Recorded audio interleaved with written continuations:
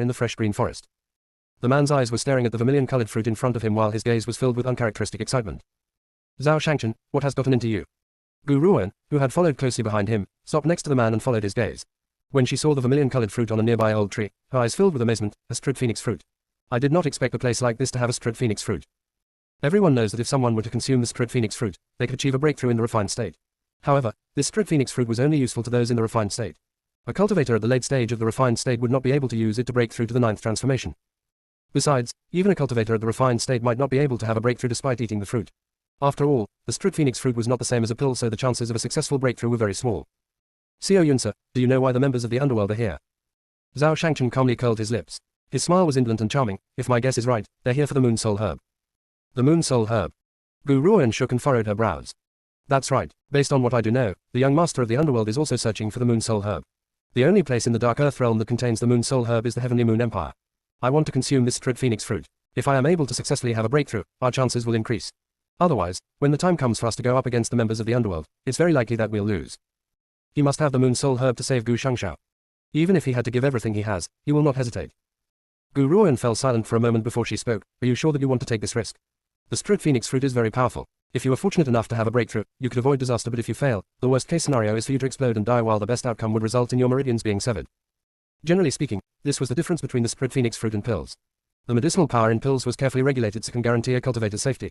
However, for items like straight phoenix fruit, which contains a large amount of spiritual energy, there was a big possibility that the person who consumes it will explode and die. Zhao Shangchen laughed bitterly. Do we have any other choice? We can't fight the cultivators of the underworld by only relying on the little beast in your arms. If I can have a breakthrough, at least we have one more sliver of hope.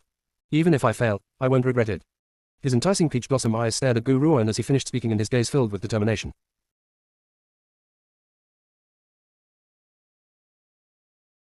Chapter 1482, Asking for Trouble Again, 3. Translator, Endless Fantasy Translation Editor, Endless Fantasy Translation. Only the Moon Soul Herb can save Shangshao. I won't let him become a puppet. The man's voice was filled with a determination which made Gu Ruoan's heart sigh with emotion. Truly, no one can come close to the feelings Zhao Shangchen has towards her older brother. It was likely that he would willingly abandon everything for the sake of her older brother. If her older brother were to have some feelings for Zhao Shangchen, she would be happy to see it. Unfortunately, Zhao Shangchen was fated to have a tragic ending. Gu Ruoan's lips moved ever so slightly at the thought of this. Evildoer, is it worth it for you to do so much for my big brother? Zhao Shangchen's eyes moved. The smile on his lips carried a sense of bitterness which clashed with his magnificence. She knows. This fellow has always known about how I feel for Zhao Shangchen. However, his feelings would be hard to accept in the end. Even though he could ignore the eyes of the world, he knew very well that Gu Shangshao would never accept him. Hence, this was why he had never revealed how he felt. Xiao Yunsa, Shangshao and I are sworn friends for life. He had once saved my life too, so even if I was to lose my life for his sake in the future, what's wrong with that? If I can save him, even if it's only one small glimmer of hope, I won't give up. This was his heart's determination. At that moment, Gu Ruoan was rendered speechless. The Gu siblings owed him too much in this lifetime. Zhao Shangchen did not say anything more. He then leaped and took the straight phoenix fruit in the palm of his hand. However, Gu Ruoan found it strange that a precious item like the straight phoenix fruit would be left unguarded by a spiritual beast. This was not normal. Before Gu Ruoan could think any more, Zhao Shangchen had eaten the straight phoenix fruit. Boom! A wave of powerful energy burst within Zhao Shangchen's body, causing the evildoer's forehead to be drenched in cold sweat. Lady Gu. Lu Yun and the rest who had rushed over saw this and asked anxiously, what's wrong with Sir Zhao? Is he all right? At this moment, these people were filled with worry, and they were not only worried just because of the test. Gu Ruoan fell silent for a moment. Even though we haven't reached the deep end of Evil Straight Forest, there are still powerful spiritual beasts around us. I want to ask you to help me keep a lookout and don't let anything get close to Zhao Shangchen or me. Zhao Shangchen was risking so much for her big brother, how could she neglect him? Even though the straight phoenix fruit can help a cultivator in the refined state in their breakthrough, it was also a seal of death if they fail. If she does not do anything, Zhao Shangchen's end would be set. He would explode from being unable to accept the straight phoenix fruit's power. Dongfang was in a daze and nodded. Lady Gu, don't worry. I, Dongfang, won't let any spiritual beast disturb you even if I have to give everything I have. Gu Ruoan nodded. Be it human or spiritual beast, they must not come anywhere near Zhao Shangchen or me. Otherwise, Zhao Shangchen's life will be in danger. Once she had said her piece, Gu Ruoan walked to Zhao Shangchen's side and sat down cross-legged. The space between her brows filled with determination. Mengmeng, I'll need your help this time. Mengmeng nodded as if it only had a hazy notion. It blinked and looked at Gu Ruoan as if it were puzzled over what it needed to do. The power of the straight phoenix fruit is too great, that's why he might explode and die. I must help him to discharge a bit of energy. By then, I will need your help.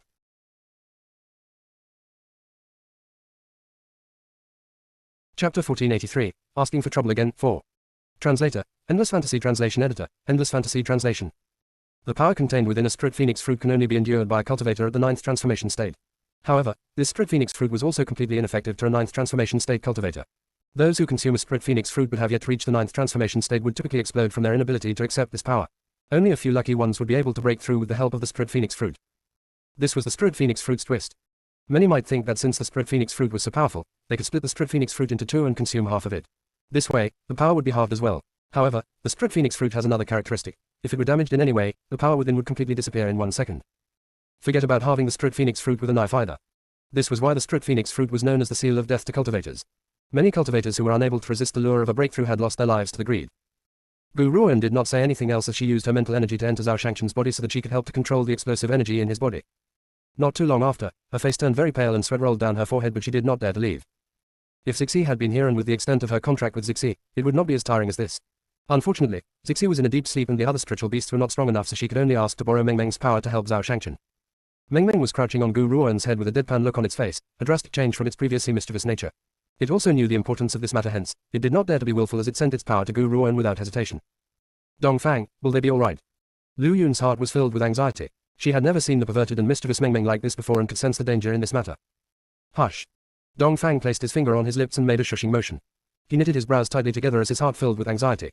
Don't worry, Lady Gu knows what to do and we only need to complete the task she has given us. Now, keep quiet in case we disturb her. Upon careful scrutiny, one would notice the sweat on Dongfang's forehead. His fist was clenched tightly as he stared unblinkingly at Gu Ruan. Gu Ruan, who was helping Zhao Shangchen, was not aware that a wave of powerful spiritual energy had emanated into their surroundings after he had taken the spirit phoenix fruit. As a result, nearby groups thought that some treasure had emerged and quickly rushed towards them. Gu Ruan, we've finally found you. A sharp voice suddenly rang out and pierced through the sky, falling into Dongfang's ears. As the son of the general's mansion, Li King recognized the voice at once. He frowned as he turned around and his eyes landed upon a nobleman who was leading a group of people towards them. Lin Yu, what are you doing here? He asked impatiently. Besides, why is Lin Yu looking for Lady Gu? Lin Yu, Dongfang was shaken. He's the Prime Minister's son, Lin Yu. It looks like they would be in trouble again. Li King, this matter has nothing to do with the general's mansion. I'm here for Gu Ruan. Lin Yu laughed icily and his face was filled with ridicule. Of all the people Gu Ruan had to offend, she had offended Lady Su Lin and dug her own grave in the process. I made my way here because I had sensed the emergence of some sort of treasure, but I never expected to be so fortunate and run into her here. Today, I, Lin Yu, will avenge Lady Su Lin in her stead.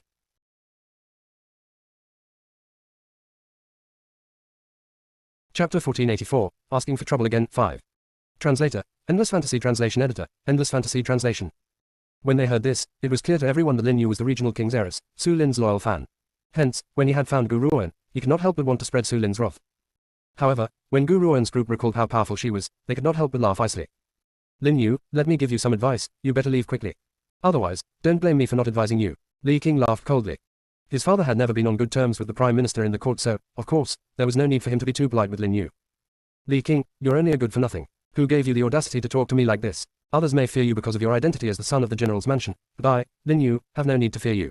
If you insist on shielding Gu Ruan, I'm going to pound you until you'd have to search for your teeth on the ground even if your father arrived. Even though Li King has yet to reach the exceptional state, he has broken through to the Marshal Saint rank after all. Talent like this could be considered as a genius in a normal organization, but, in contrast to these people, he was undoubtedly a good for nothing. No wonder the Empire officials' disciples paid him no heed. You.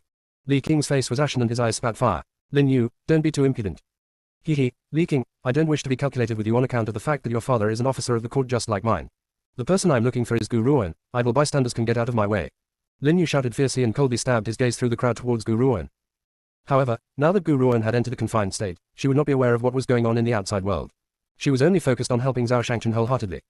However, when newcomers noticed her current expression, they had assumed that she was acting condescending and would not even look at anyone else. Lin Yu became more incensed. This audacious woman had fantasized about seducing the regional king and had caused Su Lin to be punished.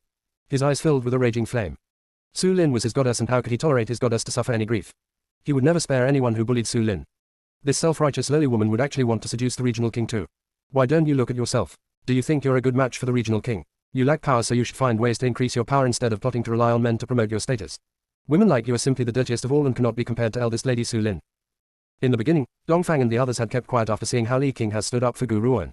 Who would have thought that Lin Yu's words would cross the limit more and more, angering them so much that their expressions turned into an ugly sight. That was right, they had believed that Su Lin was telling the truth in the beginning. After all, Su Lin's status was plain for all to see. Why would she have been lying? However, when they witnessed Gu Ruan's hidden power, they began to rethink everything that Su Lin had said at the time. Would Gu Ruan, a cultivator who have reached the late stage of the exceptional state, who even has a powerful spiritual beast in her arms, need to rely on a man to rise above the ranks? Besides, she was also a respected pill master. Based on her status and abilities, even the Emperor of Heavenly Moon Empire would receive her as a guest of honor, so why would she degrade herself by seducing an old man? After all, a Pillmaster's status was extremely noble in all corners of the world. They were a figure that all authorities would wish to gain favor from. Therefore, these signs were clear. Su Lin had been lying. You'd better effing wash your mouth. Dong Fang roared angrily and scolded with an ashen face. Who are you calling a self-righteous lowly woman? Who are you accusing of seducing the regional king? Based on Lady Gu's power, even if the regional king wanted to marry her, she would have to consider the dowry.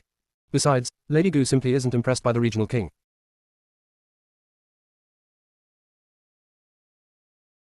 Chapter 1485. Asking for trouble again, 6. Translator. Endless Fantasy Translation Editor. Endless Fantasy Translation. HMPH. Lin Yu scoffed icily as he swept his disdainful gaze towards Dong Fang's angry face. Who are you? I was talking here, and when have you ever been given the chance to speak? The only one who can speak to me is Li King. Even though Li King's powers were weak, his status comes first. Therefore, out of everyone in this group, only the son of the general's mansion had the right to speak to Lin Yu. You. Dong Fang was so angry that his face turned into an ugly shade. Just as he was about to rage at him, Li King's icy voice chimed in. Lin Yu, let me give you a piece of advice. Don't provoke people that you shouldn't provoke for the sake of a few irrelevant people. Besides, Dong Fang is right. Based on Lady Gu's abilities, she would scorn the regional king. It's not that Lady Gu is incompatible with the regional king is incompatible to her. Lin Yu shook before he suddenly burst into laughter. Li King, what kind of bewitching medicine has this woman, Gu Ruan, given you that you would shield her so much? Especially since Li King had said that the regional king was not a good match for her. What a joke, what a truly funny joke. Even though the regional king was a little more advanced in age, he was the second most powerful cultivator in the Heavenly Moon Empire after all. He also had pretty good looks too. Furthermore, his devotion to his long-deceased wife had resulted in many women trying to seduce him. One need not think too far ahead to conclude that Gu Ruan must have failed to seduce him and had made false accusations. That was why these people would say such things as if confused between right and wrong. Of course, only an idiot like Li King would believe in this woman's words. Is there any need to even say it? Just as Lin Yu had spoken, the attendants behind him laughed maniacally. This woman, Gu Ruan, might be a weakling, but she still has her looks. It's very obvious that Li King and the other men in her group have been hit by her enchantment. That's why they're standing up for her. Perhaps they've already done everything over these past few days in the Evil Stride Forest.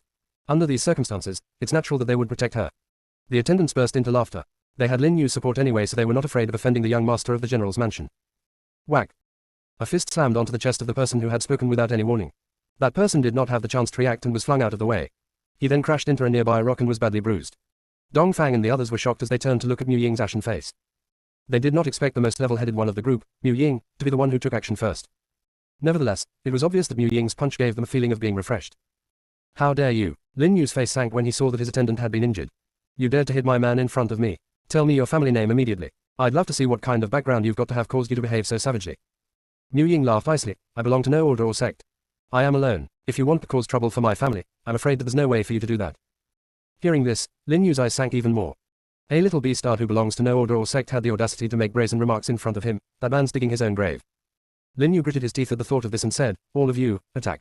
Kill these little animals. I want them to know that it never ends well for those who cross me, Lin Yu. Do these people like killing others without any reason? Lu Yun looked at Lin Yu's maniacal face and shrugged. First it had been Duan Yi, now it's Lin Yu. We're only in the elimination round, yet we're always running into a never-ending slew of trouble-seeking dumb FCKS.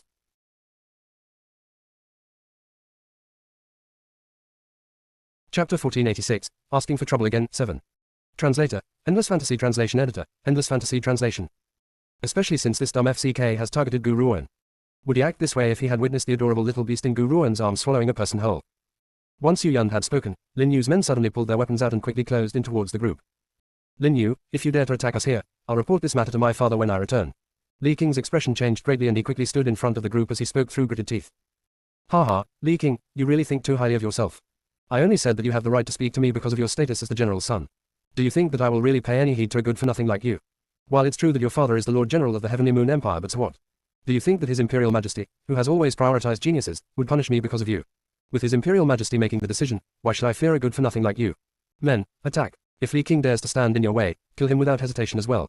I will support you in everything, so there's no need to fear his family's power. Lin Yu waved his hand and spoke in a sinister voice. Will you guys be able to take him on? A layer of cold sweat appeared on Li King's forehead as he turned towards Mu Ying and the others. Mu Ying thought for a moment before he replied. There are 3 persons who are in the mid-stage of the exceptional state in his group. Here, only Kang Shaoji and I are at that state. I'm afraid we might not be able to resist them for very long. Li King shook. He looked at Gu Ruan and Zhao Shangchen behind them and secretly gritted his teeth before saying, Lady Gu is our savior, we can't let these people disturb her. Hence, we can only share our swords and attack. For the first time, Li King deeply hated himself for being weak. In the past, regardless of how weak he was, the guards of the general's mansion were always there to protect him. Now, because of his weakness, not only was he unable to help his group at a time like this, he was dragging them down too. FCK it, we don't have the luxury to care too much at a time like this. Dongfang spat on the ground as a fearsome light flashed in his eyes. Even if we were to put ourselves at risk, we can't let these beastards disturb Lady Gu. We've promised her this. We must keep our word even if we have to give up our lives. Upon hearing what Dongfang had said, the admiration in Lu Yun's eyes increased along with an unclear sentiment. Perhaps, at this moment, she has truly gotten to know Dongfang. A man who was willing to sacrifice himself for a promise was worth being relied upon by a woman. Bunch of idiots. At this moment, Lin Yu and the others have surrounded Dongfang and his group. He heard the latter's solemn vow and the disdain in his eyes deepened. On what grounds can the few of you, plus this good-for-nothing leaking, have to defeat so many of us here? What an absolute joke. Don't blame me for not giving you a chance. You were the ones who didn't know how to value it, so don't blame me for my ruthless methods. Once he had said his piece, Lin Yu made a slicing motion as a cold, creepy smile formed on the corners of his lips. Kill them, leave none behind. Once you've killed them, I'll capture that SLT, Gu Ruan, and send her to eldest Lady Su Lin so that she can torture her. Besides, this is the evil spirit forest, so even if these people disappeared, no one will find out that I was the one who had done it. As for Gu Ruan and Lady Su Lin's bed, do you think she has the right to stand in the same arena as Lady Su Lin? It would be a humiliating experience for Lady Su Lin to compete with a good-for-nothing like this. He, on the other hand, would never let anyone humiliate Su Lin.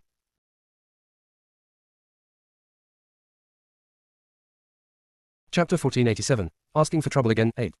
Translator, Endless Fantasy Translation Editor, Endless Fantasy Translation.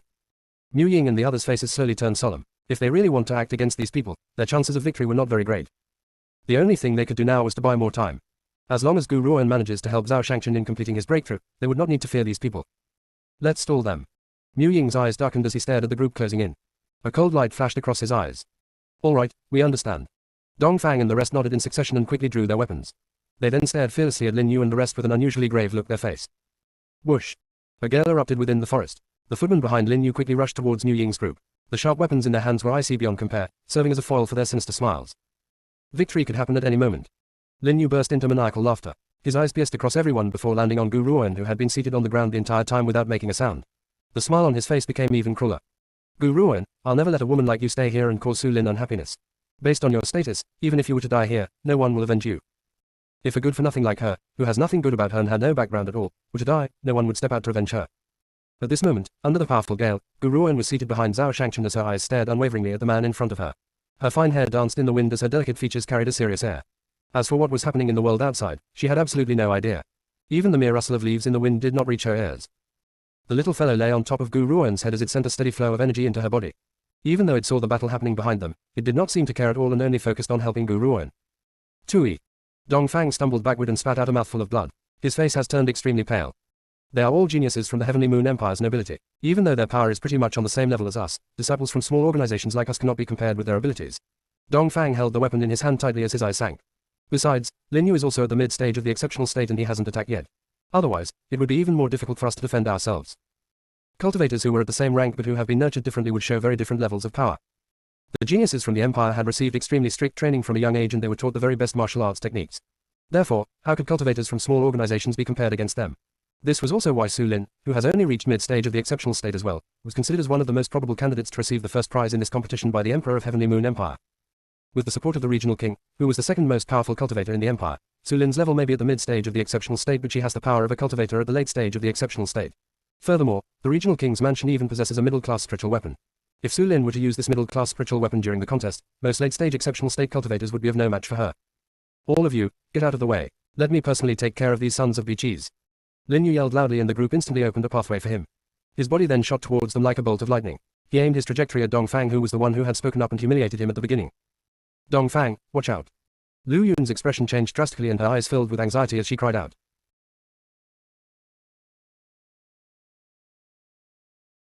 Chapter 1488, Zhao Shangchen's Breakthrough, 1. Translator, Endless Fantasy Translation Editor, Endless Fantasy Translation.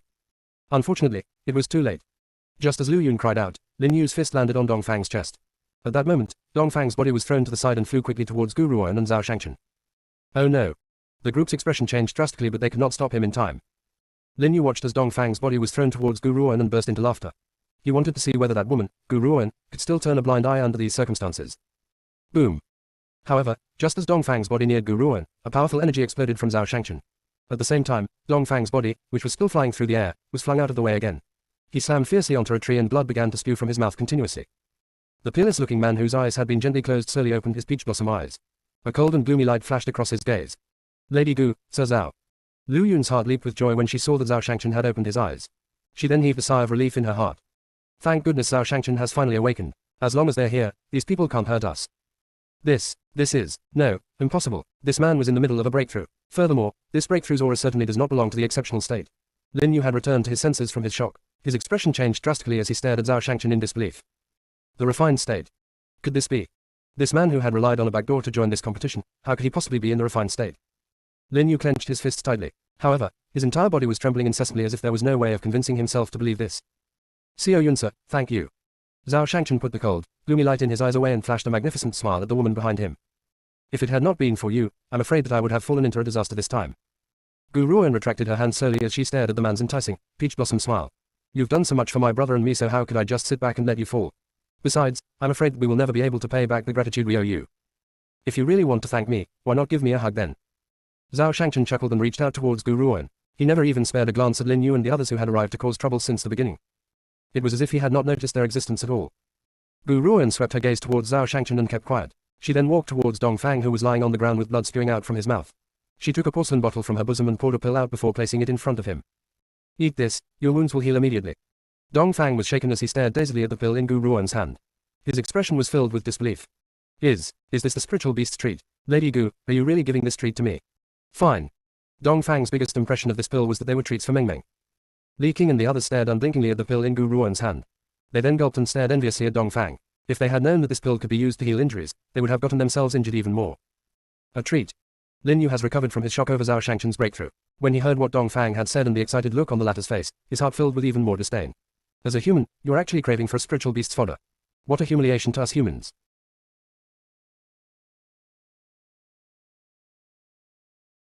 Chapter 1489, Zhao Shangchen's Breakthrough 2. Translator, Endless Fantasy Translation Editor, Endless Fantasy Translation. Dongfang, however, did not seem to hear Lin Yu's disdainful sneers. His eyes, which were filled with excitement, were shining. He was afraid that Gu Ruoan would go back of her word, so he immediately snatched the pill and swallowed it. Ha ha ha. After consuming the pill, the excited Dongfang could not help but laugh maniacally. I never thought that I, Dongfang, in all my living years, would be able to eat fodder of this standard. Lady Gu, if you gave me this fodder every day, I would have no regrets even if you made me your spiritual beast. Dignity. Who needs dignity when comes to pills? The little fellow who was lying on Gu Ruoan's head rolled its eyes and turned its nose up at Dongfang. Does this fellow really think that any spiritual beast would be able to enjoy this fodder? Even if this fellow were turned into a spiritual beast, he would not have the right to enjoy the same standard of treatment as me. When Zhao Shangchen consumed the spirit phoenix fruit, it created a thunderstorm and attracted the attention of the geniuses from the Heavenly Moon Empire, causing them to gather towards the area. However, before they could comprehend the situation, they heard Dongfang's shameless words and were shaken on the spot. They then stared at Dongfang with a sense of pity. Who's this fellow? He's actually the porter even wants to eat a spiritual beast's fodder. At this moment, the crowd had only overheard Dongfang's words but had not noticed that his wounds had been healed after taking that pill. What's going on here? A low voice rang out slowly from the crowd. When Li Qing heard this voice, he raised his head and looked at the grey-robed man who had just emerged from the crowd. He then shook and whispered in a hushed tone, "That's Elder Wushu from the Heavenly Moon Empire's Elders Court and his cultivator at the refined state. He's also one of those who are supposed to protect us. Also, Elder Wushu is Lin Yu's master." Lin Yu's master. Gu Ruoan frowned as she asked, "Who's Lin Yu?" As she had previously been in a sealed state, she was not aware of the situation around her. All she had seen as soon as she had stepped out from her sealed state was Dongfang, who had been vomiting blood. Gu Ruoan, quit playing dumb. When Lin Yu saw that Elder Wushu had appeared, he became even more smug. "I've been here for such a long time and you're now asking who I am. If you say that you aren't pretending, who would believe you? HMPH, even a SLT like you with her eyes in the sky would dare to declare war against Su Lin. You really have an over-exaggerated opinion of yourself." Su Lin. Upon hearing Lin Yu's speech, Gu Ruoan gained some form of comprehension. So, these people are here because of Su Lin.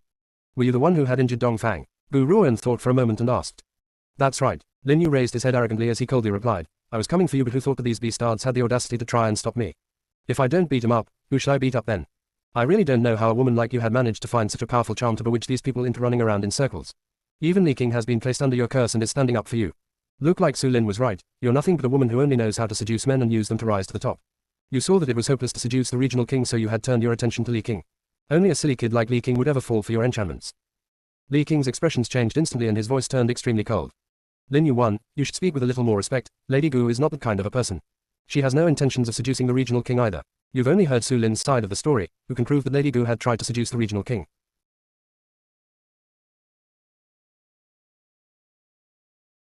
Chapter 1490, The Empire's Elites Cover-Up 1. Translator, Endless Fantasy Translation Editor, Endless Fantasy Translation.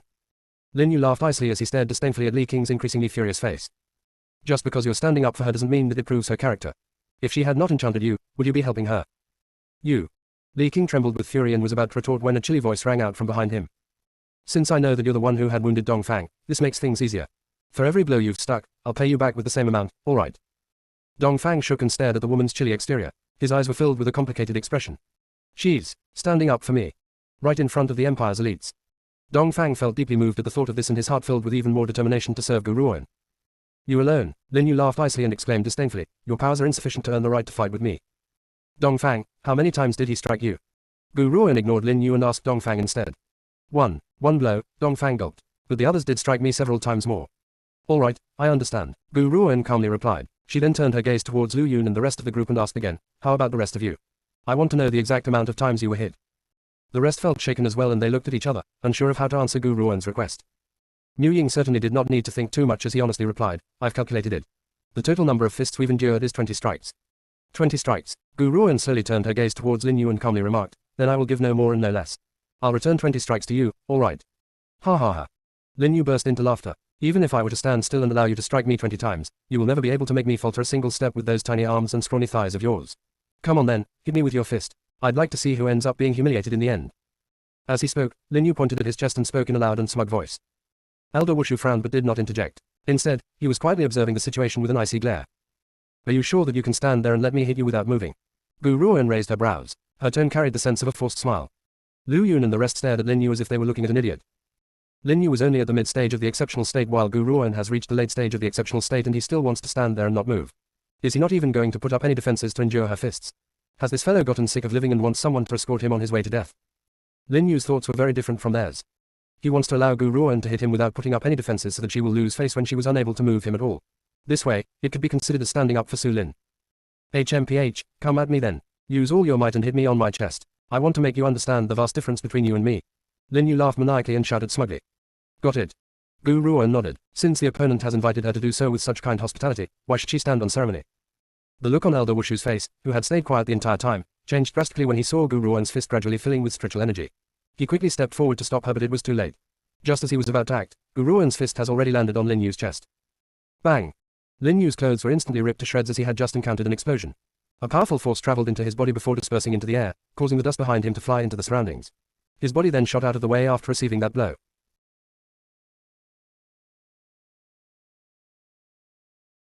Chapter 1491, The Empire's Elites Cover Up 2. Translator, Endless Fantasy Translation Editor, Endless Fantasy Translation. 2e. Lin Yu spat out a mouthful of blood and collapsed onto the ground. Gu Ruoan's first strike had dulled his mind. All he could feel was the noise around him but he could not hear what others were saying. That was only one blow. You still owe me 19 blows. Gu Ruoan ignored the extent of Lin Yu's injuries as she calmly curled the corners of her lips and walked towards him. My lady. Just then, a cold and arrogant voice rang out behind Gu Ruoan. Let me give you a piece of advice. Anyone can make mistakes so you should forgive them when possible. Your friends are no longer in jeopardy so why continue to pursue this? This wouldn't bring you any benefits. Gu Ruoan did not stop her advance despite hearing this but a hint of disdain has crept into the faint smile on her lips. Lin Yu had promised that he would endure 20 blows in front of so many witnesses. Could it be that he's allowed to go back on his word since he's the Prime Minister's son? In the beginning, the crowd was still shocked over Gu Ruoan's display of power. When they heard what she had just said, they began to whisper amongst themselves and soon fell into a debate. After all, aside from the geniuses of noble background, several talents from smaller organizations were also participating in the Empire's contest this time. If word about Lin Yu's deception were to spread, he would be seen as someone who relies on force to bully others in the Heavenly Moon Empire. Wushu has also considered this outcome and his expression turned rather unsightly. Lady Gu, I'll still say the same thing. Anyone can make mistakes so forgive them when possible. If you insist on doing this, I can't stop you. However, you must consider this carefully. You may have some talent but you can't be compared to a powerhouse like the Heavenly Moon Empire. Is it worth it to do something that you'll regret for the rest of your life for the sake of letting off some steam? Even though this old man had claimed that he was not going to stop Gu Ruoan, the meaning behind his words was clear. If she really wants to take it out on Lin Yu, fine. He would not stop her but she must be ready to accept other consequences. Even though Gu Ruoan's show of power had truly shocked them now, so what? No matter how powerful she was, she would only remain a talented individual if she does not have a powerful support. Perhaps, she might also be killed at any time. Lu Yun and the rest shook their heads as their eyes filled with disappointment. They had assumed that the Empire's cultivators were dignified people but they never thought that these cultivators would cover up mistakes without thoroughly understanding the matter. Wushu was one step away from telling Gu Ruoan that if she dares to lay another hand on Lin Yu, he would not let her get away with it. And you, Li King. Wushu turned towards Li King with a dark look on his face. You're a member of the General's mansion after all and you'll still act as an accomplice to this tigress as well. How can you live with yourself? I won't cause any trouble for you today on account of the General. You may leave. Li King's expression changed drastically. His father might be the General but he does not dare to offend the members of the Elders' Court. However, he bit his lip and said, Elder Wushu, it was Lin Yu who had initiated this fight. Besides, he had indeed promised Lady Gu that he would accept these 20 blows. Many witnesses here have heard it as well. Elder Wushu, are you saying that you want the Heavenly Moon Empire to carry the bad reputation of going back on our promises and would bully others to cover up our own mistakes unreasonably? Just as he spoke, Gu Ruan's fist landed on Lin Yu's chest once again. Lin Yu, who has yet to return to his senses, was once again distracted by the might of the blow. His mind was now completely blank.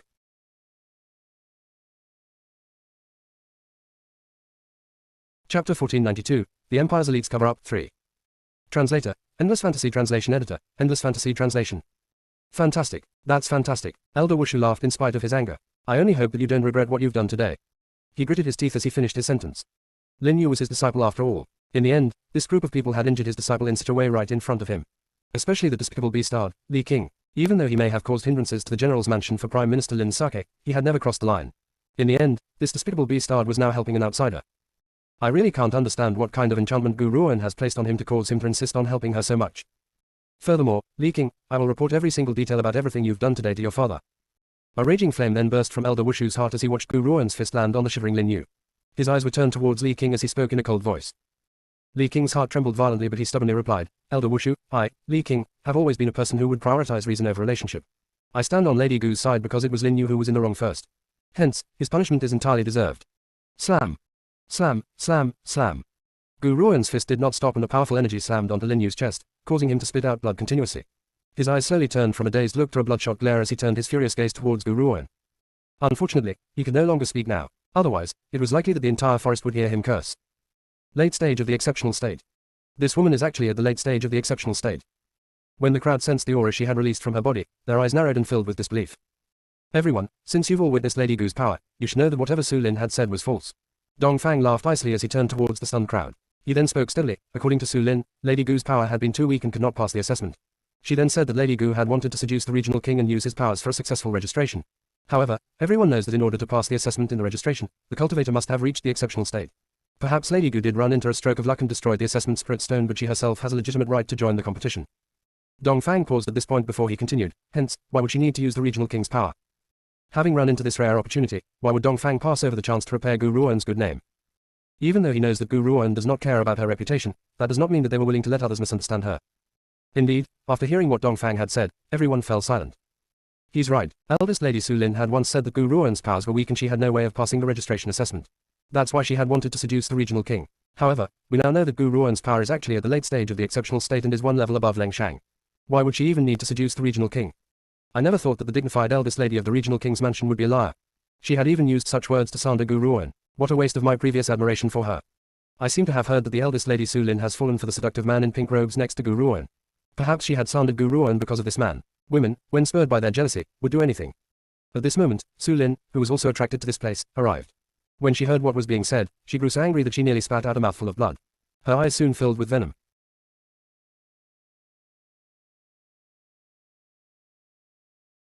Chapter 1493, The Empire's Elites Cover Up 4. Translator, Endless Fantasy Translation Editor, Endless Fantasy Translation. The late stage of the exceptional state. She's actually at the late stage of the exceptional state. No wonder she had the courage to sign a life or death contract with me. Su Lin gritted her teeth before she suddenly laughed icily. Her smile carried an extremely sinister air as she said, Gu Ruan, I'll never give you the chance to defeat me ever. The 20th blow. Wham! Gu Ruan's fist landed fiercely upon Lin Yu's chest. She then slowly retracted her hand and turned around calmly before heading off. Let's go. All right. Dongfang nodded. He then glanced at Lin Yu, who had collapsed immobile on the ground with pity. Based on Lin Yu's injuries, it was likely that it would take 3.5 years for him to fully recover. As for the Heavenly Moon Empire's competition, he has no chance to continue participating in it either.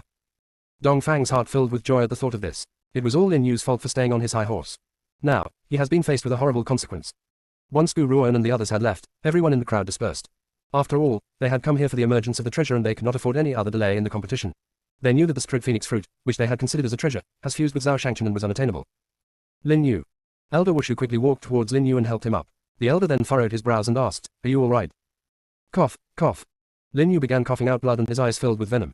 However, his wounds were too severe and he could not speak. Lin Yu, don't worry, I will avenge you. Elder Wushu took a deep breath and suppressed the raging flame in his heart before speaking. Gu Ruan, you had acted with such impudence in front of me, so you must pay the price for what you've done today. In contrast with the noisy outside world, it was completely quiet in the evil spirit forest. A barely discernible yet powerful aura was pulsing through the air. Gu Ruan paused and looked at Dongfang and the others before calmly saying, Wait for me here. The group was shaken and stared in confusion at the woman's delicate features. Lady Gu, we've come so far now. If we were to abandon you, we won't be able to stop worrying. Dongfang knitted his brows as he spoke. Gu Ruoan only shook her head when faced with the concern in everyone's eyes. I must enter the deep end of the evil spread forest. If you come with me, not only would you be unable to help me, you'd even drag me down. You can choose to wait for me here or wait outside the evil spread forest. I'll meet up with you on the last day of the elimination round. The group fell silent, temporarily unsure of what decision to make. Lady Gu is right. After a long period of silence, Mu Ying's voice slowly rang out as steadily as always. Based on our level of power, not only would we be unable to help her, we would also drag her down as well. I believe that based on Lady Gu's power, she must have joined the Heavenly Moon Empire's competition in order to obtain something very important. If anything were to happen to us, we would end up causing her to be eliminated. Therefore, I choose to wait here for Lady Gu. Dongfang took a deep breath and replied in exasperation, Lady Gu, if you need us to go in, we aren't afraid of any difficulty and we won't abandon you either.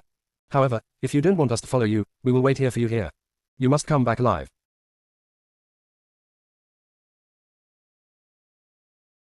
Chapter 1494, The Empire's Elites Cover Up 5.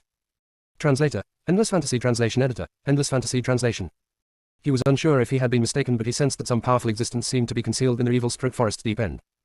Gu Ruoan nodded when she heard Dongfang's words. She then turned to Zhao Shangchen and said, Evil man, even though you've successfully digested the spirit phoenix fruit, due to its power, your body must rest for a while so you can't fight at the moment. Once you've completely adapted to your current power, you can use your spiritual energy. This time, it would be better for you not to follow me. Zhao Shangchen agreed with Gu Ruoan's decision and smiled. His peach blossom eyes were filled with joy as he replied, All right, I'll wait for you to return. Out of everyone here, Zhao Shangchen was undoubtedly the one who understands Gu Ruoan the most. This woman really treasures her life. It could be said that she was actually very afraid of dying. Hence, since she wants to enter the evil spirit forest's deep end, that means that the powerful existence within its depths would not be a threat to her life. Otherwise, knowing how much she cherishes her life, she would never casually put herself in a fatal situation. She would risk danger, but only if she has an absolute guarantee of coming out alive. If she was fully aware that she would end up dead upon entering this area, she would never have taken a single step. Meng, let's go. Gu Ruoan picked up the little fellow who had been lying on her head. She then took one last look at Zhao Shangchen and the group before continuing into the depths of the evil spread forest. The depths of the evil spread forest. The trees were withered and hundreds of flowers were wilted and scattered about. From a distance, Gu Ruoan could see the figures peeking out from behind the withered trees. Those figures carry great power, but, unbeknownst to her, they hesitated and did not show themselves. They did not even prevent Gu Ruoan from going any further. As Gu Ruoan had ventured deeper into the forest, the 9 emperors within her body began to vibrate more violently than ever. That tremor was not fearful, instead, it was excitement. I wonder what's hidden in the deep end of the evil spirit forest which has caused the 9 emperors to become so excited. Gu Ruoan raised her brow as her finger stroked the little fellow in her arms. Meng, do you have any idea? The little fellow blinked and displayed a confused look on its face as if it does not understand what Gu Ruoan was saying. Suddenly, Gu Ruoan paused in her footsteps and stared straight ahead. A sense of astonishment flashed across his eyes. There was a giant purple dragon which was bound by shackles on a steep stone wall in front of her. It seemed to be suffering. More importantly, this dragon's body was transparent.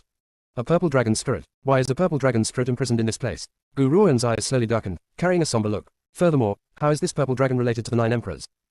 As Gu Ruoan was in the middle of deep thought, the vermilion bird's voice suddenly rang out from within her soul. Dragon King, it's the Dragon King. The Dragon King who had vanished long ago is actually trapped in a place like this. The Dragon King. Gu Ruoan was shaken. Vermilion bird, who is this? Master, this Dragon King was a powerful cultivator 10,000 years ago. He's the king of the Dragon Clan. He's even more ancient than the Dragon Clan ancestor that you met last time. The vermilion bird took a deep breath to calm her excitement. Besides, the Dragon King had once ruled over all the dragons on the mainland. You could say that he had been grand beyond compare. However, the Dragon King and leader Zixi had disappeared at the same time. I never thought that he would be trapped here.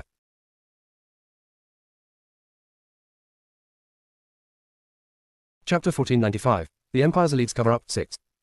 Translator, Endless Fantasy Translation Editor, Endless Fantasy Translation. Gu Ruoan gently narrowed her eyes. The Dragon King who disappeared with Zixi at the same time. Could it be that he was somehow related to Zixi? This dragon looks as if he's in pain. Vermilion bird, how do we help it? I don't know, you should ask Tiancheng. He's the Azure Dragon and is considered to be from the same clan as the Dragon King, so he should know.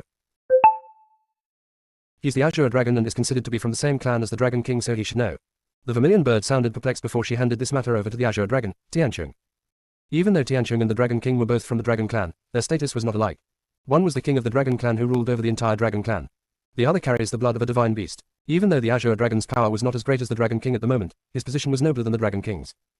After all, no matter how powerful the Dragon King was, he could only ever be a king amongst dragons. His body does not hold the blood of a divine beast. Even to the end of his life, he would never be promoted to become a divine beast. This was the difference between the Dragon King and the Azure Dragon. Unfortunately, the Azure Dragon had been severely injured. Otherwise, his powers would not have weakened to such a state. Upon hearing the vermilion bird's words, Tiancheng thought for a moment before he slowly replied, Master, the only way for you to save him is through the 9 emperors. The 9 emperors? Gu Ruoan shook and asked. That's right. Tiancheng nodded. Do you remember back then when your spiritual weapon had been destroyed? You had wanted to send its weapon spirit, the White Dragon, into the 9 Emperors, but the White Dragon's power was not strong enough, so it could not become the 9 Emperors' weapon spirit. Gu Ruan fell silent. She had thought of this. At the time, she was battling against the Lin family's cultivators and her spiritual weapon had ended up being destroyed. The White Dragon, as its weapon spirit, had also sustained heavy injuries and had nowhere to go. She even remembers that the White Dragon had once told her that a powerful existence lives within the 9 Emperors. As a result, he could not become the 9 Emperors' weapon spirit. Therefore, the White Dragon was now inhabiting another low-class spiritual weapon. Now that you've mentioned it, I've nearly forgotten about the White Dragon. It had followed me from the West Spirit mainland to this Dark Earth Realm 1. Once this matter has been resolved, I'll find someone to fix the spiritual weapon. Otherwise, the spiritual weapon will never be able to display its true power. Tianqing laughed before continuing. At the time, that powerful energy which the White Dragon had sensed did not originate from the 9 Emperors' weapon spirit but from the 9 dragons' souls in its blade. However, those 9 dragons aren't the 9 Emperors' weapon spirits but the source of the 9 Emperors' power. Master, if you want complete control over the 9 Emperors, you must find a weapon spirit for it. Besides, you've been able to discover the Dragon King's location because the 9 Emperors had guided you here. It's likely that this is the weapon spirit that it desires. That seems to be the only way. Gu Ruan's eyes flickered. If, after subduing this purple dragon, she could use it to control the 9 Emperors completely, even if she were to run into a cultivator at the mid-stage of the refined state, she would still stand a fighting chance. By the way, Master, the Dragon King is badly injured. I'm afraid that he will need to recuperate after becoming a weapon spirit, so you would still be unable to have full control over the 9 Emperors for a while. Furthermore, based on my knowledge, the Dragon King's name is Han. I understand. I will now turn this purple dragon into a weapon spirit. Gu Ruan gently raised the corners of her lips.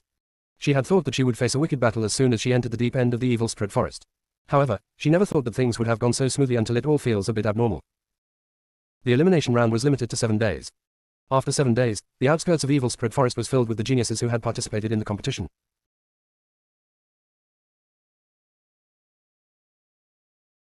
Chapter 1496. The Underworld's Protector pays a visit 1. Translator.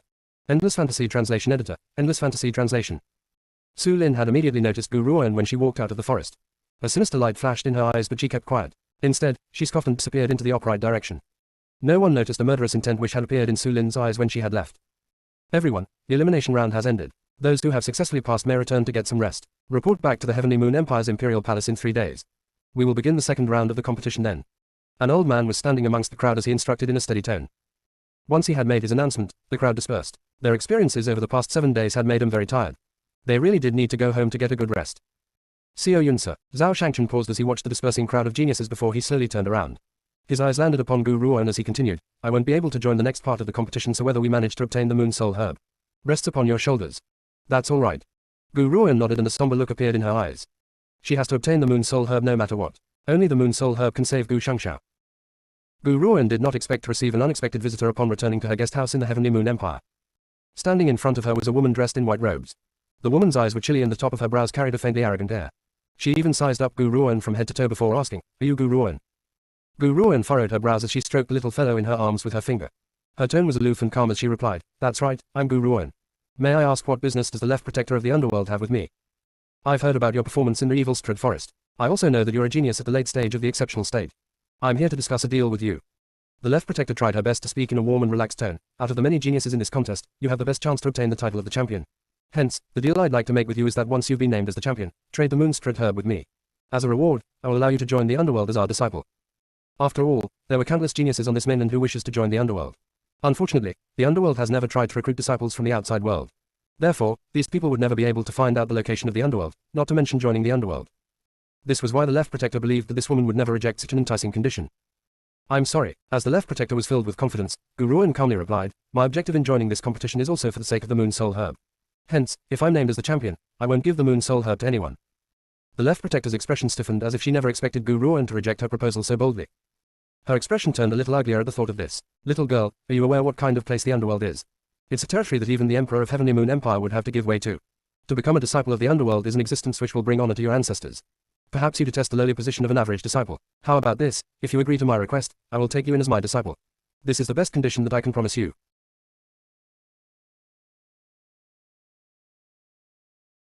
Chapter 1497. The Underworld's Protector pays a visit to. Translator. Endless Fantasy Translation Editor. Endless Fantasy Translation. The left protector was very confident. She believes that after having raised such a tempting condition, Gu Ruan could not possibly reject her. However, just as the left protector was waiting confidently for Gu Ruan's reply, the woman's chilly and indifferent voice slowly rang out again, you came here just for this matter. If that's the case, you can go back. Even if I get the Moon Soul Herb, I won't give it to anyone else. Whoosh. The left protector's expression suddenly sank as a clouded and indefinite light flickered in her eyes. Guruan, are you really going to hesitate in doing something until forced to do even more? If you miss this chance, you'll never be able to join the underworld. Hearing this, Guruan did not say anything more. She simply walked around the left protector, reached out her hand to open the door and walked in. Just as she was about to close the door, she heard the left protector's voice which sounded as if she was suppressing her anger. Great, that's just great. I hope that you can stay resolved in your decision when the time comes. Wham! The door then slammed shut, barring the left protector on the outside. Guruan gently stroked the little fellow in her arms with her finger and calmly curled the corners of her lips. Little fellow, would you say that I have some sort of beef against the words, left protector? Back then at the secret order, Mewtwo, its left protector, had also tried to cause trouble for me in order to revenge Wenya. Now that I've arrived in the Dark Earth realm, I did not expect the powerful enemy to be the underworld's powerful left protector. The little fellow blinked. It did not understand everything else that Guruan had said, but it understood very clearly that back then at the secret order, someone had dared to cause trouble for her. The little fellow lowered its head and fell silent at the thought of this. Its large eyes flickered and moved, but its thoughts were unreadable. Outside the guest house, the white-robed left protector quickly walked out with a supremely ugly look on her face. She glanced at the guest house behind her, so expression overshadowed and unreadable. Left protector, this woman seems to be quite stubborn. What should we do next? The underworld guard who was standing behind the white-robed woman stepped forward and asked respectfully. We will definitely get the Moon Soul Herb. The left protector chuckled softly. Her smile was extremely icy as she continued. Besides, there are 3 persons who have a good chance of claiming the champion's title this time. There are also Leng Shang and Su Lin aside from Guruan. Since Guruan is so tactless, we can't let her win the championship title no matter what. The other 2 have already promised her that if they managed to receive the champion's title, they would give the Moon Soul Herb to the underworld. Besides, they also would not require any form of reward. This was the sign of a truly intelligent person. To be able to establish a connection with the underworld. How fortunate was that? Only an idiot would let a chance like this wash away in vain.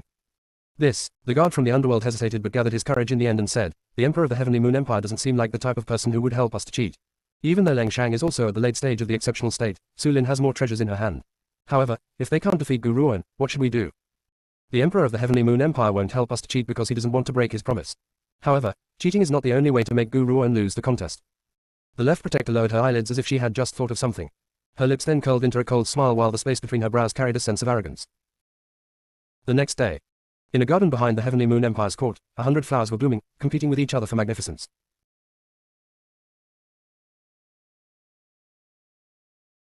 Chapter 1498, Battle Between Beasts 1. Translator, Endless Fantasy Translation Editor, Endless Fantasy Translation. At this moment, the rear courtyard was filled with numerous genius disciples who had come to participate in the competition. They were whispering into each other's ears, clearly excited about what would happen at the competition today. There was a reason for this excitement as the Heavenly Moon Empire had suddenly issued an order yesterday. The second round of this competition would be a battle between beasts. Talents participating in this round must bring their spiritual beasts along for the competition. If they do not have a spiritual beast, they would be forced to forfeit. After all, the Beast Clan has always been very proud and do not yield easily to humans. Besides, they were also only given a day to prepare. What could they possibly do in one day? Hence, many geniuses had no choice but to forfeit the competition. However, Guruan never expected that both Niu Ying and Lu Yin would be able to bring their spiritual beasts into the competition. Looks like these 2 have concealed the powers well. A shallow smile hung on the corners of Guruan's lips, but her thoughts remained unclear. However, she was soon pulled out of her thoughts by Dongfang's voice. I didn't expect to be held back by this segment after passing the elimination round. I won't be able to join the next part of the competition. Lady Gu, you must win the first place. I believe in your powers. If there's anyone here who can take the first place, it's you. Guruan smiled faintly but did not say much. She then turned around and looked at the underworld cultivators who were approaching him along with the Imperial Consort. The left protector seemed to sense her gaze and turned towards her. A coldness formed on her beautiful smile while her eyes carried a sense of dominance as if the person before her held no importance at all. Very soon, she turned away and did not look at Guruan anymore. Guruan. Suddenly, a low voice rang out next to Guruan, containing an irrepressible sense of hatred and anger. This time, you'll lose. There was no need for Guruan to think too much to recognize the owner of that voice. Su Lin was glancing at the little beast in her arms while her pretty little face filled with disdain and ridicule. There was a spiritual beast sitting next to her and she stroked its fur before speaking in a pretentious manner. This silver heaven wolf of mine has already broken through the exceptional state and is at the refined state. There isn't a single spiritual beast in this arena who's a match for it. Guruan looked at the silver heaven wolf next to Su Lin. She did not say much as her slender fingers continued to stroke the little fellow's head. The little fellow lifted its head and looked at the gorgeous silver heaven wolf. A sense of disdain flashed in its eyes. This little wolf kid wants to defeat me. I'm assuming that it isn't even large enough to fill the space between my teeth. A silver heaven wolf. The Heavenly Moon Emperor had witnessed this as well and looked at the white-robed woman in shock before asking in a low voice, Left Protector, if our guess is right, this silver heaven wolf belongs to you. As someone who resides in the Heavenly Moon Empire, it was impossible for the Emperor to be unaware of the trump cards in the regional king's possession. However, he has never seen this silver heaven wolf before. Based on his observation, this silver heaven wolf must have been brought over by the underworld's cultivators. The Left Protector did not deny it and nodded, that's correct. Out of everyone here, Su Lin has given me the best impression. This little girl knows her manners very well and has captured my heart. Hence, I want to help her to become the champion. Out of the 3, Guruan had declined her request straight away. As for Leng Shang, even though he had agreed to give the Moon Soul Herb to the underworld, that was only because his objective here was not to obtain the Moon Soul Herb. Instead, he only wants to prove his prowess. Hence, when the underworld had met with Leng Shang, this man's attitude had been rather indifferent, which had put the left protector in a bad mood.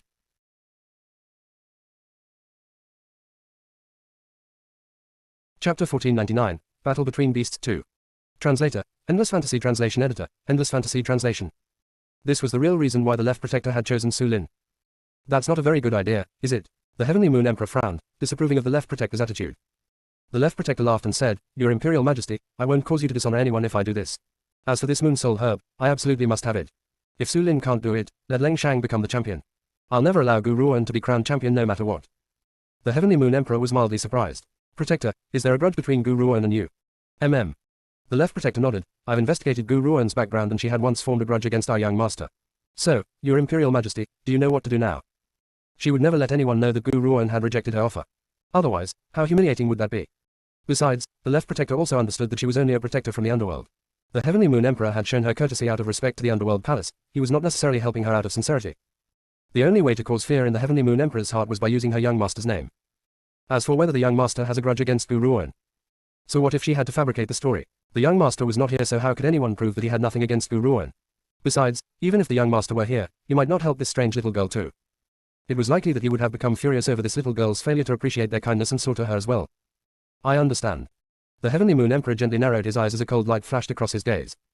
If this matter was connected to the underworld's young master, he had to concede to the young master's will.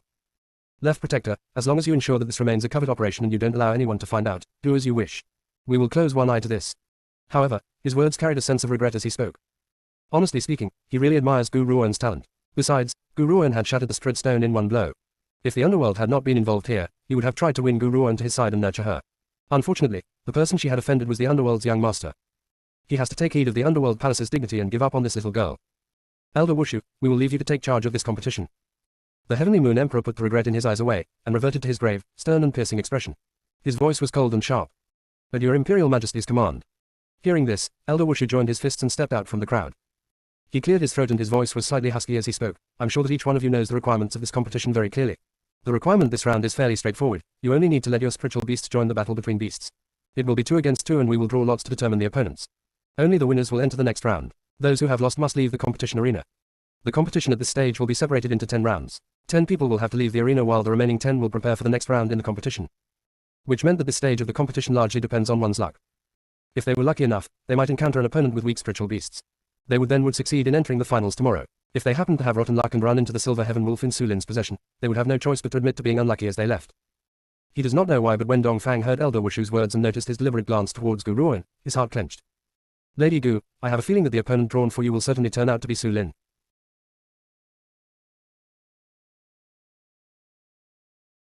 Chapter 1500, Battle Between Beasts 3. Translator, Endless Fantasy Translation Editor, Endless Fantasy Translation.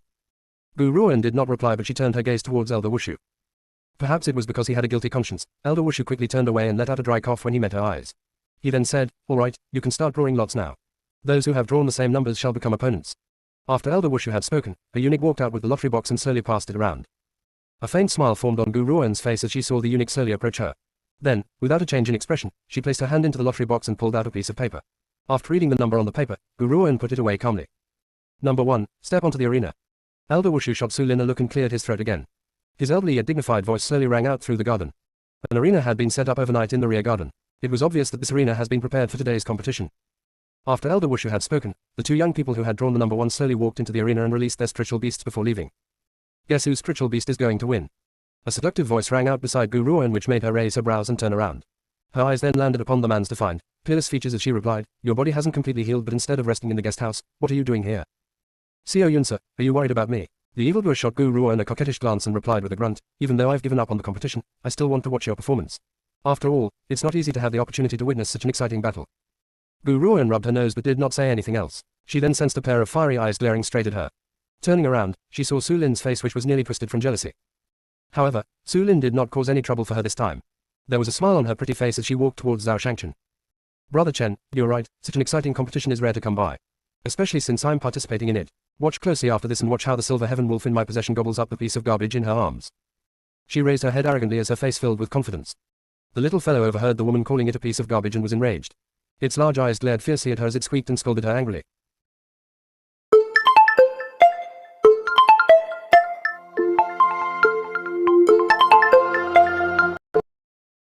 PFFT. Su Lin burst into disdainful laughter. Your spiritual beast can't even talk, where's the use in that? Gu Ruan, if you have no way of making a powerful spiritual beast bow to you, you'd better admit defeat. I can kill this useless thing with one blow. Su Lin had wanted to compete against Gu Ruan from the beginning to take this advantage to kill her. However, she no longer has that intention now. After all, Gu Ruan was at the late stage of the exceptional state. Even though Su Lin was confident that she could not be defeated by Gu Ruan, that does not mean that Su Lin would be able to kill her in competition. Hence, she had accepted the Underworld's cultivator's help. She would defeat Gu Ruan in the second round of the contest and make her leave. Gu Ruan had offended the Underworld's cultivators after all, so even if Su Lin does not kill her, the people from the Underworld would not leave her alone either.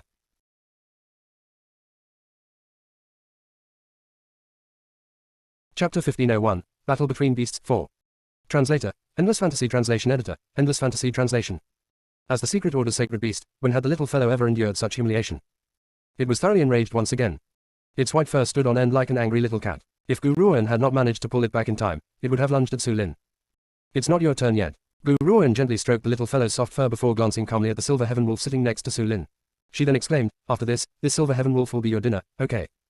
She had allowed the little fellow to kill others in the evil spirit forest, but things were different here. If this little fellow were to attack and kill Su Lin now, she could forget about obtaining the Moon Soul Herb. She had no choice but to stop Meng Meng for her big brother's sake. Squeak, squeak. Meng Meng pointed at the majestic silver heaven wolf as it spoke incomprehensibly.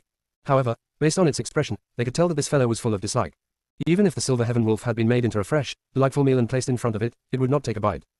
I'll give you 10 treats. Gu Ruan raised her brow and spoke once again. Meng Meng cocked its head and looked as if it was thinking. After a long pause, it nodded. The pills were far more attracted than this silver heaven wolf. Gu Ruan. Su Lin has nearly gone mad with rage. What did this woman just say? Did she say that she wants to turn the silver heaven wolf into dinner for this little beast? On what grounds can its little stomach possibly accommodate the silver heaven wolf? The most infuriating thing was, this little beast had looked absolutely snobbish. It seems to think that the silver heaven wolf is nothing compared to the 10 treats offered by Gu Ruan. Zhao Shangchen looked at Su Lin with a smile on the corners of his lips. He then turned towards Gu Ruan as he said, Xiao Yunsa, this spiritual beast of yours sure is picky with its food. However, if I were to choose, I would also pick the treats and not the silver heaven wolf. If Gu Ruan was the one who had made that remark, Su Lin would be enraged. However, when these words slipped out of Zhao Shangchen's lips, her body stiffened as she stared at him hurtfully. Brother Chen, why must you treat me like this? Even if you don't love me, my father and your master are good friends. How can you treat me this way? Zhao Shangchen laughed icily. My master may be your father's friend, but the same can't be said for me. If I were to choose between Xiao Yunsa and the regional king's mansion, I would naturally choose Xiao Yunsa. Su Lin, if it had not been for the sake of my master, do you think you'd still be alive now? Do you think you'd still be alive now? Su Lin stumbled backward and gently closed her eyes. Her pale face was filled with agony. After an unknown amount of time, she opened her eyes again. Her gaze no longer showed any hurt, but only an endless sense of hatred remained. Brother Chen, since you like her that much, I will make you watch her kneel before me and beg for mercy. I wonder if you'd still choose her after seeing her that way. After she finished speaking, she turned towards Gu Ruan and spat hatefully. Gu Ruan, I'll give you one last chance. Kneel before me, cut out, and forfeit this competition. This way, I will spare you. Gu Ruan raised her brow. If I refuse. If you refuse. Haha, if you refuse, I'll kill the spiritual beast in your arms. If you want to save it, you must kneel down and beg me. Otherwise, both you and your spiritual beast will die. Su Lin's eyes turned red as she let out a piercing cry of anger. It was obvious that she had been holding back so much hatred in her heart, and it has completely exploded at a time like this.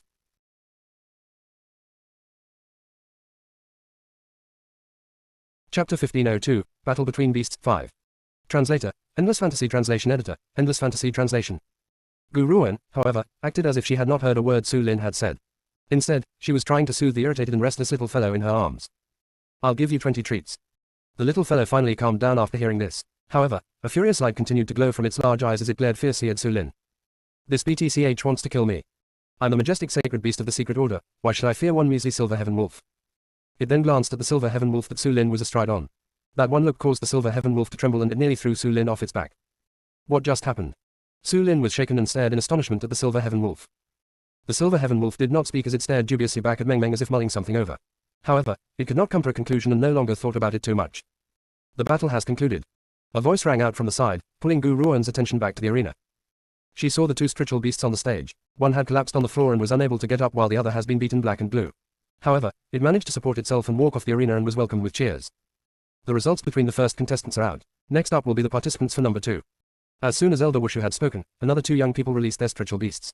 The difference in power between the 2 spiritual beasts was far too obvious, so the result became clear very quickly. Gu Ruoan did not pay too much attention to the next few rounds, but she kept an eye on the underworld's cultivators' movements from time to time. If there was anything that Gu Ruoan needs to fear, it was probably the underworld's cultivators. Just as Gu Ruoan was in the midst of deep thought, the 9th round has ended and Elder Wushu's voice rang out once again. This would be the last round for today's competition. Lady Gu. Before Elder Wushu could finish his speech, Dongfang and the others quickly looked at Gu Ruoan with anxious eyes. Everyone else's competition has already ended and only 2 people remained. Those 2 were Gu Ruoan and Su Lin. Meng Meng was indeed powerful and could kill a spiritual beast at the late stage of the exceptional state. However, the spiritual beast in Su Lin's possession was at a refined state. It was difficult to determine who would win or lose. Little one, Gu Ruoan stroked the little fellow's head and smiled calmly. I had asked you to hold it in just now for the sake of this competition. Now, you can avenge yourself however you wish. I won't hold you back anymore. The little fellow's eyes sparkled. It then slowly turned its head around and looked at the silver heaven wolf that Su Lin was sitting on. The little fellow looked as if it was staring at a toy and could not wait to play with it. Silver heaven wolf. Su Lin raised her head arrogantly and stared at Meng Meng with disdain.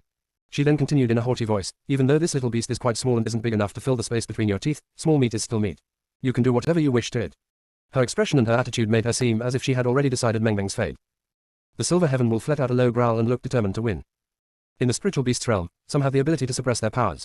Most spiritual beasts could also sense their opponent's power as well, and even if their opponent appeared inconspicuous, they would still be able to feel a sense of dread based on this. However, Meng Meng was not a spiritual beast, so the silver heaven wolf would naturally be unaware of the level of its power. In the beginning, it had indeed sensed something, but the sensation was far too faint. Hence, it had failed to detect Meng Meng's actual level of power. When the crowd heard Su Lin's words, they could not help but burst into laughter and silently debated amongst themselves.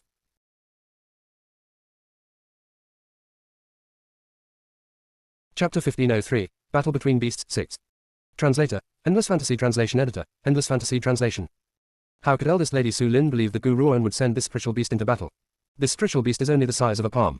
If she uses it, won't she be sending it to its grave? I also believe that Gu Ruoan can't possibly allow this spiritual beast to do battle. What do you guys think? Does she have another spiritual beast hidden somewhere else? Gu Ruoan can't be that foolish. She must have other spiritual beasts, but so what if that's the case?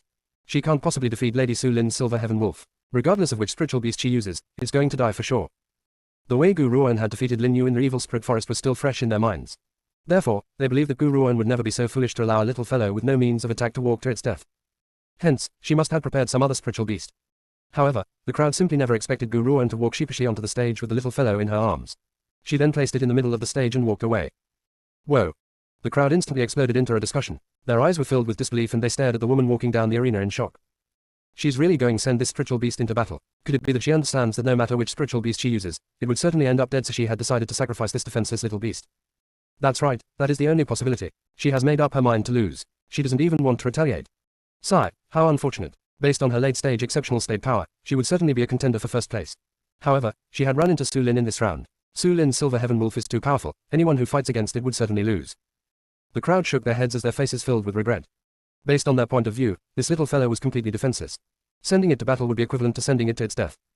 This palm-sized little beast probably could not even fill the space between the silver heaven wolf's teeth. On the arena, the little fellow blinked innocently as it looked around the place at random. Even running required a great deal of effort because of its short and tiny legs. However, when it saw the silver heaven wolf in the arena, the white fur on its entire body stood on end as its eyes filled with a fiery rage.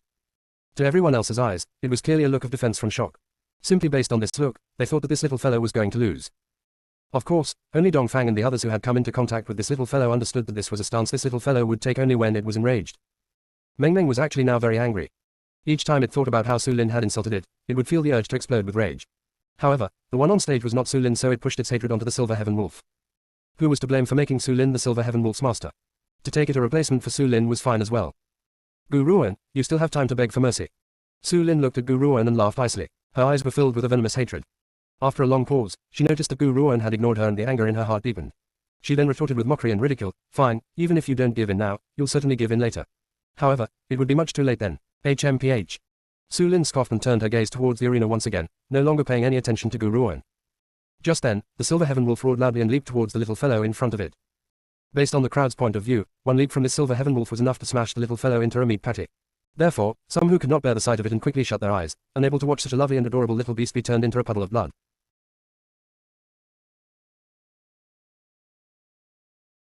Chapter 1504, Battle Between Beasts 7. Translator, Endless Fantasy Translation Editor, Endless Fantasy Translation. However, something unexpected happened. Just as the silver heaven wolf lunged towards the little fellow seemed shocked before it turned around and ran towards the opposite direction with a whoosh. Perhaps it was a stroke of luck, but the little fellow managed to escape the silver heaven wolf's fearsome claws in the nick of time. It's like I've said, this little beast would collapse in the first blow. It's even run off before the fight. It doesn't have a shred of magnificence at all. Unlike the Silver Heaven Wolf, which truly does have a kingly look. Some took advantage of the good opportunity and tried to curry favor with Su Lin. Su Lin naturally reaped the benefits from this. She raised her head in arrogance and stared disdainfully at the pure and honest-looking Gu Ruan. When she noticed the calm look on the latter's face, the venomous look in her eyes deepened like a dagger drenched in poison.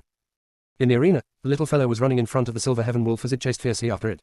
However, the distance between the two spiritual beasts remained the same. The little fellow did not leave the Silver Heaven Wolf too far away, nor did it allow the Silver Heaven Wolf to catch up to it. Somehow, everyone seemed to get the feeling as if this little fellow was toying with the Silver Heaven Wolf. How could that be possible? The crowd shook their heads as they laughed at themselves. This little fellow was just a little bit faster, but it was no match for the Silver Heaven Wolf in every other aspect. At times like this, it only has the chance to flee, forget about toying with the opponent. Gu Ruan, is that the only thing your spiritual beast can do? Su Lin secretly gnashed her teeth hatefully with her voice drenched in venom. It can only run and it has no other powers at all. Soon, it will fall into the Silver Heaven Wolf's claws and be tortured to death. If you don't want your spiritual beast to die, kneel before me and beg for mercy now. Gu Ruan, however, only kept her eyes on the battle in the arena as if she had not heard Su Lin's words. Her delicate features remained as calm as ever and no hint of emotion could be seen in her eyes. The little fellow looked to be losing stamina as it began to slow down. Just then, the Silver Heaven Wolf roared angrily and quickly lunged towards it. Its roar was fearsome and cruel, carrying an insufferably arrogant air. This little beastard actually dared to toy with me. Looks like it can't move anymore, can it? Since it can't move now, its time of death has arrived. The more the Silver Heaven Wolf thought about this, the more complacent it felt.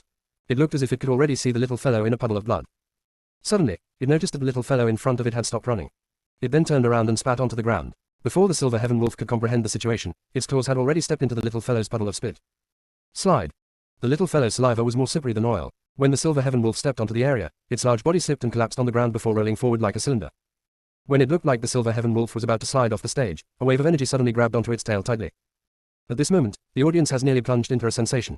No one had expected Meng Meng to turn out to be so sinister. It had actually tricked the Silver Heaven Wolf when it had lost its focus. What was even more surprising was that the little fellow had actually returned good for evil and saved its enemy, the Silver Heaven Wolf. That was right. If the Silver Heaven Wolf had slid off the stage, it would mean that the contest was over. Somehow, Meng Meng had caught its tail and stopped it from rolling off the stage.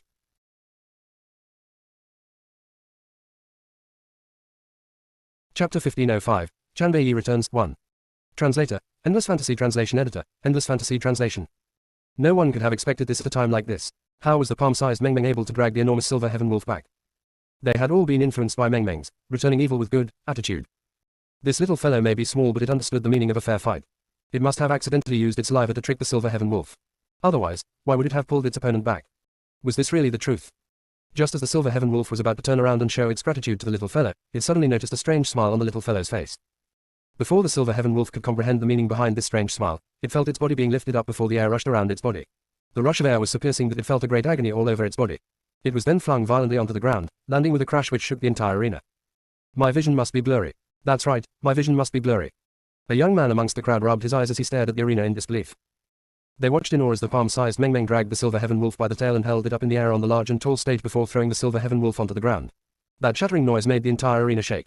Slam! Slam! Slam! Slam! The little fellow pounded the Silver Heaven Wolf's body with extreme force over and over again without pause. The Silver Heaven Wolf in its grasp did not even have the chance to retaliate and could only lie there and receive the blows. The entire Imperial Palace soon echoed with its anguished wails. This poor Silver Heaven Wolf is more pitiful than the fellow Meng Meng had swallowed in the evil Strud Forest. Dong Fang shook his head, yet he was unable to stop watching the tragedy before him. Looks like this little fellow had previously allowed the Silver Heaven Wolf to chase it just to toy with it. Stop. Su Lin finally stepped out from her daze as she saw the little fellow hitting the Silver Heaven Wolf over and over again on the stage. Her entire being was enraged as she roared angrily, Gu Ruan, hurry up and make your spiritual beast stop. Otherwise, you wouldn't be able to pay the price if the Silver Heaven Wolf dies. The Underworld's protector had loaned the Silver Heaven Wolf to her in order to ensure her victory in this competition. If the Silver Heaven Wolf was to die in this arena, no one would be able to contain the Underworld's fury. Slam! The little fellow did not seem to hear a thing and threw the Silver Heaven Wolf onto the stage once more. No one could understand how its tiny body could contain such a great power. Even the Silver Heaven Wolf, which was several hundred times its size, was completely helpless in its paws. Gu Ruan, stop this right now. Gu Ruan, stop this right now. This Silver Heaven Wolf has an extremely high status, not even 100 of you could suffice to pay for it. Su Lin gritted her teeth as she glared at Gu Ruan venomously. Gu Ruan calmly curled the corners of her lips. Who was the one who had claimed that Meng Meng would undoubtedly lose? Who had also said that she would use Meng Meng to threaten me? As she spoke, she turned towards Su Lin with an unknown emotion in her smile. Now, you want me to spare the Silver Heaven Wolf? By saying that it holds a high status, are you implying that Meng Meng is lowly? Of course. Even now, Su Lin refused to admit defeat. She bit her lips and said, no matter how powerful your spiritual beast is, how could it be any more powerful than a colossus like the Underworld? Therefore, it cannot be compared with the Silver Heaven Wolf. If you want to compare it with the Silver Heaven Wolf, it's like you are comparing a beggar with an emperor.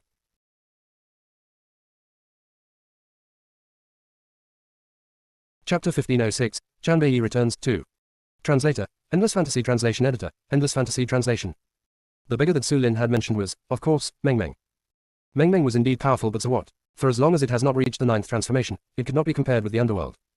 This spiritual beast is not like the others. At the judge's table, the left protector's gaze had remained fixed upon Meng Meng as a peculiar light flashed in her eyes. If I could send this spiritual beast to the young master as a gift, it would certainly please the young master. A hint of absent-mindedness flashed in the left protector's eyes when she thought about the silver-haired, peerless man in crimson robes. Her heart then hardened with a resolution to snatch Meng Meng away. For the young master Sake, what was wrong with becoming a villain who robbed others of their treasure? Besides, Guruan's spiritual beast had hurt the silver heaven wolf, so she must get this spiritual beast as compensation.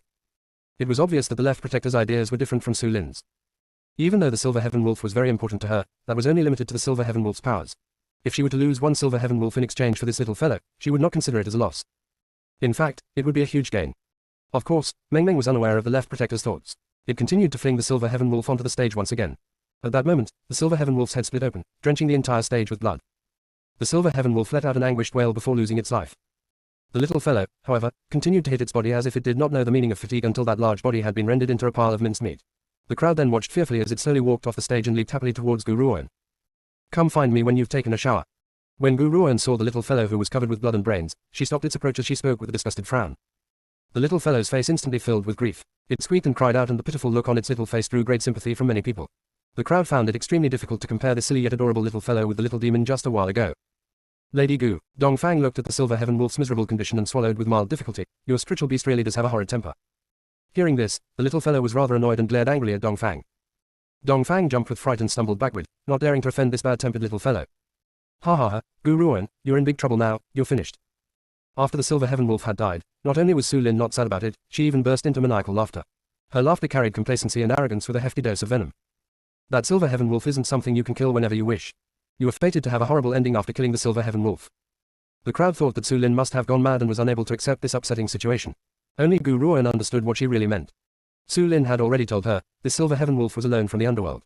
If she killed the silver heaven wolf, the people of the underworld would never let her get away with it. However, Guruan smiled calmly and replied in a voice that only the two of them could hear, the silver heaven wolf's death has a greater connection to you, isn't it? Besides, the crowd may think that the spiritual beast Meng Meng had just killed belongs to you, but no one knows the silver heaven wolf's true master. The underworld won't be so stupid as to step out and admit that the silver heaven wolf actually belongs to them. Otherwise, their prestige would suffer a sudden, devastating decline. Su Lin's laughter was choked off instantly. She then glared at Guruan with an ugly look on her face and clenched her fists tightly as her eyes filled with venom. Su Lin, Guruan took one last look at her and said, you've lost. I hope that you can now fulfill the life or death contract between us. The life or death contract. Su Lin's eyes filled with even more hatred and her features were extremely pale. Suddenly, she laughed icily and exclaimed brazenly, the life or death contract. What's that? I've never signed a life or death contract.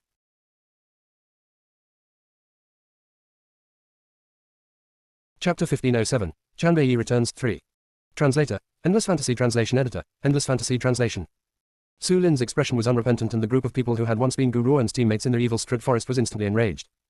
Su Lin, we can all bear witness that you and Guruan had signed a life or death contract. Yet you want to forget about it now. Li King gritted his teeth as he retorted. Li King obviously holds the highest status in the group. Unfortunately, as the precious pearl of the regional king's mansion, Su Lin feels no fear towards him. Li King, I've already noted your involvement in shielding Guruan, Su Lin scoffed icily. Besides, the agreement was if I had lost in a determining battle with her, I would leave my life in her hands. However, this battle wasn't me and her but was conducted by our spiritual beasts. Hence, it doesn't count. The crowd has never seen such a shameless person, and their faces all turned ashen from Su Lin's response. Guruan was the only one who had shown no sign of emotion from the very beginning. Her chilly gaze continued to stare at Su Lin. Just then, a white-clad figure slowly descended from the judge's table and stood in front of Su Lin. The woman's voice was faint and proud, slowly ringing through the garden. Lady Gu, may I ask one thing, where had this spiritual beast in your possession come from? The white-robed woman stared calmly at Guruan, but her chin was raised slightly. She looked as if the person before her was inferior to her. However, her voice sounded very gentle and it was difficult to notice her arrogance. Guruan looked at the left protector of the underworld and replied in a calm manner, it had insisted on tagging along with me. The truth was, this little fellow had indeed clung onto her for the sake of pills.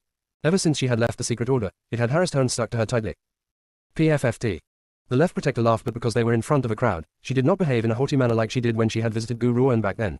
However, a sense of arrogance appeared in the space between her brows. From what I know, my young master had once lost a spiritual beast egg. Now, I can sense the spiritual beast egg's aura on this spiritual beast. If my guess is correct, this little fellow had hatched from that spiritual beast egg. I just don't know how it had ended up in your hands. Her statement was only one step away from implicating that Guruan had stolen Meng Meng from the underworld.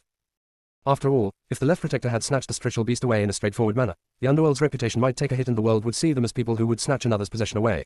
Those old folks in the underworld would never allow her to cause the underworld to bear the reputation of a criminal. Even though no one dared to chastise the underworld out in the open, there must have been no lack of debate behind closed doors.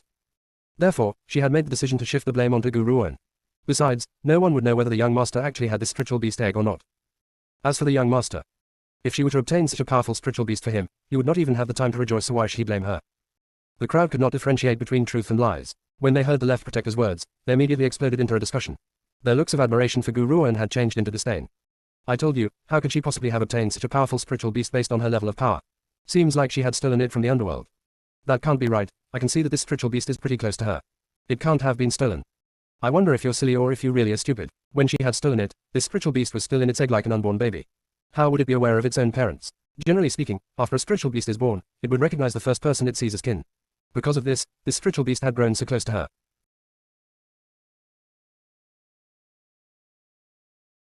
Chapter 1508, Chanbei returns, 4. Translator, Endless Fantasy Translation Editor, Endless Fantasy Translation. The left protector had anticipated the crowd's reaction. The underworld has such great prestige, who would disbelieve her words? Therefore, even if Guru Owen had not stolen the spiritual beast, she had to shoulder the blame for this crime. Guru Owen, since you've stolen this spiritual beast, you have lost in today's competition. Therefore, I declare Su Lin as the winner of the 10th round. Dong Fang and the others were enraged. This was clearly a case of an annoying troublemaker planting false charges.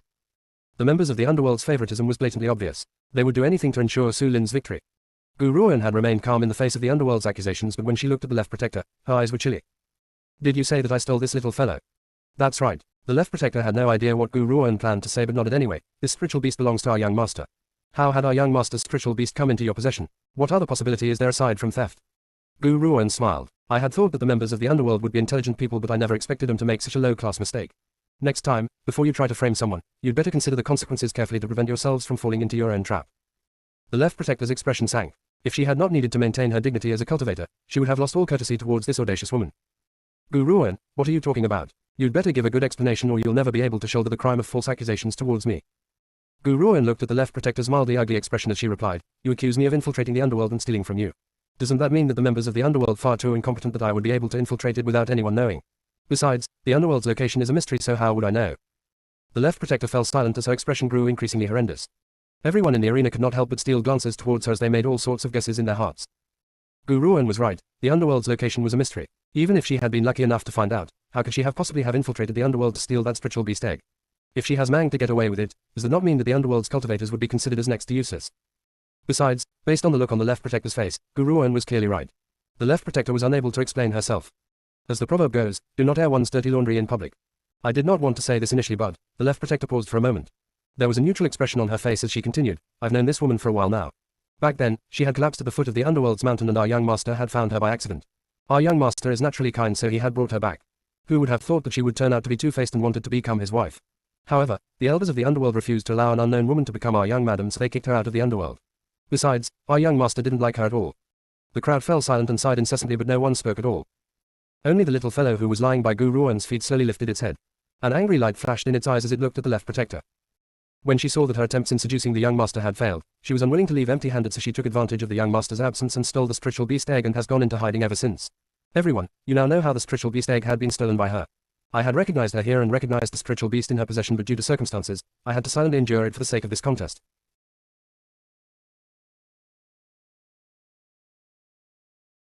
Chapter 1509, Chanbei returns, 5. Translator, Endless Fantasy Translation Editor, Endless Fantasy Translation. The left protector sighed before she continued to speak. I did not wish to disturb the competition between the geniuses for the sake of the underworld's matters. I had decided to seek out Guru Owen after the competition has ended to take the spiritual beast back. Unfortunately, she had used this stolen spiritual beast to fight in the competition, so for the sake of fairness, the underworld has no choice but to uphold justice. The left protector no longer carries the overbearing attitude from the past few days. Instead, a strong sense of righteousness now emanated from her being. Su Lin is a true genius and we can't tolerate her being defeated here, especially by the hands of a villain like her. Instantly, the left protector's eyes sharpened and she turned towards Guru Owen like a knife. So, Guru Owen, looks like you would resort to such excessive methods for the sake of this competition. Su Lin was enraged after hearing the left protector's words and she glared angrily at Guru Owen. This competition takes pride in being fair. You had used a stolen spiritual beast to compete, how's that fair? Guru Owen found Su Lin's treacherous expression of catching a thief mildly hilarious. However, she ignored the latter and looked at the left protector again. Not bad, your story is flawless. However, let me ask you this, what did you use to nurture this little fellow? Even a spiritual beast egg would require some form of nurturing. Also, what kind of food does it consume? Gu Ruan continued to ask calmly, since you claim that this little fellow belongs to the underworld, you should know what food it needs. The left protector was in a daze. Obviously, this spiritual beast eats grass. Spiritual beasts were categorized into herbivores and carnivores. However, since this little fellow had preferred to smash the silver heaven wolf to death rather than devouring it, it was clear that the spiritual beast before her was a herbivore. Therefore, the left protector could not understand the meaning behind Gu Ruan's question. PFFT. Dong Fang could not help but burst into laughter. He had even forgotten about the left protector of the underworld status. However, when he finally remembered that fact, it was too late. The white-robed woman had turned sharply towards him. What's so funny about a spiritual beast that eats grass? Are you saying that it consumes meat? This little fellow wouldn't even taste the silver heaven wolf's meat. It's obvious that it only consumes grass. As she spoke, the left protector released a powerful coercion from her body. How could Dong Fang endure the suffocation of a cultivator in the refined state? His face instantly drained of color and cold sweat beaded on his forehead. Suddenly, a green-robed figure flashed across them and stood in front of the left protector. The woman's indifferent voice slowly rang out, "So, is this how the underworld's left protector conducts her business? You would use your aura to crush others to death just because they laughed." After the woman had spoken, the coercion which was suffocating Dong Fang slowly disappeared. He felt the air rush towards him and could not help but lift his head to take a breath. He then turned towards the figure in front of him in gratitude and said, "Thank you, Lady Gu." Gu Ruan did not reply. Her chilly eyes were fixed upon the left protector and carried a threatening aura. "Furthermore, you're wrong. This little fellow does not eat meat nor does it consume grass. You don't even know what to feed it, yet you claim that it belongs to the underworld." "Ha ha ha, Gu Ruan, aren't you stupid?" Hearing this, Su Lin did not wait for the underworld's left protector to speak and burst into laughter. "It doesn't eat grass nor does it consume meat. Are you saying that it intends on starving itself to death? Since it doesn't eat anything, how could it manage to survive? I'm really going to laugh to death. There's someone as stupid as you walking around in this world. Stealing is stealing. No matter how much you insist on denying it, it doesn't change your character as a thief."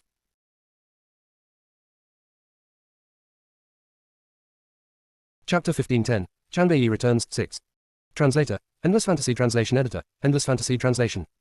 As soon as she had spoken, Su Lin immediately felt as though something was not right. She does not know why, but she felt that Li King and the others were looking at her with disdain but also with a sense of pity. Had she been mistaken? That was impossible. If the spiritual beast does not eat grass nor does it consume meat, what does it eat to survive?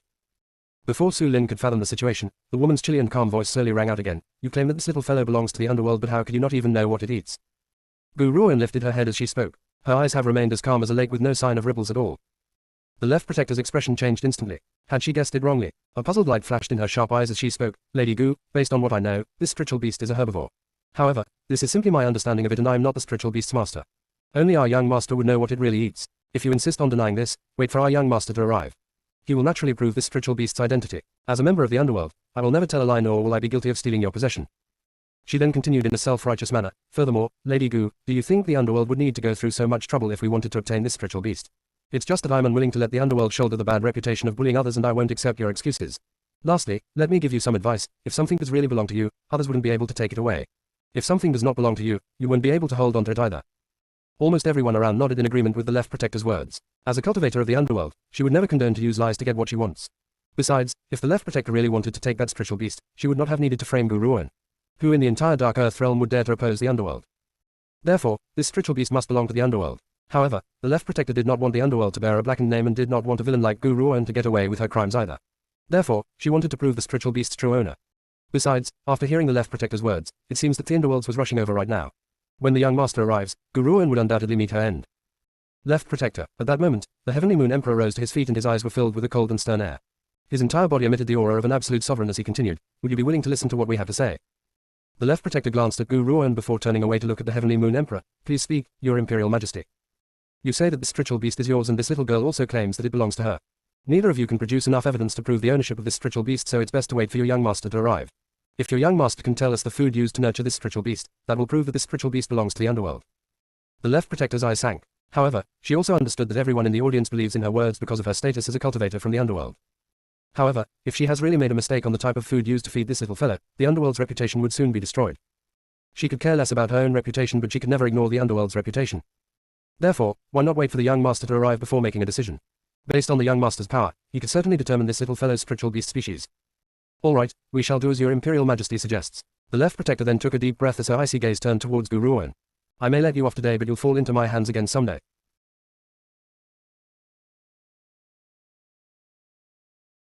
Chapter 1511. Chanbei returns, 7.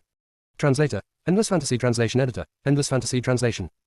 The left protector then turned towards the Heavenly Moon Emperor and asked, "You Imperial Majesty, Gu Ruan cheated and had used our spiritual beast in the competition. How should we judge this?" The Heavenly Moon Emperor fell silent, but before he could speak, a seductive chuckle suddenly chimed in. Watching this is certainly exhausting. Zhao Shangchen smiled lazily as he placed his hands on the back of his head and stared at the underworld's left protector with half-closed eyes. You can't even guess what this little guy eats, yet you keep claiming that it belongs to the underworld. Since you claim that only your young master can determine what the little fellow eats, it's clear that there's still no conclusion. Since you're unable to prove it, how can you accuse Xiao Yunsa of cheating? Furthermore, Zhao Shangchen purposely stretched out his intonation and smiled significantly. I've stayed at the regional king's mansion for a while and I've never seen the regional king with the silver heaven wolf. I wonder where the silver heaven wolf had come from. Such a spiritual beast which is already in the refined state could possibly only be found in the evil spirit forest. Is it possible that the regional king had managed to capture a silver heaven wolf in the evil spirit forest in just one day?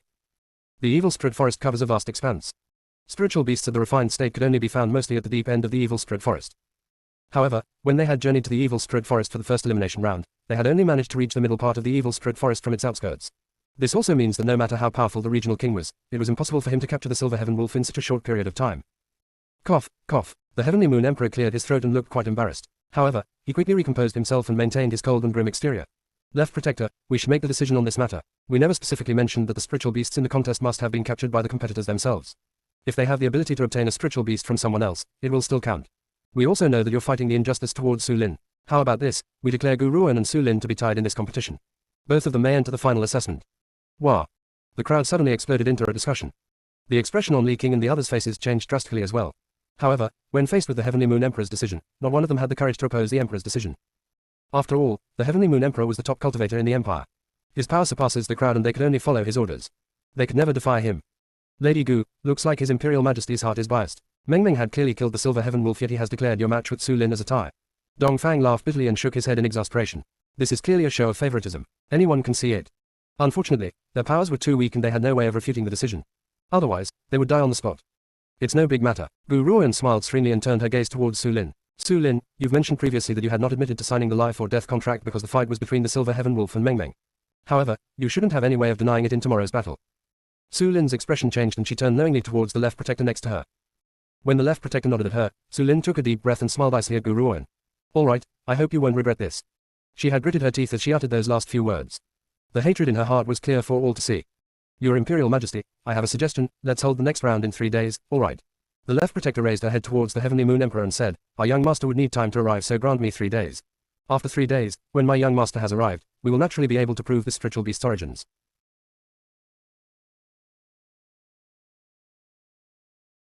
Chapter 15:12, Chanbei returns, 8. Translator, Endless Fantasy Translation Editor, Endless Fantasy Translation. However, the left protector had requested for the competition to be held in 3 days not because they needed to await the underworld's young master's arrival. Instead, it was because 3 days was enough for her to help raise Su Lin's level of power. Knowing Su Lin's hatred towards Gu Ruan, she must have the urge to tear her into 10,000 pieces. Hence, it would be a good idea to use this woman well. All right. The Heavenly Moon Emperor thought for a moment and nodded. The 11 contestants who have passed the second round, prepare yourselves for the competition in 3 days.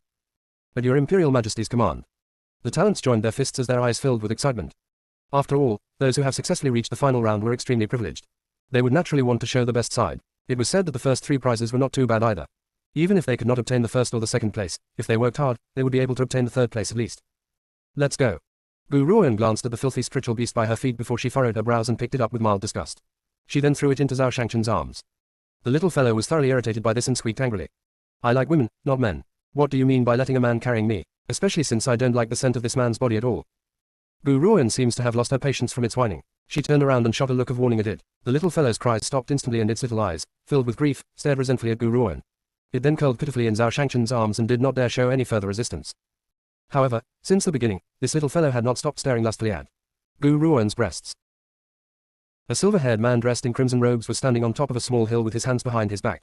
His features do not have Zhao Shangchen's feminine and seductive air but carry an air of enchantment and dominance instead. His blood-red eyes contain a cruel bloodlust with a disdain for the people of the world. To him, it was as if the people of the world were mere insects in his eyes. This man's aura was extremely great. There was clearly no sign of wind on the small hill, yet a gale circled around him. His gently pursed red lips carry a pretty and flirtatious line. Even the words, peerless, and magnificent, were not enough to describe the shivers this man could send down a person's spine. Young master. A man in green robes followed closely behind the silver-haired man and joined his fists respectfully as he spoke. A letter from the left protector has just arrived saying that she has discovered the whereabouts of the moon soul herb. She has even found an exotic spiritual beast but has run into a bit of trouble, so she's asked for you to come right over. The moon soul herb.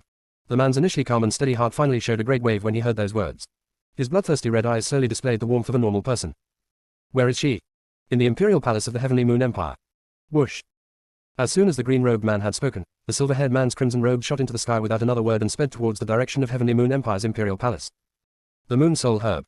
He has been searching for the Moon Soul Herb for such a long time. Now, he has finally found its location. Once he has obtained this Moon Soul Herb, he could leave this damned place and save Gu Shangshao. The silver-haired man seemed to remember something while in midair.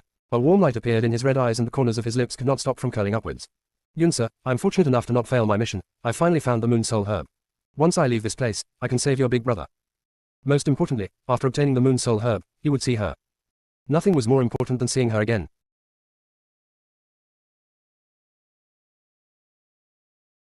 Chapter 1513, A Change in Su Lin, 1. Translator, Endless Fantasy Translation Editor, Endless Fantasy Translation. 3 days later, the geniuses joining the final round of the competition arrived in the Imperial Palace's rear garden and the debate ensued. The main focus of the discussion was Gu Ruoan and Su Lin. Make a guess, who do you think will win in the finals today? Gu Ruoan or Su Lin?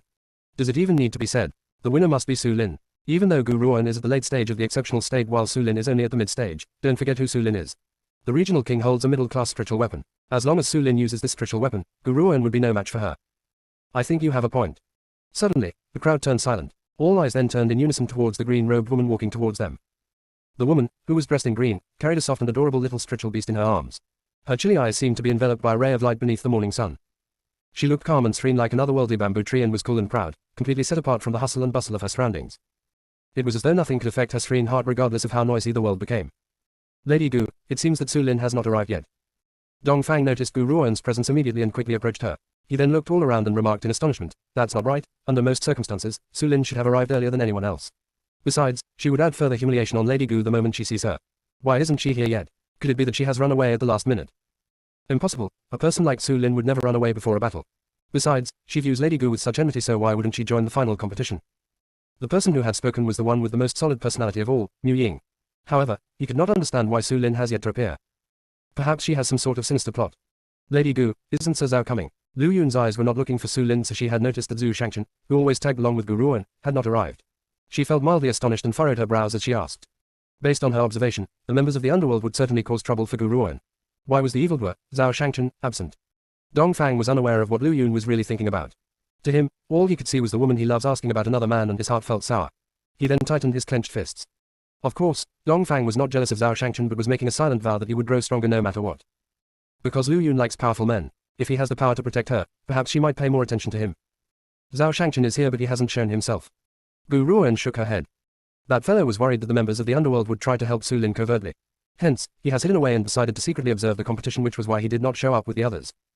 Like I've said, how could he possibly feel at ease with leaving Lady Gu alone? Lu Yun smiled then spoke sweetly, with him protecting Lady Gu in secret, we can relax. Otherwise, knowing those people, it's very likely that they would cause from in the dark so that no one can do anything about it. Dongfang stared at Lu Yun in confusion. He has always assumed that Lu Yun had feelings for Zhao Shangchen, but after hearing what she had just said, it seems that it was not the case. She's here. Suddenly, Gu Ruoan's gaze sharpened as she spoke in a low voice.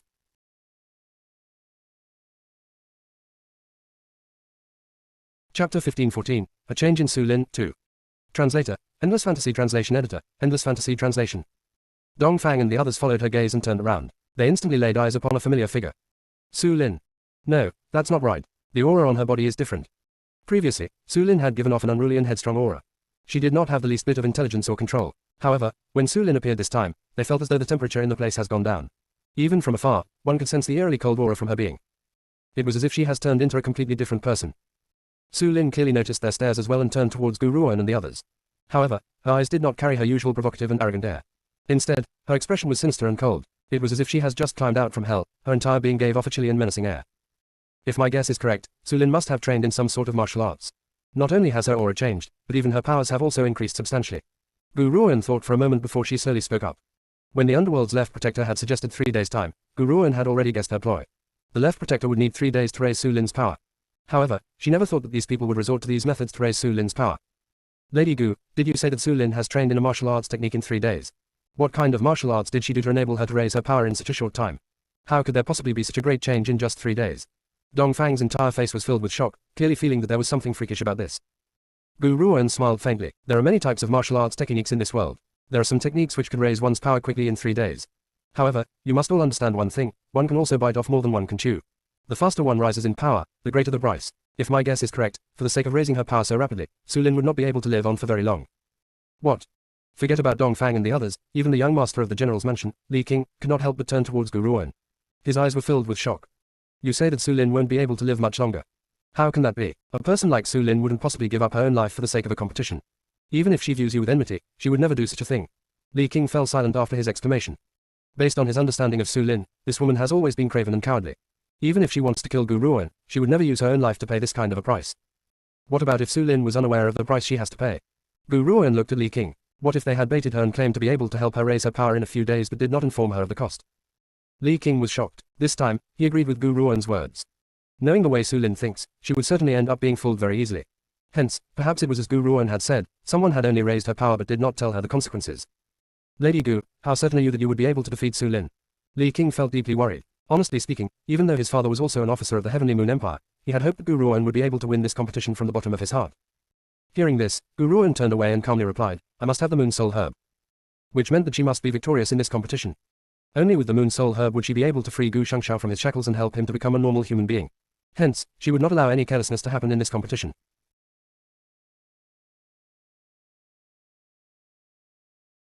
Chapter 15:15, The Competition 1. Translator, Endless Fantasy Translation Editor, Endless Fantasy Translation. Though Li King and the others may not have had much to say, they still felt rather anxious.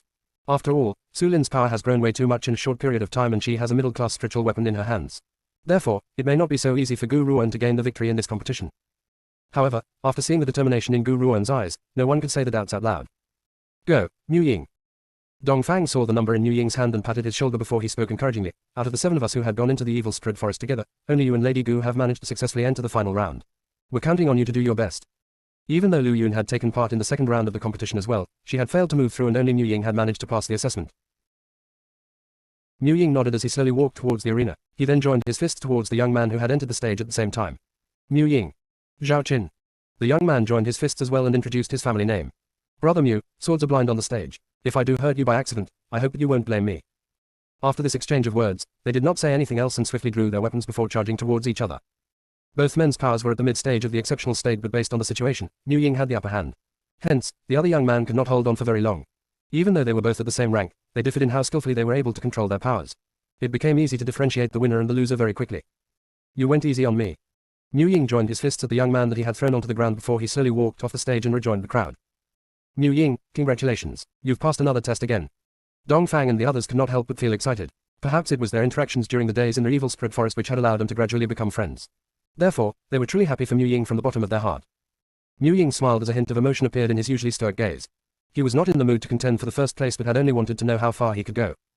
The rest of the competitions were not very eventful. Everyone took turns to compete and only Su Lin, who had drawn a blank piece of paper, sat and waited quietly the entire time.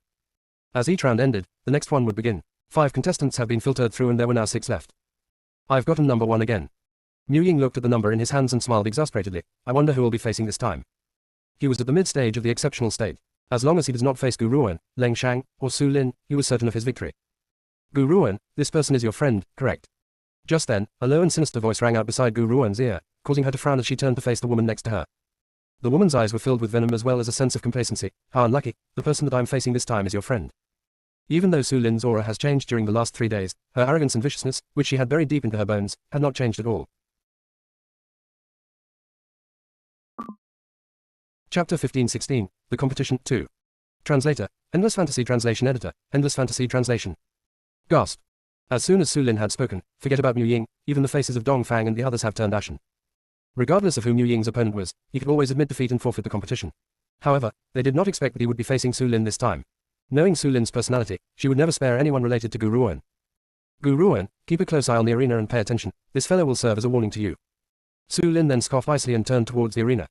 A layer of cold sweat had formed on Mu Ying's forehead and his eyes were also filled with panic. One could imagine the kind of pressure Su Lin's words have brought upon his heart. Mu Ying, if you can't fight her, admit defeat. There are rules in this arena. If you admit defeat, she can no longer attack you. Lu Yun raised her willowy brows as her eyes filled with anxiety.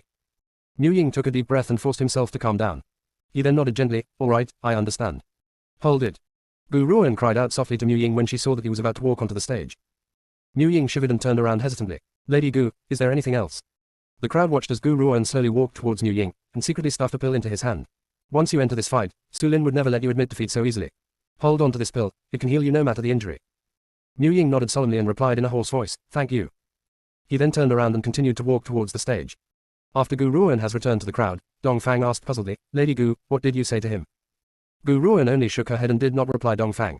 She then fixed her attention onto the arena. Her chilly eyes were calm and showed no signs of emotion. Mu Ying clutched the sword in his hand and slowly opened his mouth. I conk. As the saying goes, a wise man submits to circumstances, and Mu Ying was not that stupid to allow himself to be tortured by Su Lin. Hence, he had decided to concede defeat upon stepping onto the stage. Who would have thought that before he could finish his sentence, a fist landed heavily upon his chest and sent his body flying out of the way before he crashed into the furthest corner of the stage. It goes without saying that Su Lin has very good control over her power. Even after heavily injuring Mu Ying, she did not allow him to be thrown off the stage. After all, if he had been thrown off, the result would be the same as Mu Ying conceding defeat, and she would not be able to torture him. If you were unlucky enough to meet your demise on this stage, don't blame me. If there's anyone to blame, blame Gu Ruan. It's all her fault. Su Lin walked towards Mu Ying and placed her foot on his throat. She pressed down violently and he was unable to make a sound. If you had not interacted with Gu Ruan so often, you wouldn't die here. However, you're far too stupid. By associating with her, do you not know that there are many people who wish to have her killed? Su Lin laughed icily and spoke with an eerie voice. Oh, that's right, you're probably not aware of why the members of the underworld would help me. It's because I'm more sensible, unlike Gu Ruan who knows nothing about the ways of the world. She even had the gall to reject the members of the underworld. She had clearly dug her own grave by doing that. Even if she dies, it's a well-deserved punishment. Cough, cough. Mu Ying coughed, but his voice was quieter than an insect's, as if it was stuck in his throat.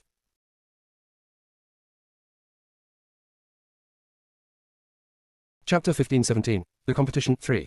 Translator, Endless Fantasy Translation Editor, Endless Fantasy Translation. At this moment, forget about admitting defeat, even talking was a difficult feat for him.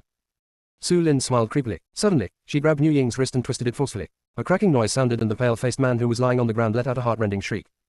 However, that was not the end, it was only the beginning. Su Lin continued to torture Mu Ying, starting from his fingers before moving on to his entire body. She broke every single bone, then pieced them back together only to break them again. It was an endless cycle and was so agonizing that Mu Ying could not stop screaming. His face has turned as white as a corpse. Don't all of you feel that something isn't right with Su Lin's aura? That's right. Logically speaking, Mu Ying is also at the mid-stage of the exceptional state, so he should be able to retaliate against her attacks. Besides, Su Lin hasn't even used her weapon. Isn't Mu Ying's defeat a little too stupid and cowardly? I believe that Mu Ying isn't being a coward, it's Su Lin. She must have received some sort of miraculous boost these past few days which had allowed her power to advance by leaps and bounds. I assume that even if Leng Shang himself were to get up there and fight her, he would be powerless to defend himself, what more defeat her? The crowd burst into a flurry of debate and the way their eyes stared at Su Lin gradually changed as well. On the other hand, Dongfang and the others had grown anxious. They no longer cared whether the people on stage could hear them or not and cried out loudly, Mu Ying, hurry up and admit defeat. You are no match for her. Quickly surrender and stop showing off. There's nothing humiliating about admitting defeat. In the arena, Mu Ying could hear the voices of Dongfang and the others and a bitter smile formed on his face. It was not that he as if he did not want to admit defeat. It was just that each time he tried to speak, Su Lin would bring him 100 times worth of agony. Under this sort of extreme pain, it was already good enough that he had managed to cry out. How could he even find the chance to admit defeat? Perhaps his life would end here today. Mu Ying, go ahead and cry. Even if you scream yourself hoarse, it's useless. Su Lin bent down and stared sinisterly at Mu Ying. Her eyes were just as venomous as ever. However, I've already damaged your throat. I reckon you can't even scream now. Mu Ying's body shook and he slowly closed his eyes. His breathing has grown extremely frail and without close inspection, one might even think that he was already dead. She was right. Under all of this torture, his body was completely broken. His throat could not make a sound and he could only silently await his death in this arena. Of course, if Su Lin could grant him a quick death, he would not be in such pain. After all, a half-life was the true horror in contrast with death. Mu Ying, what do you think I should do to you? Should I gouge your eyes out first or bludgeon you to death? Or should I continue this fate which is worse than death? Su Lin cackled icily and spoke in a tyrannical manner. Even though we have nothing against each other, I won't spare anyone related to that SLT, Gu Ruan. However, I'm just too kind, so I have decided to give you a chance. Su Lin chuckled softly. Her chuckle was filled with a cold and sinister air and slowly rang out in the arena. I'll help to put your arms and legs back together so that you can stand unscathed in front of me.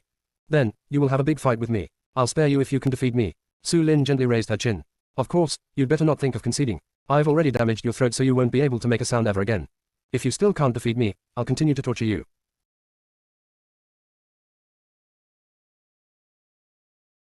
Chapter 1518, The Competition, 4. Translator, Endless Fantasy Translation Editor, Endless Fantasy Translation. Pop, pop, pop. Loud cracking noises rang out once again. Just as Su Lin finished speaking, she had already put Mu Ying's limbs back together. Mu Ying, hurry up and concede. Dongfang has grown anxious. Lady Gu, if this goes on, Mu Ying will die, he'll most certainly die. However, Gu Ruan had not said a single word from the very beginning. She also did not make any move and only watched the arena very quietly. No one knew what she was thinking. Cough, cough. Mu Ying coughed up 2 mouthfuls of blood and slowly rose to his feet. He could finally move his arms and legs. However, the first thing he did was not to fight Su Lin but to slowly raise his hand and place it into his lapels to grab a pill. Even if Su Lin has put his arms and legs back together, the pain she had inflicted upon him had not disappeared. Hence, Mu Ying's hand trembled incessantly and it was almost as if he could drop the pill at any time. That's Russell. The left protector stood up instantly and stared fixedly at the pill in Mu Ying's hand. A pill, she murmured. Isn't Mu Ying only a disciple from some small organization? Why had he come about obtaining this pill? It's a pill that I've never seen before too. Could the Mu family have developed a new pill formula? No, I must have this pill formula no matter what. The underworld has their own pill masters, so she does not covet the pill in Mu Ying's hands. Instead, she wants the pill formula. However, others were not as observant. Su Lin looked at the pill in Mu Ying's hands and laughed icily before sneering disdainfully. I did not expect you to be such a glutton. Even at the doors of death, you will still remember to have a sugar treat. How absolutely laughable. Mu Ying did not seem to hear Su Lin as he placed the pill tremblingly into his mouth. The pill immediately dissolved into a clear liquid and slowly enveloped his throat. Even his limbs, which were in agonizing pain, were slowly restored. I concede. His voice was a little hoarse, but he managed to utter those words very clearly. Impossible. The disdain on Su Lin's face changed instantly. I had destroyed your bronchia, so how could you even speak? This is absolutely impossible. You cannot concede. I refuse to allow you to concede. Thump. As she spoke, Su Lin smashed her foot onto Mu Ying's chest once again and sent him flying out of the way. She then stomped fiercely on his lips as if she wanted to grind his mouth to pieces. I never said that you could concede. Who allowed you to concede? Since that's the case, there's no use for this mouth of yours. I'm going to destroy it now. Let's see if you'll ever have the audacity to say those words again. Su Lin was used to acting like a despot in the Heavenly Moon Empire.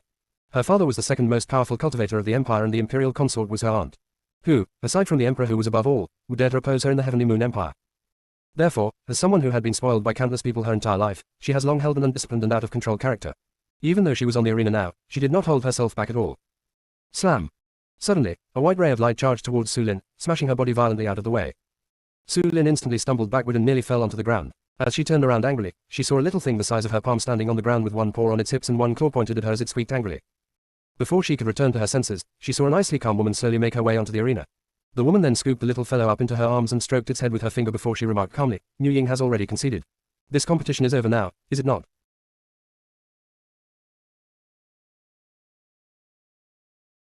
Chapter 1519, The Competition, 5. Translator, Endless Fantasy Translation Editor, Endless Fantasy Translation. Su Lin was shaken when she saw the green-robed woman step onto the stage. Suddenly, she burst into cold laughter as she stared viciously at the woman in front of her. Gu Ruan, there are rules in this competition. As long as the competition has not ended, no one is allowed to disturb us. Have you forgotten this rule? Gu Ruan eyed Su Lin and casually replied, I've said it once. He has conceded, so the competition has ended. I don't agree to the end of this competition. Su Lin's eyes darkened as the anger in the pit of her stomach rose. Gu Ruan, I hate you. I will make you sorely regret this, so I won't let the competition end like this. You have no right or status to speak to me in the Heavenly Moon Empire. At the judge's seat, the Heavenly Moon Emperor's face gradually turned icy as a sharp light flashed in his eyes. Left Protector, you've made a fool of us. Su Lin has been spoiled rotten by the regional king from a young age and has not inherited the regional king's upright nature. To prevent the Heavenly Moon Empire from becoming a laughingstock, we have no choice but to stop her. The Left Protector laughed as she turned towards the scene on the arena. Even though she had wanted to attack Gu Ruan as well, she was not entirely unreasonable either. She would make sure that she stands on the highest point of the moral ground. She would even use all sorts of ploys to frame those who have angered her. However, Su Lin was simply far too stupid. Someone like Su Lin was only fit to be used by her and does not deserve her patronage. If Su Lin had planned to torture this young man to death, she should never have allowed him the chance to admit defeat. As long as he does not admit defeat, there was no need for us to interfere with the outcome of this competition. However, since she had given him the chance to do so, she should have stopped attacking him. Such a heinous act is completely unacceptable. If word of this gets out, it will only bring shame to her reputation and would drag the whole Heavenly Moon Empire down as well. The Left Protector shook her head. She simply does not like Su Lin's attitude at all. It's a good thing that there's no one quite as brainless as her in the underworld. If one wishes to attack another, they must have a justified reason, so the world will stand on their side. This is why I had not tried to snatch the spiritual beast and why I had wanted to wait for the young master's arrival. The Heavenly Moon Emperor's face has become increasingly unsightly. His eyes turned sharply towards Su Lin, who was in the arena and was just about to step forward to stop her troublemaking conduct when an angry roar which made Su Lin's entire body shiver was heard. Lin sir, I've certainly indulged you far too much over the years, which has resulted in your stubborn demeanor. Lady Gu is my guest and you're not allowed to treat her rudely. Su Lin's face turned pale in an instant. She then bit her lips as her eyes filled with hurt. She never expected her father to watch her compete today. To have her father here to watch her compete would have been a good thing. Unfortunately, her father had stood up for Gu Ruan upon his arrival. This caused her hatred towards Gu Ruan to deepen even more. Meng Meng instantly acted as if it was facing a formidable enemy. Its fun stood on end as it stared vigilantly at the regional king who had just descended from the sky. It does not know why, but it felt that the regional king was bad news. He certainly has an ulterior motive by treating Gu Ruan so courteously. Lady Gu, I apologize for the grief you've suffered during your time at the regional king's mansion. I had intended to shut Su Lin away, but I allowed her to be released on account of the competition. The regional king joined his fists towards Gu Ruan and smiled. Looks like you've had to endure a substantial amount of grief over these past few days. It's my fault for not educating my daughter properly, which is why she has become so out of control.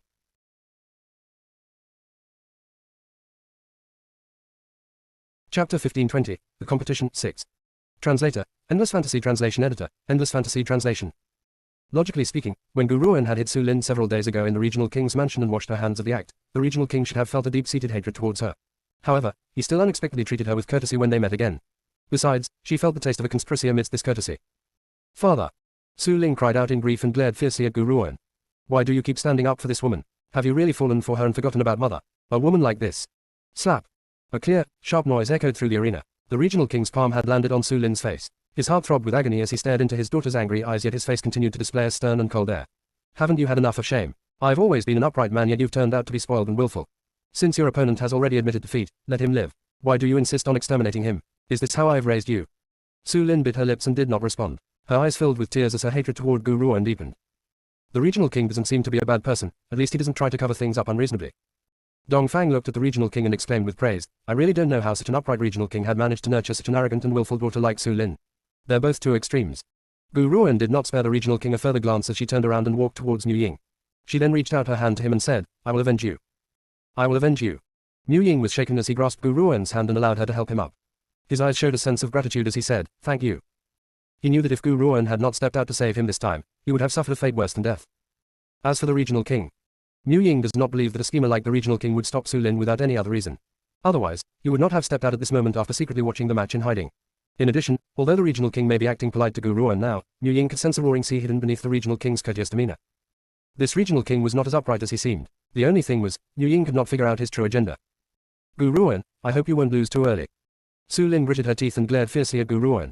I will be waiting for you in the finals. You're no match for me based on my current level of power. By then, I will make you understand the true meaning of fear. Once Su Lin had spoken, she no longer spared Gu Ruan a second glance before turning around to walk off the stage. The winner of this round is Su Lin. Elder Wushu declared the results of this round after Su Lin left the stage. However, his eyes were filled with a sinister and cruel air when he looked at Gu Ruan. He would never forget that it was this woman who had ignored his orders and struck Lin Yu 10 times. The next few rounds of the competition were rather uneventful. Leng Shang easily obtained victory in his round and Gu Ruan only had to step up onto the stage before her opponent, a young woman, admitted defeat immediately. Therefore, only Leng Shang, Gu Ruan, and Su Lin were successfully promoted to the next round of the competition. There are only 3 more competitors left in the competition. Based on our policy, we will still be drawing lots. Those who have drawn a number shall be opponents. The one who has drawn a blank piece of paper shall stand aside and await the final battle. Elder Wushu cleared his throat as he declared in a hoarse voice.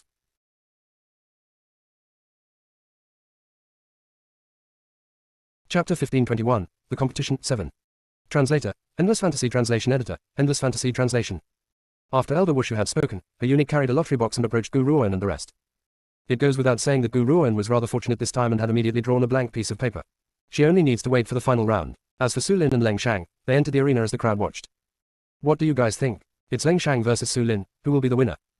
I reckon it'll be Su Lin. Didn't you watch the last competition? Mu Ying, who was at the mid-stage of the exceptional state, was powerless to retaliate against her. It was simply a one-sided devastation. There's still some distance between a cultivator at the mid-stage and the late stage of the exceptional state. I think both Leng Shang and Su Lin could stand a chance of winning, so we shall have to see who's more powerful. By the way, can you guess what state Su Lin is at? I'm guessing that she must have broken through to the late stage of the exceptional state. Hehe, this competition is finally becoming more interesting, unlike the last few rounds which were so boring. The crowd broke into a discussion in the rear garden as they turned interested eyes towards the contestants on the stage. Leng Shang, I'll give you one chance. Surrender, you're no match for me. On the stage, Su Lin raised her head haughtily as she spoke arrogantly. Leng Shang's eyes darkened and he stared coldly at the woman in front of him. I've never known how to write the word surrender. HMPH. Su Lin scoffed icily and released the aura from her body before staring dominantly down at Leng Shang. You're like an insect, you don't even warrant the use of my weapon.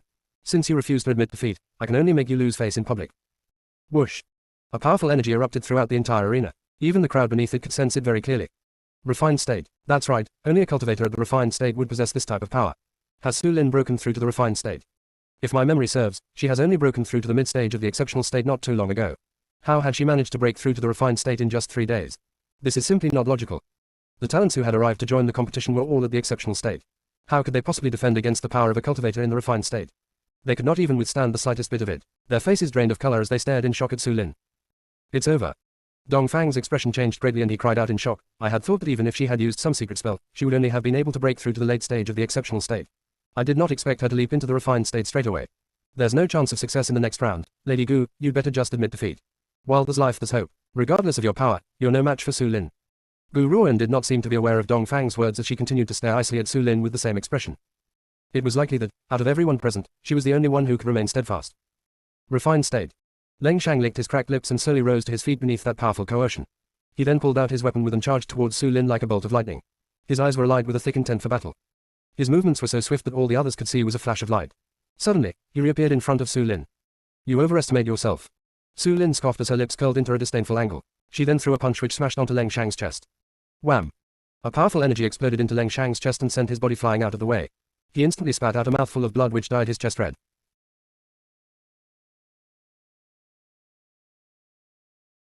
Chapter 1522, The Competition 8. Translator, Endless Fantasy Translation Editor, Endless Fantasy Translation. The crowd had assumed that Leng Shang, who was at the late stage of the exceptional state, would have been able to retaliate against Su Lin a few times at least. Who would have thought that he ended up just like Mu Ying with no chance to retaliate at all? He had lost in a messy way. This was the difference in their power. There was an entire gulf between the power of a refined state cultivator and an exceptional state cultivator. Leng Shang, who was at the late stage of the exceptional state, was like a baby fighting against an adult. How could he possibly win? I had asked you to surrender long ago, yet you've overestimated your abilities and continued to fight. Therefore, I've crippled the area 2 inches below your navel where your chi resides so that you'll never be able to cultivate again. Su Lin raised her chin arrogantly as she spoke domineeringly. Hearing this, the crowd noticed that Leng Shang's chi center has been shattered. This proved that he would never be able to cultivate again for the rest of his life. The crowd immediately rose into a storm of protest. No one thought that Su Lin would do something so vicious. Her opponent had merely refused to admit defeat, yet she had shattered his chi center so that he would never be able to cultivate again. What kind of consequence was this to a genius? It was a fate more agonizing than death. Leng Shang shuddered and blood continued to spew out of his mouth. He no longer carried a valiant look, but a sense of dejection has crept onto his face. Crippled. He has been crippled just like that. From now on, he would never be able to cultivate again. Su Lin, you're much too savage. Out of everyone in the crowd, Li King could not contain himself from spitting these words. Even though Su Lin was usually haughty and willful, she would not have shattered her opponent's chi center simply because they had refused to admit defeat. Therefore, Su Lin's action has now stiffened his heart and he began to worry about her next battle against Gu Ruoan. Is that my fault? Su Lin cackled icily. I asked him to surrender and he had stubbornly refused. Am I to blame for this? Had he admitted defeat long ago, why would I have crippled him? Besides, his death before dishonor attitude would bring disaster upon him sooner or later, so he should thank me for crippling him too. Otherwise, he would certainly end up crossing many others and would die in an unmarked grave. What she meant to say was, Leng Shang should also thank her for crippling him because she had saved him from a future of woe. The crippled Leng Shang would be unable to offend others. Otherwise, his death before dishonor attitude would bring him death in the hands of another sooner or later. Get out of my way. Su Lin swept a cold gaze towards the crowd beneath her and turned towards Leng Shang. She noticed that Leng Shang was still lying on the ground and was instantly enraged. She then lifted her leg and kicked the latter off the stage before speaking arrogantly. The title of the champion belongs to me and only me. Anyone who overestimates their abilities and challenges me will end up just like Leng Shang.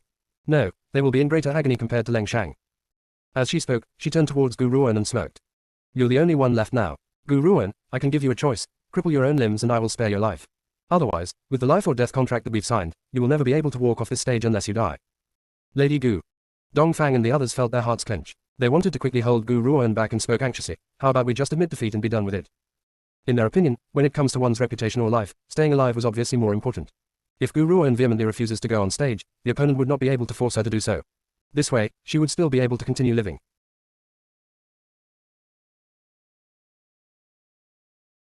Chapter 1523, The Treacherous Regional King, 1. Translator, Endless Fantasy Translation Editor, Endless Fantasy Translation. Gu Ruoan only smiled calmly in the face of the group's good intentions. She then slowly pushed Dongfang's hand away and slowly made her way onto the stage. Her footsteps were extremely slow and very graceful. It caused everyone's breath to quicken as they stared fixedly at her. Those who had once viewed Gu Ruoan with cold disdain could not help but sit up and take notice of her. After all, Su Lin's attacks have clearly shown her vicious nature, yet Gu Ruoan still wanted to fight her despite the circumstances. How could anyone not admire such fearlessness? However, it was only admiration and was not worth imitation. Even though she was stepping onto the stage, she would most certainly die. Gu Ruoan, I thought that you would retreat. I didn't expect you to come on stage. Su Lin laughed icily and her eyes were filled with a savage light. Her gaze was like a poisoned dagger, piercing violently into her opponent's heart. I've promised Mu Ying that I would avenge him. The green-robed woman stood tall in the arena, her dark, fine hair fluttered in the wind. Her calm voice brushed across the gentle breeze, landing into the ears of the crowd. Mu Ying's lips twitched as gratitude flashed across his eyes. Logically speaking, Gu Ruoan had previously saved them to avoid getting eliminated in the first round. Now that the elimination round has ended, there was no longer any need for her to still protect them. However, not only had this woman used a pill to save his life, she had even said these things in front of Su Lin for him. Perhaps I'll never be able to pay her back for this in this entire lifetime. Mu Ying laughed bitterly. Even though Su Lin had attacked him because of Gu Ruoan, he understood that when faced with Su Lin in the competition, she would never have spared him regardless of whether she has a grudge or not. It was just like what Leng Shang had faced in the previous round. Su Lin had nothing against him, yet she had crippled him of his powers in the end. Just as Mu Ying and the others began to lament, Su Lin's sharp and sinister voice rang out from the arena once again. Hee, you want to avenge him. I think that it will be difficult for you to save your own neck, yet you're thinking of others. Gu Ruoan, I had given you a chance and you chose not to value it. Since that's the case, don't blame me for my cruelty. Boom. The power of a refined state cultivator exploded from Su Lin's body, creating a hurricane in the entire arena. However, Gu Ruan has encountered cultivators at the refined state before. Therefore, she could sense the instability in Su Lin's aura. After all, a cultivator who had used a spell to rise to the refined state was completely different from those who have had a breakthrough on their own. Gu Ruan, go to hell. Whoosh. The gale surrounding Su Lin's body formed a large vortex in front of her. From afar, the powerful energy contained within the vortex looked like a large, gaping mouth, ready to swallow everyone around it. The vortex-like hurricane then flew directly towards Gu Ruan, widening its mouth and aiming to swallow her whole. Gu Ruan, even though you're at the late stage of the exceptional state, I've already broken through to the refined state. The difference in power between us is far too great and you're simply no match for me. You will now experience dying with 1,000 cuts from within this vortex. Su Lin spat fiercely. When Gu Ruan was consumed by the vortex, the venom in her eyes did not diminish but increased instead. This is bad. Mu Ying's expression changed as his eyes darkened. Based on the situation, Lady Gu is no match for Su Lin.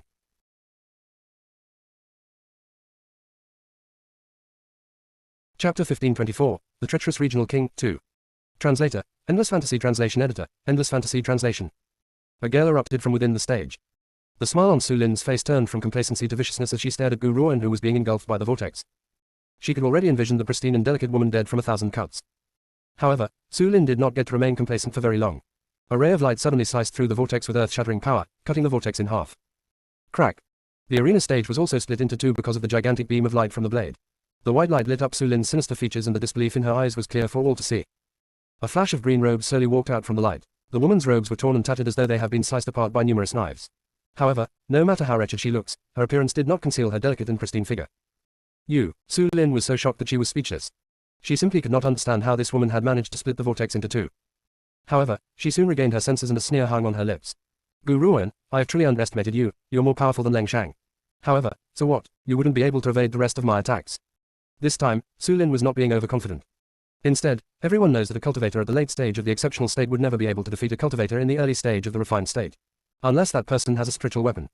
Except, when Su Lin noticed the broken sword in Gu Ruan's hand, the disdain in her eyes increased. On what grounds would she be able to defeat me with this damaged sword which only has its hilt and no blade? Whoosh. Gu Ruan did not bother with speeches as she attacked Su Lin instantly. She waved the broken sword in her hand and a sharp light instantly slashed across the sky. It whirled like a cyclone around Su Lin. When Su Lin, who had been absolutely complacent, sensed the power of the sword's light, her expression finally showed a sign of change. She no longer dared to act arrogantly and quickly pulled out her sword. A loud clang sounded as the sword light released by Gu Ruan clashed with a long sword before disappearing from sight. Has Su Lin drawn her sword? In contrast to the dissipation of the sword light, the even more shocking thing was that Su Lin had drawn her sword. If my guess is correct, this sword is the middle-class spiritual weapon possessed by the Su family. What abilities does Gu Ruan have to cause Su Lin to draw her weapon? No, that can't be right. Gu Ruan's power is not that great, but that sword in her hand is a different thing altogether. It has substantially powerful spiritual energy. It's likely that this broken sword of hers must also be a spiritual weapon. No wonder she had managed to escape from that vortex. It seems that this competition is going to be even more interesting. I don't know who Gu Ruan is to be able to possess such a powerful spiritual weapon. Could it be that she had also stolen this spiritual weapon from the underworld?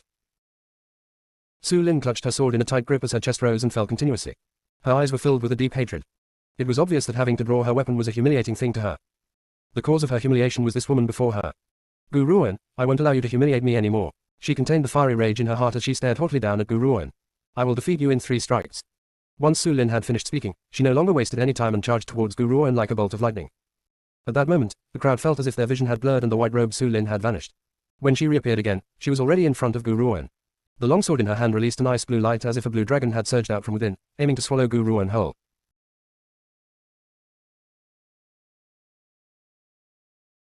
Chapter 1525, The Treacherous Regional King, 3.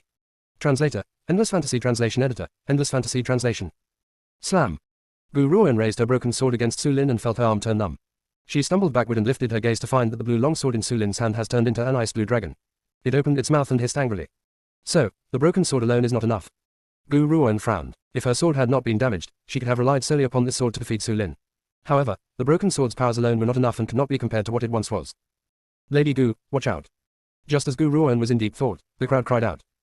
An icy cold feeling appeared behind her and caused her to quickly turn around. In her time of need, she quickly used the broken sword to block the attack. Wham! A powerful energy penetrated into her body and Gu Ruan felt her pins and needles running up her arm. However, she maintained her composure as if regardless of how the battle would end, it would not affect her emotions.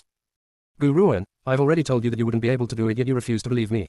I've already used 2 strikes. With this last strike, even if you don't die, you'd end up becoming a cripple. Su Lin's entire face was filled with complacency. The aura within her body then gathered into the ice blue longsword in her hand. Gu Ruan sighed gently at the sight of this. Looks like I can't just rely on the broken sword this time.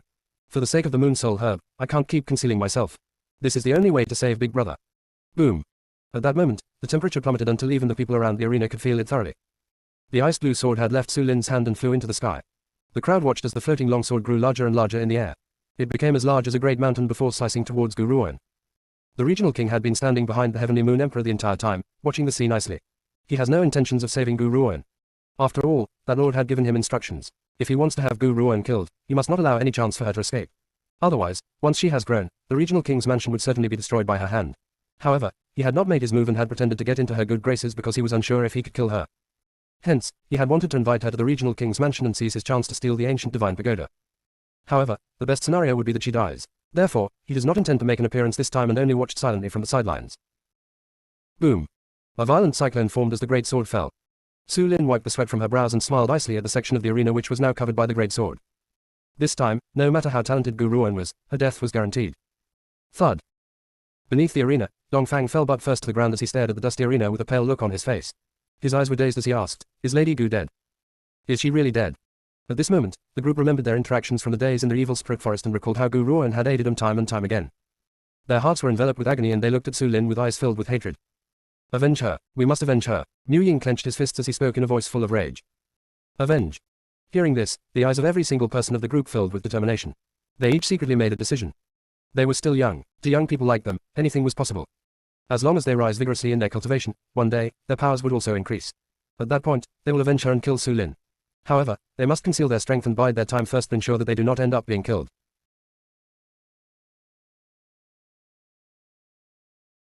Chapter 1526, The Treacherous Regional King, 4. Translator, Endless Fantasy Translation Editor, Endless Fantasy Translation. Who did you say would end up as a cripple if not dead? Just as the group was secretly formulating their solemn vows, a clear and cold voice rang out from the arena. Covered in dust and ruin, the green-robed woman has emerged once again.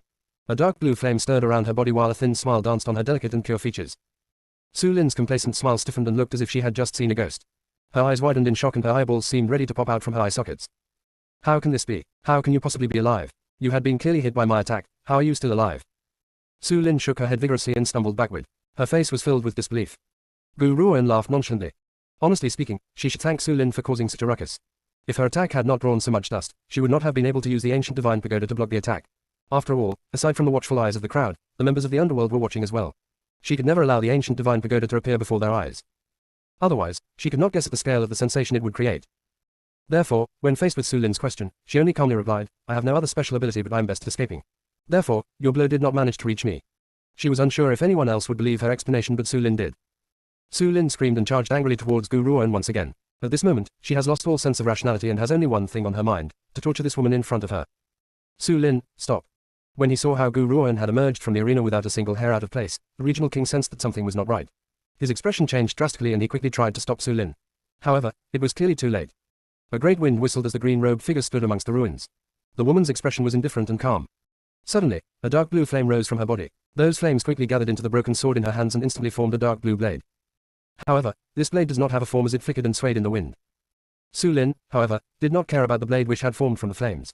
The blue sword in her hand was aimed towards Gu Ruoan's head as she screeched, "Go to hell." Boom. The two swords clashed in the sky and a powerful force erupted instantly and turned the entire arena into dust. Gu Ruoan's blade was clearly forged from flames yet it was as hard as a boulder. After clashing with Su Lin's longsword, the blade had only swayed a little. In contrast, a crack had formed on Su Lin's blade. It was like a mark on the surface of a sledgehammer. Those flames are extremely powerful. The left protector's expression finally showed a sign of change. If my guess is correct, this must be the legendary 9 underworld flames. How had she managed to obtain the 9 underworld flames? The 9 underworld flames were placed at the frontmost in the ranks amongst the mystical flames in the mainland. She never expected to see them at a time like this. However, she covets the spiritual beast in Gu Ruoan's hands even more than the 9 underworld flames. So, just the 9 underworld flames isn't enough. Gu Ruoan looked at the pale-faced Su Lin and slowly raised her hand. A purple flame then danced continuously on her palm. What if we include the flames of world devastation as well? The flames of world devastation were the flames that Zixi carries on his body.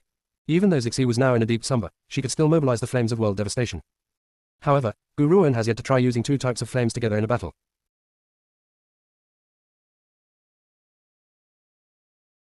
Chapter 1527, The Treacherous Regional King, 5. Translator, Endless Fantasy Translation Editor, Endless Fantasy Translation. The purple flame slowly rolled down from her hand and gradually melted into the 9 underworld flames. Hence, the left side of the blade was made out of the flames of world devastation while the right side was the dark blue 9 underworld flames. The two colored flames merged nicely together, releasing a shockingly powerful energy. Su Lin was completely stunned. She does not know why, but she sensed a powerful might from the broken sword. This force made her stumble backward. Gu Ruan, I'm the regional king's daughter and a genius in the Heavenly Moon Empire. You can't. Whoosh. Before she could finish speaking, the twin flames on the broken sword charged towards her immediately as if they had grown eyes. The flames crashed onto her chest and she felt a severe pang of agony, causing her to scream in pain. Ah. Whether it was the flames of world devastation or the 9 underworld flames, it was not the flesh which had been hurt but the soul. Therefore, imagine the pain Su Lin was feeling as she was hit by the two flames. Death. Death was far too for her simple now. Su Lin was no longer as haughty and complacent as before. Her face has turned extremely pale as cold sweat slowly rolled down from her forehead. It was so painful that she rolled around on the ground. If Gu Ruan had only used the 9 underworld flames, Su Lin could still use the blue sword to block the attack. However, the force from the two flames was too great. Su Lin could only feel the scorching temperature and shiver. Of course, the left protector's expression has also turned rather unsightly when she saw Su Lin's current state. What a piece of trash, absolutely useless. I had wasted my effort in improving her and she has still lost in the end. The left protector's eyes displayed a gloomy air as if she felt resentful towards Su Lin for failing to meet her expectations. It looks like she would have to snatch the Moon Soul Herb away for the young master's sake even if she has to resort to extortion. It is just as the Lord had said, Gu Ruan is difficult to deal with. The regional king's eyes were filled with a cold and grim air. His gaze also carried a sense of darkness as he silently murmured in his heart, Linsa has truly fallen this time. If I stand up for Linsa now, I would not be able to complete the task that the Lord has granted me. Therefore, I must abandon Linsa. Su Lin was his most treasured daughter, so how could he not feel anguish? However, in contrast with Su Lin, it was clear that Lord's matters were far more important. However, the regional king glanced at the left protector as his gaze shifted several times and said, Protector, you've asked my daughter to help you complete this matter. You can't just wash your hands and watch her die. When she heard the questioning tone in the regional king's voice, the left protector scoffed icily, how do you expect me to save her? She's the one who is so useless that she can't even kill Gu Ruan. She can't even complete such a simple task. If she's not rubbish, what is she? Left protector, Gu Ruan has never stolen the underworld's spiritual beast. Besides, you've even taught my daughter how to deal with her and told her your reasons for attacking Gu Ruan. Tell me, what would you do if I expose this matter to the public? The regional king smiled, yet his tone carried a threatening air. Be it Gu Ruan or the members of the underworld, they all have a grudge against that lord. By doing this, he could make both enemies cannibalize each other. He, on the other hand, would only need to benefit from the dispute. If the underworld really does manage to kill Gu Ruan, he would be able to smoothly complete the lord's task. If Gu Ruan survives, she would end up hating the underworld.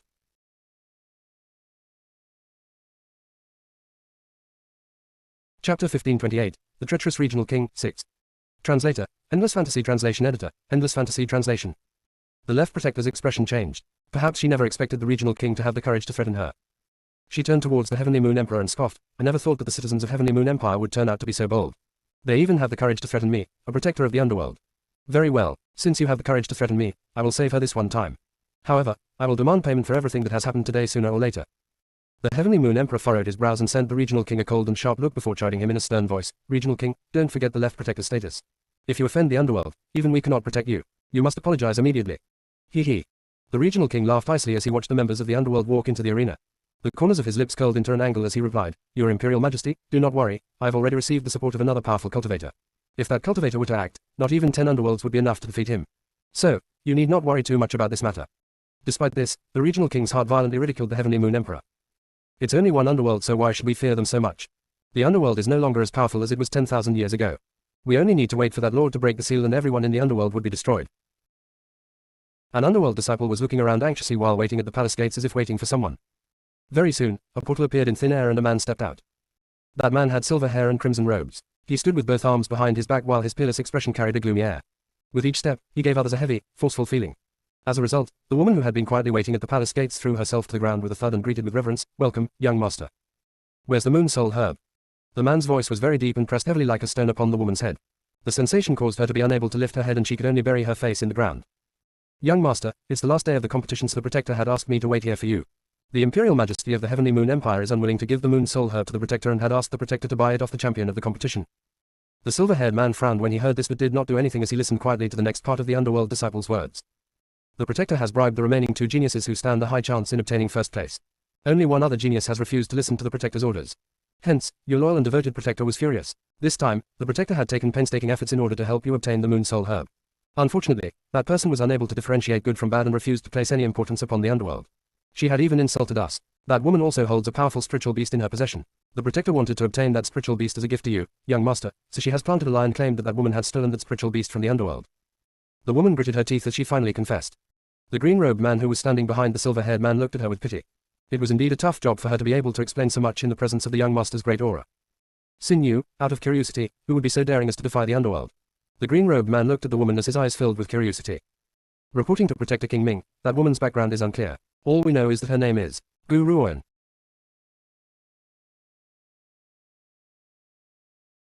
Chapter 1529, A Meeting 1. Translator, Endless Fantasy Translation Editor, Endless Fantasy Translation. The Imperial Palace. Su Lin, who was lying in ruins in the rear courtyard, noticed the left protector approaching him, and her eyes lit up. She quickly cried out, "Left protector, hurry, save me." The left protector looked at the pale Su Lin and a sense of loathing flashed in her eyes. However, she did not say too much and turned towards Gu Ruan. "Gu Ruan, I understand that Su Lin and you have an agreement. She has now lost and must face death according to the terms of the agreement. I should not interfere but..." Her eyes darted back and forth before her lips curled into a sneer. "Has the payment between us been settled?" Based on the information provided by an underworld spy, the young master has just entered the Imperial Palace and would arrive in a short while. Therefore, she could step out to stop Gu Ruan at this moment. Patter. A small figure emerged from the crowd like a little white cat and scuttled swiftly into Gu Ruan's arms. It then raised its eyes which were whirling with anger towards the left protector. However, the little fellow did not make any further move and only buried itself into Gu Ruan's lapel until only its adorable little head could be seen. The competition has pretty much ended so it could return to its master's arms. The little fellow yawned and its little paw rubbed its sleepy eyes as it grew drowsy. The payment. Gu Ruan gently stroked the little fellow's soft head as her lips raised into an angle. "I should indeed calculate my bill with the underworld, but before that, I have other matters to take care of." Once she finished speaking, her chilly eyes landed upon Su Lin. She then gently raised her brow and walked towards her. "Gu Ruan, you had defeated me based on luck this time. With your level power, you are simply no match for me. If you're brave enough, let's fight one-on-one without any use of spiritual weapons." Su Lin saw Gu Ruan who was walking towards her and her expression changed. She gritted her teeth as she spoke. "Are you sure?" Gu Ruan raised her brow and asked with a forced smile. Su Lin had assumed that she would have some wiggle room to act sweet and agreeable when she saw the look on Gu Ruan's face. Her heart leaped with joy. "That's right, we'll put down our weapons and have hand-to-hand combat. If I lose, I will kill myself in front of you." Gu Ruan thought for a moment before she nodded, "All right." Hearing this, Su Lin smiled. However, she was cursing Gu Ruan in her heart. This idiot had merely utilized external forces to defeat me. Without that spiritual weapon, she will be of no match for me. Even though I am heavily injured at the moment, I can still snap her head off. However, before Su Lin's smile could grow any bigger, her body suddenly stiffened. Gu Ruan had opened her palms and the 9 underworld flames and the flames of world devastation were both emitting a scorching heat in her hands. The 2 flames then rose from her hands and turned into 2 fiery dragons intertwining in the sky. Slam! Su Lin did not even have the time to cry for help as the 2 fiery dragons slammed forcefully into her soul, releasing a heart-wrenching cry. The 2 flames then disappeared after slamming into Su Lin's body. The crowd thought that Su Lin possesses some sort of treasure which had neutralized the attack, but what they did not expect was for Su Lin to roll around on the ground in agony after the 2 flames had vanished. She continued to shriek sharply and sent shivers down the crowd's spine.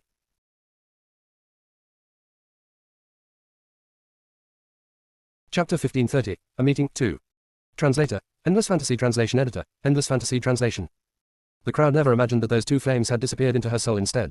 Even though she may look unharmed on the surface, her soul was suffering from an extreme form of torture. Unfortunately, when it comes to harming one's soul, the person enduring the torment would not be able to die unless their soul was destroyed. Gu Ruan had controlled her power as she utilized this attack. Therefore, Su Lin's soul would not be destroyed immediately. "You'd suggested we put down our weapons and fight one-on-one. I've already satisfied you. This time, I'm not using any weapons to fight you." Gu Ruan looked at Su Lin and calmly remarked, "I've also said before that I will avenge Mu Ying. Do you believe me now?" Su Lin bit her lip and glared fixedly at Gu Ruan. She then used her last bit of strength to let out a sharp scream.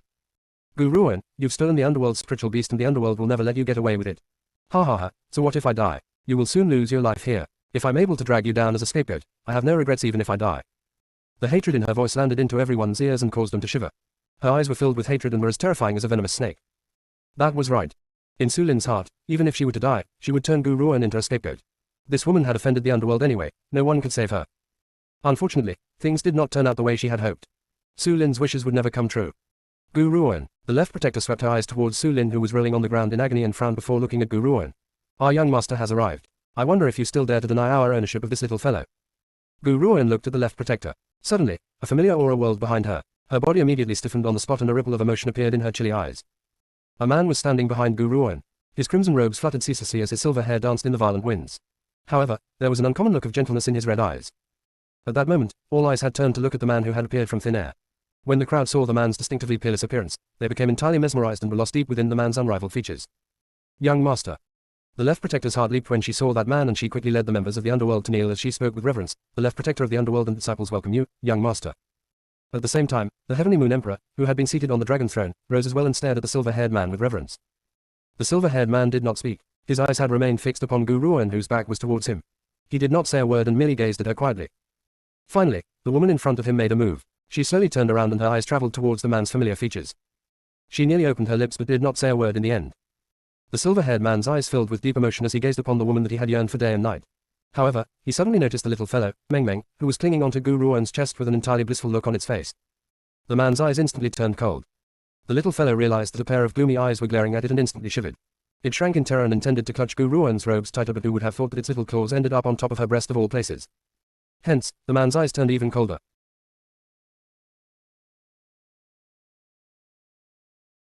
Chapter 1531, A Meeting 3. Translator, Endless Fantasy Translation Editor, Endless Fantasy Translation.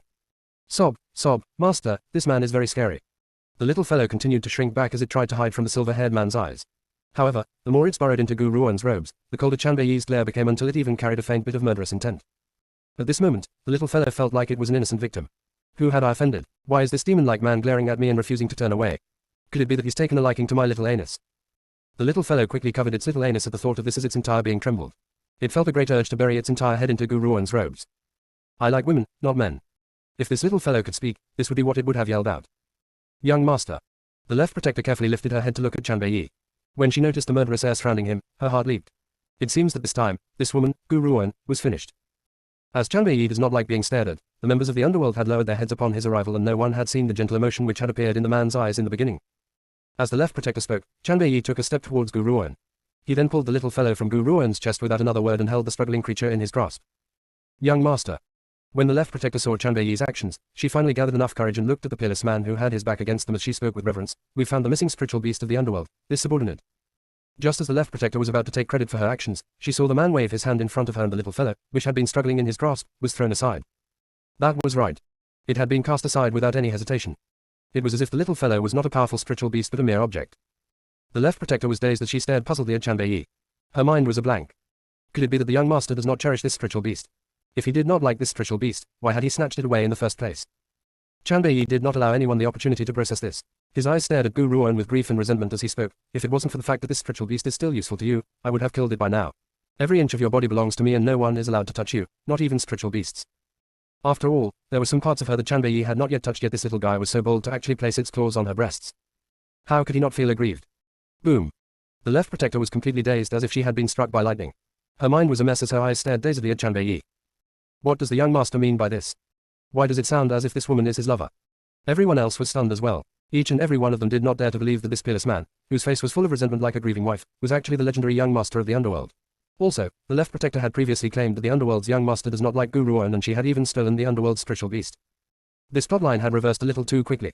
Dongfang was the first to return to his senses. He, who had been filled with anxiety, instantly straightened his back and complained, Lord Young Master, the underworld's left protector had previously claimed that Lady Gu had failed to seduce you, so she had stolen a spiritual beast egg from the underworld. Now, the underworld is hunting her down.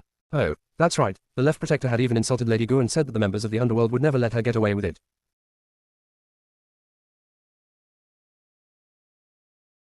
Chapter 1532, A Meeting 4. Translator, Endless Fantasy Translation Editor, Endless Fantasy Translation. Chanbei mildly raised his brows when he heard Dongfang's complaint. He then reached out and pulled Gu Ruan into his arms as his blood-red eyes stared at the little fellow, Meng Meng, who was stumbling towards them. Even though Chanbei had not tortured the little fellow for Gu Ruan's sake, he had flung the little fellow rather violently earlier. Hence, the little fellow was furious and tears of grief were welling up within its eyes. Wife, where had you managed to kidnap this little fellow from? Chanbei curled his lips as he asked quietly. He may not have answered Dongfang's complaint, but his remark made two things clear. Number 1, Gu Ruan was his wife. Number 2, he does not know this little fellow, so, naturally, the matter surrounding Gu Ruan's theft in the underworld was rendered null and void. The crowd was in a commotion and all eyes turned towards the left protector. At this moment, the left protector's face has drained of color and her body was trembling ceaselessly. In all her assumptions, she never expected the young master to be acquainted with Gu Ruan and for their relationship to be such. You mean Meng Meng? Gu Ruan raised her brow and giggled. This fellow is the Secret Order's sacred beast. It had clung onto me when I left the Secret Order, so I brought it with me to the Dark Earth realm. Yi, now that I've found you and we'll be able to obtain the Moon Soul Herb after this, isn't it time for us to leave? The Secret Order's sacred beast. Chanbei chuckled softly. I've heard of the Secret Order's sacred beast, but I never thought that it would end up in your possession. However, there is one matter that I must take care of before we leave the Dark Earth realm. The man then slowly turned his gaze towards the left protector who was kneeling on the ground. His gaze no longer displayed the tenderness he had shown to Gu Ruan as his blood-red eyes glowed with a bloodthirsty murderous intent. Zhao Yu, are you aware of your crimes? His voice was deep and gloomy and caused the left protector to shiver and nearly buried her head into the dirt. Young master, I was not aware of your relationship with her, please forgive me, young master. King Ming. Chanbei glanced at the left protector as he calmly issued his instruction. Zhao Yu has offended her superior and humiliated the young madam. Based on the underworld's laws, how should we punish her? Replying to the young master, the green-robed man slowly stepped forward upon hearing this and joined his fists in reverence. Any criminal who has committed the offense will be executed by 1,000 cuts for 100 days before having their soul scattered. An execution of 1,000 cuts for 100 days means that they would only slice a bit of Zhao Yu's flesh from her body without killing her. She would only be allowed to die at the end of 100 days. Also, her soul would be scattered after her death and she would never have the chance to be reborn. Therefore, upon hearing King Ming's response, the left protector slammed her head violently on the ground with a thump and spoke in a trembling voice filled with fear, "Spare me, young master, spare me, young master. King Ming, I'll leave this matter to you. Not only do I want her to suffer from 1,000 cuts for 100 days, I also want her soul burned for 1,000 days. Only then will I allow her soul to scatter. To burn her soul for 1,000 days means setting her soul on fire with flames, especially for dealing with souls for 1,000 days. Only then would they allow for her soul to scatter. Not even the underworld has ever experienced this kind of cruelty. However, Chanbei had designed such a cruel punishment for the sake of venting Gu Ruan's frustrations. No, young master, you can't do this to me. The left protector screamed in horror. If Gu Ruan truly is the young madam, I would have nothing to say even if you've destroyed my soul. However, she is not a member of the underworld nor is she the young madam. The elders and the palace lord will never allow you to marry her, so I have not offended a superior. Chanbei looked at the struggling Zhao Yu and replied indifferently, once I marry Yunsa, I will use the world as her betrothal gift. This underworld is also one of her betrothal gifts, yet you say that she's not a member of the underworld.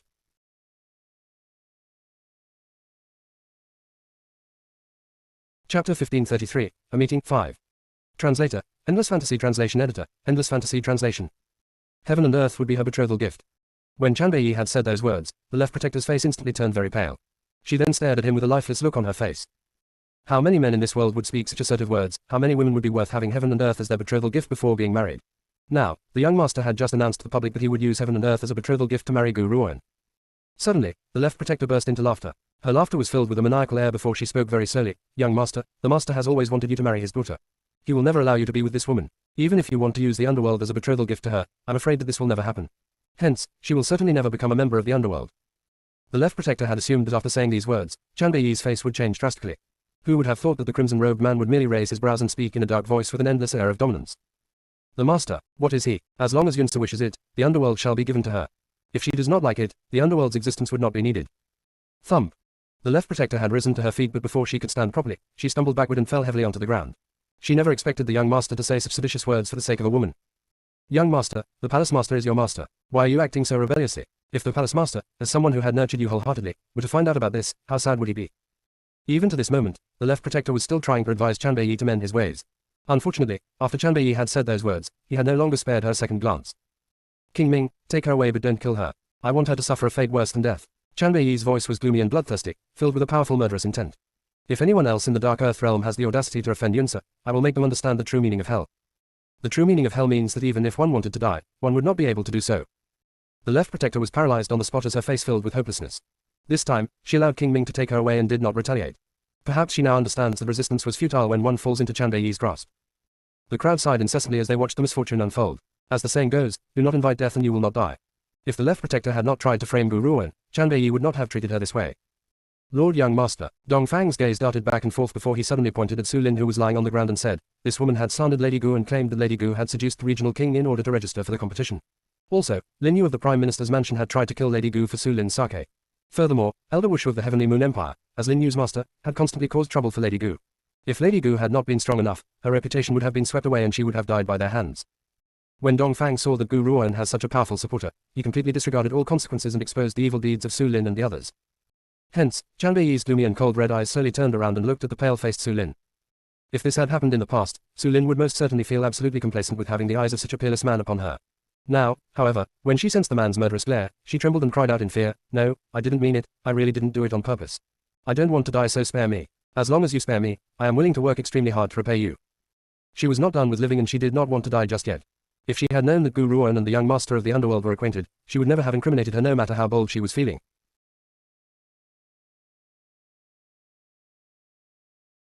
Chapter 1534, The Dust Settles, 1. Translator, Endless Fantasy Translation Editor, Endless Fantasy Translation.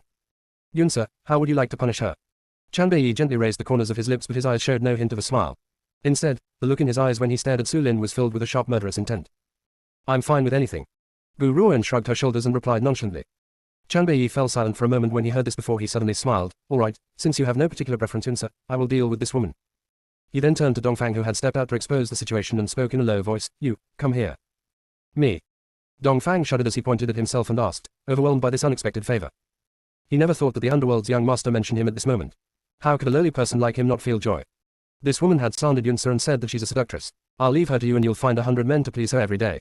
If men will not do, find spiritual beasts. Furthermore, I will send members of the underworld to ensure your safety. No one will be able to save her. Anyone who tries to save her will become the underworld's enemy. Be it to the ends of the earth, I, Chanbei, will not rest until the underworld's enemies are dead. Once these words had been spoken, the regional king's expression turned an ugly shade. If Chanbei had only planned to kill Su Lin, he would not be so enraged even though his heart would ache. Yet, this man was humiliating his daughter in that way. It was simply a slap in his face. However, the regional king has had a long life, so, naturally, he understood that if he were to make an enemy of Chanbei now, things would not end well. Therefore, he forced his anger down as his eyes filled with hatred. Gu Ruan, Chanbei, I'll let you stay alive for a little while longer. When that lord breaks free of that seal, doom will be upon you. He clenched his fists tightly as the hatred in his heart deepened. In contrast to the regional king's embarrassment, Dongfang immediately felt excited when he heard Chanbei's declaration. His voice filled with reverence as he answered, yes, young master. He then smiled sinisterly at Su Lin. His high-spirited features filled with complacency as his eyes filled with provocation while he spoke. Su Lin, you probably never thought that this day would come when you attacked Gu Ruan, right? Haha, regardless of the regional king's mansion's great power, you are no match for the underworld. Now that I have the underworld's support, I'm not afraid of you. Honestly speaking, Dongfang was now rejoicing. Even though he had also looked down at Gu Ruan in the beginning, he had awoken to the truth in the end. Otherwise, he too would be sharing Su Lin's fate. Who are the other two that you've mentioned? Chanbei remembered the last part of Dongfang's announcement and frowned. Who amongst you is Elder Wushu and Lin Yu? Show yourselves. An elderly figure was trying to sneak out from the crowd when Chanbei's words suddenly rang out. The old man's body trembled, but his thirst for survival drove him to make his way out of the crowd. That's him. That sneaky old man is Elder Wushu. As for Lin Yu, he's still recuperating from his injuries in the Prime Minister's mansion and is absent. Dongfang's voice had rung aloud behind the old man. It was also at this moment that the crowd immediately parted around him, exposing the old man's figure in the rear garden. Elder Wushu turned around tremblingly. His elderly figure shook non-stop and he no longer displayed his previously haughty demeanor.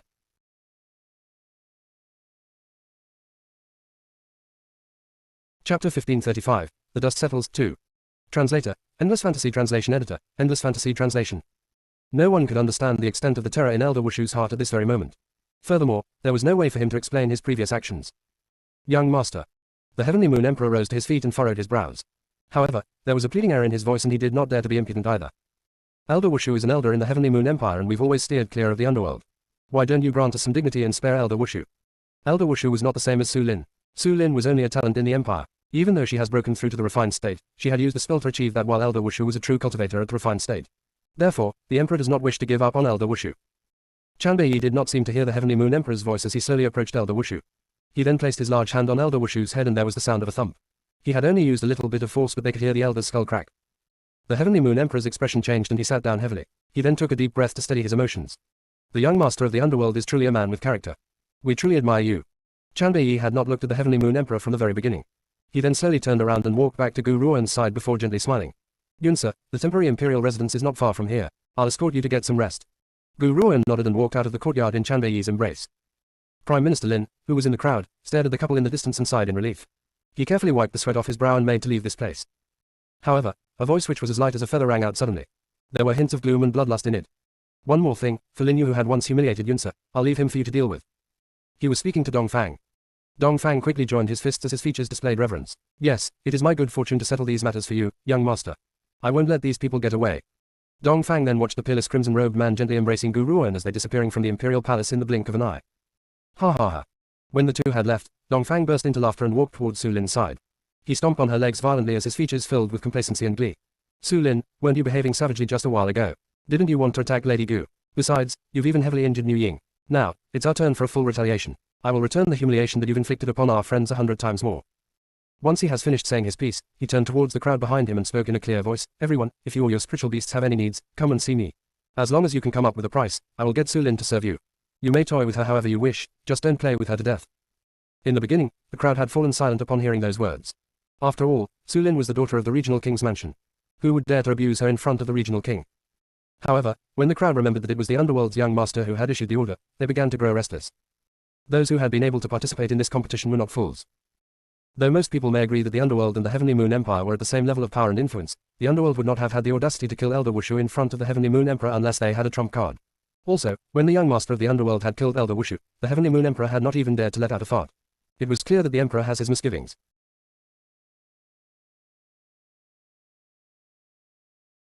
Chapter 1536, The Dust Settles, 3. Translator, Endless Fantasy Translation Editor, Endless Fantasy Translation. As they were thinking about this, someone in the crowd cried out, "Sir Dongfang, may I ask how much do Su Lin's services cost?" Regardless of everything, Su Lin was once considered as the top beauty in the Heavenly Moon Empire. Even though she was a busty but airheaded idiot, there were many who wished to have a taste of her. Now that there was such a good opportunity at hand, why would they give it up so easily? Dongfang fell into a deep silence before he replied, 100 gold pieces each time. No, no, no. The price of 100 gold pieces is too expensive. Su Lin can't be sold for such a good price. If it's too expensive, no one would want her. How about this, 1 gold piece for each time and it's first come, first serve. It doesn't matter whether it's you, your spiritual beast or the cat, dog, mouse, or ant in your home who has the need, you can come to see me for her services. Everyone is welcome. Su Lin nearly spat out a mouthful of blood in anger. Her face turned red as she glared fixedly at Dongfang. She glared at him as if she wanted to tear him into a million pieces. Did this fellow just proclaim that I'm only worth 1 gold piece? In the Dark Earth realm, even a steamed bun is worth more than 1 gold piece. He has actually humiliated me in this manner. Besides, he even said that he wouldn't even refuse a cat, dog, mouse, or an ant. I'm the daughter of the regional king, you can't treat me this way. If you abuse me, my father will kill you all. Su Lin cried out until her voice had gone hoarse. There was utter humiliation in her features and she clenched her fists tightly while her bosom filled with an uncontrollable hatred. Ha ha, Su Lin, your father isn't going to save you. You've offended the underworld's young master, there's no way for your father to save you now. Dongfang burst into laughter as he stared at the struggling Su Lin with disdain. Mu Ying, your time for revenge has arrived. Let's drag Su Lin away now and use her to do business from now on. This is the duty given to us by the young master. Mu Ying nodded when he heard Dongfang's words. He then sent Kang Shaoji, who was standing next to him, a knowing look before stepping forward to apprehend Su Lin. Both of them were of no match for Su Lin in the past. Now, however, Su Lin was heavily injured and does not even have the energy to stand up. What more fight back? No, stop that right now. Father, save me, I don't want to go with them. Su Lin screamed anxiously when she saw she was about to fall into their hands. She stared at the regional king who was standing next to the Heavenly Moon Emperor as her eyes begged him to save her.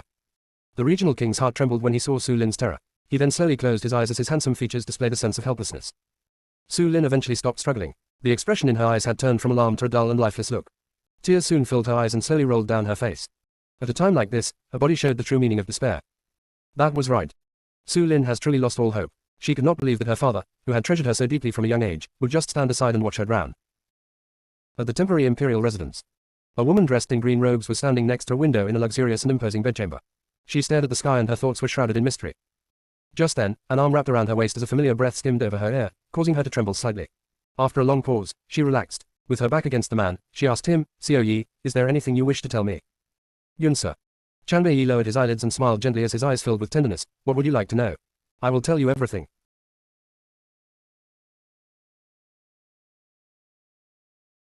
Chapter 1537, The Dust Settles, 4. Translator, Endless Fantasy Translation Editor. Endless Fantasy Translation. Gu Ruoan gently pursed her lips as she slowly turned around to gaze upon the man's peerless features. Her eyes no longer carried her previously chilly air and were showing an indescribable feeling. "I would like to know how your life was after you had arrived in the Dark Earth realm. Furthermore, what's the story behind the three-headed hell dragon? According to my big brother, it mentioned that you have many enemies in the Dark Earth realm. If that was the case, how had you received the position of the Underworld's young master?" Chanbei Yi smiled. "Yun sir, this matter is very simple. The Underworld was an organization which I had created over 10,000 years ago. Because of my departure, the Underworld has merely changed masters. However, there are a few old fellows who have lived for 10,000 years in the Underworld. These old fellows had once been my subordinates but they're now reaching the end of the days. To prevent the other organizations from finding out about this, they had used the excuse of closed-door cultivation to hide away. Not even the Underworld's master is aware that their time was up. He believes that they will still protect the Underworld as they had done in the past." Gu Ruoan was shaken. Never in her wildest imagination would she have guessed that Chanbei Yi was the creator of the Underworld. The three-headed hell dragon was right and I do have many enemies in the Underworld. When some of them had received news of my arrival, they had indeed tried to cause great trouble for me. Hence, those old fellows did not expose my true identity. Not even the Underworld's master is aware that I'm the creator of the Underworld. He only allowed me to have the title of young master and permitted me to enter the Underworld. Xiao Yi, I don't think it would be too difficult to discover your true identity. Gu Ruoan looked at Chanbei Yi as she said, "Your silver hair is a distinctive feature. Even if you were to hide your true identity, they could determine who you are based on the color of your hair." Hearing this, Chanbei Yi laughed in a solemn manner. He then pulled Gu Ruoan into his arms and rubbed his chin against her head. "Yun sir, 10,000 years ago, very few people had been able to see my true face. The number of people who know of my distinctive features is very little as well. There's no need for you to worry about this. The three-headed hell dragon had initially allowed me to enter the Dark Earth realm with the intention of getting the others to help him deal with me. Who would have thought that I would profit from this disaster and enter the Underworld once again?" Where had the three-headed hell dragon come from? Gu Ruoan furrowed her brows as she asked. Upon hearing these words, Chanbei Yi fell silent for a few seconds before he smiled. However, that smile does not carry any warmth and was instead filled with an eerie, gloomy air. He had once been my subordinate. Later, he had betrayed me. Gu Ruoan did not say a word when she sensed the cold and gloomy air from Chanbei Yi. She then stretched out her arms and embraced him tightly. "There's one more thing. Xiao Yi, Duo Yu had mentioned the master of the Underworld's daughter. What's that all about?" Gu Ruan seemed to have remembered something and questioned him as she raised her brows. Chanbei's body stiffened all of a sudden and he eyed Gu Ruan cautiously. During my absence over the last 10,000 years, those old fellows had selected a new master for the underworld. I, on the other hand, was selected by those old fellows to become the next master. Hence, the current master of the underworld wants to marry his daughter after me. Yunsa, I can swear to you that ever since I've entered the underworld, I've only spoken 2 words to the master of the underworld's daughter. I've never had any unnecessary conversations with her. Are you angry? Gu Ruan gently released herself from Chanbei's embrace and asked with a forced smile, oh. What 2 words did you say to her?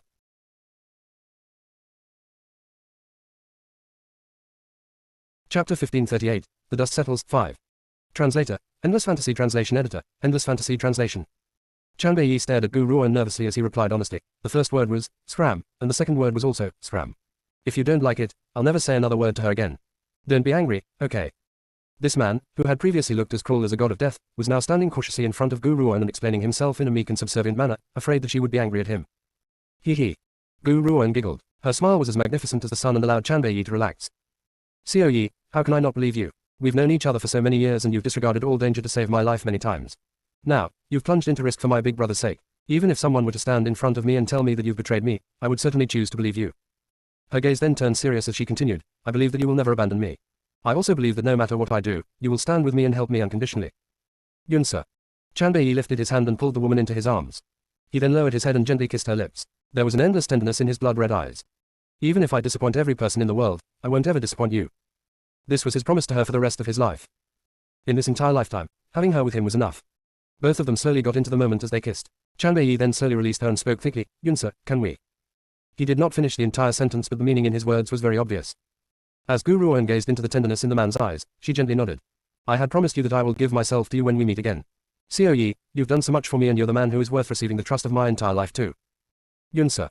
Upon receiving the woman's permission, Chanbei pulled her close into his arms once again. He then gently swept the woman off her feet beneath the gentle breeze and walked towards the large bed. The scarlet bed curtain fluttered gently on the bed, festive and brightly colored. The curtains sheltered the man and woman on the bed until only 2 pairs of legs which could make one's imagination run wild could be seen. 1. The next day. At first light, Gu Ruan was aching incessantly from head to toe once she had woken up. She rubbed her neck too and turned around to find a pair of red eyes filled with tenderness. Are you up? 3. Chanbei smiled gently and lifted his arm to pull the woman into his embrace. Yunsa, once we leave the Dark Earth realm, let's get married. 4. All right. All right. Gu Ruan thought for a moment before 5 nodding in agreement. Now that they have found her parents and her family has been reunited, it was time for her to marry Xiao Yi. After all, she has already promised him. Yunsa, I've mentioned this before. If I want to marry you, I will give you the heavens and earth as a betrothal gift. The underworld is also my betrothal gift to you. Let's return to the underworld first, I have some business to complete. Gu Ruan gently nodded, I'll go with you. Since Chanbei has announced that he would gift the underworld to her, she would not refuse it. She has never needed any ceremony when it comes to him. Oh, right. Suddenly, Gu Ruan seemed to have remembered something and frowned. Where has that evildoer, Zhao Shangchen, gone to? It's like he had disappeared without any rhyme or reason. The regional king is strange too. I can't shake this feeling that he's not as simple as he seems. It's like he's holding some sort of secret.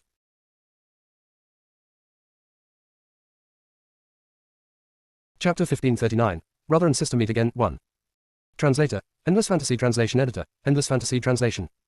Don't worry, Yunsa, I will uncover the regional king's secrets. Chanbei pulled Gu Ruan into his arms and lowered his eyelids as he smiled gently. It's still early, how about we continue expressing our tender affections? 1. Chanbei did not wait for Gu Ruan to reply and kissed her on the lips before he ruthlessly too pushed her down. Heavenly Moon Empire. The Heavenly Moon Emperor was frowning in deep thought in the dazzling imperial palace while his cold and grim eyes flashed with a stern light. After a long pause, a voice rang out from outside the door, reporting to your Imperial Majesty, the regional king requests an audience. The Heavenly Moon Emperor relaxed his brows upon hearing the report and replied indifferently, let him in. After he had spoken, a middle-aged man in embroidered robes entered the main hall. As the man approached the Heavenly Moon Emperor, he joined his fists respectfully and said, reporting to your Imperial Majesty, the purpose of my visit is because I have some matters to discuss with you. I ask that you dismiss your attendants. The Heavenly Moon Emperor's eyes carried a cold and stern air as he waved his hand and ordered, all of you, leave. As your Imperial Majesty commands. The palace maids and eunuchs, who had been standing in the main hall, all withdrew. Now, only the Heavenly Moon Emperor and the regional king were left in the large palace. Regional king, now that there's no one else here, you may speak freely. The Heavenly Moon Emperor looked at the regional king as he spoke in a cold and indifferent voice. Your Imperial Majesty. The regional king smiled. His smile carried treachery and cruelty as he asked very slowly, are you truly resigned to being bullied by the underworld in this manner? The young master of the underworld had killed Elder Wusha right in front of you. He had completely disregarded the Heavenly Moon Empire's dignity. Are you really going to suffer in silence? The Heavenly Moon Emperor's expression stiffened. His tone filled with scorn as he replied, Regional King, what do you mean by this? You want us to attack and deal with the young master? Your Imperial Majesty, the underworld may be great but the young master had not been escorted by very many people. The Heavenly Moon Empire, on the other hand, has countless powerful cultivators. Even if he's that powerful, he cannot possibly be able to defeat all our powerful cultivators. The regional king took a deep breath and a somber light flashed in his eyes. If we secretly have him assassinated, the underworld wouldn't find out anyway. That way, the Heavenly Moon Empire won't be dragged down either. I know that you, your Imperial Majesty, had tolerated this in the beginning not because you feared the young master, but because you had feared the power of the underworld. You were terrified that if you killed the young master of the underworld, it would bring a catastrophe upon the Heavenly Moon Empire. Guruan would not be spared. He must also get the ancient divine pagoda. However, if he allows Guruan and Chanbei to return to the underworld, he would lose that opportunity. By then, he would certainly suffer a cruel death for failing the task his lord had entrusted to him. Besides, that SLT Guruan had the audacity to humiliate Linsa. Now, each time he remembers the suffering Linsa has to endure, he would feel the urge to tear Guruan into a million pieces. The Heavenly Moon Emperor laughed icily. He then turned towards the regional king's twisted face and calmly replied, "That's correct, the underworld's young master had indeed murdered Elder Wushu, and caused us to lose face. However, it's simply not worth the trouble to be in conflict with the underworld because of this. Regional king, there's no need for you to say anything more. We do not wish to make an enemy of the underworld." The regional king's eyes flickered as he smiled. "What if I told you that Guruan holds the legendary ancient divine pagoda? Anyone who holds the ancient divine pagoda is only one step away from the full circle state. Do you not wish to have this opportunity, your Imperial Majesty?"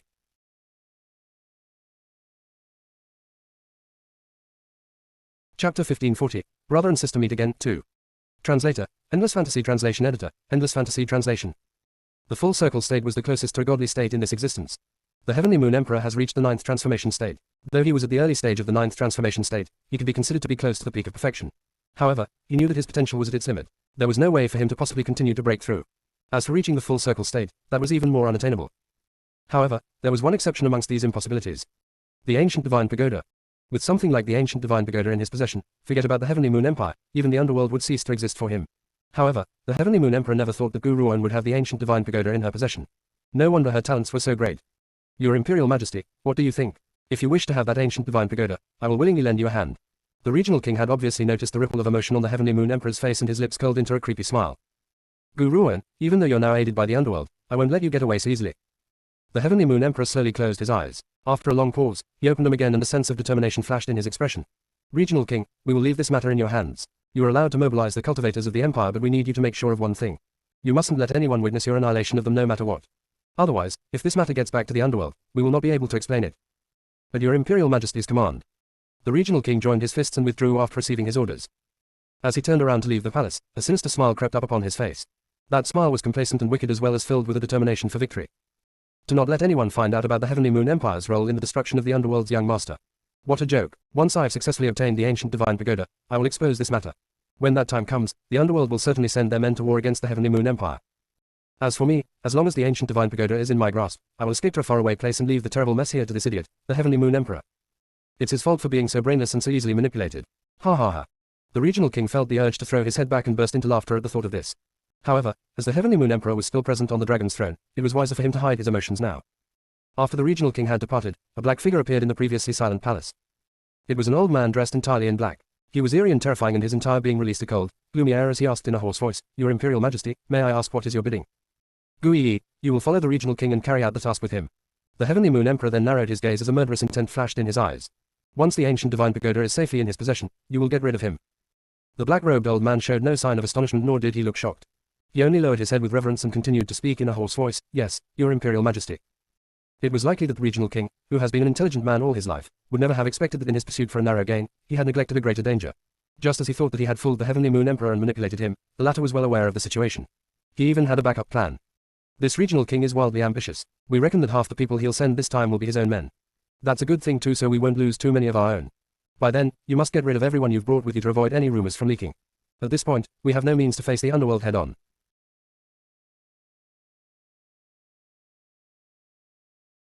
Chapter 1541, Brother and Sister Meet Again, 3.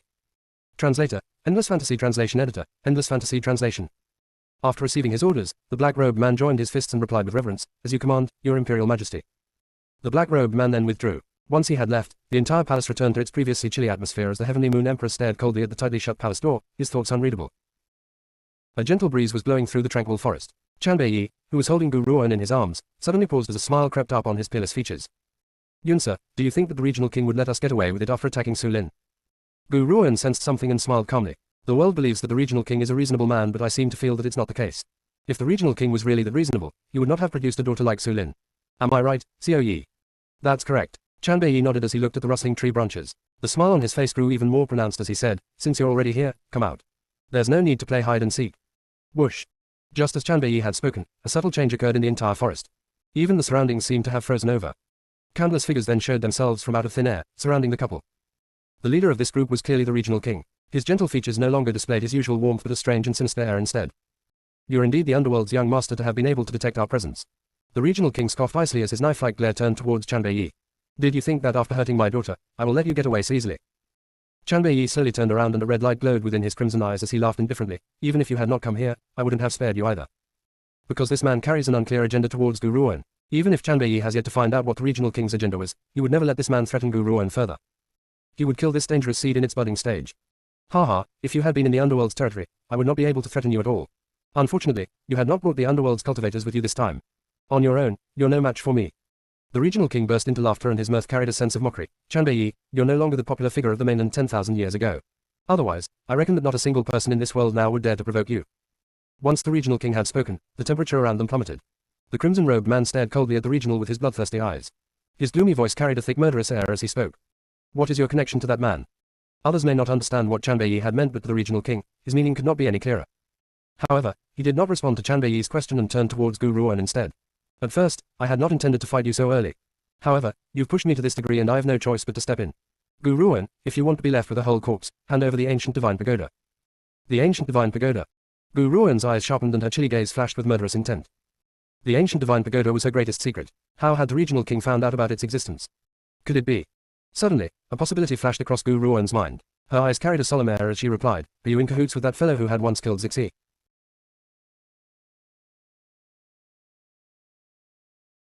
Chapter 1542, Brother and Sister Meet Again, 4. Translator, Endless Fantasy Translation Editor, Endless Fantasy Translation. That year, Zixi was killed by a man who had addressed himself as this Holy One, when he had tried to save her. It was a good thing that Zixi could be reborn in flames and had returned to her side since. He was the only one who knows that the ancient divine pagoda was in her possession. If the regional king was aware of the ancient divine pagoda's existence, that explains his previous attitude towards her. He had wanted to invite her into the regional king's mansion because of the ancient divine pagoda. However, there was something else that Gu Ruan does not understand. She stared at the man who was standing in midair and asked, "Zhao Shangchen had once told me that his master was acquainted with you. I really want to know how you are related to his master." Hearing this, the regional king laughed icily and replied with disdain, "Your status does not grant you the right to know about this. Men, kill them. As long as Gu Ruan dies, I'll have a way to obtain the ancient divine pagoda." Whoosh. At that moment, the men behind the regional king drew their weapons and charged towards Gu Ruan immediately. Slam. However, before one of the first attackers could react, a leg had been violently lodged his chest. A chunk of flesh was gouged from his chest and though he did not bleed, the cultivator fell immediately with a heavy thump. "Yunsa, leave these people to me." Chanbei was holding Gu Ruan's waist tightly as he spoke in a deep voice, "I won't let any harm come to you." A hand landed gently on his wrist. He shivered and turned around to face a pair of smiling eyes. "Xiao Yi, I've told you that I do not want to be the woman behind you. I want to fight next to you and not rely on you for everything." The woman's eyes were calm and sober. Her voice was filled with determination, touching his heart with great ease. He laughed solemnly in spite of himself. "All right, I'll leave these people to you. As for the regional king, let me deal with him, all right." Gu Ruan nodded. She knew herself well and the regional king was a cultivator at the late stage of the refined state. She would be unable to fight him at all. Even though she does not wish to become the woman behind Chanbei, she would not try to show off her merits after knowing that she was no match for her opponent. That kind of attitude would not be considered bravery but stupidity. "Yunsa, let's have a race and see who defeats our enemies first." Chanbei laughed. "If I defeat the regional king first, you'll let me kiss you. If you finish first, I will. I will be forced to let you dominate me once won. All right." Gu Ruan rolled her eyes at him and said, "Why do I get the feeling that if I win this round, I'd still be at a loss?" "How is that the case?" Chanbei inched himself towards Gu Ruan's ear as he disregarded everyone else around them. His voice was rather intoxicating as he whispered, "I had bullied you last night so don't you want to ruin me too? If you win, I'll let you ravage me too." The man's breath brushed against her earlobe. Coupled with the insinuation in those words, it caused Gu Ruan to narrow her eyes as a light flashed across her chilly gaze. "Will you keep your word?" "Of course," Chanbei chuckled. "Furthermore, I'll even give you a half an incense-free head start." "All right." Gu Ruan laughed indifferently. "Let's have a race to see who defeats his or her opponent first." Do not judge the situation simply because Gu Ruan's opponents were larger in number. Most of her opponents were at the early stage of the refined state while some were even at the mid-stage of the refined state. However, they still could not be compared to the regional king who was at the late stage of the refined state.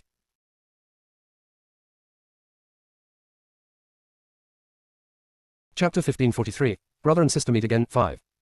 Translator, Endless Fantasy Translation Editor, Endless Fantasy Translation.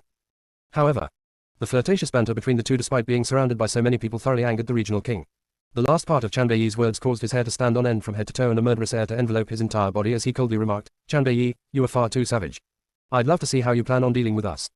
The regional king then laughed icily before his body charged violently like a strong hurricane towards the silver-haired man in crimson robes who was standing on the ground. Slam! A raging tornado rose and dust flew into the air. Powerful energy erupted from the pair. Trees were uprooted from the forest and sucked into the tornado.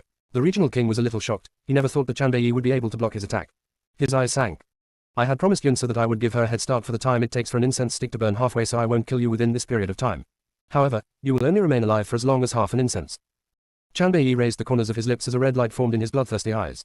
He had spoken as if the regional king was of no great importance to him. HMPH.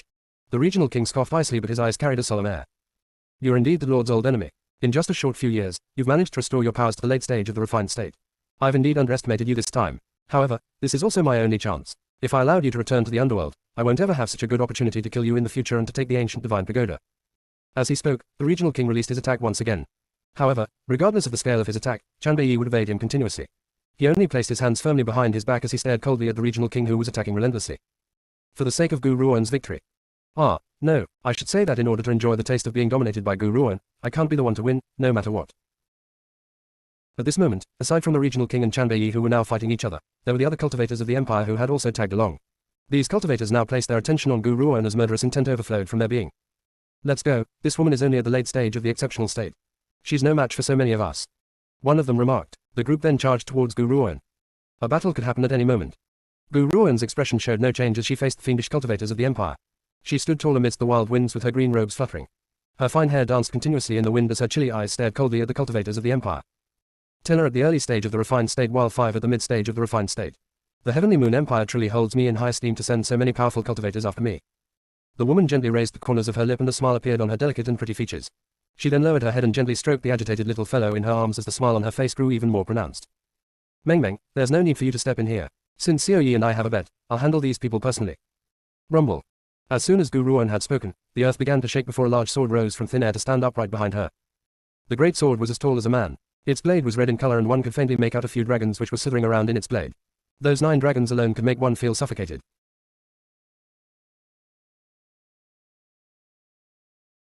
Chapter 1544, Brother and Sister Meet Again, 6. Translator, Endless Fantasy Translation Editor, Endless Fantasy Translation.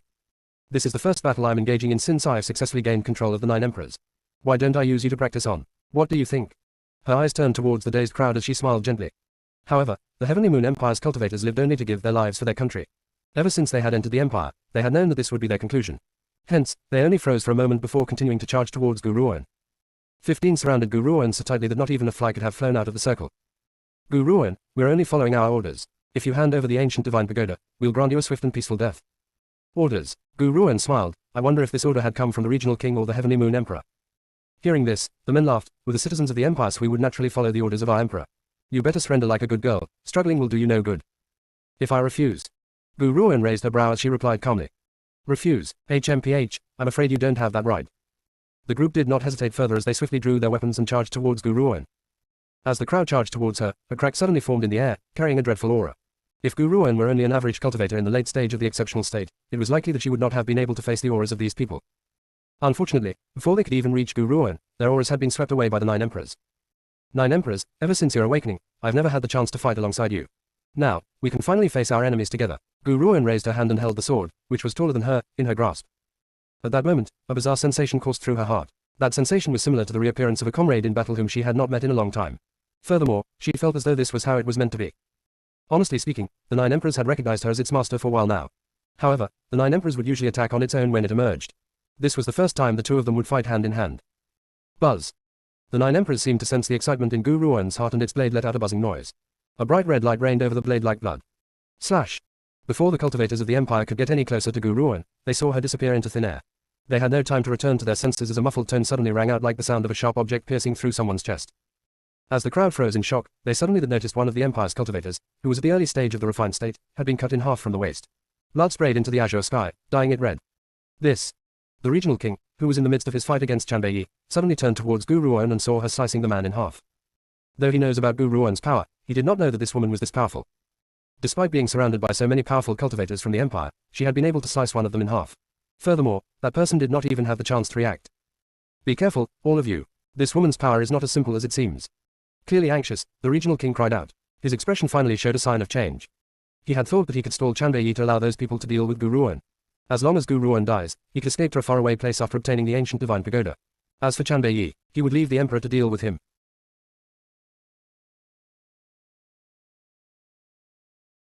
Chapter 1545. Brother and Sister Meet Again, 7. Translator, Endless Fantasy Translation Editor, Endless Fantasy Translation. However, he never expected Gu Ruan's power to be this great.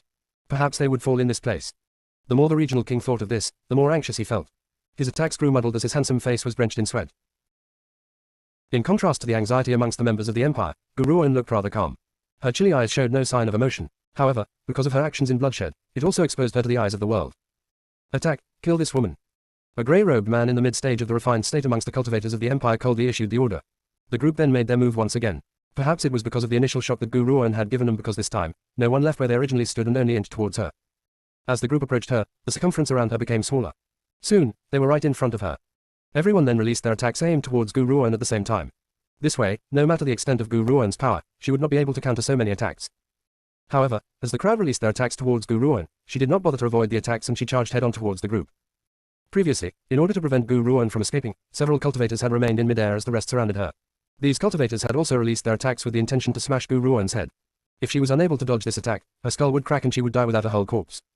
However, what they never expected was that this green-robed woman would charge directly towards them. 9 Emperors, attack. Boom. Just as Gu Ruan had issued the order, a ray of red light flashed all of a sudden, followed by a dragon's roar. Her attack suddenly landed upon the group, and before they could react, their bodies had been flung out of the way before thudding heavily on the ground. Due to Gu Ruan's sudden escape, the group surrounding her were unable to stop their attacks in time and hit their own comrades instead. This was followed by a sensationally loud noise as members of the group were sent flying out of the way. They hit the ground and began to spit out blood continuously. They've only been struck out of the way. Gu Ruan looked at the group that she had sent flying out of the way. She shook her head and sighed. Looks like my power is still not strong enough. If I had been stronger, they would not have been simply flung out of the way. They would have been killed instantly. Before the group could crawl to their feet, they overheard the woman's mutterings. It made them so angry that they nearly spat out a mouthful of blood and died. Come on, those people she had just smashed away were at the mid-stage of the refined state. As a cultivator in the late stage of the exceptional state, not only was she not afraid when faced with so many refined state cultivators, she had even managed to swat the refined state cultivators away after being surrounded. However, she was still unsatisfied. That exasperated look on her face gave them the urge to charge towards her and flatten her. Roar. A dragon roared from the 9 emperors and turned the legs of the empire's cultivators, who was just about to rise to their feet, into mush. They nearly crumbled back onto the ground. Little girl, you are indeed not powerful enough, so you can't completely harness the 9 emperors' true power. Just then, an elderly voice rang out from the 9 emperors' blade. Previously, the 9 emperors had been in a deep slumber. Even if it had fought for you a few times, it has never been fully awakened. Despite that, the 9 emperors still holds great power at that time. That was the 9 emperors' own power. Now that it has fully awakened, its power will fluctuate according to your own.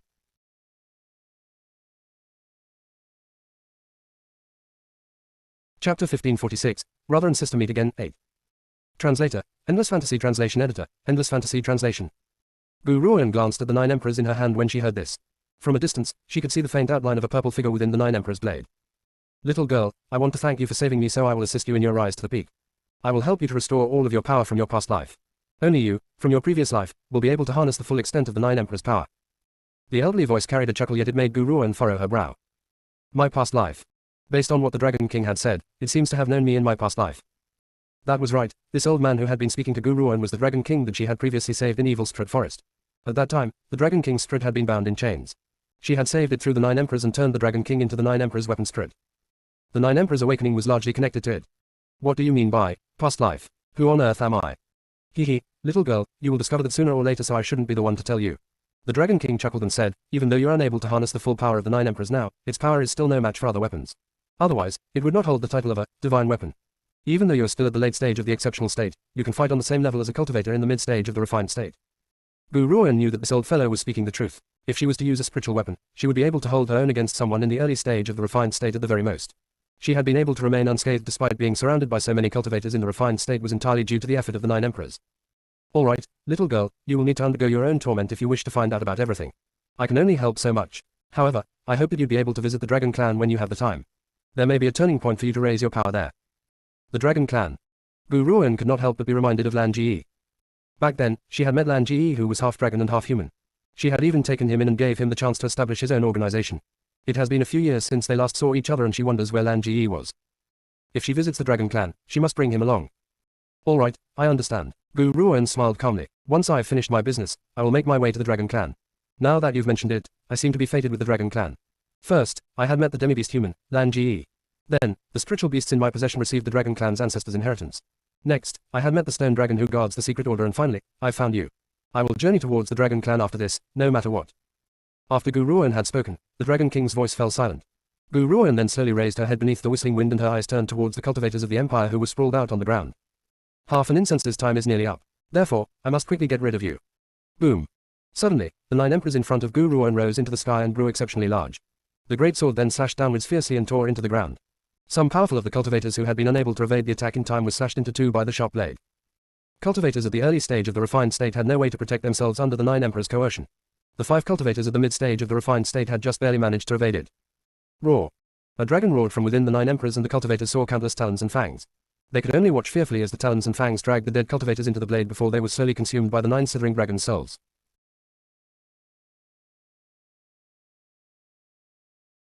Chapter 1547, Brother and Sister Meet Again, 9.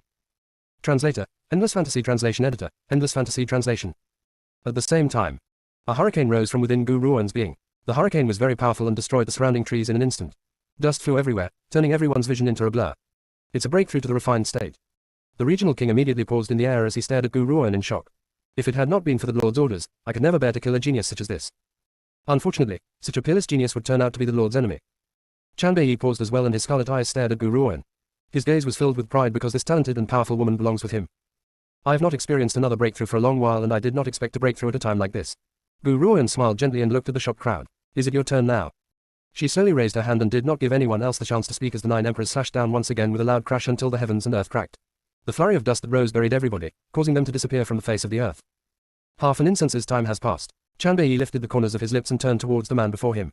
I had mentioned that I would only allow you to live for half an incense's time. The regional king was staring dazedly at Gu Ruan's direction and did not hear a word Chanbei had said. When he finally reacted, it was too late. The man's hand had landed on his head. You, aren't you at the late stage of the refined state? The regional king had only managed to utter this question before he died. Unfortunately, his skull exploded like a watermelon soon after with a loud crack and blood spilled all over the ground. Chanbei did not look at the regional king anymore as he slowly turned around. However, when he turned his gaze towards Gu Ruan, his blood-red eyes instantly narrowed as he quickly cried out, Yun-sir, watch out. Sadly, it was too late. Chanbei had just spoken when a black shadow appeared behind Gu Ruan. The man's hands, which were like the talons of an eagle, immediately clasped tightly around her neck. Their new adversary was an old man dressed in black robes whose entire figure was shrouded in darkness. Dark and creepy, he was very terrifying and caused Gu Ruan to heighten her vigilance. She had not sensed the man's presence so one could imagine the old man's power. Hand over the ancient divine pagoda. The old man's voice was gloomy as he spoke coldly. If you hurt a single hair on her head, I will give you a taste of hell. Chanbei's voice was filled with powerful murderous intent as his entire body was enveloped in a gloomy aura. There was an unprecedented look of rage in his bloodthirsty red eyes. In contrast with Chanbei's anger, Gu Ruan had remained calm. She smiled coolly as she asked, which master do you serve? Is it the regional king or the emperor? No, you can't be the regional king's man or you would have tried to save him. The black-robed man scoffed icily, his voice filled with arrogance and disdain as he replied, neither of them is fit to deserve my loyalty. My true master is another. It was likely that the Heavenly Moon Emperor was unaware that the regional king was not the only one who harbors wild ambitions. Even this black-robed old man that the emperor had trusted explicitly was not loyal to him at all. I'm guessing that you and the regional king both serve the same master. Am I correct? Gu Ruan smiled calmly. The only thing is, I'm curious. What had you used to conceal your aura? I couldn't even detect your presence at all. The black-robed man scoffed icily. I only want the ancient divine pagoda. You're not fit to possess any knowledge on anything else. Chanbei saw that the black-robed old man had placed all his attention on Gu Ruan and quietly raised his hand as a red light flickered in his eyes. However, just as he was about to attack, a sword-like black figure shot out from behind him and crashed into the black-robed old man.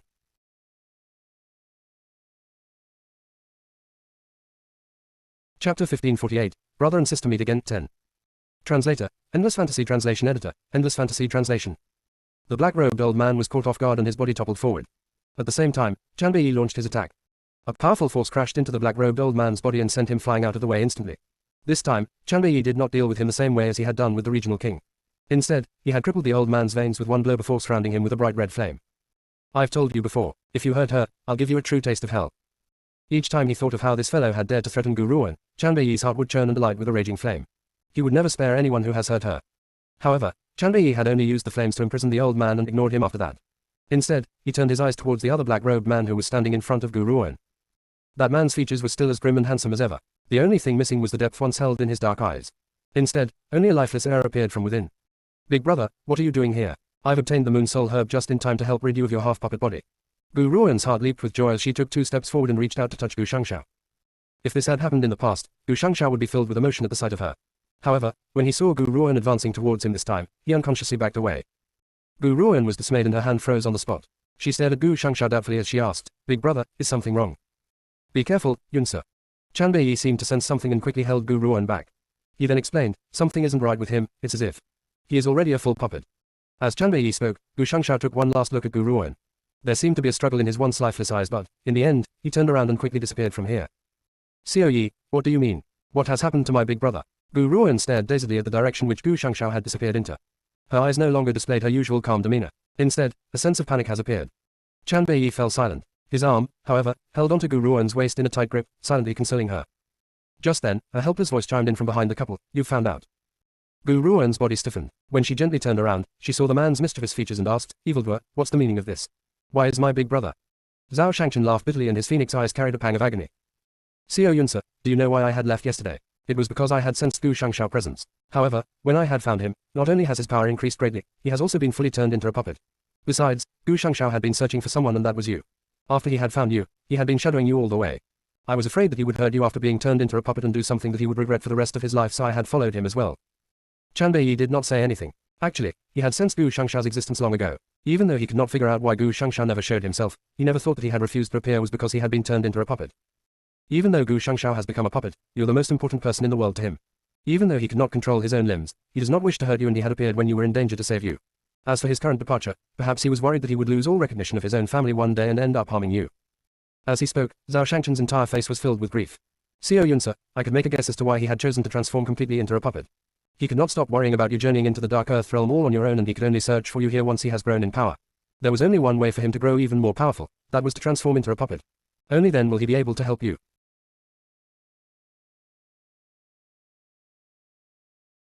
Chapter 1549, Brother and Sister Meet Again, 11. Translator, Endless Fantasy Translation Editor, Endless Fantasy Translation. Zhao Shangchen's words made Gu Ruoan's heart throb in pain. She never expected Gu Shangshao to have made such a choice after her departure. What should I do? How can I save him? Zhao Shangchen shook his head. If he were only a half puppet, the Moon Soul Herb could have resolved this. However, based on his current situation, even the Moon Soul Herb is useless. At that moment, Gu Ruoan's heart sank into an all-time low. Her body gradually tensed up as well. Chan Bei Yi seemed to sense the pain in her heart and tightened his grip on her hand. "Actually, if you wish to save him, it's not like there isn't a way." "Xiao Yi, do you have a way?" Hearing Chan Bei Yi's words, Gu Ruoan's heart froze as she quickly raised her head to look at him. Zhao Shangchen also turned his head towards the silver-haired man in crimson robes. His phoenix eyes filled with excitement. "Yunsa, you're a pill master so only you can accomplish this." Chan Bei Yi looked at Gu Ruoan and sighed. "I've once heard of a certain type of pill known as the Celestial Puppet Pill. It is said that if someone was accidentally transformed into a puppet, this pill can help to free them from their shackles. However, it's unfortunate that refining the Celestial Puppet Pill is particularly difficult." "Xiao Yi, what are the ingredients? I must save him, no matter what." A sense of determination appeared in Gu Ruoan's eyes. Her older brother has transformed into a puppet for her sake. She could never give up even if there was only one small sliver of hope. "You already have one of the ingredients for the pill, the Heavenly Soul Herb.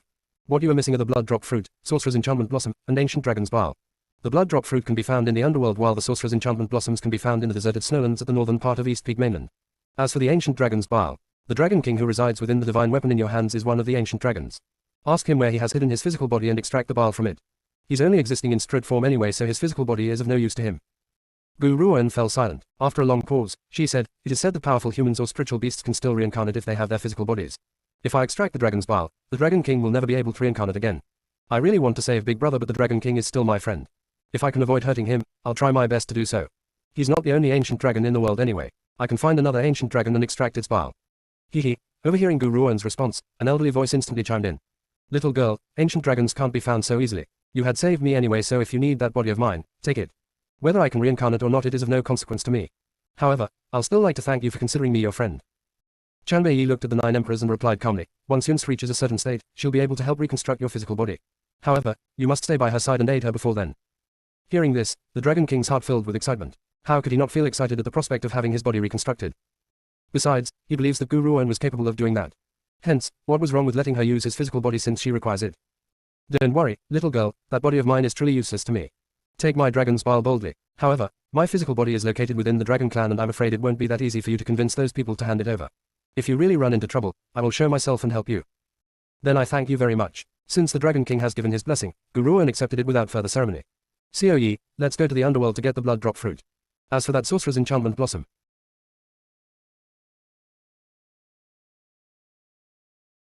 Chapter 1550. Brother and Sister Meet Again, 12. Translator, Endless Fantasy Translation Editor, Endless Fantasy Translation. I will retrieve the sorcerer's enchantment blossom. Before Gu Ruan could finish her sentence, Zhao Shangchen chimed in and said, I'll leave the blood drop fruit and the ancient dragon's bile to you. It's more convenient for you to retrieve those two items while I search for the sorcerer's enchantment blossom. It's also faster this way to prevent the Wen family from controlling Shangsha completely. All right, Gu Ruan nodded. By the way, evildoer, how do you plan on leaving this place? Last night, Chanbei had told her that there were many paths into the Dark Earth realm, but in order to leave, everyone must pass through the area guarded by the three-headed Hell Dragon. Hence, she could not think of how Zhao Shangchen was going to leave. Hearing this, Zhao Shangchen smiled and replied, Don't worry. Since I can make my way into this place, I can also find a way to leave. Seeing that the other party was not willing to explain himself, Gu Ruan did not pursue any further. She only sighed and said, Evildoer, watch your back. Let's meet up on the East Peak mainland. Take care. Zhao Shangchen joined his fists as a farewell. After that, the peach blossom figure hurriedly made his way into a far-off distance, vanishing before the very eyes in an instant.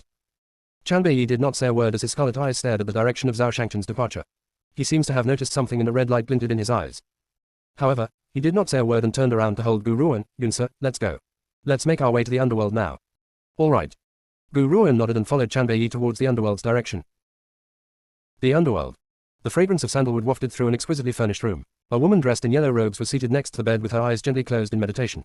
Her outstandingly refined features carry a peaceful and auspicious air as it merged with the white incense's smoke which filled the chamber. Young lady, Lindong is here to send a report. A voice rang out from outside the door. The yellow-robed woman slowly opened her eyes when she heard that voice and replied, Enter. Yes, young lady. The room's door was pushed open and a man dressed in the underworld protector's uniform walked in. He half knelt on the ground and reported with reverence, reporting to the young lady. Based on my thorough investigation, the young master had left the underworld to look for one person. One person. The yellow-robed woman's eyes landed upon the underworld protector as she asked, Do you know who he was searching for? Replying to the young lady, I've heard whispers that the young master had made his way to the Heavenly Moon Empire not only to meet a girl, he had also addressed her as the young madam of the underworld, his wife. Furthermore, he had punished the left protector and her group for the sake of that woman. They will have to face the most severe form of punishment in the underworld. The yellow-robed woman listened quietly to her subordinate's report. After a long pause, she replied indifferently, All right, I understand. You may leave. Yes, young lady. Upon saying his piece, the underworld protector retreated. After the protector had left, a figure appeared out of thin air in the once silent room. It was an old woman with a face full of wrinkles. Her crumpled features carried a sense of anger as she spoke, Master, are you going to allow the young master to search for another woman just like that? If I was in this position, I would never tolerate my man going after other women. The yellow-robed woman looked at the old woman and replied with a calm look on her face, You should know that Chanbei does not like me. I had followed father's order to approach him, yet he does not care for me. I've only seen him twice and he had asked me to get lost both times. Besides, I had sensed that his body would emit a murderous intent each time he chased me away.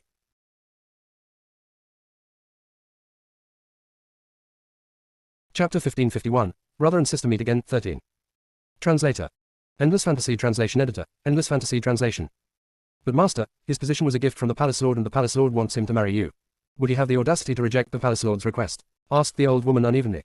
The yellow-robed woman laughed bitterly before shaking her head and sighing, It's true that father wishes for me to marry him because only then will I be able to become the next palace lady.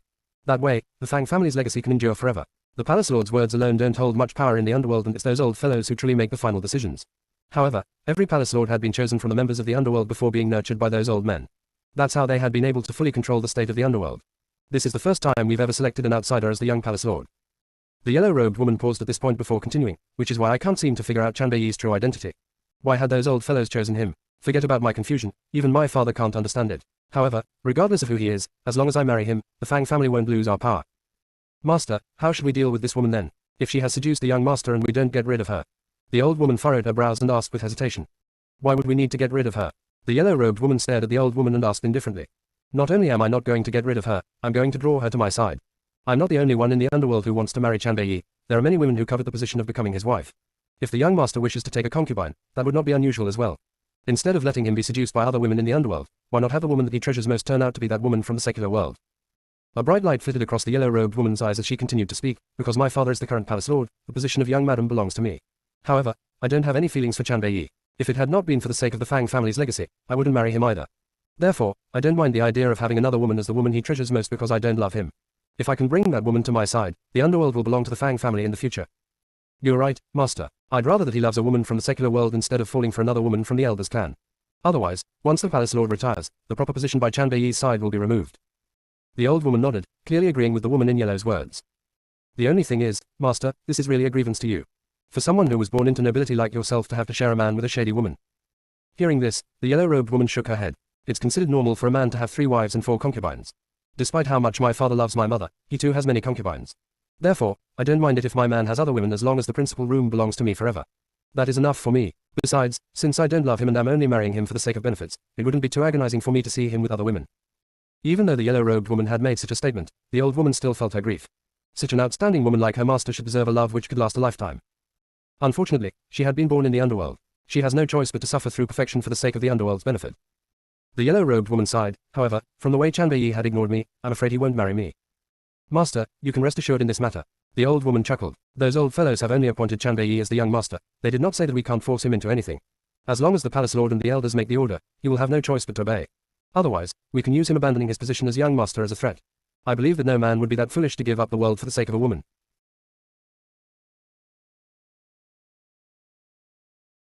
Chapter 1552, Brother and Sister Meet Again, 14. Translator, Endless Fantasy Translation Editor, Endless Fantasy Translation. It would be good if that's the case. The yellow-robed woman laughed bitterly. She does not know why, but she was feeling somewhat uneasy. A man of Chanbei's character was not so easily controlled. Master, I can guarantee that Chanbei would not have the audacity to defy the palace lord's orders. However, if he truly no longer desires to be the young master, this threat would become ineffective against him. Men prioritize the heavens and earth. There isn't a single man who would blindly reject such a great privilege for the sake of his love. The old woman had spoken as if she was making a solemn vow. After all, the underworld has always kept to their word. Both the spiritual military college and the Heavenly Moon Empire would still need to give the underworld face. Therefore, she believes that no man would give up on the chance to receive this power. Unfortunately, even to her dying day, this old woman would never discover that the underworld means absolutely nothing to Chanbei. Those old fellows had made Chanbei the young master not because his talents were particularly outstanding but because he was the one who had built the underworld 10,000 years ago. Chanbei could be said to be the true owner of the underworld. Even though he was not as powerful as he was 10,000 years ago, this title would never change. The old woman's skewed mentality had brought forward the day of her death. Chanbei had 2 reasons for returning to the underworld. The first reason was that the underworld was once his own organization, and the second reason was that he wanted to give the underworld to Guru Owen. That was right, the heavens and earth may be of utmost importance to men, and Chanbei wants to conquer the world as well. However, his desire to conquer the world was for only one reason, to use the world as an engagement present for Guru Owen. Therefore, once he obtains the world, he will give it to her as a gift. The yellow-robed woman fell silent when she heard the old woman's words. She then turned her anxious gaze to look at the blue sky outside her window as she spoke. Chanbei has been away for such a long time, he should be back very soon. Once he returns, I will go and meet that woman. I want to find out the type of woman he's fallen in love with. Even though the yellow-robed woman does not like Guru Owen, based on her position and identity, it would be difficult to avoid having some sort of pride. She really wants to find out the type of woman who had obtained the heart of the man who had ignored her.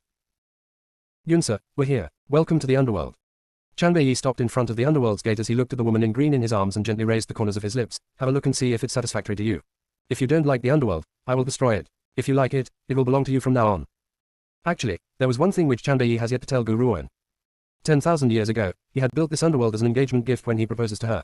Who would have thought that before he could voice his intentions, she had left his side forever due to a misunderstanding. It was a good thing that he finally had the chance to personally hand the underworld over to her in this lifetime. Do you really want to give the underworld to me? Guru Owen raised her brow as she looked at Chanbei with a forced smile. I've heard that your wife-to-be is in this underworld. Suddenly, something caused Guru Owen to bite her lips fiercely. Chanbei had gripped her waist tightly as he retorted in frustration. Yunsa, are you doing this on purpose?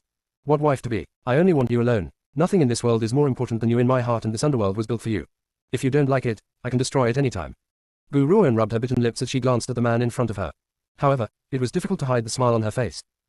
I was only joking with you. Xiao, I've told you that I believe you no matter what happens. Even if you pierce me with a sword, I will believe that the person who did that isn't you. Just as she had spoken, Guru Owen felt Chanbei's body stiffen. She furrowed her brows and looked at him in puzzlement. At that moment, she seemed to remember the scene she had witnessed in that memory. In that memory, a man who looked just like Chanbei had stabbed a woman dressed in white robes through the chest. That white-robed woman was the previous master of the ancient divine pagoda.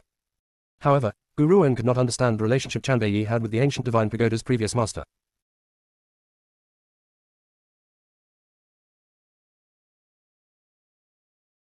Chapter 1553, The Underworld's Restricted Area, 1. Translator, Endless Fantasy Translation Editor, Endless Fantasy Translation. Let's go. Chanbei did not seem to notice the hesitation in Guru Owen's eyes as he held her gently and walked through the gate into the underworld. King Ming, who was waiting respectfully for the couple at the gate, had been there for a very long time. His eyes lit up as he quickly stepped forward and spoke with reverence. Young master, young madam, you've returned. Chanbei nodded in satisfaction upon hearing how King Ming had addressed Guru Owen. King Ming, what's the status of the task that I have given you? Reporting to the young master, I followed your orders and punished the left protector. I will ensure that she suffers a fate worse than death. That's good. A vicious light flashed in Chanbei's eyes. Next, I want you to make some preparations. Yunsa will be staying in the underworld for the time being, so make the necessary arrangements immediately. She will be sleeping in my room. As you command, King Ming replied with reverence. Young master, may I ask how many handmaidens should I allocate to serve the young madam? Chan Bei looked at King Ming stoically. However, his peerless face was just as emotionless as ever. His face would only show a sense of tenderness when he looked at the woman by his side. There's no need. She's my wife and I'll attend to her myself. King Ming's mouth fell open in shock as if he had just heard something unbelievable. Was he hearing things? The young master had said that he wants to attend to the young madam personally. The young master was a man. How could a man serve a woman? Besides, this was the first time King Ming had ever seen such a tender look on the young master's face. Looks like the usually cruel and heartless young master would only show some hint of humanity in front of the young madam. It was not long before news of Chan Bei's return started to circulate throughout the entire underworld, especially since the young master has brought a woman back with him. This fact has certainly caused a few jaws to drop. After all, the young master had never shown any interest towards women since he had entered the underworld. Not a single handmaiden had served him and it had been King Ming's duty to see to his food and living arrangements. Therefore, they could not help but wonder occasionally if this young master was homosexual. Otherwise, how could they explain why he would ignore such a peerless beauty like the eldest lady? However, they did not expect that the rumored homosexual young master would actually bring a woman home. Of course, in contrast to their shock, most of it was jealousy. Regardless of Chan Bei's abilities, just his position as the young master of this underworld was enough to make hordes of women swarm over him. Is this true? Has the young master returned? A woman dressed in yellow robes slowly rose to her feet in a fragrant room as a light flashed in her eyes. Reporting to the lady, the protector of the underworld who had given the report looked at Huang Ying before replying carefully. There's also a young woman who had tagged along with the young master in his return. Besides, the young master has even arranged for that woman to sleep in his chambers. After the young master had made the arrangements, he had then headed the rear mountain to meet the ancestral elders. The ancestral elders were the old fellows who have been operating in the underworld's shadow and the ones who hold true power in the underworld. Huang Ying did not reply. After a long pause, she slowly spoke. I understand, you may leave, but before you do, bring me my dagger. I will pay that young lady a visit. Yes, eldest lady. The underworld protector took his leave upon receiving the order. Very soon, a servant arrived with a tray which contained a dagger and placed it in front of Huang Ying. Huang Ying quietly picked up the blade before leaving the room. Gu Ruoan was sitting cross-legged in the bedchamber as she quietly stabilized her refined state cultivation.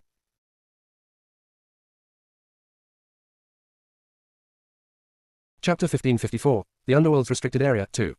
Translator, Endless Fantasy Translation Editor, Endless Fantasy Translation. After a long pause, she opened her eyes and exhaled before exclaiming, the refined and exceptional state are indeed at completely different levels. Both hold vastly different powers. Now that I have finally broken through to the refined state, I'm one step closer to becoming a powerful cultivator. 10 years ago, when she had reincarnated into the West Sprit mainland, becoming a martial honor was considered to be the most powerful existence to her at the time.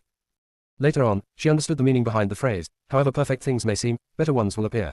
To a truly powerful cultivator, forget about becoming a martial honor, even a martial saint who could shout at the wind and clouds does not count for much. Only when one has reached the refined state could they be considered to have truly begun the journey toward becoming a great cultivator. Just then, footsteps sounded from outside the door. Just as Gu Ruoan was mulling over the identity of her visitor, a luxuriant and lily-white hand pushed the door open. The woman who had walked into the room was dressed in yellow robes. Her light yellow robes gave her an aristocratic air while her fair, jade-like face carried a faint smile. Her figure emitted an aura with the smell of books, giving off neither a superficial nor intense sensation. It was a state which was as tranquil as water. As Gu Ruoan was surveying the woman in yellow, she had also been scrutinizing Gu Ruoan in return. It goes without saying that when Huang Ying had laid eyes upon Gu Ruoan, her gaze flashed with astonishment. The woman before her does not possess a beauty which could send countries into chaos.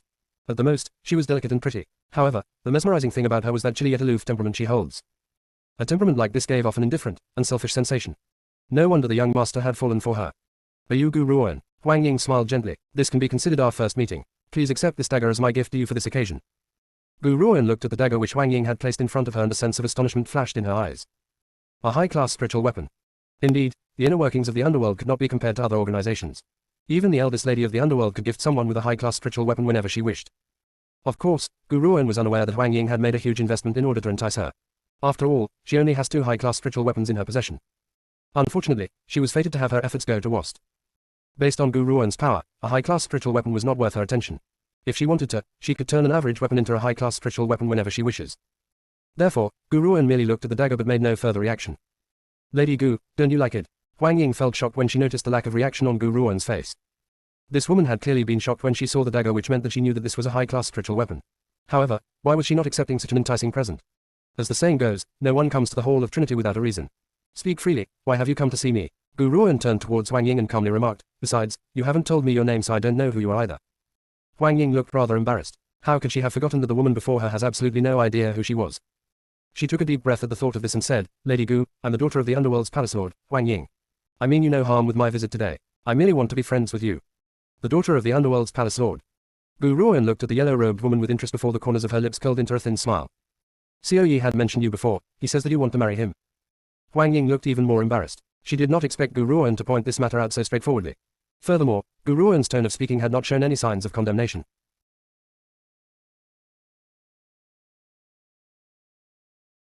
Chapter 1555, The Underworld's Restricted Area, 3. Translator, Endless Fantasy Translation Editor, Endless Fantasy Translation. Could it be that this woman does not like Chanbei Yi and was only attracted to his position as the Underworld's young master? Otherwise, how could she still remain calm? Instead, she was looking at me with interest. If that's truly the case, doesn't this make things much easier? Lady Gu, it's not that I want to marry the young master. This matter had been decided by my father and the elders. The young master and I have no alternative. Huang Ying's eyes flickered as she replied Gu Ruoan with a grin. What she had meant was that be it her or Chanbei Yi, both of them must adhere to the palace lord and the palace elders' wishes and get married. They have no choice in the matter. No, Gu Ruoan shook her head but the smile on her face did not change. If you say that you have no choice but to follow orders, I believe you. However, if you're talking about Xiao Yi, I don't believe you. He won't marry you. Huang Ying was not angered by Gu Ruoan's words as she continued to smile lightly. Lady Gu, it's my sincere wish to befriend you. I don't have feelings for the young master but I'll be forced to marry him. Besides, he also needs to take the granddaughters of the clan elders as his concubines. This is what is required of the underworld's young master. However, you can rest assured. Since I've become your friend I won't allow any of the concubines to abuse you. Huang Ying swept her gaze towards the dagger on the table as she spoke. Since this high-class spiritual weapon is a gift to you, it now belongs to you and you can also use it to defend yourself. As we're friends, I'll watch over your safety from now on. Otherwise, things will truly be difficult for you in the underworld. Huang Ying's words sounded very sincere as if she was genuinely looking out for Gu Ruoan. Her friendship was indeed sincere. As long as Gu Ruoan accepts the dagger, she would protect her from then on. To Huang Ying, Gu Ruoan has no power or rights as she was unafraid of her having ulterior motives. To her, a woman from the outside world does not have enough clout for her to fear. At the end of the day, this was a better situation instead than Chanbei Yi favoring other women from the palace. Huang Ying's ideas were not bad. Unfortunately, her plans would not come to fruition. Just as she was waiting for Gu Ruoan to accept the dagger, a vicious voice rang out from behind her. Her body froze as if an endless amount of icy water had just filled her up from the tips of her toes to her heart. Who gave you permission to come here? Aside from a cold, gloomy air, the man's voice was filled with a thick murderous intent. Huang Ying's expression drained of color as she turned towards the crimson-robed man who appeared from out of nowhere behind her. She bit her lips as she answered, Young master, I've heard that you've brought Lady Gu back here so I came forward to pay her a visit. I have no evil intentions. That man did not seem to hear Huang Ying's explanation as he retorted gloomily, this is the third time. Do you choose to scram, or die? Huang Ying believes that if she continues to stay here, this man would certainly kill without mercy. Why, she was the palace lord's daughter after all. Why does this man have so much audacity to murder her? Since you've issued the order, I will leave now, young master. Huang Ying quickly regained her composure. However, the thoughts within her flickering eyes were shrouded in mystery. There will not be a fourth time. Chanbei Yi eyed Huang Ying as he continued, if you dare to hang around in front of me a fourth time, I will have you drenched in blood on the spot. I don't wish to see anyone but Yunsa. Leave. Even though this was the longest sentence Chanbei Yi has ever spoken to Huang Ying, his words made her heart tremble ceaselessly. However, Huang Ying had a solid upbringing. If she had been any other woman who had been insulted in such a way, they would have been enraged from this humiliation. However, she maintained a faint smile on her face the entire time as she slowly bowed and said, Young master, I will take my leave now. I won't bother you and Lady Gu, young master.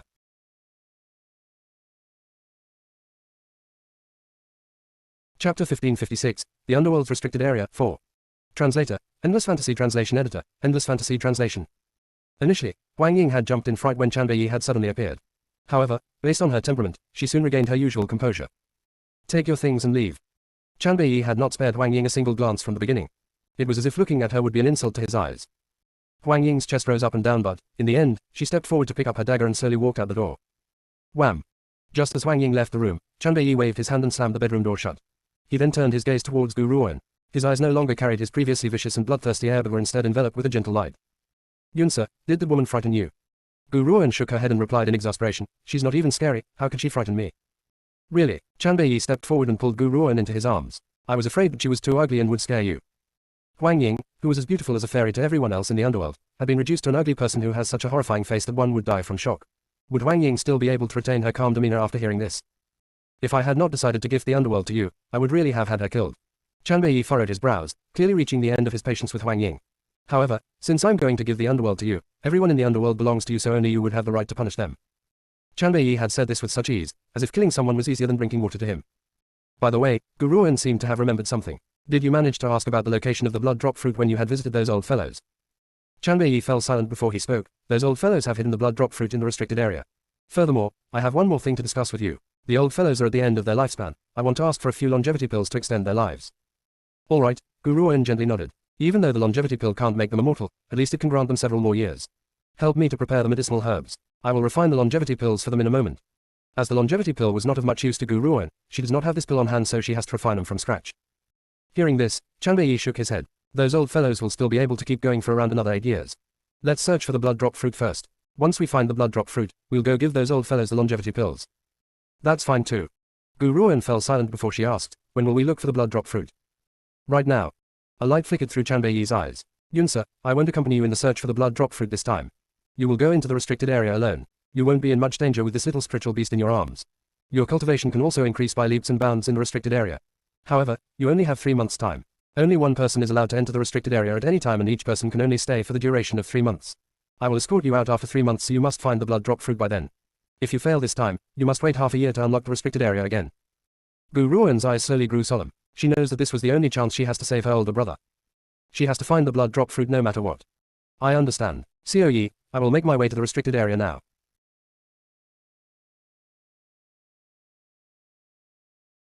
Chapter 1557, The Underworld's Restricted Area, 5. Translator, Endless Fantasy Translation Editor, Endless Fantasy Translation.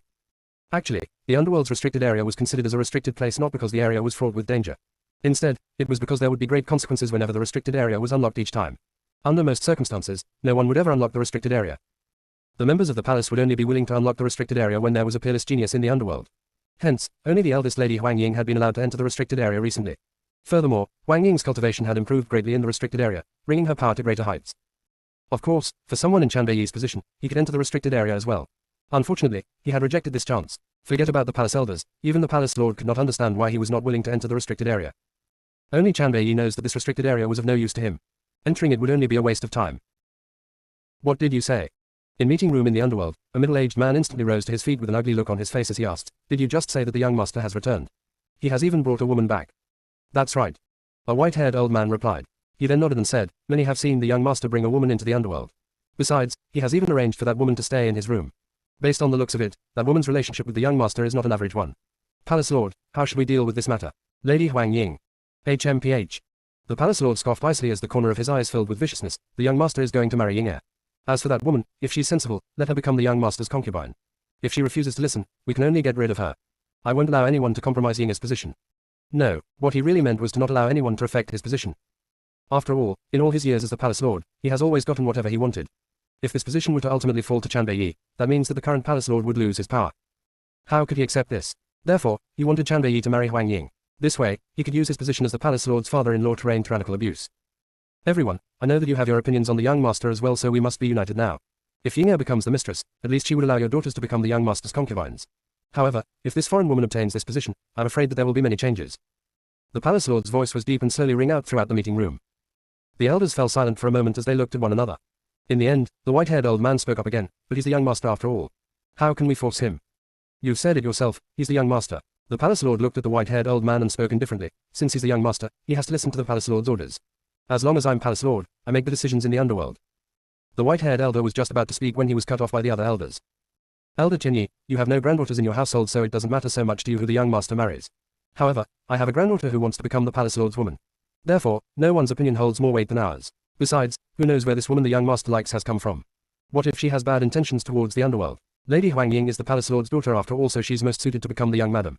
At least she would never do anything to harm the underworld. Hearing this, Elder Chenyi sighed and his eyes filled with anxiety. The young master had been selected by those old fellows. What if we anger those old fellows by treating him this way?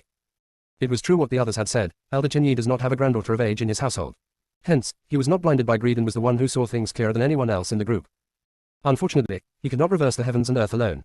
When faced with the lure of benefits, who would give it up?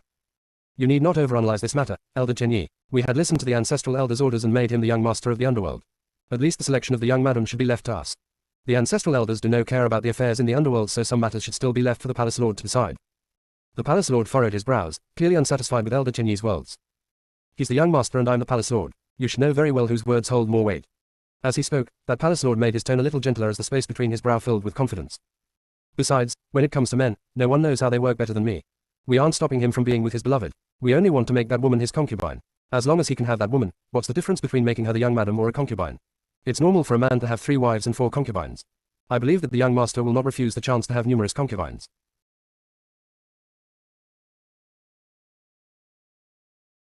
Chapter 1558, Another Power Upgrade 1. Translator, Endless Fantasy Translation Editor, Endless Fantasy Translation. Just as they were discussing Chan Beiyi, a panicked voice suddenly rang out from outside the meeting room. Palace Lord, something terrible has happened. A figure then quickly dashed into the room and exclaimed, out of breath, Palace Lord, the young master has brought the young lady into the restricted area. What? The Palace Lord rose to his feet with a whoosh. There was a particularly ugly look on his face and his eyes were filled with a cold and grim look. What did you just say? The young master has allowed a foreign lady into the restricted area. The Palace Lord did not wait and rushed out in a panic, remembering the importance of the restricted area to the underworld. The other elders could not keep calm either and quickly followed the Palace Lord out of the meeting room. Even Elder Chen Yi, who had previously stood up for Chanbei Yi, was frightened out of his mind. His elderly features were filled with anxiety. A man was standing outside the restricted area as his crimson robes and silver hair fluttered in the wind. He looked exceptionally peerless and magnificent. Even though he sensed footsteps approaching him, he did not turn around and only continued to stare silently and indifferently at the slowly closing door of the restricted area. As he arrived, the Palace Lord only saw Chanbei Yi's figure alone. He did not see the woman the young master had brought and panicked as he asked, Young master, where's that young lady? The Palace Lord's attitude at the moment was still acceptable. There was no sign of anger though he had not addressed Gu Ruan by name. Instead, he looked at Chanbei Yi anxiously. Oh no, the entrance to the restricted area has been opened and the woman had gone in. The young master hasn't been in the underworld for very long though. How had he discovered the way to unlock the restricted area? After all, only the Palace Lord and the elders knew how to unlock the underworld's restricted area. Not even Huang Ying would know how to do so. Hence, they could not understand how Chanbei Yi had been able to send that woman into the restricted area. However, they obviously did not take the time to understand this problem and began to place the blame instead. Young master, as the underworld's young master, you should know that unlocking the restricted area comes with a great price. Forget about the price. A great opportunity like this should only be given to the other talents of the underworld. Why have you allowed a foreign woman to enter the restricted area? That's right. I knew that she had harbored ill intentions by following the young master around. She only here for the sake of the underworld's restricted area. An outsider should never be allowed to enter the restricted area. I really don't know what kind of enchantment that woman has placed on the young master until he can't even comprehend such a simple issue. Young master, you must understand that women in the outside world would have their objectives in approaching you. Only the women in the palace are faithful to you. What a waste of the Palace Lord's intentions in allowing this woman to remain in the palace as your concubine. I think women like her who harbor their own intentions have no right to enter the underworld. The elders were extremely enraged. Let's not discuss the full price of unlocking the restricted area, just knowing that unlocking the restricted area one time would require one to go into closed-door cultivation for half a year. That gives an estimate of how much of the underworld's time Chanbei Yi has wasted. After adding the 3 months needed when staying in the restricted area, Chanbei Yi's actions had caused disciples who have waited for the restricted area to be unlocked to be delayed by another 9 months. Father, a melodious voice suddenly chimed in. The yellow-robed Huang Ying then slowly descended, escorted by handmaidens. Her stance was very graceful and her dainty figure emitted a noble air. Ying, what are you doing here? The Palace Lord furrowed his brows and asked.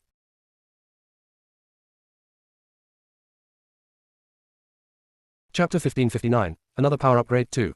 Translator, Endless Fantasy Translation Editor, Endless Fantasy Translation. I heard about what was going on here so I had rushed over. Huang Ying smiled gently as her pretty eyes swept towards the indignant elders. Her melodious voice slowly rang aloud as she continued, Father, elders, the young master is not connected with this matter. You need not blame him. Ying, what do you mean? The Palace Lord's brows tightened as he asked. Father, I was the one who had arranged for Lady Gu to enter the restricted area. Huang Ying bit her lips. I had once secretly observed how you unlocked the restricted area so I managed to learn how to do so. Therefore, when I heard that Lady Gu was interested in the underworld's restricted area, I had arranged for her entry. The young master has nothing to do with his. It was I who had broken the underworld's rules. Be it a punishment or a beating, I've confessed. Please do not blame the innocent. Even though Huang Ying had placed the blame on herself by saying this, she had mentioned that Gu Ruan had expressed interest in the restricted area, which was why she had helped Gu Ruan to enter the restricted area. However, Huang Ying was telling the truth when she confessed that she had secretly observed the Palace Lord when he was unlocking the restricted area. The only thing was, she could not understand how Chanbei Yi had figured out the way to unlock it too. Could it be that he had spied on her father just like she did? Huang Ying understood that no matter what, Chanbei Yi must not be punished. Her father could not possibly punish her either. However, her father would need to provide justification towards everyone beneath him regarding the matter of the unlocking of the restricted area.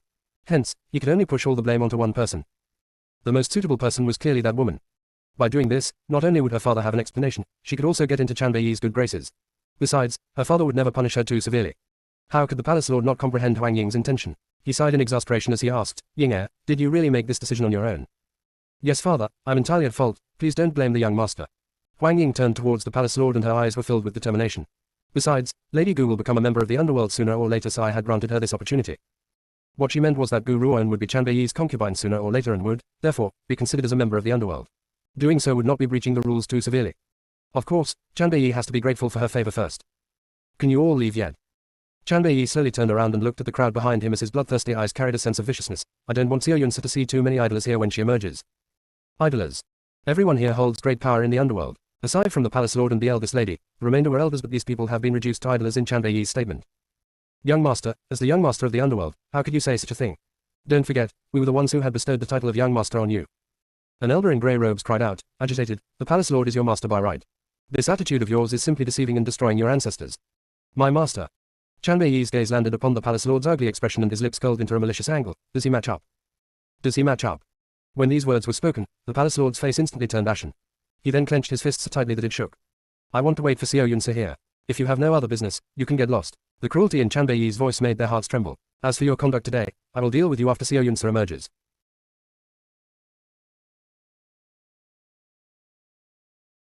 Chapter 1560, Another Power Upgrade 3.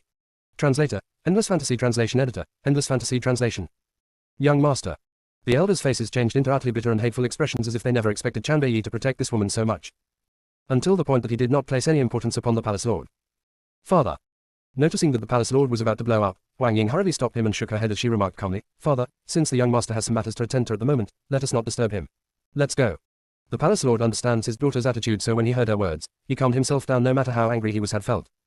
Let's go. He waved his hand and did not say anything more before turning around to leave. The group of elders noticed the palace lord's departure and sighed before leaving along with him. However, it was undeniable that, deep down, everyone was unsatisfied with Chanbei's presence. Young master.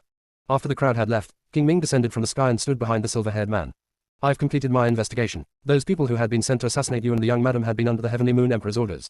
According to my information, it was for the sake of a treasure in the young madam's possession. The Heavenly Moon Emperor, the man laughed icily. Since the Heavenly Moon Emperor had the audacity to plot against Yunsa, there's no need for the Heavenly Moon Empire at all. As for the underworld, once Yunsa is out, we'll have a great change of blood. A sense of shock flashed in King Ming's eyes upon hearing this, but he did not say very much. He had been sent by those ancestral elders to take care of the young master, so he could only obey the young master's commands. He would not be concerned with anything else. King Ming's heart settled at the thought of this. The underworld. The palace lord walked into the front courtyard with an ashen look on his face as a group of white-haired and bearded elders trailed behind him. Everyone looked quite angry. Wang Ying, who was standing next to the palace king, wished to console her father but was unsure of what to say. Ying, you've had to suffer through grief. In the end, the palace lord paused in his footsteps and sighed. I don't know what kind of medicine the young master has consumed either.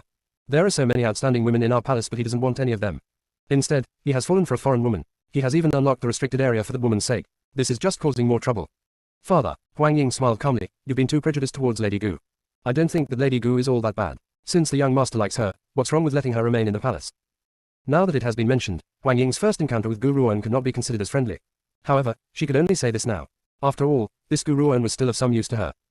Ying, you must know one thing, one can know someone for a long time without understanding the true nature. Who knows whether that woman harbors good intentions? The palace lord furrowed his brows as he looked at Wang Ying and said, leave the decision on this matter to me. The young master must marry you. Furthermore, I know that you have no feelings for the young master, but you must know that the only way to prevent our power from falling into another person's hands is by marrying him. Besides, the young master's looks and talents won't stifle you. She does not know why, but when Wang Ying heard what the palace lord just said, she could not help but remember how Chanbei had protected Gu Ruan back then. That was right. It was true that Wang Ying did not have feelings towards the young master in the beginning. At that time, marrying him was only for the sake of bringing benefits to her father. However, when she remembered the words that man had said to protect his beloved, her heart had begun to race.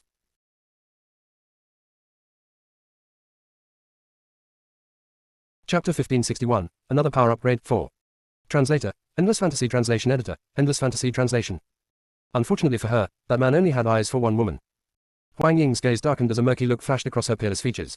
She knows that if she falls into it, she would be consigned to eternal damnation. Hence, Wang Ying quickly reorganized her emotions and smiled gently. I understand, father. I'll never ever let you down. Ha ha, the palace lord's hazy expression finally lifted. He then burst into a bright and clear laugh. That's my good, obedient daughter. Come, I'm going to make arrangements regardless of what Chanbei thinks. The members of the palace must address you as young madam from now on. Wang Ying gently lowered her eyelids. Father, the ancestral elders. I will clarify things with the ancestral elders, so don't worry. The ancestral elders shouldn't care about who the young master marries.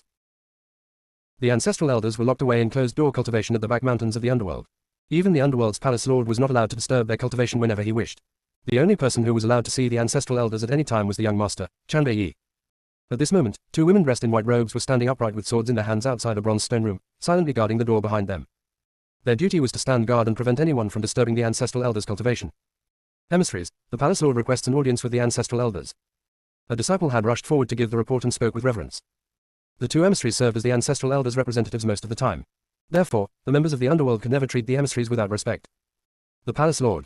The woman on the right furrowed her brows and spoke indifferently. The ancestral elders are in the middle of closed-door cultivation, they will see no one. Lord emissaries, the palace lord has an important matter to discuss with the ancestral elders. This matter concerns the young master's marriage. Please inform the ancestral elders. The disciple had refused to leave. The two women looked rather impatient and the space between their brows showed a sense of anxiety. The ancestral elders' health has been deteriorating and they were not even talking much now. Otherwise, every word would waste a bit of life energy. How could they see anyone under these circumstances? If the ancestral elders' poor conditions were exposed, the entire underworld would plunge into chaos. You say that the palace lord is here to discuss the young master's marriage.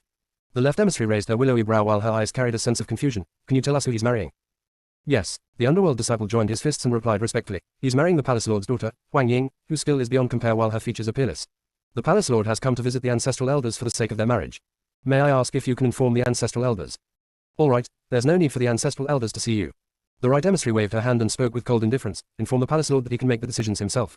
There's no need to trouble the ancestral elders over these trivial matters. Yes. Hearing this, the disciple quickly retreated. He wants to inform the palace lord of this good news. The underworld's emissaries were the ancestral elders' representatives. The ancestral elders does not want anybody to disturb them throughout the years of the closed-door cultivation. Therefore, they had chosen 2 women with outstanding gifts as their emissaries. Even though these emissaries had rather good positions in the underworld due to their right to stay close to the ancestral elders only needed them to pass on their instructions most of the time. This was putting the situation in a good way. To put this in a bad way, they were only tasked with guarding the door. As guards, they would naturally have no way of understanding the situation very much, nor do they have a clear idea of the relationship between Chanbei and the underworld.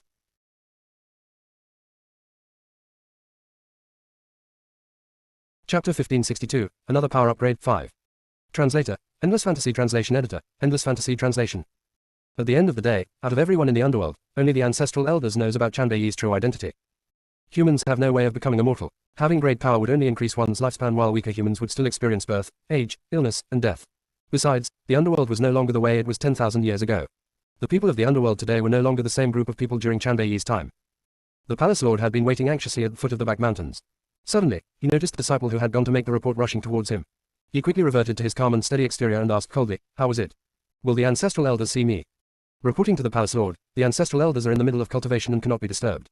However, the emissaries have stated that this matter will be left to your decision. Hearing this, the palace lord felt much more at ease and burst into laughter. I can relax with the emissaries' response. Even though the ancestral elders can't meet me, the 2 emissaries are the ancestral elders' representatives. Therefore, you can issue the order immediately. The members of the underworld must address Ying'er as young madam whenever they see her. It does not matter if they don't get married yet. As long as the rice is cooked, the young master can't go back on his word. Based on the members of the underworld's point of view, because the emissaries were the closest point to the ancestral elders, they would understand all matters concerning the ancestral elders. Their words would represent the ancestral elders' decisions. If the ancestral elders really do give Chanbei special treatment, the 2 emissaries would never have allowed the palace lord to make the final decision. Unfortunately, they were completely unaware of the actual situation. Though the ancestral elders did not keep the emissaries in the dark over some matters, when it comes to important issues, the emissaries would have no idea. Chanbei's true identity was one such example. Each time the ancestral elders had a meeting with Chanbei, they had never allowed the emissaries to remain in the room. Therefore, how could the emissaries possibly be aware of the contents of their conversation? They would not know about Gu Ruan's existence either. Otherwise, they would never have committed such a lowly mistake. 3 months passed in the blink of an eye. Chanbei had been waiting for 3 months before the door to the restricted area finally opened again. A flash of green robes slowly came into view and softened Chanbei's crimson eyes. His gaze, full of gentleness, stared at the woman who had just emerged from the restricted area as he gently curled his lips. Did you find the blood drop fruit? Gu Ruan nodded gently and opened her palm. A brilliant red fruit, looking as if it had been painted with blood, was lying in the palm of her hand. The fruit's red color was extremely magnificent. That's right, this is the blood drop fruit. Chanbei took a glance at the blood drop fruit before looking at Gu Ruan again. The smile in his eyes deepened as he said, looks like after staying in the restricted area for 3 months, you've had a breakthrough in your cultivation again. The spiritual energy in the restricted area is much too thick and I have been in cultivation after finding the blood drop fruit. Unfortunately, I can only remain in there for 3 months. Gu Ruan smiled. By the way, Xiao Yi, have you been waiting for me over these past 3 months? Chanbei nodded earnestly. I'm closest to you here. A sense of warmth washed over Gu Ruan's heart upon hearing those words. She had known that Chanbei had been waiting outside for her as she ventured into the restricted area for 3 months. He had not moved a single step. Xiao Yi, I found the blood drop fruit. Now please get someone to look for the herbs needed for the longevity pill. I will refine the pill for those old fogies immediately. Gu Ruan then spoke after a bit of thought. How about this? I see that this area is rather quiet, so I will refine the pills here. Once they have been refined, you can send them to the ancestral elders immediately. Of course this place was quiet. Ever since the palace lord had led some men here to cause trouble 3 months ago, Chanbei had ordered King Ming to stand guard outside and not allow anyone to come near. Otherwise, this place would not be this quiet.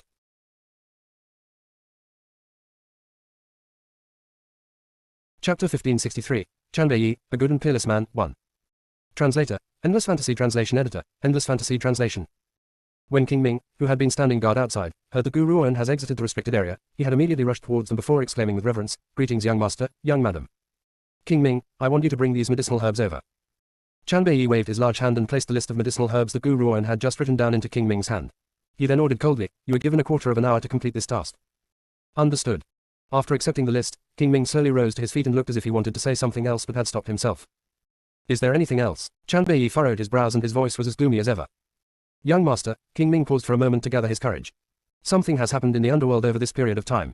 Chanbei's expression grew even colder. He was not angry about the matters concerning the underworld but was blaming King Ming over his lack of judgment. He had only just reunited with Gu Ruan and they had been separated for 3 months. Yet King Ming was still hanging around after receiving the order and was disturbing their privacy. If this was not a lack of judgment, then what is?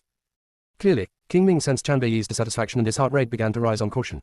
Cold sweat also began to drip down his forehead. Just as King Ming was beginning to lose the ability to withstand Chanbei's coercion, the man's gloomy voice slowly rang out again. I'm not interested in knowing what's going on in the underworld. 1. I don't want anyone to disturb us now. Do you understand? Even though Chanbei had built the underworld, not even the underworld was more important than his private time with Gu Ruan. Therefore, he had chased King Ming away before waiting for him to finish his report on the situation in the underworld. Yes, young master, I will do as you command. King Ming wiped the cold sweat off his brow and did not dare to say anything more as he hurriedly left to complete his task. As for the situation in the underworld, it was best that the young master finds out about it himself. He was not going to push his luck. The underworld has a vast and formidable information network. Hence, King Ming had only needed to be away for a short while before he brought the required herbs for the longevity pill over. To Gu Ruan right now, there was nothing easier than refining longevity pills. Therefore, she managed to refine a cauldron full of pills in no time at all. She then placed the pills needed by the ancestral elders into King Ming's hand and spoke indifferently, give these pills to them. King Ming was shaken and turned towards Chanbei, puzzled. Chanbei felt irritable at the sight of the look in King Ming's eyes and he furrowed his brows once again. From now on, the young madam holds the greatest power in the underworld. You must obey her orders. The greatest power. Does that mean that she was more powerful than the ancestral elders and the young master? King Ming blinked dazedly but did not dare to hesitate any further as he replied with reverence, as you command. However, if I were to go alone, why would the ancestral elders believe me and consume these pills? Chanbei looked at King Ming, you only need to give these pills to them. Whether they consume them or not, that's their problem. Furthermore, once they've taken the pills, have them meet me in the clan hall. Chanbei did not say anything more after this and left towards the courtyard, holding Gu Ruan. Previously, he had gone to the back mountains to see them on account of their weak bodies. Now that they have the longevity pills, letting them live for a few more years would not be a problem. He no longer has the need to personally go to them. Instead, he would have them make the trip to see him.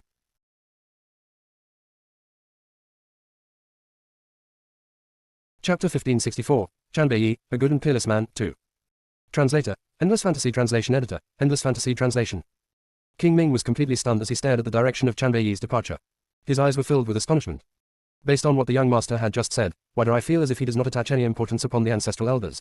Especially that manner of speaking, he speaks as if this were an order from him to them. King Ming shook his head at the thought of this. As long as he completed the task given to him by the young master, that was enough. Whatever the ancestral elders decide, that was not for him to question. The underworld. Gu Ruan and Chanbei had only just stepped into a large courtyard when a maidservant hurried towards them, bowed and said, young master, you've finally emerged. I serve the palace lord, the elders, and the young madam as well. I had been ordered to wait here for you. The young madam. Hearing this, Chanbei's eyes narrowed. What did you just say? Young madam. Who did you say was the young madam? The maidservant's heart shook as a sense of astonishment flashed across her eyes. However, she did not dare to look at Chanbei at all and lowered her head to reply respectfully, the daughter of the palace lord, Lady Huang Ying. The palace lord has given the order to select an auspicious day once you've emerged so you can get married. He has even said.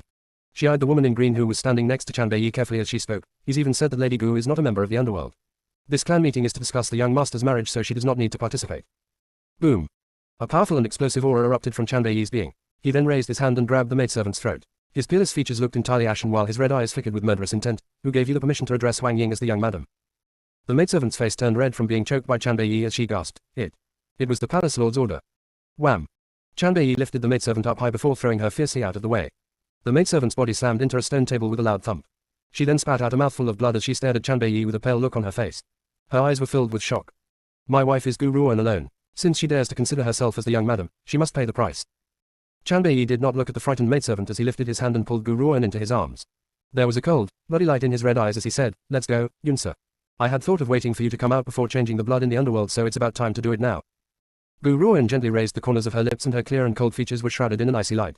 It was obvious that she felt murderous towards these people as well. However, she believes that Xiao Yi could take care of this matter very well. In the noisy clan hall, a voice suddenly rang out, interrupting the bustling noise and sending the hall back into silence. Palace lord, elders, the young master has arrived. Young master. Hearing this, the crowd rose to their feet and turned their eyes toward the crimson-robed man who had entered the room. A woman in green was standing next to the man as well. This woman was delicate and beautiful as her long hair cascaded down her back like a waterfall. Her chilly eyes carried a cold light but she only scanned the clan hall once before turning away. Young master, I've already said that this is an internal matter of the underworld. Outsiders are not allowed to participate. The palace lord furrowed his brows as his voice filled with obvious annoyance. Chanbei's gaze darkened. Yunsa is my wife. That means that she was no mere outsider.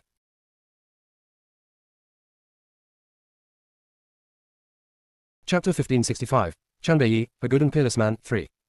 Translator, Endless Fantasy Translation Editor, Endless Fantasy Translation. Young master, you have seriously been captivated by this woman. She clearly harbors horrible intentions. She's two-faced. The palace lord was getting increasingly angry. Besides, I'm putting my foot down. You must marry Ying Er or your position as the young master will come to an end. Chanbei slowly turned his gaze towards the palace lord with a sinister smile on his red lips. I really want to know who has given you the audacity to speak in this manner. My wife will forever be Gu Ruan alone. As for the underworld, it is not yet your turn to make the decisions. You. The palace lord's face has turned even more ashen. That was right. In the beginning, he had not dared to force Chanbei's hand too much. After all, he had not known how the ancestral elders really felt about this matter. However, when he had received the ancestral elders' approval for what he wanted to do, he had let all his worries go. He slammed the table and rose to his feet at the thought of this and roared angrily, I'm the underworld's palace lord and I make the decisions in the underworld. As the underworld's palace lord, only I can make the decisions on your marriage. You will marry whoever I choose. Chanbei chuckled. However, his smile was not as warm as the one he had when he looks at Gu Ruan. Instead, it carried a sinister air. The palace lord trembled at the sight of the man curling his lips and he does not know why. He felt as if he had overlooked something. Whoosh. Without waiting for the palace lord to return to his senses, Chanbei suddenly disappeared into thin air. When he reappeared, he was right in front of the palace lord. His large hand grabbed his neck while a sinister air filled his blood-red eyes. From now on, you are no longer the underworld's palace lord. The man spoke very slowly and his voice was deep and gloomy. It shocked the palace lord completely. The palace lord simply could not understand how Chanbei had managed to subdue him before he could even react. After all, the palace lord had always believed that Chanbei's power was only at the refined state at the very most. As it turns out, this kid had unknowingly broken through to the 9th transformation state. Huang Ying stared at Chanbei as her eyes filled with complicated emotions. Previously, she had no idea of this man's power either. Now, after witnessing the powers he had displayed, her heart gradually fell for him. Especially since Chanbei's attitude was far too domineering. This was the type of dominance that no woman could resist. However, when she remembered the woman in green who was standing by Chanbei's side, a sense of jealousy and a hint of envy grew within Huang Ying's heart. Chanbei, if you do this, the ancestral elders won't ever let you get away with it. The palace lord was temporarily dazed before he cried out in rage. I'll tell you this, it was the ancestral elders who had given the order for you to marry Ying Er. Are you going to disobey the ancestral elders' order too? Besides, my powers are not much weaker than yours since we're both in the early stage of the 9th transformation state. If you had not attacked so suddenly, you would not be able to subdue me. So what if Chanbei has great talents? As long as he's in the underworld, he has to listen to the ancestral elders' commands. Therefore, the only person he can marry is Ying Er. Boom. Indeed, upon hearing the palace lord's words, the aura from Chanbei's being grew even more powerful, expanding throughout the entire clan hall. Those who were at the refined state could not resist such a powerful aura. Everyone's faces drained of color as their eyes filled with shock.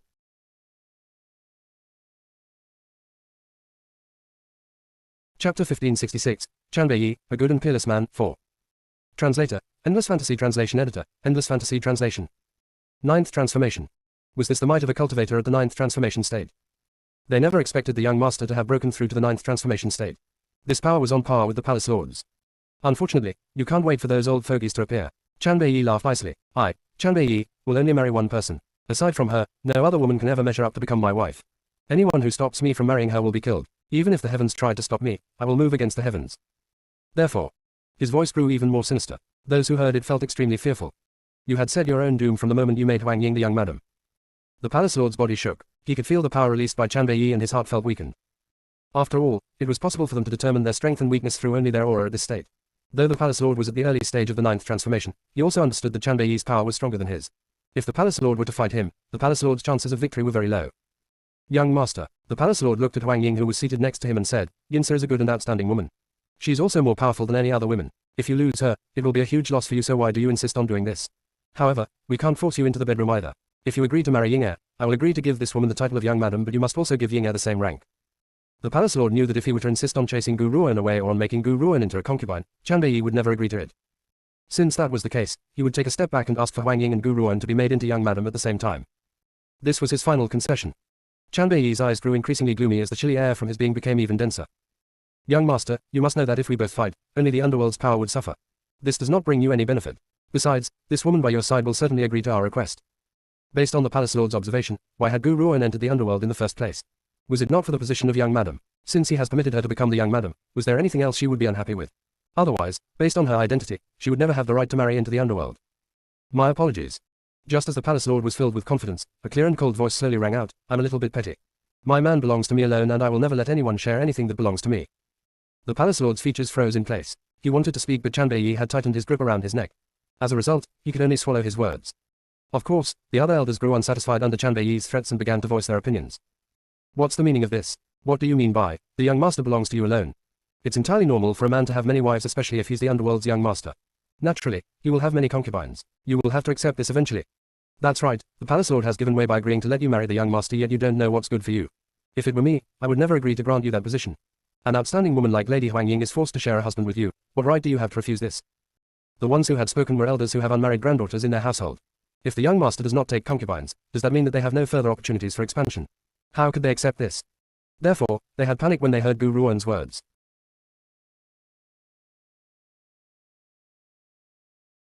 Chapter 1567, Chan Bei, a good and peerless man, 5. Translator, Endless Fantasy Translation Editor, Endless Fantasy Translation. Chan Bei made a note of each and every person who had spoken up. He then released his grip on the palace lord's neck before slowly walking back towards Gu Ruan's side. His red lips were curled into a sinister angle. I've come here today to announce two things. Number 1, all the elders in the Elders' Circle, aside from Elder Jinyi, are absolved of their position as elders. Everyone in the elders' household will be made into slaves and will do manual labor in the underworld. They will also not be allowed to leave the underworld for the rest of their lives. Doing manual labor was no different from becoming servant girls and footboys who would do the most tiring jobs and consume the lowest grade of food. Furthermore, these elders have been reduced to manual laborers. Based on the rules, they would never be able to receive any remuneration for their work.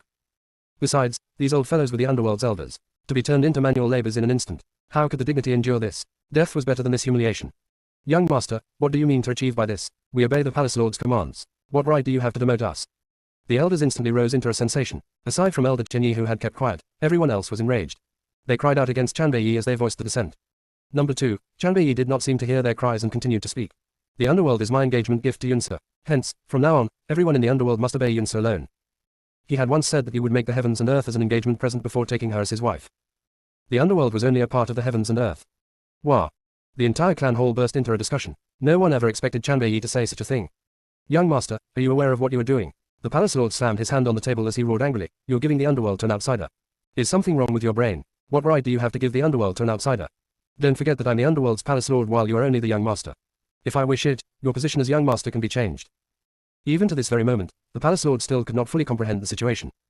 How could Chan Bei make such a decision unless he was the one who had originally built the underworld? Besides, his final goal in building the underworld in the first place had been for the sake of proposing to her. Of course, you can choose to reject this. Chan Bei curled his lips. The consequences of rejecting this is to have your soul completely destroyed. Not death, but to have their souls destroyed. If they had their souls, they could still reincarnate. However, once their souls were destroyed, they would have nothing. They simply could not understand it. What kind of bewildering medicine had Gu Ruan given Chan Bei to cause him to back her so much? Young master, you are overstepping your limit. Huang Ying could not sit still any longer and quickly rose to her feet. She knitted her brows and said, I know that your powers are similar to my father's, but if you plan on usurping the throne, I'm afraid that it won't be that easy. Besides, if the ancestral elders finds out about your actions, they will never allow you to remain as the young master. Apologize to my father now and I will speak up for you. Her eyes were filled with anxiety. She really was worried about Chan Bei. I've told you before, there will not be a fourth time. Chan Bei had not looked at Huang Ying at all. He waved his large hand and a powerful force slammed into Huang Ying's chest with a bang. Huang Ying's body was sent flying out of the way before landing violently on the floor. Blood splattered continuously out of her mouth as she stared sorrowfully at Chan Bei.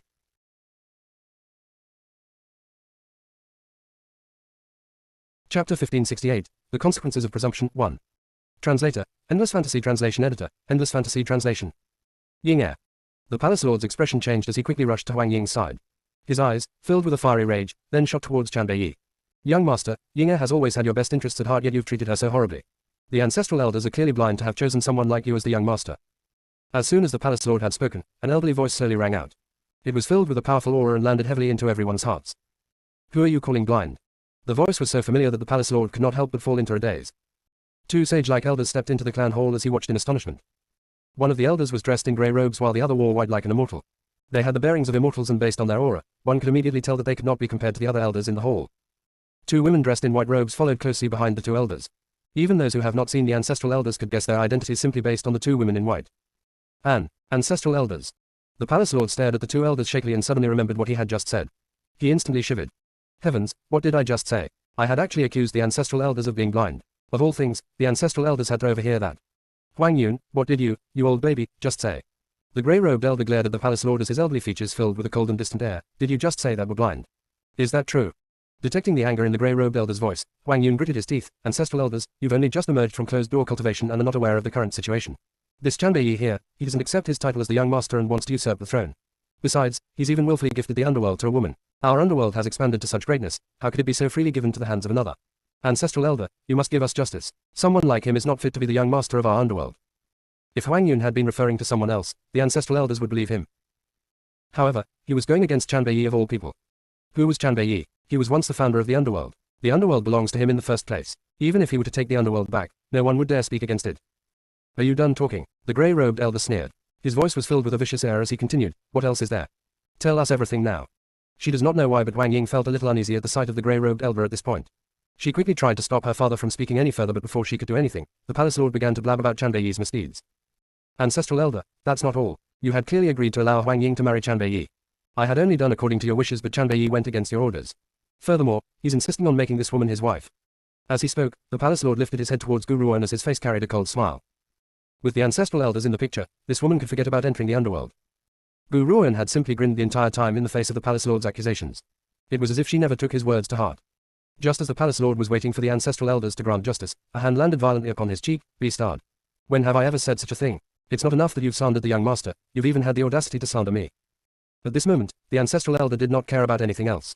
He anxiously walked towards Chanbei Yi and hurriedly explained, this matter has nothing to do with me. This damned brat was slandering me. I never agreed to make you marry Wang Ying.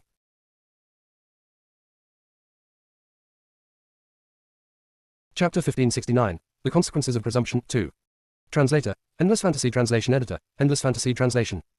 The palace lord's expression froze in place as he continued to stare at Chanbei Yi with a face full of shock. He looked dumbfounded. Why do I have the feeling that the ancestral elders are afraid of being chastised by the young master? How can this be? The ancestral elders were the ones who had given the young master his position.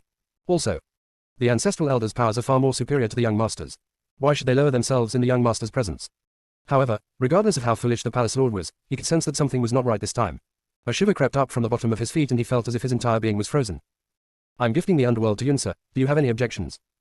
Chanbei Yi's voice was gloomy. Even though he was speaking to the underworld's ancestral elders, he had spoken with finality as if there was no further room for discussion. It may have seemed like he was consulting the ancestral elders' opinion, but, in reality, he was issuing an order.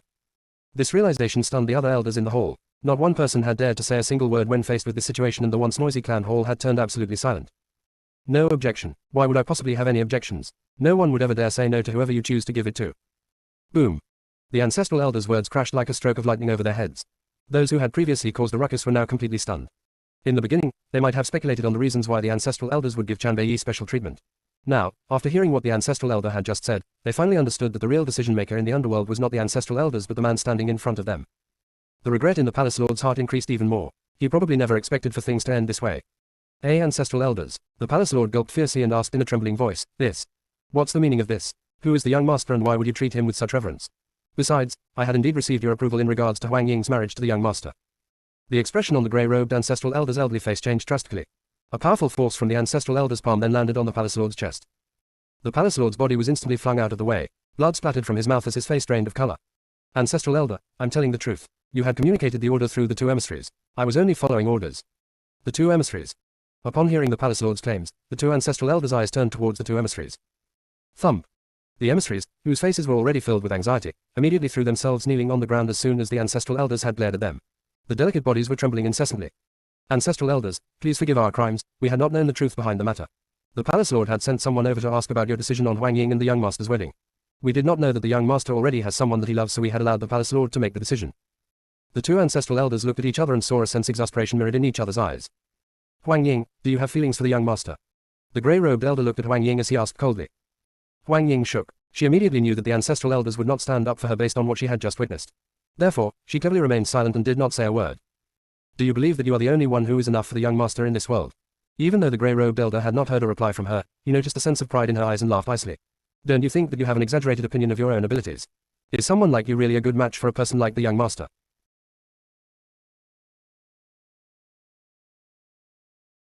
Chapter 1570, The Consequences of Presumption, 3.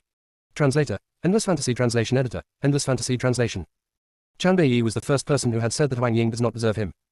This time, the same words had come from the ancestral elder's mouth instead. She could not help but tremble a little when the ancestral elder had spoken.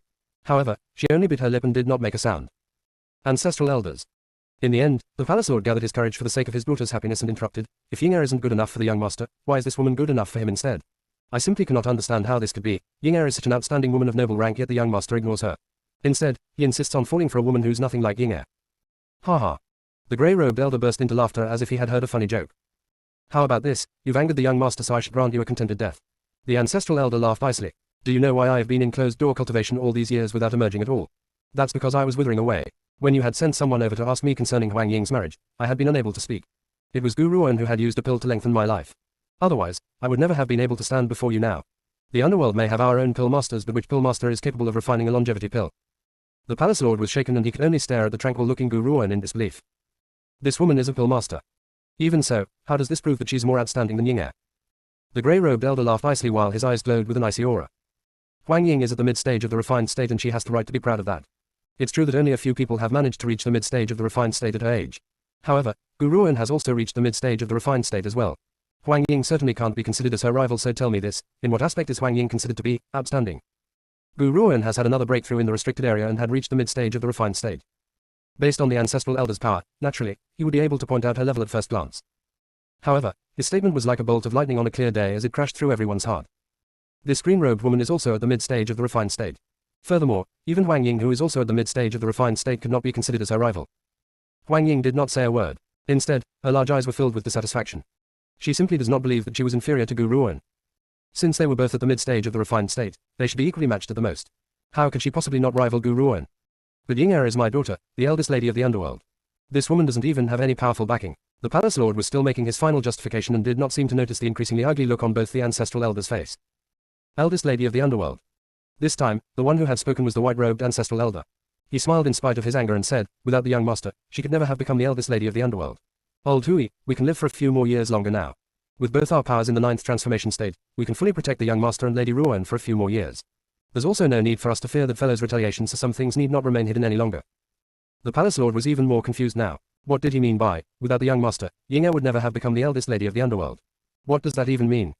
HMPH. The white-robed elder noticed the confused look on the palace lord's face and scoffed coldly as he said, do you know why we had given him the position of young master? That's because he was the original creator of the underworld. Now, we are merely returning the underworld to its rightful owner. So tell me, without his existence, what kind of palace lord would you have become? How is it your business when it concerns who he wishes to hand an organization that he has created over to?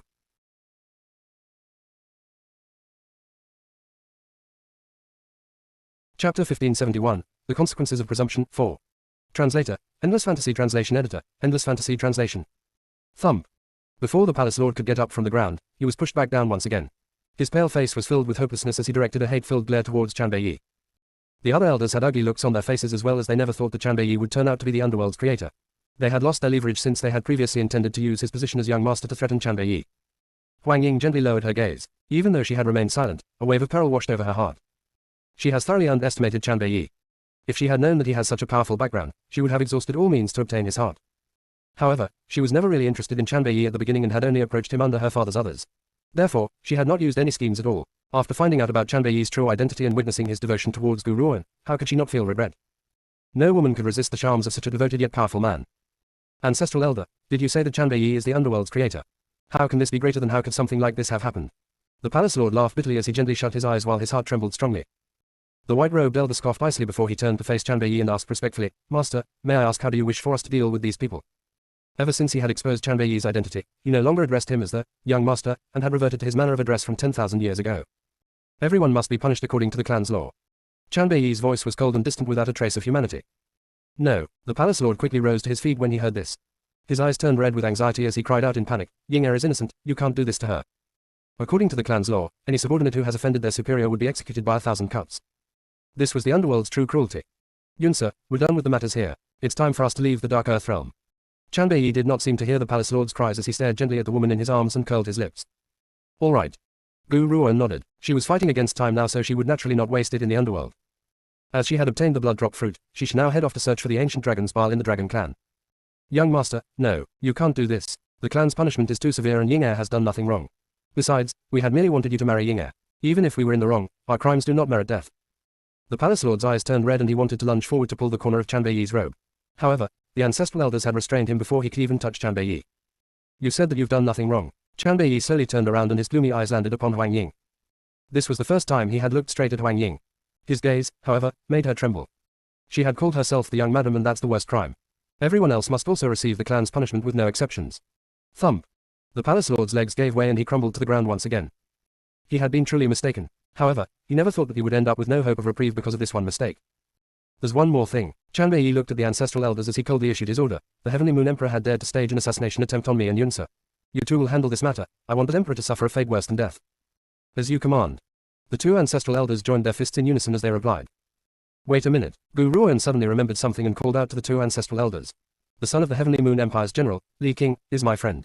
Therefore, only attack the Heavenly Moon Emperor. Don't hurt the members of the general's mansion by mistake. Understood. The two did not hesitate and responded immediately. Let's go. After Chanbei had issued his instructions, he then wrapped his arm around Gu Ruoan before exiting the clan hall. Now that those two old geezers' health has been restored, the underworld can be set aside for the time being. The current task is more urgent and restoring my brother-in-law's body is more important.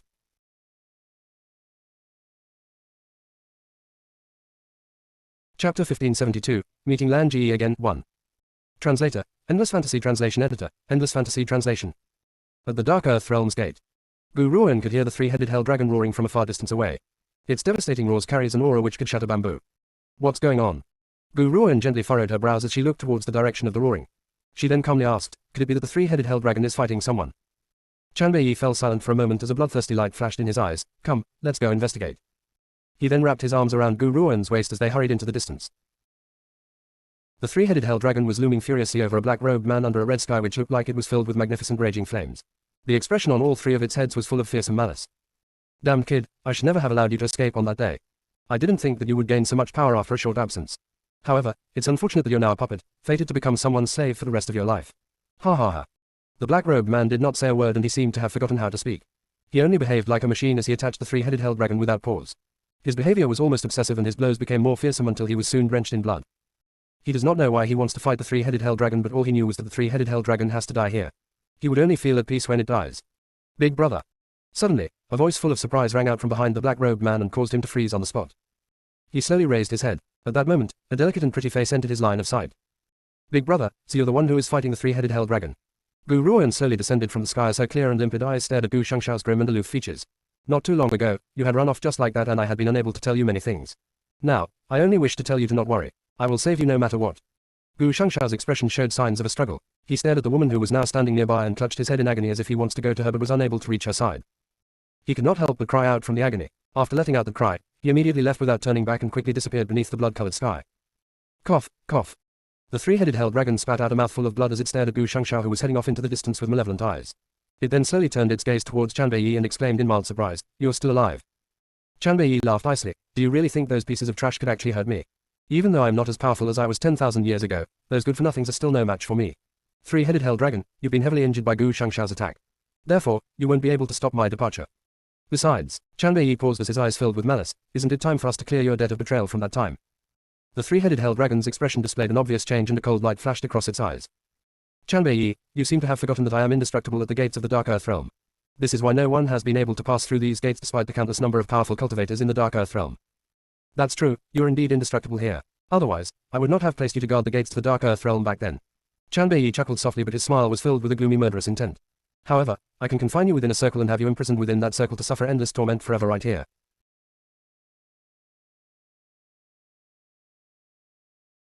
Chapter 1573, Meeting Lan Ji again, 2. Translator, Endless Fantasy Translation Editor, Endless Fantasy Translation. Whoosh. After Chanbei had spoken, a bright crimson flame immediately rose to encircle the three-headed hell dragon. His scorching temperature caused its soul to tremble and a sense of fright finally showed in its gaze. That was right, it was indestructible. However, based on Chanbei's current extent of power, he could certainly be able to create a prison from the ground and imprison it here forever. Of course, even though this was not enough to bring terror upon the three-headed hell dragon, the most important thing was the bright flames. In these flames, its soul would be tortured as well. This way, its indestructible quality was not an asset but a liability which harmed it. "Yunsa, let's go." As Chanbei turned to look at the woman in his arms, he noticed that she was staring hopelessly at the direction of Gu Shangxiao's departure in a daze. He sighed as he spoke, "The way a human puppet is created will cause that person to slowly lose their memories and they would eventually forget their own kin. Gu Shangxiao must have escaped right after being turned into a puppet. Otherwise, the members of the Wen family would never have let him get away." Gu Ruoan lowered her eyelids and shielded the emotion in her eyes. She knows that no matter what becomes of her big brother, he would never hurt her. However, this does not mean that she would willingly watch her brother become someone else's slave. "Xiao Yi, let's go. Let's make our way to the Dragon Clan. We need the ancient dragon's bile to refine the pill." On the East Peak mainland, a mysterious empire had risen almost overnight and swept across the entire mainland. It was said that the general of that empire was a peerless man with blue eyes whose powers were rather formidable. Initially, when this mysterious empire had emerged, countless forces had tried to cause them trouble. However, after those forces had returned, their words of this mysterious empire's reputation changed. No one knows what they had experienced in that empire. However, it was undeniable that from that moment on, this empire's name has spread everywhere in the city. Even the cultivators of the first city knows of their existence. Aside from the renowned General Lan Ge, there was also the Oracle, Lu Yue. One handled military matters while the other handled civic matters. One was calmer while the other had more schemes. Therefore, their personalities complemented each other as they expanded the empire as one unit. All the matters in the empire were managed by General Lan Ge and the Oracle Lu Yue, while the mysterious emperor has never shown their face. The rest of the world simply could not figure out what kind of person was the emperor to have been able to subdue subordinates like Lan Ge and Lu Yue. At this moment, at the foot of a mountain in the East Peak mainland, a man dressed in blue robes was gently furrowing his brows. His blue eyes, like precious stones, stared at the people who were standing in his way. I recall that the first city has a rule that anyone above the rank of a martial saint could not leave the first city without permission. Could it be that the first city wishes to go against its own rule? The man gently raised his head as a cold smirk flashed across his handsome features. The leader of the opposing force was an elder dressed in flax-colored robes. His entire being emitted a stern and righteous aura, as if all wicked demons would vanish into nothingness under his righteousness. HMPH. The flax-robed elder scoffed icily before he replied emotionlessly, even though the first city has such a rule. The flax-robed elder scoffed icily before he replied emotionlessly, even though the first city has such a rule, this only applied to other humans. A demi-beast human like you who harms the people of the world does not have the right to enjoy equal treatment. We, as righteous humans of the mainland, would naturally need to kill wicked demons and exterminate a monster like you. The corners of Lan Ge's lips lifted into a disdainful smile. The leader of the opposing force was an elder dressed in flax-colored robes. His entire being emitted a stern and righteous aura, as if all wicked demons would vanish into nothingness under his righteousness.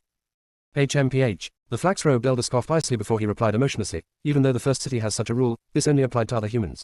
A demi-beast human like you who harms the people of the world does not have the right to enjoy equal treatment. We, as righteous humans of the mainland, would naturally need to kill wicked demons and exterminate a monster like you. The corners of Lan Ge's lips lifted into a disdainful smile. Then may I ask, what great sin have I committed to cause all of you to rush to from the first city just to hunt me down and intercept me?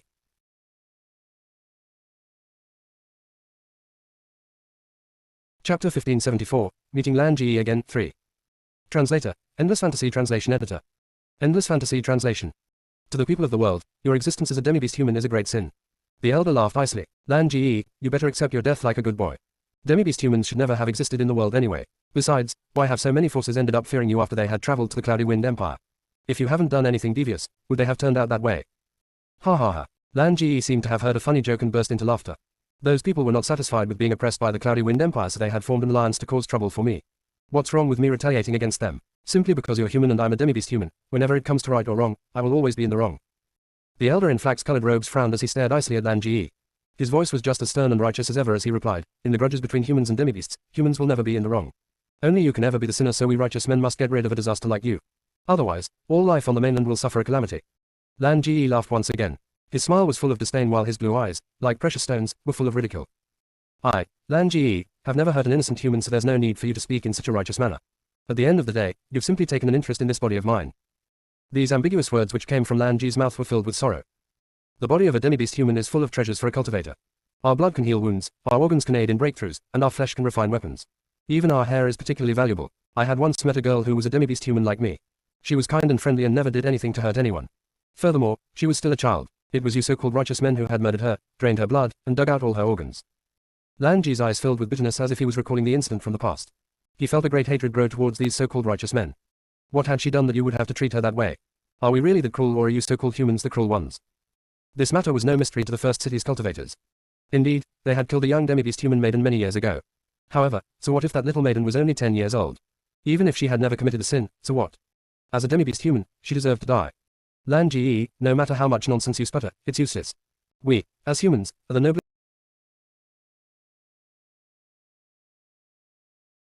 As for things like fresh blood or organs, they're merely our reward for destroying you. Demi-beast humans' talents were indeed very powerful. Though Lan Ge was still rather young, his powers were already at the exceeding state. This level of power was considered to be ranked amongst the best in the first city. If he were allowed to continue his growth, it might not be that easy to kill him the next time. The elder in flax-colored robes licked the corners of his lips as a nearly undetectable sense of greed flashed across his righteous-looking expression. He was now at the verge of a breakthrough. If he could taste a demi-beast human's bile, he could achieve a breakthrough immediately. This was the true objective of their interception today.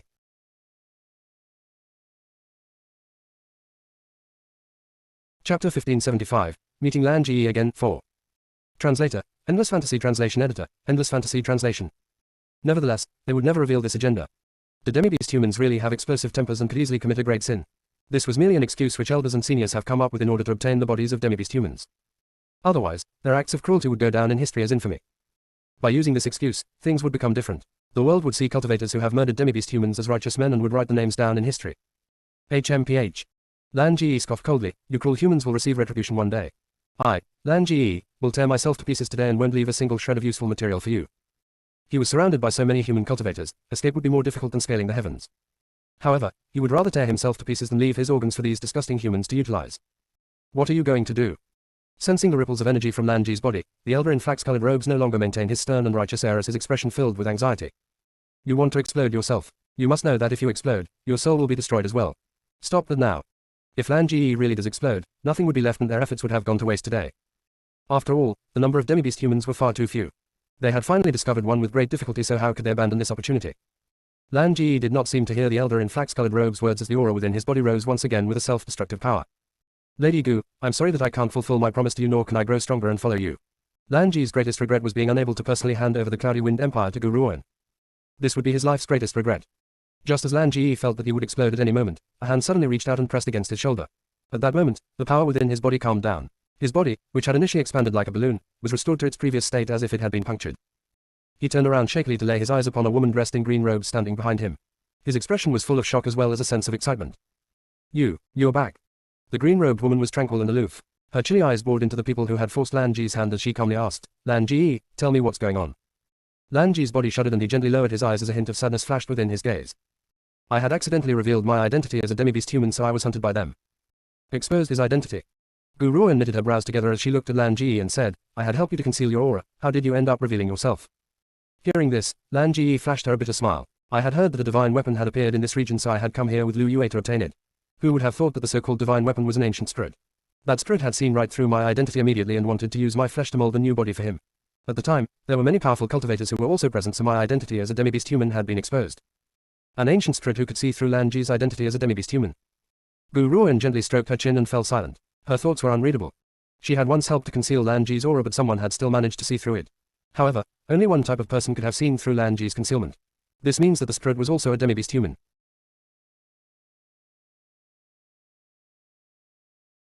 Chapter 1576, Meeting Lan Ji Again, 5. Translator, Endless Fantasy Translation Editor, Endless Fantasy Translation. Human, are you acquainted with this demi-beast human? The elder in flax-colored robes noticed Gu Ruoan's appearance but did not place any importance on her. He then laughed icily and continued, I'd advise you to mind your own business. Leave this demi-beast human to us. Gu Ruoan emerged from her silence and raised her brow. If I refuse. HMPH. The elder in flax-colored robes stared icily at Gu Ruoan before he spoke in a stern and righteous manner. If you are allied with this demi-beast human and go against us humans, you are a traitor to the human race. Your name will go down in infamy for the rest of history. Gu Ruoan chuckled, but her smile did not reach her eyes. A chilly light flashed in her gaze.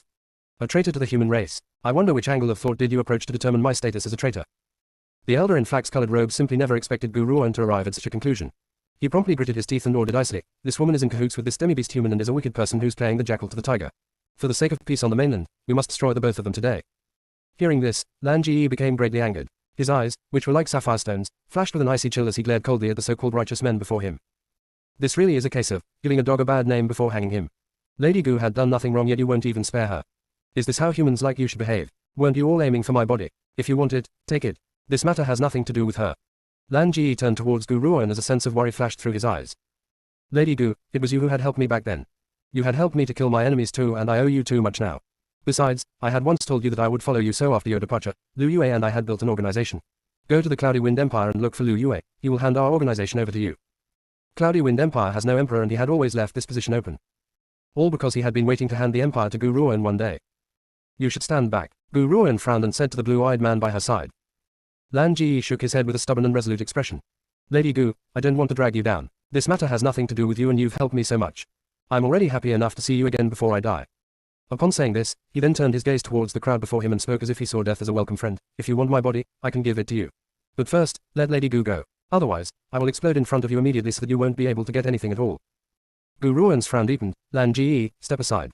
Lady Gu, I know that you are talented and powerful, but these people are very powerful as well. I really don't want to drag you down. Lan Ji shook his head and remained standing in front of Gu Ruoan the entire time. Gu Ruoan sighed and stepped forward in exasperation. Lan Ji, I had come here this time to take you along with me to the Dragon Clan. After all, that's where your mother originated from and you must want to go back and have a look. So now, please go to the side and wait. Give me 3 seconds, I'll be done with them by then. 3 seconds. Lan Ji was shaken as he stared in astonishment at Gu Ruoan's delicate and pretty features. He does not know why, but when he saw the cool confidence on her face, his heart filled with belief in her. 3 seconds. The elder in flax-colored robes burst into laughter. Young lady, are you threatening us? HMPH, I'd love to see if you can actually finish so many of us in 3 seconds.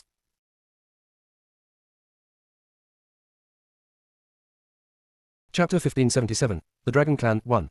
Translator, Endless Fantasy Translation Editor, Endless Fantasy Translation. Gu Ruan looked at the crowd in front of her with a calm and tranquil look on her face. I suddenly feel that using 3 seconds to defeat you is too much of a waste. 1 second is enough. The crowd shook before they burst into laughter. Some laughed so hard that they could not stand up straight. They have seen arrogance, but they have never met anyone as arrogant as this woman. She actually had the audacity to say that it would only take 1 second to defeat them. However, just as the crowd was laughing very loudly, the woman slowly raised her hand. The ancient divine pagoda which emitted a purple light appeared from thin air. Without even waiting for the group to return to their senses, it had slammed violently down. Wham! The loud noise shook the entire mountain range. The crowd beneath the gigantic pagoda had been flattened into meat patties before they could even react. Let's go. Gu Ruan turned to look at the still-dazed Lan Ji and spoke as she furrowed her brows. Lan Ji blinked dazedly and stared in astonishment at the woman's delicate and pristine features. He wanted to speak but did not know how to start. Just as Lan Ji's heart was shaking, a peerless figure appeared before his eyes. That man has silver hair and crimson robes with a small smile curved on his face. His smile would only be filled with this much tenderness and warmth whenever he saw the green-robed woman. Is it done? Gu Ruan nodded lightly. Xiao Yi, this fellow is my old friend and is also a demi-beast human. His mother was a princess from the Dragon Clan and his father was a human. I've promised him back then that if I were to journey to the Dragon Clan, I would bring him along. Chanbei Yi nodded calmly and looked at Gu Ruan with a smile on his lips. Yunsa, let's be on our way then. As he stared at the silver-haired man who had pulled Gu Ruan into his arms, Lan Ji felt a sense of disappointment and he did not know why. Soon, however, he quickly recovered his emotions. It was likely that such an outstanding woman like Gu Ruan would probably need a man like this who was good enough for her. Lan Ji. Suddenly, Gu Ruan seemed to have remembered something. She turned around to look at Lan Ji and raised her brow. By the way, Lan Ji, is the Sprig you had previously run into still around? Lan Ji was in a daze and he could not fully comprehend the meaning in Gu Ruan's words. He nodded gently after remaining silent for a moment. At the time, that Sprig was too powerful, so many cultivators who had tried to destroy him had died by his hand. We barely escaped with our lives ourselves. That day, the Sprig had purposely created a miracle to mislead people into thinking that a divine weapon had appeared. This caused many powerful cultivators to fight each other as they approached him. Who would have thought that what had awaited the victors was not a legendary divine weapon but a Sprig who was seeking to reconstruct his flesh? Initially, he had only wanted to snatch their human bodies, but when he saw Lan Ji, his objectives became focused solely on Lan Ji's body.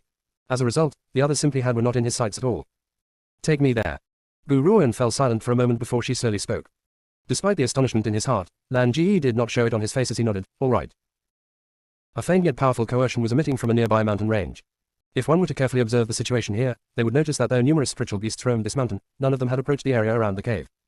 Furthermore, one could not even sense the presence of spiritual beasts. At this moment, a group of 3 paused in their footsteps just as they reached the cave. Out of the 3, the most remarkable was a pair of lovers. The man had a head of silver hair and was dressed in crimson robes. His peerless features carried a gloomy air and only when he gazed upon his beloved would a smile appear.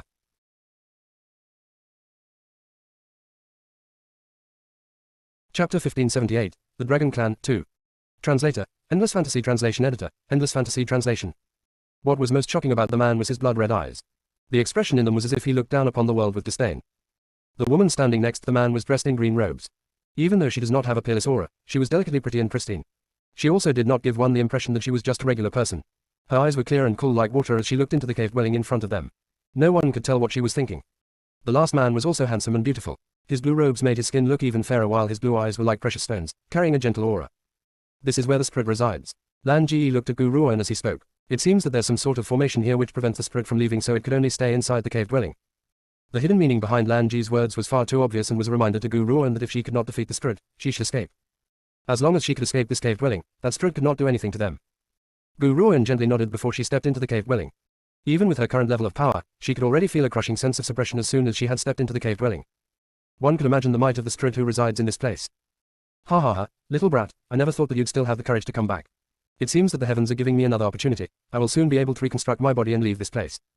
Suddenly, an eerie and gloomy voice rang out like the voice of a devil in one's ear, causing one to shiver. Is this that Sprig? Gu Ruan gently raised her brow. It seems that this Sprig was indeed powerful. This Sprig's power should be at the 9th transformation state while he was still alive. Now, however, he was only a Sprig trapped in this place. Just as Gu Ruan was in deep thought, a tall and large figure suddenly enveloped her and blocked her view instantly before the eerie and gloomy voice rang out beside her ear again. Little brat, are these 2 your reinforcements? The Sprig looked sinister as he stared at Gu Ruan before his eyes landed on Chanbei Yi. Suddenly, a sense of fear appeared in his eyes. It was very obvious that Chanbei Yi's power made him feel a sense of terror. HMPH, looks like I should never have allowed you escape in the first place. These 2 are obviously more powerful than the previous cultivators. The Sprig turned towards Lan Ji and exclaimed with malice, however, brat, anything that holds my liking will never escape me. Your body is destined to become mine. I can only construct a body that is useful to me by using your body. Otherwise, you can also choose to let me walk into reincarnation. After the spirit had spoken, he fell silent for a moment before he rejected his last suggestion. No, your powers are too weak now. If I step into reincarnation, I will also become as weak as this. Only by using your flesh to reconstruct my body can I have the power I once had at my peak. Lan Ji's expression changed. He pointed at the translucent spirit and said, Lady Gu, he's the spirit who had exposed my identity. Gu Ruoan smiled gently and her eyes carried the light of wisdom when she looked at the spirit. Are you a demi-beast human as well? Whoosh. The expression on the spirit's face changed instantly. He stared at Gu Ruoan in shock as if he never thought that Gu Ruoan would be able to see through his identity as a demi-beast human. Are you puzzled about how I had managed to identify you? Gu Ruoan smiled calmly. Your power is stronger than Lan Ji's, so you could see through his identity easily. Regardless of how he had concealed it, he cannot hide it from you as he's weaker than you. Hence, he did not know that you're also a demi-beast human.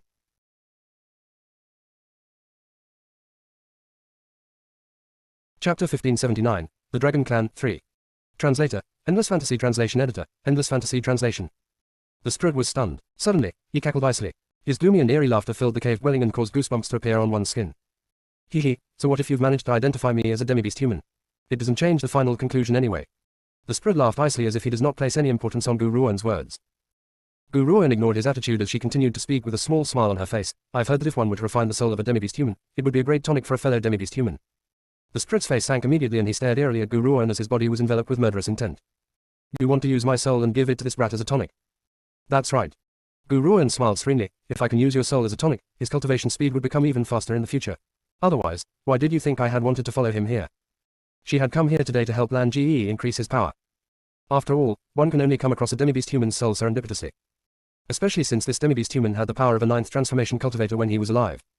If Lan Ji could ingest this demi-beast human's soul, he could be promoted to the 9th transformation state. Hearing this, Lan Ji's eyes carried a complicated air and his thoughts were conflicted. He had never expected Gu Ruoan to journey into this cave dwelling to help him raise his power. Little girl, if you want to refine my spirit, that would depend on whether you have that ability. The spirit narrowed his eyes as he exclaimed eerily. I alone do not have this power but. Gu Ruoan's eyes flashed as she smiled gently. If I were to use the 9th underworld flames. Whoosh. As soon as Gu Ruoan had spoken, the 9th underworld flames ignited on her palm. The flames illuminated the entire cave dwelling as it danced in her hand. The 9th underworld flame was the bane of any soul. If the spirit still has the level of power he had when he was alive, Gu Ruoan would not be able to do anything to him even if she had used the 9th underworld flames. Unfortunately, his powers have regressed after so many years. Furthermore, because he does not have a physical body and was a spirit, the 9th underworld flames in Gu Ruoan's hand was a fatal weapon to him. No. The spirit finally felt fear when he saw the 9th underworld flames. He let out a sharp shriek, but before he could beg for mercy, the 9th underworld flame had started to burn his soul. The severe agony made the spirit tremble all over and he could no longer behave arrogantly. He shook as he pleaded, I was wrong, I should not have coveted this boy's body. Please spare me, I will give everything I have saved up these past few years to you. Unfortunately, Gu Ruoan had remained indifferent to the spirit's pleas. Very soon, the spirit had been turned into a speck of light under the immense agony and landed in Gu Ruoan's hands. Gu Ruoan gave the soul orb over to Lan Ji and calmly said, he had wanted to take your physical body and now, I've given you his soul as a form of revenge. Swallow it. Lan Ji looked at Gu Ruoan with gratitude before he swallowed the soul without hesitation.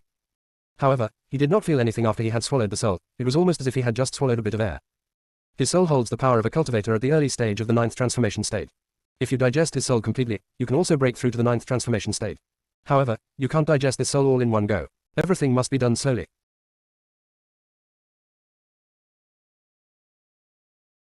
Chapter 1580, The Dragon Clan, 4. Translator, Endless Fantasy Translation Editor, Endless Fantasy Translation. The woman's voice was calm and refined, but it moved Lan Ji so much that he did not know what to say. In the end, all of his gratitude was put into 2 words, thank you. You don't have to thank me. Since you've chosen to follow me, I will have need of your powers. Helping you is equivalent to helping me. Gu Ruoan replied calmly, let's go, our business here is done. We shall make our way to the Dragon Clan now. The Dragon Clan resides on the North Sea, which was in the first city.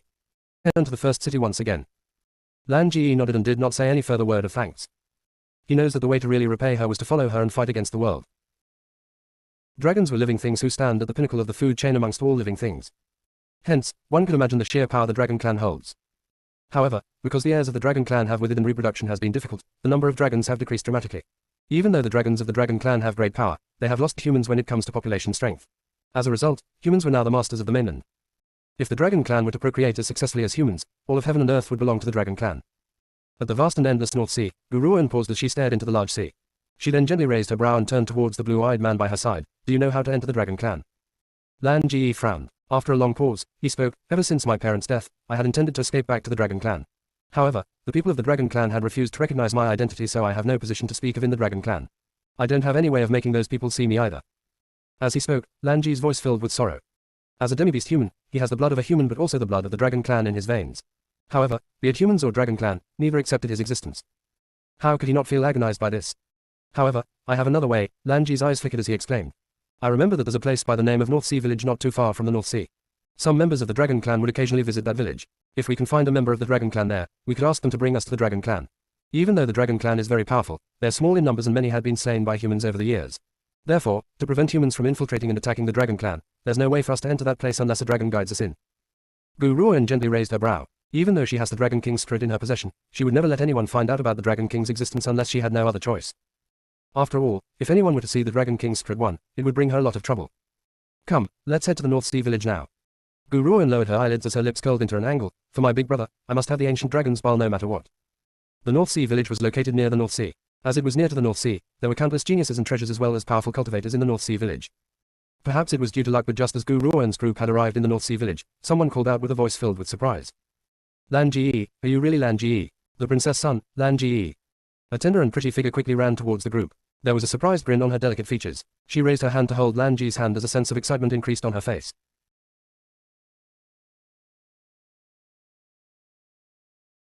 Chapter 1581, The Dragon Clan, 5. Translator, Endless Fantasy Translation Editor, Endless Fantasy Translation. I was right, you really are Lan Ji. It's been so long since we've last met, do you still remember me? Lan Ji was shaken. He stared at the young girl's pretty, smiling face and fell silent for a moment before he asked in a voice filled with disbelief, Long Ling'er. Aren't you Long Ling'er? Lan Ji, you still remember me? The young girl's smile was like a blossom. She then turned towards Gu Ruoan and Chanbei and asked, are these your friends?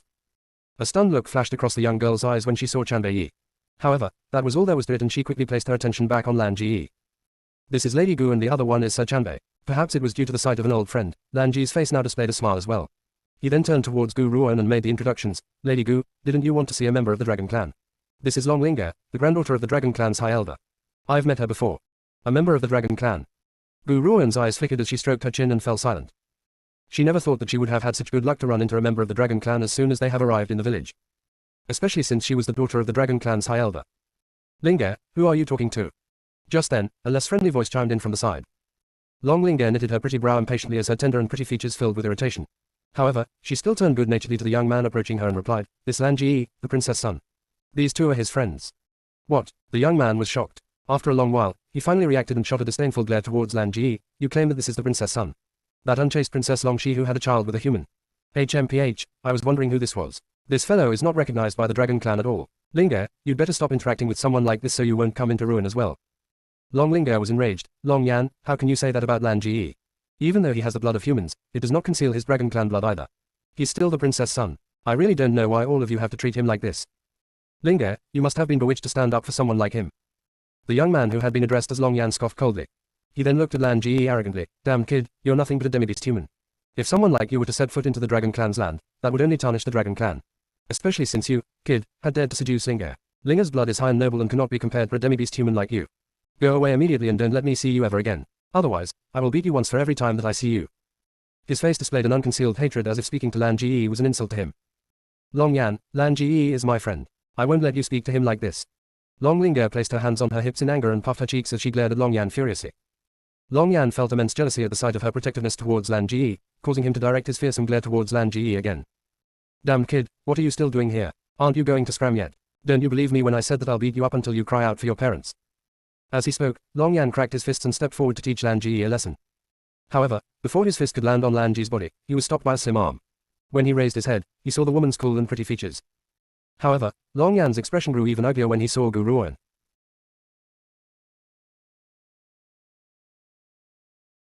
Chapter 1582, The Dragon Clan, 6. Translator, Endless Fantasy Translation Editor, Endless Fantasy Translation.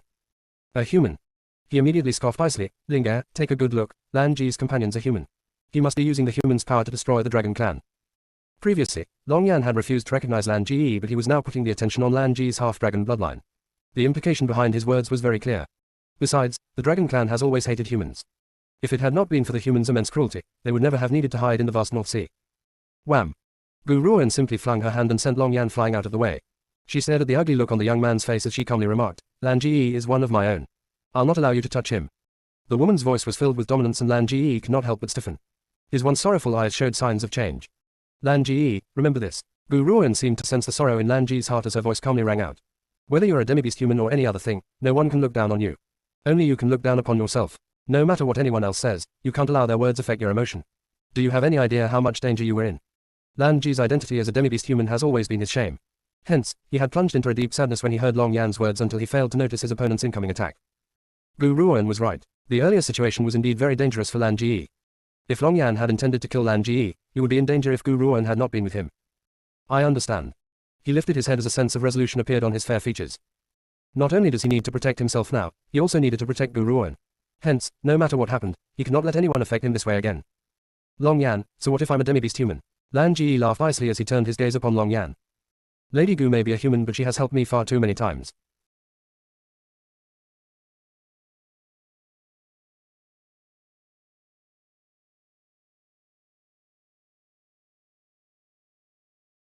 He lifted his head as a sense of resolution appeared on his fair.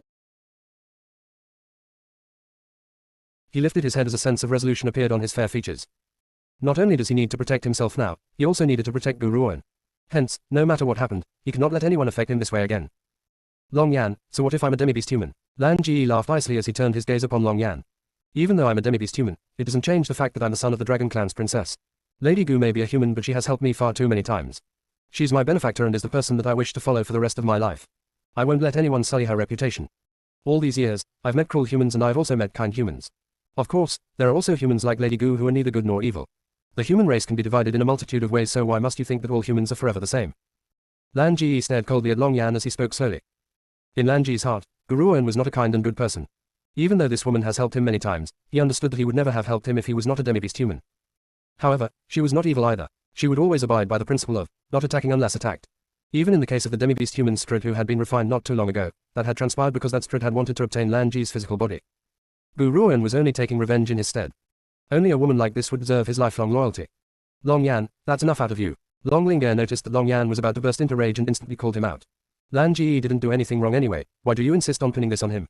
Lan Ji is the princess' son and I trust his judgment. Anyone who catches his eye can't be all that bad. Long Ling'er. Long Yan roared angrily and clenched his fist tightly. Everyone nearby could hear his bone-crushing voice.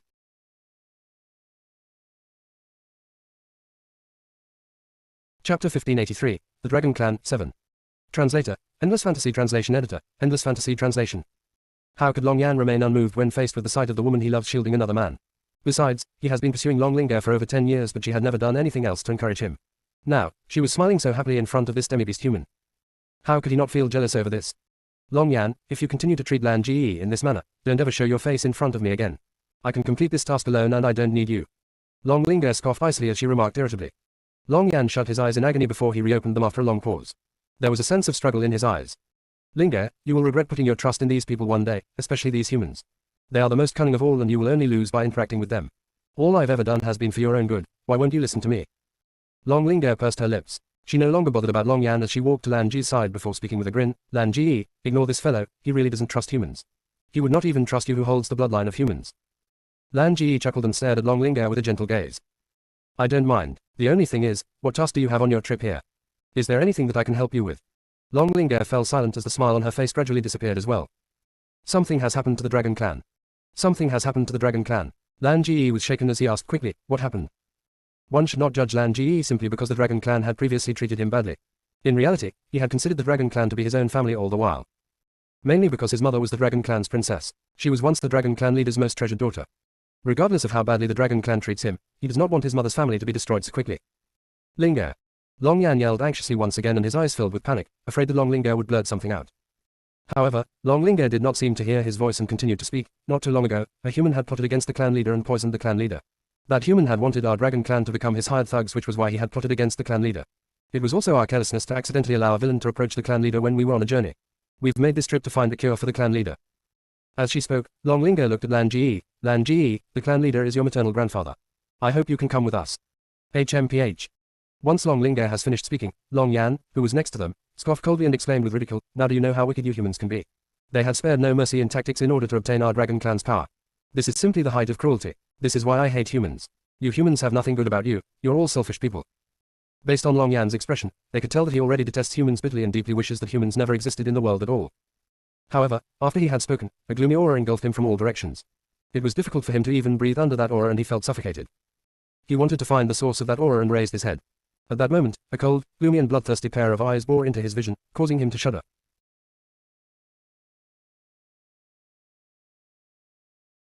Chapter 1584, The Dragon Clan 8. Translator, Endless Fantasy Translation Editor, Endless Fantasy Translation. Please don't take it to heart, Long Yan has always had a temper and he has always hated humans. Actually, his character isn't all that bad.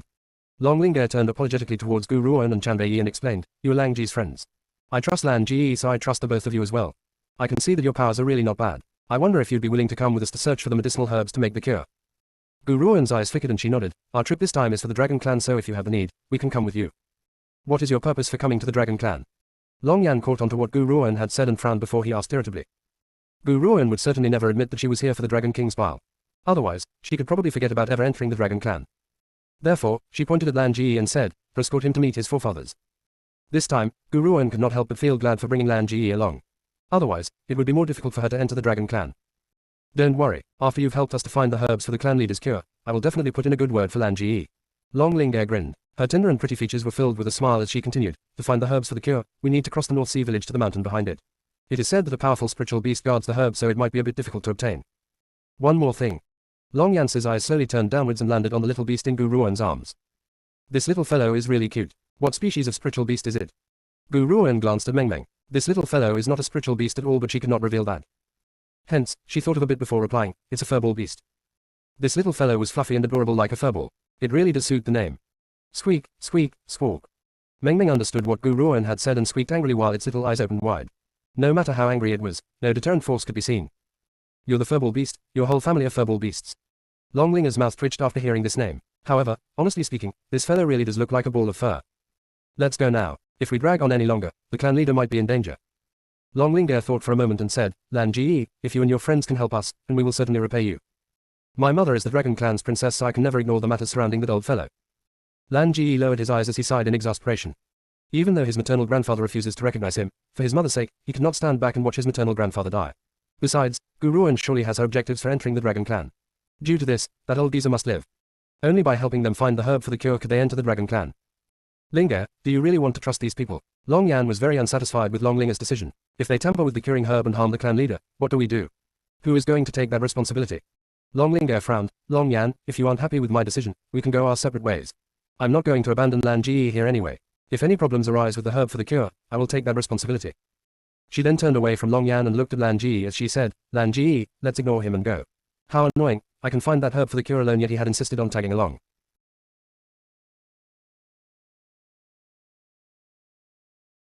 Chapter 1585, The Dragon Clan 9.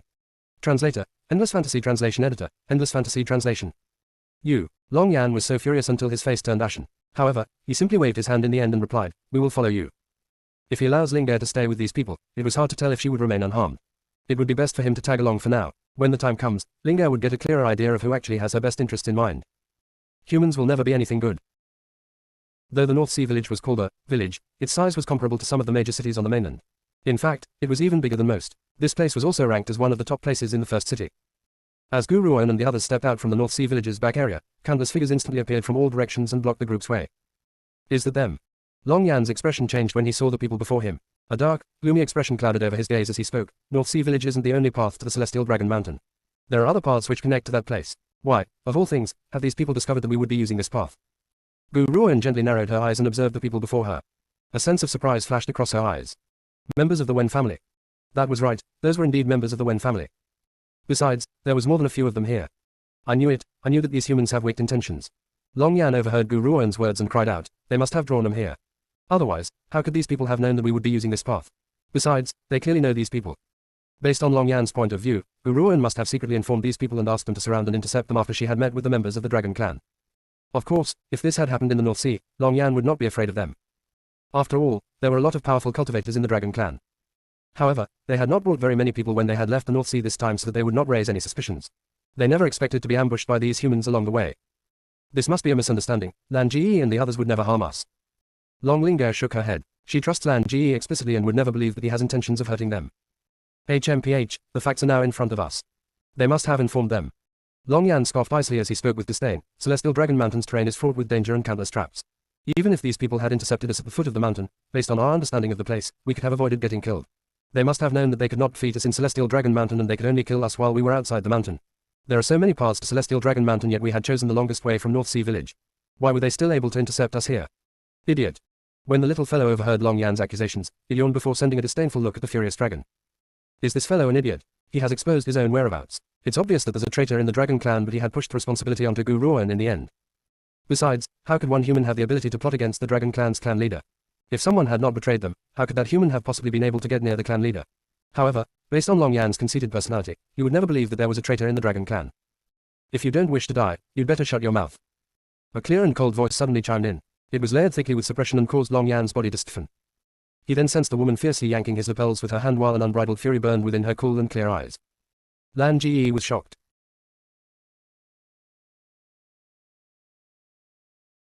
Chapter 1586, The Dragon Clan, 10.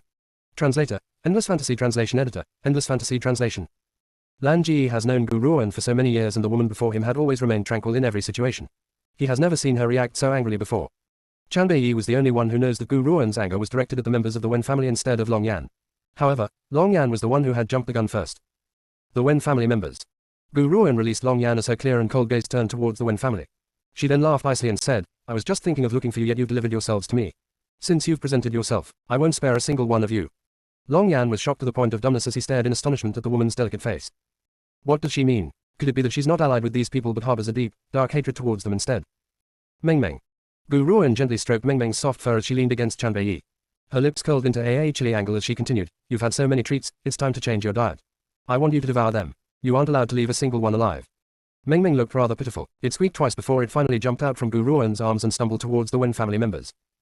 Long Linger and the others were shocked and could only stare in confusion at the tottering Meng Meng, unable to comprehend the situation for the moment. What had Gu Ruan meant? Is she going to let this small fry fight against so many humans? Can it do that? As for whether Meng Meng could take him on or not, those people soon found out the truth. Meng Meng's mouth gradually grew wider as it expanded endlessly like a black cave. Before the once haughty Wen family members could react, they had all been swallowed whole. A gentle breeze brushed across the place and caused the leaves to flutter. The group of people who had been standing there had vanished without a trace. It was as if they were never here at all. Meng Meng burped before it sauntered lazily back to Gu Ruan's side. It whined with every step and there was a look of revulsion on its face as if it had been forced to swallow a fly. Long Linger blinked her large, bright eyes as she looked at Gu Ruan and said, This spiritual beast of yours is very powerful. This was a word of praise which had come from her heart. Even the way she looked at Gu Ruan was full of awe. It's a little bit gluttonous. Gu Ruan stroked the little fellow's head and smiled serenely as she replied. You're the glutton, your whole family are gluttons. The little fellow glared irritably at Gu Ruan. It certainly had not wanted to eat those people, but she had forced him to. The most delicious food to this little fellow was pills. It definitely does not wish to change its diet. The little fellow looked even more pitiful at the thought of this. It was just about to bury its head into Gu Ruan's snowy peaks to seek comfort, but was picked up by a large hand and tossed aside with a thud. Yunsa, this spiritual beast is too much of a pervert. Chanbei looked thoroughly furious and even his voice carried a tinge of jealousy. Gu Ruan shrugged her shoulders in exasperation. It's a spiritual beast, it's no different from a cat or dog. But it's a male. Especially since this creature always attacks her bosom. If Gu Ruan was careless, it would take whatever advantage it could. As the two of them were bickering, Long Linger's voice chimed in, Long Yan, this should now prove that Lady Gu had nothing to do with these people, right? I told you, Lan Ji has pretty good judgment. His friends can't be anyone bad. Perhaps they had orchestrated it purposely. Those people had lost to this woman on purpose so that we will trust her more. This would make it easier for her to hurt the clan leader. Even though Long Yan had said such a thing, his words clearly lacked conviction.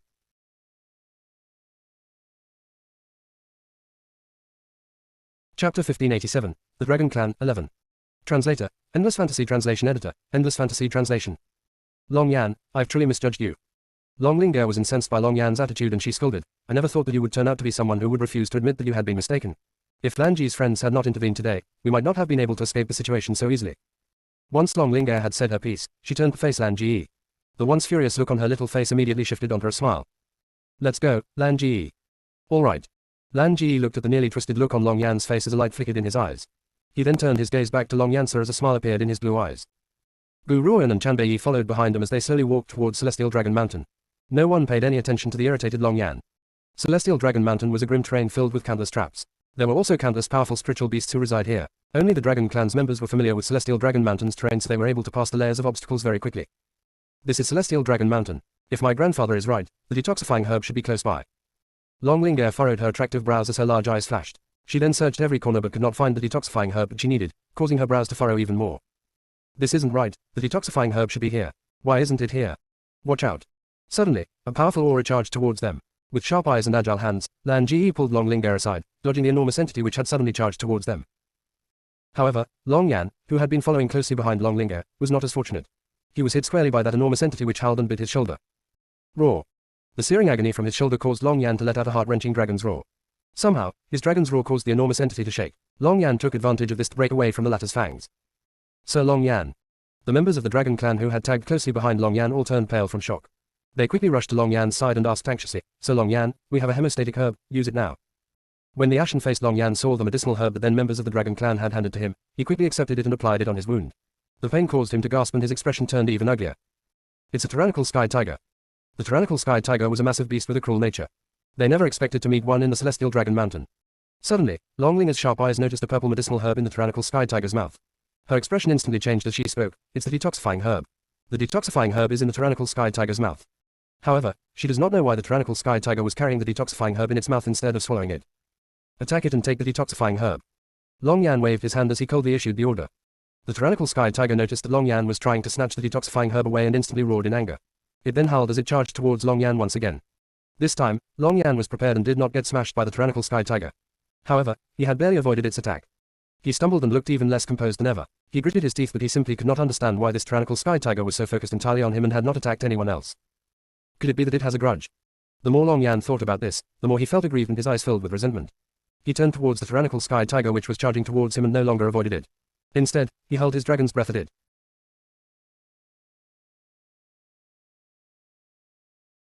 Chapter 1588, The Dragon Clan, 12. Translator, Endless Fantasy Translation Editor, Endless Fantasy Translation. At the same time, the guards of the Dragon Clan also surrounded the tyrannical sky tiger and blocked it from approaching Long Yan. Though Long Yan has reached the late stage of the exceptional state, there was still a sizable gap in power between him and the tyrannical sky tiger. Despite that, the tyrannical sky tiger still cried out in pain when the dragon's breath hit it, causing it to drop the detoxifying herb. Quick, grab the detoxifying herb. Long Ling'er's face lit up when she saw this and she shouted excitedly. Hearing this, one of the guards quickly picked the detoxifying herb up and tossed it at Gu Ruoan who was the nearest to him. Howl. When the tyrannical sky tiger saw that it had lost the detoxifying herb, its eyes turned red and it immediately charged towards the Dragon Clan guard.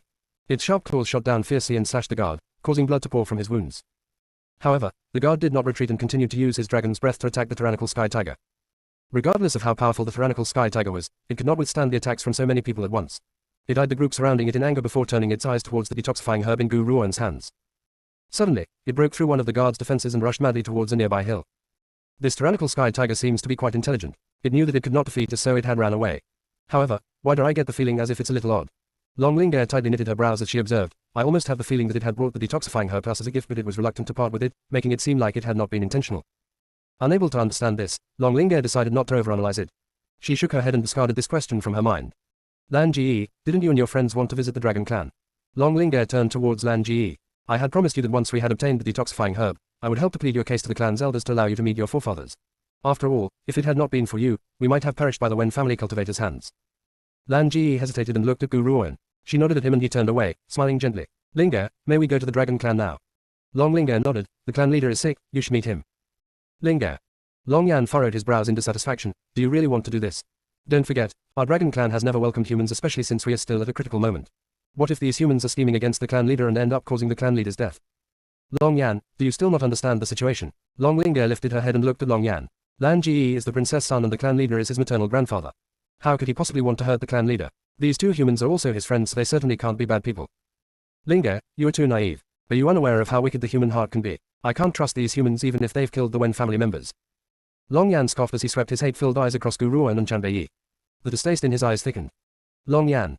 Long Ling'er stomped her foot and pouted her little lips as she retorted stubbornly. I don't care, I believe that Lan Ji's friends are no villains. If you don't agree with me bringing them into the Dragon Clan, I won't ever speak to you again. When Long Yan saw the look on Long Ling'er's face, he no longer dared to express his dissatisfaction no matter how much he was feeling it. He then sighed and said, if you insist on doing so, I can't say anything else. However, you will one day regret placing your trust in humans.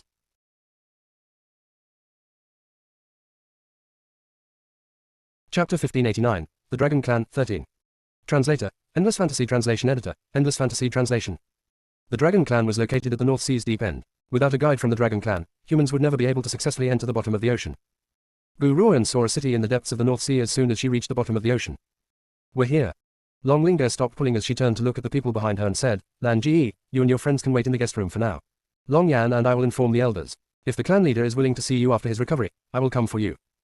Lan Ji nodded. Based on the situation now, it was best to take this route. Long Yan had followed quietly behind the group the entire time, but his eyes never lost their vigilance, fearful that Guruan and the others would do something against the Dragon Clan. After following the group into the Dragon Clan, Guruan and the others were arranged to stay in a guest room at the clan leader's mansion. Long Linger and Long Yan quickly left once the guests were in the room. Since they have obtained the detoxifying herb, their priority was now to save the clan leader. However, Long Yan did not feel assured to leave Guruan and the rest alone. Hence, he had stationed several Dragon Clan guards outside the guest room to watch them. In the guest room, the strong fragrance of sandalwood filled their senses. Guruan was seated in front of a table as she poured herself a cup of tea. She gently took a sip and said, "Xiao Yi, what do you think of the Dragon Clan? Can we get the ancient dragon's bile easily? If they won't give it to us, we'll take it by force." Chanbei Yi raised his brow. To him, this was not an issue. If the Dragon Clan refuses to hand over the ancient dragon's bile, they would take it by force. He would bring the ancient dragon's bile to her no matter what. It would be good if we can resolve this peacefully. Guruan sighed. If we really had no other choice, I can let the Dragon King out. After all, he's only taking his body back. Can the Dragon Clan really stop him from doing that? Suddenly, Guruan seemed to remember something and gently furrowed her brows. "Xiao Yi, did you sense that there was something not right with that tyrannical sky tiger?" The tyrannical sky tiger. Hearing this, Chanbei Yi fell silent. After a long pause, Guruan spoke again. That tyrannical sky tiger wasn't that powerful and was only at the early stage of the refined state. The Dragon Clan members could have defeated it if they attacked together. Spiritual beasts have always been sensitive to danger, so why had it appeared? More so, it was even carrying the detoxifying herb when it had appeared. I feel as if it had been purposely sent to bring the detoxifying herb to us. Guruan also felt the same way as Long Linger. That tyrannical sky tiger seemed as if it had been purposely sent to bring the detoxifying herb to them. Was there something wrong with that detoxifying herb? Chanbei Yi went behind Guruan and gently rested his chin on her shoulder as he asked.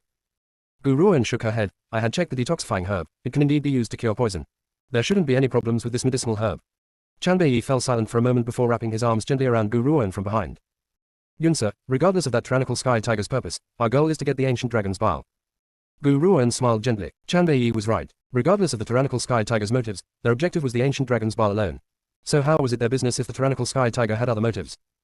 She relaxed at the thought of this and slowly turned around to look at the man before her. "Xiao Yi." "Shush." Chanbei Yi placed his finger on his lips and made a shushing motion. He then lowered his head and gently kissed the woman's lips. The woman's lips carried a light fragrance akin to pure and fresh spring water. He could get enough of this taste.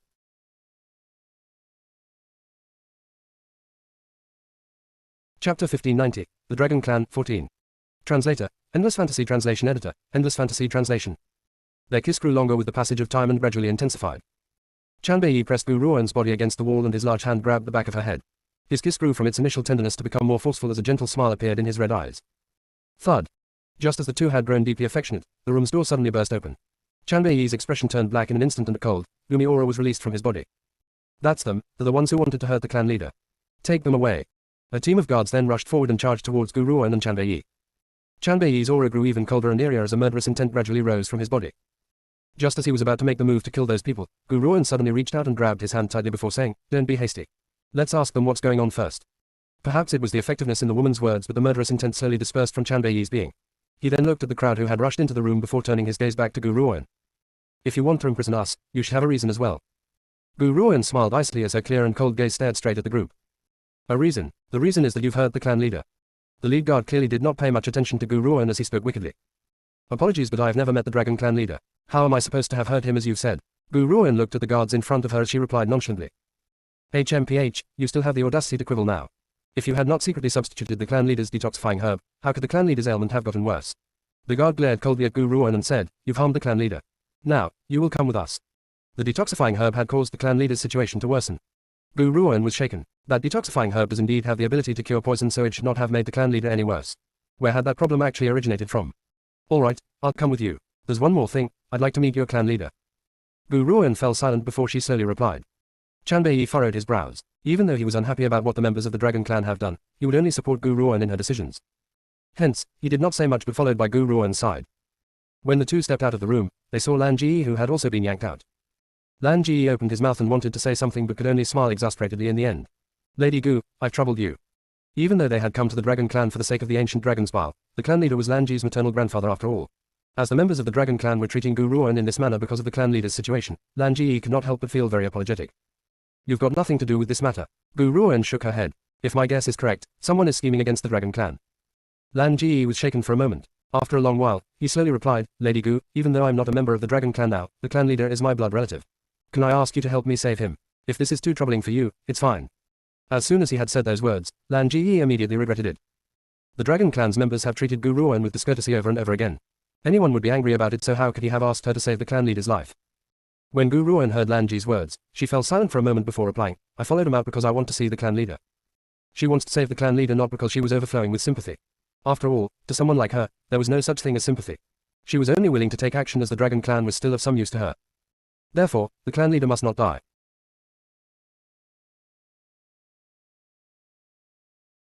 Chapter 1591, The Dragon Clan, 15. Translator, Endless Fantasy Translation Editor, Endless Fantasy Translation. The Dragon Clan. The atmosphere was tense in the clan hall. The crowd was seated in a circle but no one said a word. Long Ling'er was feeling fidgety under such tense circumstances, but she still wanted to make her last defense. Grandfather, elders, Lan Ji and the others could never have heard the clan leader. There must have been a misunderstanding somewhere. Ling'er, I've said it before, you'll regret not listening to my words. Long Yan rose to his feet angrily and snarled, yet now. You're still protecting those people. Humans will never be anything good. Lan Ji carries the blood of a human, so similarly, he's no good either. They've hurt the clan leader and the evidence is conclusive, but you still want to help them. What kind of bewitching medicine has Lan Ji given you? Long Ling'er did not dare to talk back when faced with the elders. However, when it comes to Long Yan, she lifted her chin and snapped furiously, Long Yan, what do you mean by, the evidence is conclusive? Just because the detoxifying herb had once passed through Lady Gu's hand, you've concluded that she had substituted the medicinal herb. Had you seen it with your own eyes? If you did not see it with your own eyes, what right do you have to frame others? Ling'er, aside from her substituting the detoxifying herb, who else would do such a thing? Long Yan stared at Long Ling'er in disappointment, as if he never thought that she would shield these people even at a time like this. Is this the woman that I have been in love with for so many years? She would cast the Dragon Clan aside for the sake of those humans. Enough. When one of the elders saw that the two would not stop squabbling, he slammed his hand on a table in the clan hall and rose to his feet. He then chided with a cold look on his face, both of you stop talking. Everything will be determined once those humans arrive. Ling'er, you've been too neglectful this time. You should understand the deceit and treachery of mankind. Grandfather. Long Ling'er felt aggrieved and tears began to well up in her eyes. It's fine if no one else believes in what I just said, but why is my own grandfather refusing to believe me? Lan Ji is a good person, so his friends can't possibly be villains. Her belief in this was steadfast. Elders. Just then, a guard's report chimed in from outside the door, the humans have arrived. Let them in. Long Ling'er's grandfather, Elder Long Yuan, replied indifferently. Gu Ruoan and Chanbei then stepped into the clan hall together. They did not look anxious or worried. Instead, they looked abnormally calm, as if they were only here to sip tea and chit-chat. Lan Ji had also followed suit behind the two and entered the room. He saw the elders seated in the clan hall at first glance and could not help but recall the humiliation he had once faced here. His eyes turned pitch black. However, he soon recovered. He had promised Gu Ruoan that he would not let anyone affect his emotions. Hence, he would not feel sad and dejected because of the Dragon Clan anymore. Was it you who had substituted the detoxifying herb to covertly injure the clan leader? Long Yuan stared calmly at the three who had entered the clan hall and slowly asked. No. Gu Ruoan's reply was steady and decisive, firmly denying Long Yuan's question. I've heard from Long Yan that you've touched this detoxifying herb. As a result, a medicinal herb which should have cured the clan leader's poison has been turned into a fatal poison. Long Yuan laughed icily. He then looked at Gu Ruoan and slowly remarked, if you claim that you did not do it, answer me this, who's the one who is trying to hurt the clan leader? Long Yuan's words caused Long Ling'er's entire face to fill with anxiety. However, at a time like this, there was no way for her to extend any help to Gu Ruoan.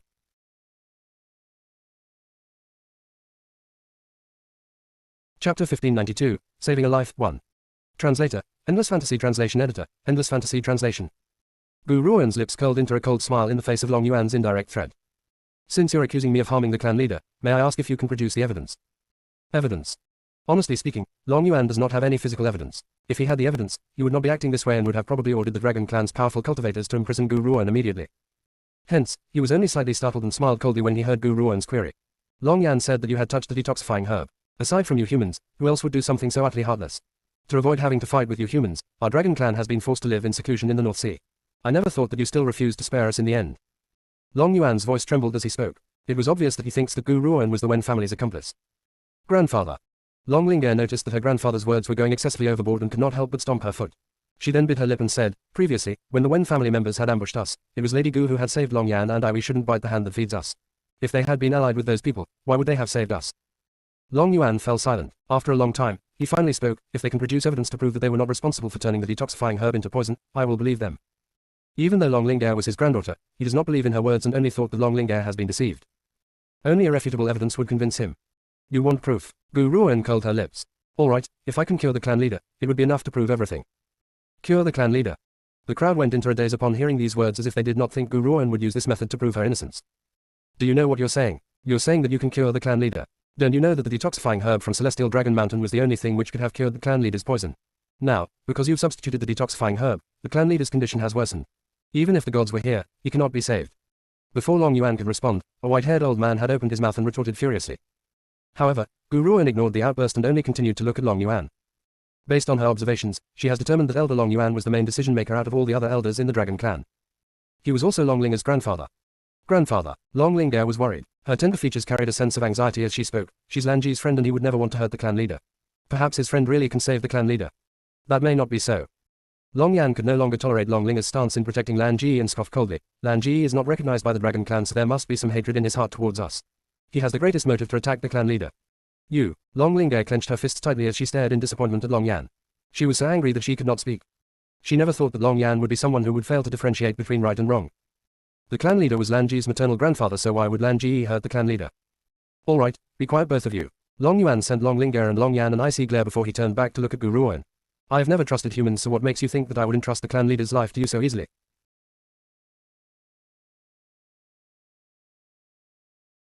Chapter 1593, Saving a Life, 2.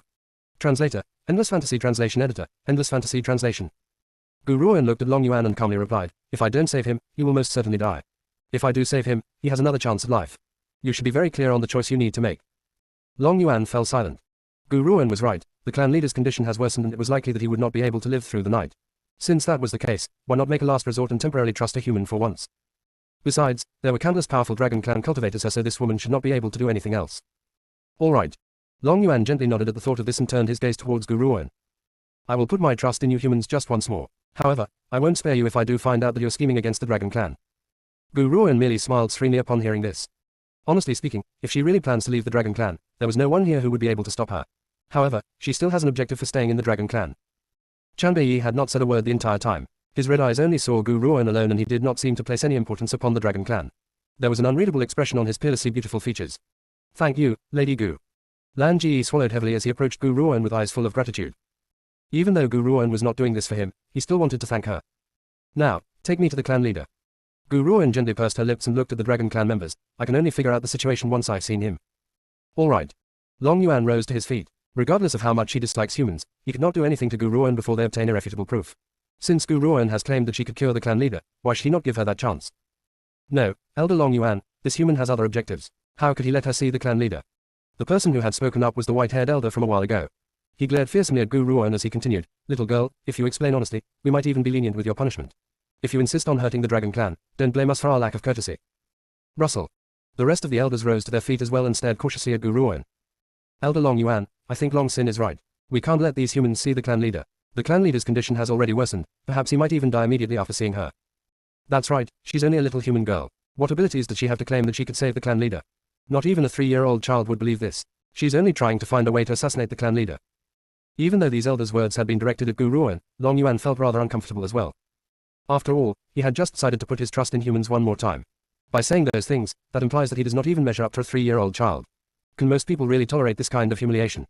Enough. Long Yuan raised his head and looked at the elders before speaking in a cool and calm voice. I've made my decision. I believe that this human can't possibly assassinate the clan leader in front of my eyes. If she can successfully cure the clan leader, she will be welcomed as the dragon clan's guest and no one is to disrespect her.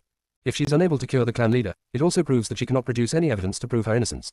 By then, I will be the first to show her no mercy. Elder Long Yuan was very confident in his own abilities. He believes that Gu Ruoan has no way of killing the clan leader in front of him, which was why he was allowing her to carry out her suggestion.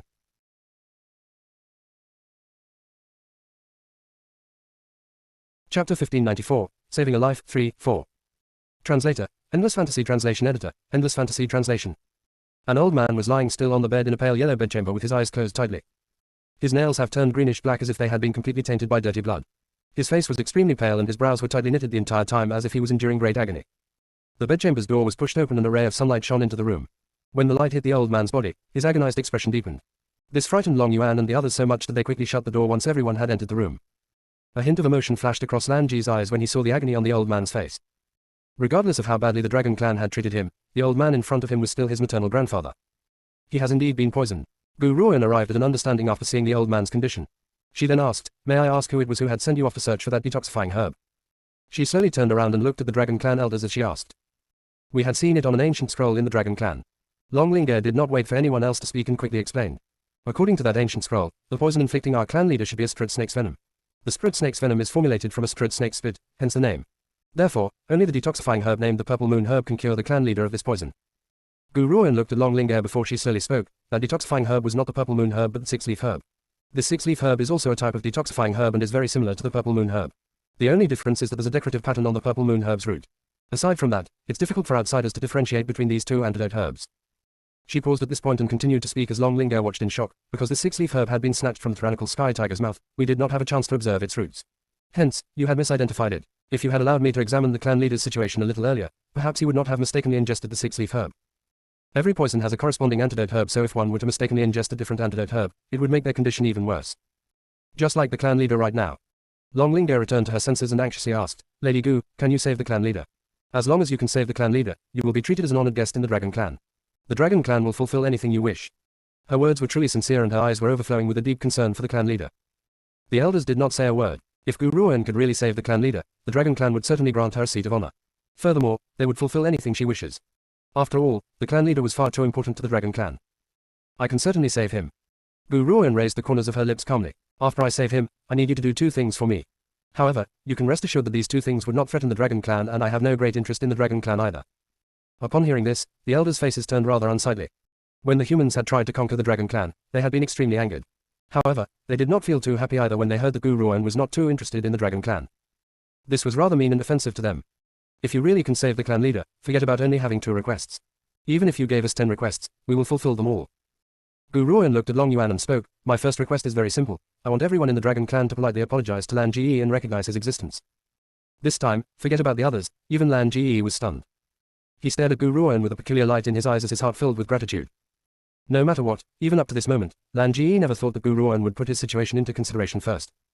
Number 2. Gu Ruan paused before she said, I know that the Dragon Clan has hidden an ancient dragon's body away. That ancient dragon was the previous king of the Dragon Clan. My second request is that I want his body. Gu Ruan did not mention the ancient dragon's bile. Instead, she had requested to take the entire ancient dragon's body away. The entire room instantly turned quiet. It was so quiet that one could hear the person breathing next to them clearly. Long Yuan frowned gently. He clearly found it difficult to comply with Gu Ruan's second request. Amidst the crowd's silence, the woman's voice rang out once again, of course, you can choose to refuse. I really can't give you a direct answer on this. Long Yuan relaxed his furrowed brow. If the clan leader awakens and is willing to let you take the ancient dragon's body away, we have nothing to say. This matter can only be decided by the clan leader. This meant that Gu Ruan has to cure the clan leader first. If the clan leader agrees, she could then take the ancient dragon's body away. Gu Ruan did not say anything else and approached the clan leader who was lying on the bed. All of you, prepare a few silver needles for me. They must be sterilized. When Long Yuan heard Gu Ruan's instructions, he quickly had Long Yan prepare the silver needles. Even though Long Yan was rather unwilling, he had to obediently prepare the items for Gu Ruan. However, Long Yan simply does not believe that this woman could heal the clan leader. She must be taking the advantage to hurt the clan leader. He really does not know why Elder Long Yuan believes in her. Not too long after that, Long Yan brought the sterilized silver needles into the room and placed them into Gu Ruan's hand with an emotionless look on his face. He then scoffed icily, turned around and went to the back of the crowd. The room once again returned to silence. Gu Ruan controlled her breathing and slowly pierced the sterilized silver needles into the clan leader's fingertips. The crowd could see very clearly that the once shiny silver needle was gradually turning black. They then saw Gu Ruan fish out a pill from out of nowhere and stuff it into the clan leader's mouth. It was too late for Long Yuan to stop her and he could only watch Gu Ruan as she fed the clan leader the unidentified pill. However, just as he was about to question her, Gu Ruan put the silver needles away and calmly remarked, all right, let him recuperate quietly for a while and he should be able to wake up.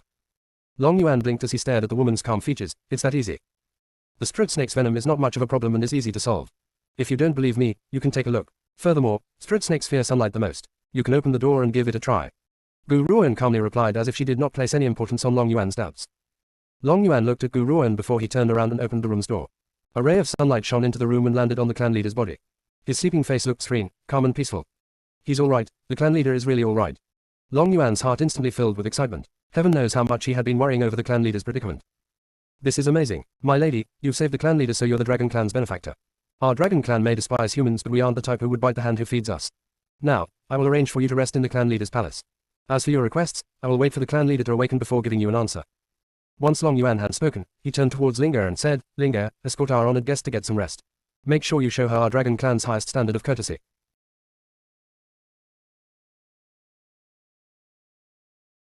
Chapter 1595, Saving a Life, 5. Translator, Endless Fantasy Translation Editor, Endless Fantasy Translation. Yes, grandfather. Long Lingga smiled adorably, it was absolutely captivating. Lan Ji, Lady Gu, and Sir Chanbei, come with me. It was very obvious that Long Lingga's heart was full of joy at this moment. She glanced smugly at Long Yan when she passed him and said, I told you, Lan Ji's friends are no villains, yet you had refused to believe me. Are you satisfied now? If they really want to hurt the Dragon Clan, why would they have saved the clan leader? Long Yan's expression was frozen in place. He looked at Long Linger's smug face but could not say a word. After all, he was the one who had accused Gu Ruan of being responsible for hurting the clan leader and had treated her discourteously. However, he never thought that the latter would let bygones be bygones and save the clan leader. Long Yan's heart filled with complicated emotions at the thought of this. He could only lower his head as a sign of embarrassment. Once Long Linger had organized the rooming arrangements for Gu Ruan and the others, she departed. Now, only the two of them were left alone in the room. Xiao Yi, I.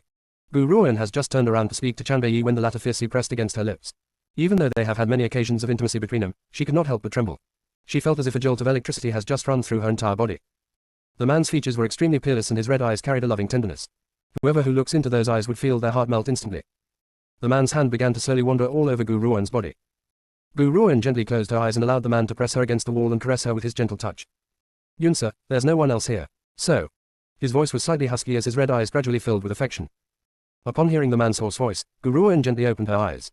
There was a smile on her face as she said, Xiao Yi, do you still recall that moment when we had left the Celestial Moon Empire and had run into the regional king and the others who had been hunting us? We had made a bet at the time that if I took care of those people, you would let me ravage you.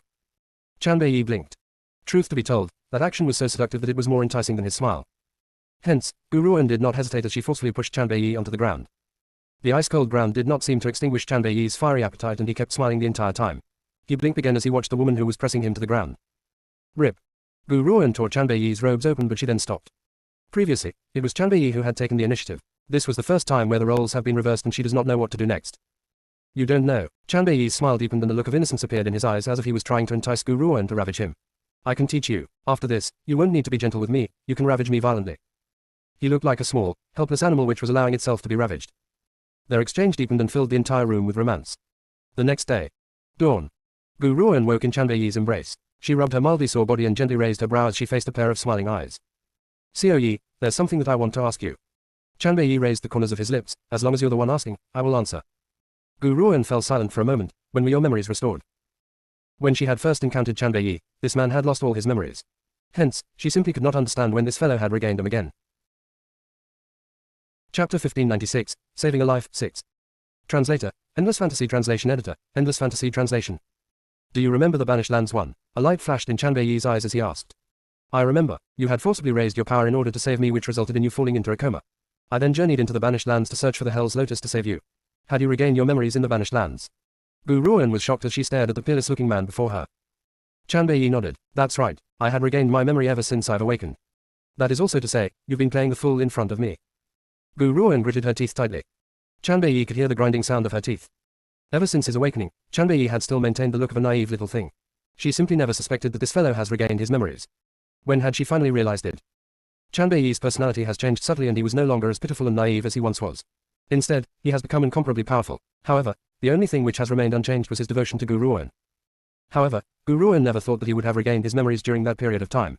This also meant that Gu Ruan has been kept in the dark all this while.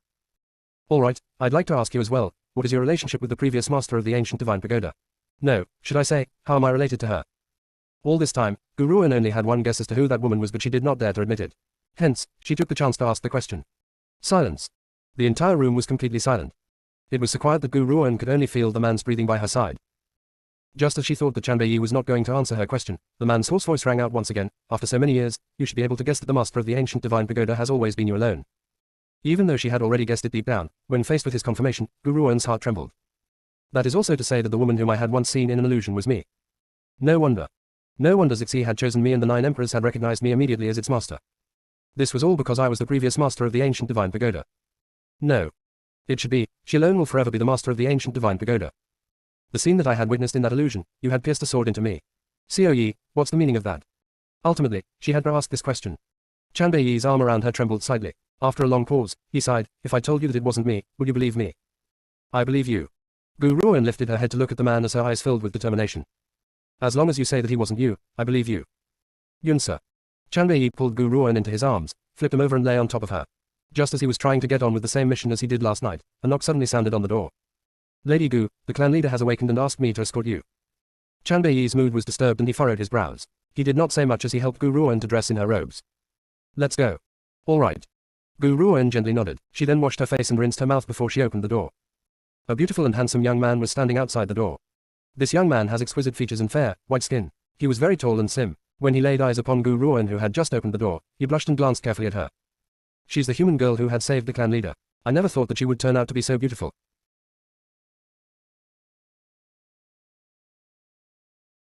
Chapter 1597. The Clan Leader's Request 1. Translator. Endless Fantasy Translation Editor. Endless Fantasy Translation. Chanbei stared vigilantly at the bashful-looking dragon clan youth before them. He raised his brows and pulled Gu Ruan into his arms as a gloomy light flashed in his eyes. Gu Ruan did not comment on Chanbei's actions. Instead, she smiled and said, "Please take us to see the clan leader." "All right, please come with me, Lady Gu." The young man looked even shyer and he could not stop glancing over at Gu Ruan incessantly from the corner of his eyes. As they walked to the clan leader's chamber, the young man described the dragon clan's culture and traditions to Gu Ruan. Gu Ruan did not pay much heed to the young man's friendliness and only listened absent-mindedly to him. "Oh, right." The dragon clan youth seemed to remember something and he paused before remarking shyly, "Our dragon clan is different from humans. In the dragon clan, military might reigns supreme and there's no such thing as regarding men as superior to women. The powerful female dragons in the dragon clan can marry more than one male dragons at a time. When it comes to reproduction, the dragon clan's reproduction power is very weak and powerful dragons' reproductive powers are even weaker. Hence, as long as you're in the dragon clan, a man can have more than one wife and a woman can have many husbands." This fellow's meaning was very clear in the way he continued to look at Gu Ruan with admiration. Hence, he failed to notice the gloomy expression on the crimson-robed man next to Gu Ruan which was so cold that it could freeze water. "Really?" Gu Ruan smiled calmly in reply. "This is the first time I've heard of such a thing. However, whether it's one husband with many wives or one wife with many husbands, this is not something which is acceptable to me." Though Gu Ruan may not have noticed the look of interest in the dragon clan youth's eyes at the beginning, she had immediately understood his meaning after hearing his words so she had abruptly made that remark. Besides, if she does not say anything, it was likely that this fellow would be torn limb from limb by the jealous next to her. Indeed, upon hearing Gu Ruan's words, Chanbei's expression looked slightly better and was no longer as gloomy as before. The dragon clan youth was a little bit disappointed. Gu Ruan's meaning could not be more obvious to him. The feelings which have risen in him for the first time in so many years were extinguished by Gu Ruan at the budding stage. "Lady Gu, we've arrived at the clan leader's chamber and the clan leader is waiting for you inside. Young Master Lan Ji has also arrived a while ago." The dragon clan youth has regained his emotional balance. Even though Gu Ruan was not willing to accept him, it did not mar his admiration towards her. However, when Gu Ruan heard the way the dragon clan youth had addressed Lan Ji, she was shaken. Based on the situation, has the dragon clan accepted Lan Ji's existence? That was a good thing. There was no loss in having Lan Ji accompany her this time. Creak. The dragon clan youth pushed the door open and made a gesture at Gu Ruan and Chanbei. He then stepped into the clan leader's chamber first and joined his fist respectfully. "Clan leader, I've brought them here." The clan leader smiled. "You may take your leave. I have some matters to discuss with our guests who have traveled from afar." Understood. The dragon clan youth left after receiving his orders. When he reached Gu Ruan's side, she looked knowingly at him. His eyes no longer carried his previously infatuated look, there was only a sense of admiration instead. The clan leader watched the dragon clan youth as he left as if deep in thought.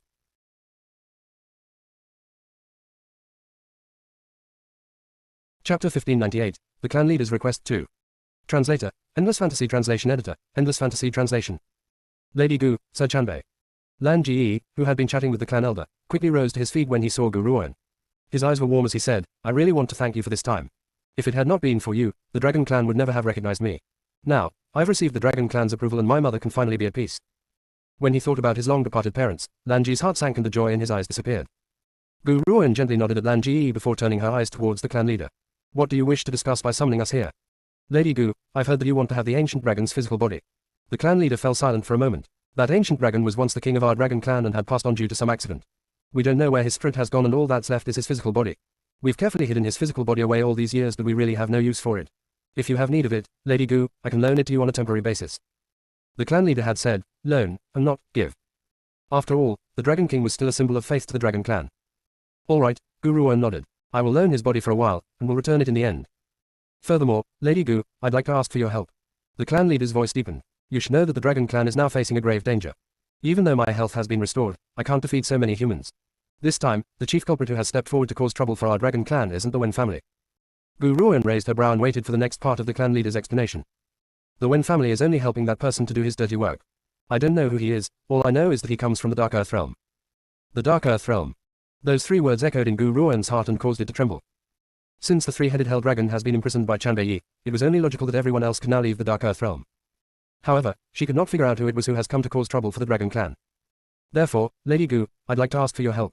That powerful cultivator has brought along too many humans. Other than the Wen family, there are other forces involved as well. Without your help, Lady Gu, the dragon clan will be destroyed very quickly. If it had not been for the fact that they have no way of entering the North Sea, I'm afraid that the dragon clan would have been eradicated long ago. Hence, they had taken advantage of my outing to poison me and force me into serving him. Gu Ruan fell silent. If the clan leader had used the Dragon King's body to threaten her, she would certainly refuse to help and would have snatched the Dragon King's body straight away. However, he had loaned the Dragon King's body to her first before asking for her help. The order of events was different, so, naturally, the result would be different as well. All right, I can stay back and help you. Gu Ruoan fell silent for a moment before she raised her head as her eyes filled with determination. However, you must understand that since I had saved you, you must give the Dragon King's body to me. This is a transactional process and I don't owe the Dragon Clan anything, so my willingness to help you is only for Lan Ji's sake. He's my subordinate and I can't just sit idly by when it comes to matters which concern him. Lan Ji's heart shook as his blue eyes stared at Gu Ruoan's determined yet confident features. However, his feelings were mixed. How could anyone not believe in anyone like her? It was likely that in this lifetime, he was extremely fortunate to have met her. She was the one who has changed his life.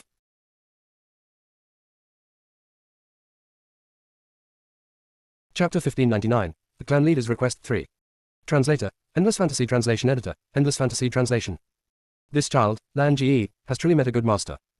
The clan leader smiled before he sighed. This child has suffered a lot from a young age. His parents had been murdered, but when he had come to ask for the Dragon Clan's help, he was rejected. I had intended to protect him, but I had no way of going against so many objections. I could only give him grief in the end. Gu Ruoan looked at the clan leader and her voice was tranquil. You're a good clan leader. She paused before she continued, but not a good father, and an even worse maternal grandfather. The clan leader laughed bitterly, but he knows that Gu Ruoan was speaking the truth. He had fulfilled the criteria of a clan leader but did not fulfill the duties of a father and a maternal grandfather. He had allowed his child to suffer so much grief in the world outside. Especially that year, when he heard that his daughter had married a human, he had been greatly enraged and had not seen her from that moment on. Even after his daughter had been killed, he had not seen her at all.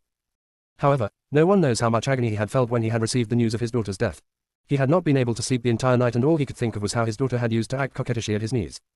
Therefore, I've now thought it through. So what if the Dragon Clan's members marry humans? So what if the children they produce are demi-beast humans? As long as they can be happy, we shall allow them to get married. Besides, the talents of demi-beast humans are far greater than the Dragon Clan or humans. With demi-beast humans, our Dragon Clan can grow even more powerful. The clan leader sighed. Instantly, he remembered the look in that Dragon Clan youth's eyes before his departure and his eyes darted a little.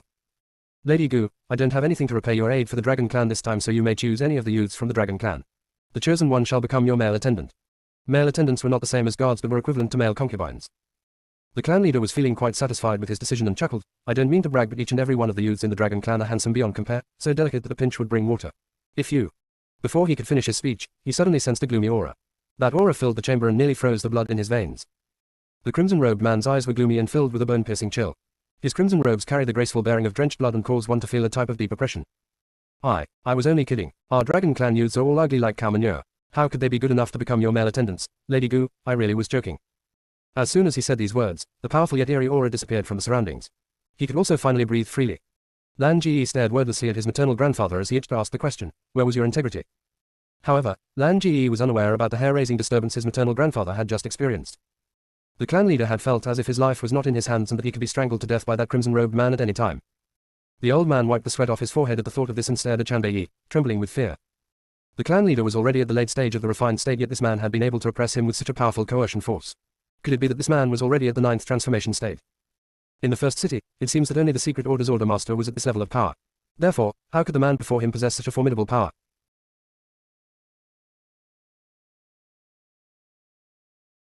Chapter 1600, The Clan Leader's Request 4. Translator, Endless Fantasy Translation Editor, Endless Fantasy Translation. Remember this, you are not allowed to think of inappropriate things next time. Chanbei raised his brow and pulled Gu Ruoan aggressively into his arms. There was an eerie and cold smile on his red lips as he continued, she's my wife and no is allowed to devise any plans towards her. If you were to spout thoughtless words again, I'm afraid that you will be crushed to pieces. The clan leader knows that this man would be able to carry out this threat. His heart trembled especially when he remembered the crushing energy released by this man. Is there anything else? Chanbei raised his brows and asked. When the clan leader saw that raised brow, he assumed that the latter was unsatisfied with him. He immediately jumped in fright and rose to his feet before anxiously replying, and nothing. If there's nothing else, stop disturbing us. Otherwise, you won't need to wait for these people to destroy the Dragon Clan. I will destroy it. After Chanbei had spoken, he wrapped his arm around Gu Ruoan's waist, turned around and walked out of the clan leader's chamber. All that was left was a string of threats which caused the clan leader's entire body to tremble. Once the two had left, the clan leader was able to return to his senses. He turned towards his maternal grandson and asked, Lan Ji, do you happen to know where these friends of yours had come from?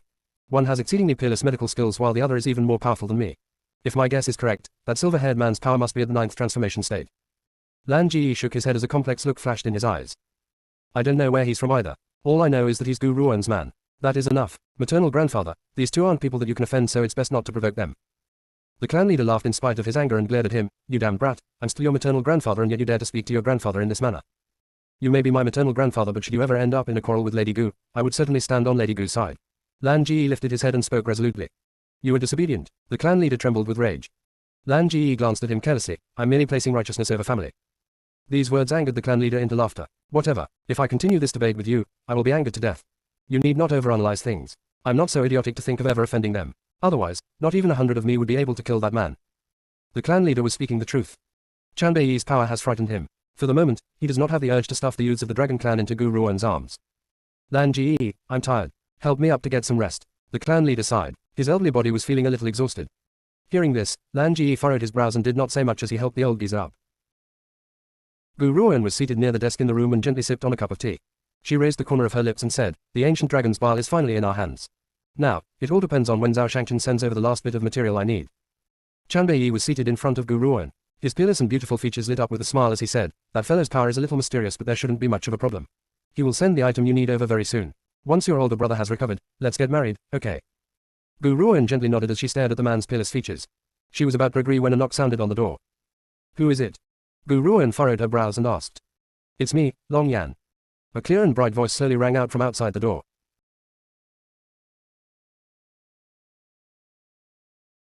Chapter 1601, The Clan Leader's Request 5. Translator, Endless Fantasy Translation Editor, Endless Fantasy Translation. Gu Ruan was mildly surprised as she gently furrowed her brows. Come in. Long Yan had previously treated her with mockery and disrespect and had also accused him of hurting the clan leader. Why was he here now? As soon as Gu Ruan had answered, the room's door was pushed open. Long Yan stood at the doorway, looking very awkward. He took a deep breath before stepping into the room. What is your business? Gu Ruan looked at Long Yan who was at the door and asked. Long Yan bit his lips and looked even more awkward. I'm here to apologize. Apologize? Gu Ruan raised her brow, and then. Long Yan gathered his courage and raised his head to look at Gu Ruan. Because many humans are too wicked, that had resulted in me getting a bad impression towards humans. This was also why I had mistakenly put you into the same circle as those other humans. I want to apologize for my previous behavior. If you really can't let go of your anger, you can hit me and you may also scold me. I'll accept it completely. The men of the Dragon Clan are always ready to take responsibility. If we were in the wrong, we will admit to it. Mistakes should be punished. His handsome face showed a sense of resolution as he spoke every word. All right, Gu Ruan paused. I accept your apology. Long Yan paused for a moment as he stared at Gu Ruan, puzzled. Aren't you going to hit me? Why should I hit you? Gu Ruan looked at Long Yan and slowly replied, I've accepted your apology. If there's nothing else, please leave. She has indeed accepted his apology. However, that does not mean that her impression of Long Yan has changed. She was already being very courteous to him by not chasing him away.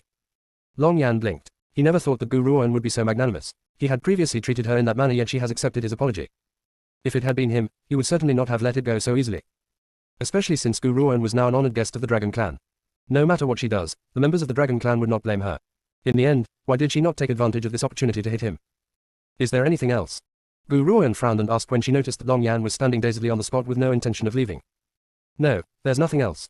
Long Yan returned to his senses, took one last look at Gu Ruan and continued, I won't bother you anymore. Once he had said this, he turned around and left, still in a daze. However, because of Gu Ruan's magnanimity, a good impression of her was carved into Long Yan's heart. He also suddenly realized that not every human was that hateful. At this moment, several elders were seated around a stone bed in a stone-walled room at the clan leader's mansion. One of the elders spoke up, Long Sin, why have you summoned us here? Say it straight.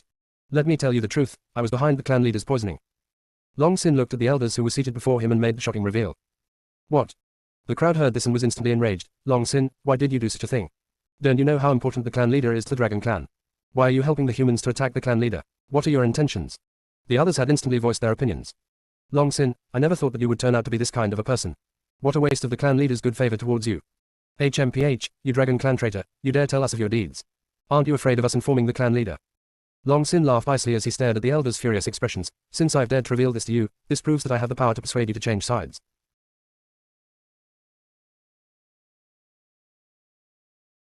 Chapter 1602, The Clan Leader's Request 6. Translator, Endless Fantasy Translation Editor, Endless Fantasy Translation. Bullshit. One of the elders could not help but swear. His entire body trembled as he spoke. You Dragon Clan traitor, we will never be on your side even if we were to die. That's hard to say. Long Sin smiled icily. Do you know what's the Dragon Clan's greatest weakness? The Dragon Clan's reproductive abilities are far too low. It's now to a point that we can sometimes only produce one dragon's egg every 20 to 30 years. Otherwise, how could the Dragon's Clan be threatened to this extent? If the Dragon Clan is powerful enough, there would be no need for us to hide in the North Sea. The group looked at each other and temporarily fell silent, as if waiting for the next part of Long Sin's explanation. Not too long ago, I had met a lord. That lord is a pill master and he has promised me that if the Dragon Clan serves him, he would help us to solve our reproductive difficulties. The clan leader knows about this too, but that stubborn old clan leader keeps believing that the lord harbors bad intentions and that the Dragon Clan should never fall into his hands. Hence, he had rejected the lord's offer. The surrounding atmosphere has grown even quieter. The group did not seem as angry as before and their expressions have slowly calmed down. That old fellow is pig-headed. That lord simply isn't the type of person to harbor bad intentions. That old fellow has simply gotten used to his existence above all dragons and does not wish to be commanded by others. So, he's doing this entirely for himself and has not put the dragon clan's situation into consideration. As long as the lord can really help the dragon clan, what's wrong with serving him? Hence, I had secretly contacted the lord and agreed to carry out his work. But, one of the elders fell silent for a moment before he asked, the clan leader has not been unkind to us. It's not too good for us to do this, right? HMPH, what's bad about it? As long as the dragon clan can be strengthened, whatever actions we take are justified. Long Sin scoffed icily. He has long coveted the clan leader's position, how could he let it go now? Lady Gu's medical skills are very powerful as well. Let's plead our case with her, perhaps she can help to solve the dragon clan's reproductive ailment. Another elder was still a little hesitant. They simply could not make sense of the need to betray the clan leader. How can this woman be compared to that lord? Let me be honest, Gu Ruan is simply no match for that lord. One other point is that Gu Ruan is only a physician. Regardless of how powerful her medical skills are, she is only a physician. That lord is different. He's an extremely reputable pill master on the mainland. Tell me, how can Gu Ruan ever measure up to him? He's simply in a different class altogether. Is Elder Long Yuan aware of this? The person who had spoken up was the same elder from earlier on. He hesitated for a moment then continued to ask. That old geezer Long Yuan is the clan leader's lackey. How could we possibly let him know about this? If he finds out, it would be bad for us. This old thing is supported by the clan leader's particular trust in him and has not lacked in his criticisms towards us. I tell you this, that old fart must not find out about this. Otherwise, we will never be able to follow the lord. In the beginning, the group had indeed been very angry, but when they heard the next part of Long Sin's words, everyone fell into a deep silence. The clan leader may have treated them well, but in contrast to the clan leader, the dragon clan's reproductive issues were more important. If the dragon clan could bear children like humans, how could they not become more powerful? There's one more thing, that lord is very interested in the dragon king's body, so the dragon king's physical body must not fall into Gu Ruan's hands. However, since the clan leader has promised her, the only way to solve this is to make sure that Gu Ruan dies in the dragon clan. A murderous intent flashed across Long Sin's eyes as he spoke with a gloomy and eerie voice.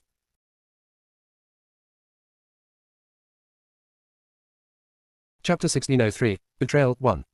Translator, Endless Fantasy Translation Editor, Endless Fantasy Translation. The elders' breathing seemed to have grown faint as if they were making an important decision. After a long pause, someone finally spoke up amongst the crowd. I believe that what Elder Long Sin said makes sense. Doing this doesn't mean that we are traitors to the dragon clan. We will be betraying the clan leader at most. If we do succeed in solving the dragon clan's reproductive issues, perhaps the entire dragon clan will consider us their benefactors. Hence, I'm willing to listen to Elder Long Sin's orders. The elder who had made that remark looked stern and righteous, as if what he was doing was exceptionally honorable. Long Sin raised the corner of his lips and smiled complacently. He had long been able to guess how these people would react. Elder Long Sin, we are willing to obey your words. As long as we can solve the dragon clan's difficulties, even if we commit the crime of betraying the clan leader, we won't regret it. Besides, everything we've done will be understood by the other members of the dragon clan. I believe that when the time comes, no one will blame us for our ungratefulness. Everyone else eagerly voiced the decision as well. It was undeniable that these people approve of what Long Sin had just said. To the dragon clan, nothing was more important than solving the dragon clan's reproductive issue. In a few days, those powerful cultivators will descend upon the dragon clan. Long Sin was very satisfied with the decision and nodded. When that time comes, you must all act together and open a path to the dragon clan for them with an avenue as big as the sky. Don't worry, Elder Long Sin, we won't let you down. The crowd was now filled with utmost trust towards Long Sin and did not even ask for proof over his words. After all, the reproductive issue in the dragon clan was far too important. Hence, their hearts had unconsciously trusted his words. Gu Ruan looked at Lan Ji, who had come to see her in a room filled with a simple and elegant fragrance. She raised her brow and asked, Lan Ji, the dragon clan finally recognizes your status now. Why aren't you reminiscing with your maternal grandfather? Why are you here to see me? Lan Ji looked a little hesitant. He fell silent for a moment before he replied, Lady Gu, you should be aware of the dragon clan's greatest threat. I'm aware. Gu Ruan looked at Lan Ji. Hasn't the clan leader mentioned it? He hoped that I could help him to defend against outside enemies and I had agreed to do so. That's not what I'm talking about. Lan Ji shook his head. I'm talking about a different issue. He then raised his head and his gentle blue eyes stared at the woman standing before him. Since ancient times, there has been one fault in the dragon clan's existence. The dragon clan's birth rate is far too weak. Hence, even though the dragon clan's members have long lives, to this day, there are only several thousand dragons in total. If these thousands of dragons were to attack together, they could certainly cause an exceptional upheaval in one region. However, one should not forget that the humans on the mainland number around 100 million. In the face of these 100 million humans, the few thousand dragons were not much of a threat. Otherwise, the dragon clan would not have been forced into the North Sea. What are you trying to say? Gu Ruan raised her head to look at Lan Ji and asked.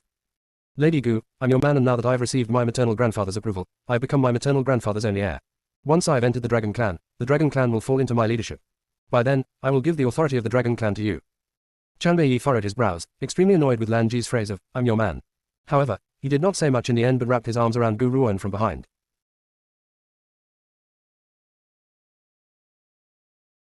Chapter 1604, Betrayal 2. Translator, Endless Fantasy Translation Editor, Endless Fantasy Translation. Gu Ruoan ignored Chanbei. She looked at Lan Ji with a forced smile, and Lan Ji gently pursed the corners of his lips. He then looked as if he had made a decision and replied, I want to ask you, Lady Gu, to help solve the Dragon Clan's reproductive issues. When the Dragon Clan's leadership falls into your hand and if the Dragon Clan was to grow more powerful, your power in the future will also become greater. Lan Ji had made this decision when the Dragon Clan had acknowledged him.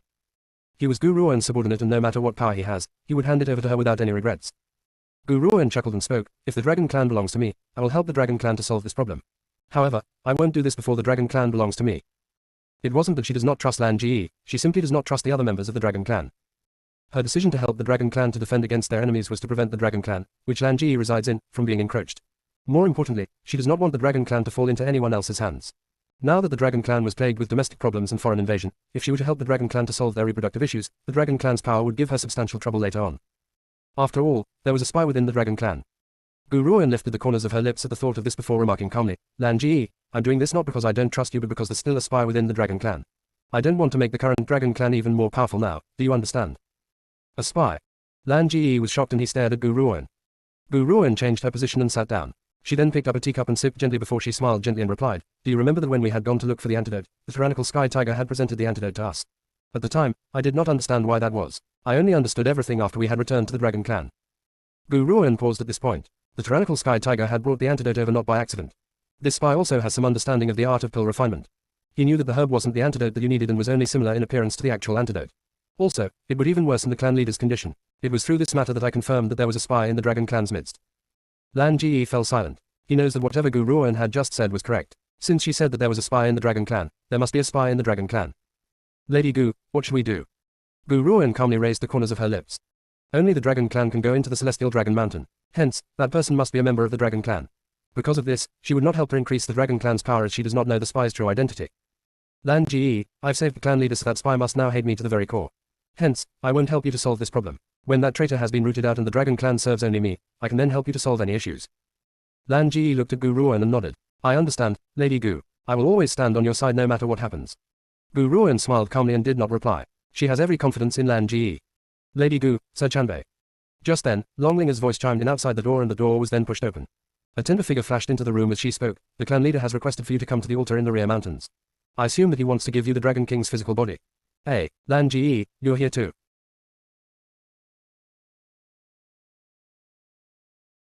Chapter 1605, Betrayal, 3. Translator, Endless Fantasy Translation Editor, Endless Fantasy Translation. Longlinger was a little shocked to see Lan Ji here. She quickly walked up to him with a grin and her tender little face was full of smiles. Gu Ruoan does not know why but she has the feeling that there was a difference in Longlinger's gaze as she looked at Lan Ji. Longlinger's expression seemed to be glowing with an inner light. Could it be that Longlinger has feelings for Lan Ji? Gu Ruoan stroked her chin as she looked at the two again. However, she noticed that though Longlinger's clear and limpid eyes were filled with Lan Ji's figure, Lan Ji's gentle smile on his handsome features only carried indulgence, not sentiment. Let's go, Xiao Yi. Gu Ruoan fell silent for a moment before she calmly remarked. All right. Chanbei Yi smiled gently and slowly walked towards Gu Ruoan. The Dragon Clan. Countless members from the Dragon Clan surrounded the altar at the back of the mountain altar. Even the Dragon Clan youth who had secretly fallen for Gu Ruoan was amongst them. Very soon, the two figures led by Longlinger approached the altar. When they arrived, a flurry of strong opposition exploded from within the crowd instantly. Clan leader, I object to handing over the Dragon King's body to her. Long Sin then stepped out from the crowd with both arms behind his back. He lifted his chin slightly and looked incomparably arrogant. Long Sin. Long Yuan wrinkled his brows and retorted, I've promised Lady Gu that if the clan leader awakens, he will be the one to make this decision. Now that the clan leader has agreed to lend the ancient dragon's body to Lady Gu, is our Dragon Clan going to go back on our word? Hee hee. Long Sin laughed icily. This Dragon Clan doesn't belong to the clan leader alone, it belongs to everyone as well. If Gu Ruoan wants to take the ancient dragon's body, it's possible. However, she must get approval from everyone in the Dragon Clan. As long as one person disagrees, she would not be able to take the ancient dragon's body. If she has the ability, she should find a way to make each and every one of us agree to her doing. That's right, I agree with Elder Long Sin. The ancient dragon is our Dragon Clan's faith and he means the world to us. I won't let anyone take him away. Clan leader, these humans cannot be trusted. Even though she had cured your ailment, who can guarantee that she was not the one who had poisoned you then pretended to be a good person and healed you? What if her objective was to take the ancient dragon's body away all along? The elders who had ganged up with Long Sin to become traitors feverishly conveyed their opinions. They even made bogus accusations and pinned the crime of harming the clan leader onto Gu Ruoan. The clan leader's expression grew increasingly ugly until his entire features resembled a dark, gloomy cloud. These people had forced him to reject Lan Ji's return many years ago, just like this. Back then, for the sake of the Dragon Clan, he had given in to their demands. Now, he would no longer let anyone lead him by the nose. Otherwise, he would do something that would cause him to hate himself and feel regret for the rest of his life. Enough. The clan leader bellowed, as the Dragon Clan's leader, this right still belongs to me. Lady Gu, don't worry. Since I've promised you, you may take this ancient dragon's body anytime you wish. No one can stop you. As he spoke, his stern eyes turned towards Long Sin and the warning in his glare was very obvious. Long Sin laughed. His laughter was filled with disdain and ridicule. Clan leader, you may be the Dragon Clan's leader but you are so biased towards an outsider. Can you justify this to the thousands of the citizens in the Dragon Clan? If these people insist on taking the ancient dragon away, they must first defeat us. Once he had spoken, Long Sin stood in front of the ancient dragon's body in a flash and glared coldly at the clan leader. The clan leader raised a trembling finger and pointed angrily at Long Sin. Long Sin, are you planning on harming the entire Dragon Clan? He bellowed angrily.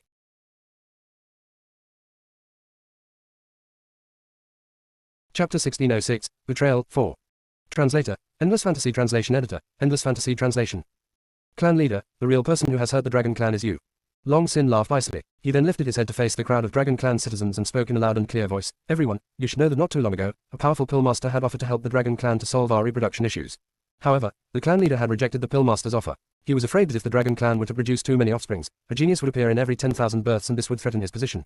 Do you think that a clan leader like this should have the right to reign over the Dragon Clan? Gu Ruoan gently crossed her arms as she watched the scene unfold. Her eyes carried a calm grin. Xiao Yi, I seem to have found the traitor. In the beginning, she had been worried about how they were going to catch the traitor in the Dragon Clan. She never expected the betrayer to jump out on his own accord after a few days as if he believed that other people would not be able to figure out that he was that spy. Suddenly, a figure as sharp as a sword charged towards Long Sin. Before the figure could reach Long Sin, he was flung out of the way by a single slap. His body flew off and landed with a thud. Fresh blood began to sputter from his mouth but he continued to glare angrily at Long Sin. Long Yan. Long Ling'er was shaken for a moment before she quickly rushed to Long Yan's side. Her eyes turned red as she sobbed, Are you an idiot? Why did you try to give Elder Long Sin a surprise attack based on your powers? It was likely that Long Ling'er never thought that Long Yan would be the first person to attack Long Sin at a time like this. This asterisk asshole. Cough, cough. Long Yan coughed out another mouthful of fresh blood. His entire body was trembling with anger as he spoke. He actually dared to slander the clan leader. The clan leader has always had the Dragon Clan's best interests in heart. If there really was an offer as good as that, he would never have rejected it. If the clan leader had rejected the offer, that proves that the Pillmaster was not worth his trust. I won't allow anyone to besmirch the clan leader. Cough, cough. Long Yan continued to cough out more blood and his complexion became extremely pale. Idiot, you've overestimated yourself. Long Sin laughed disdainfully as he swept his gaze across Long Yan's body. The way he spoke was as if he did not place any importance upon the latter at all. Ling'er, take Long Yan away. Long Yuan then frowned as he stared icily towards Long Sin. Long Sin, we owe the clan leader a great debt of gratitude. Why are you slandering him in this manner? Furthermore, are you not aware of the clan leader's personality? How could he ever turn his back on the Dragon Clan? Long Yuan, you're the clan leader's lackey. Long Sin's eyes slowly turned towards Long Yuan. The clan leader was clearly in the wrong yet you insist on standing on his side. You'll pay for your stupidity. If you're smart, you would choose to stand on my side. Perhaps you might even prevent your name from going down into infamy. Long Yuan smiled indifferently. I believe in the clan leader. Almost half of the elders were already on Long Sin's side. There was still another half who was still on the fence but, in the end, they had chosen to trust the clan leader. Ha ha ha, since you've decided to trust the clan leader, you'll regret it very soon. Long Sin burst into laughter. As he was laughing, a Dragon Clan guard rushed and his expression was filled with terror. Clan leader, something bad has happened. A large group of humans has arrived in the Dragon Clan. They are fast approaching the clan leader's palace. What? The clan leader's face drained of color. Under most circumstances, humans could not enter the North Sea but these people have managed to infiltrate it. This immediately proved that there was a traitor in the Dragon Clan's midst.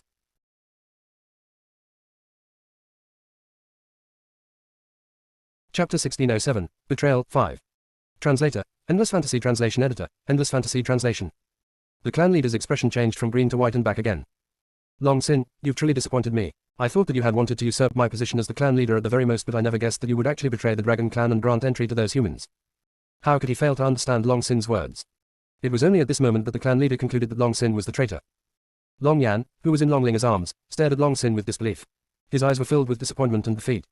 I had been wrong. I had been wrong to the point of absurdity. He has always believed that everyone in the Dragon Clan was kind and honest and that only humans were vicious and cunning. However, in the end, it was Gu Ruoan, a human, who had saved the Dragon Clan's leader and Long Sin, an elder of the Dragon Clan, who had betrayed the Dragon Clan. Long Yan opened his mouth. He felt the urge to curse out loud but realized that he felt a wave of weakness. His entire body collapsed onto Long Linsa like soft cotton as his eyes filled with agony. If one's steadfast beliefs that they had held since birth was destroyed, one would feel agony too. Traitor. Long Sin laughed icily. I don't think that I'm a traitor to the Dragon Clan. Everything I have done has been for the sake of the Dragon Clan. In contrast, as the Dragon Clan leader, you've ignored the Dragon Clan's plight for your own self-benefit. Can you still blissfully ignore this? Long Sin then paused before he laughed coldly. Besides, let me tell you one thing, that Lord doesn't just have the ability to help solve our reproductive issues, he holds the Dragon King's soul in his hands. Hence, the Dragon King's physical body naturally belongs to him. The Dragon King's spirit. Gu Ruoan was shocked. The Dragon King's spirit is clearly in my hands, why does Long Sin claim that the other person also has the Dragon King's spirit? However, she could confirm that the Dragon King's spirit that she holds was genuine. Upon hearing Long Sin's claim, the elders who had been standing on the clan leader's side began to hesitate. Long Sin, are you speaking the truth? Does the Dragon King recognize a human as his master? The Dragon King is the faith of our Dragon Clan. Even though our Dragon Clan was only left with his body, we have always maintained our respect towards him. If the Dragon King really is in that man's hands and has recognized him, then he can indeed control our Dragon Clan. The crowd's voices made the clan leader's expression turn increasingly ugly as he clenched his fists tightly. He never thought that Long Sin would raise such a fuss. If that person really has the Dragon King's spirit and received the Dragon King's approval, the Dragon Clan would certainly choose to stand on the person's side. Clan leader. Long Yuan sensed the clan leader's anxiety and gently patted him on the shoulder. You had once said that human seemed to be sinister and cunning and definitely does not have any intentions of kindness, so I believe that the Dragon King would never recognize him. They are only trying to scare us.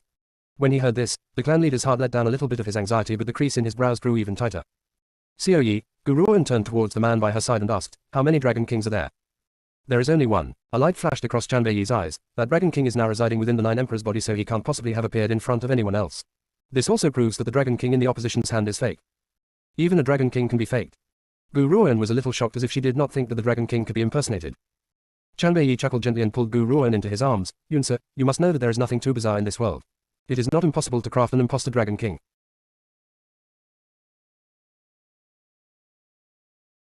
Chapter 1608, Betrayal, 6. Translator, Endless Fantasy Translation Editor, Endless Fantasy Translation. As soon as Chanbei Yi had finished speaking, they saw a group of human cultivators flying at top speed in the sky towards them. These humans carry powerful energy within their bodies. It was obvious that their abilities were not to be looked down upon. Especially the one who was wrapped in darkness leading them. His power was even greater. 9th Transformation.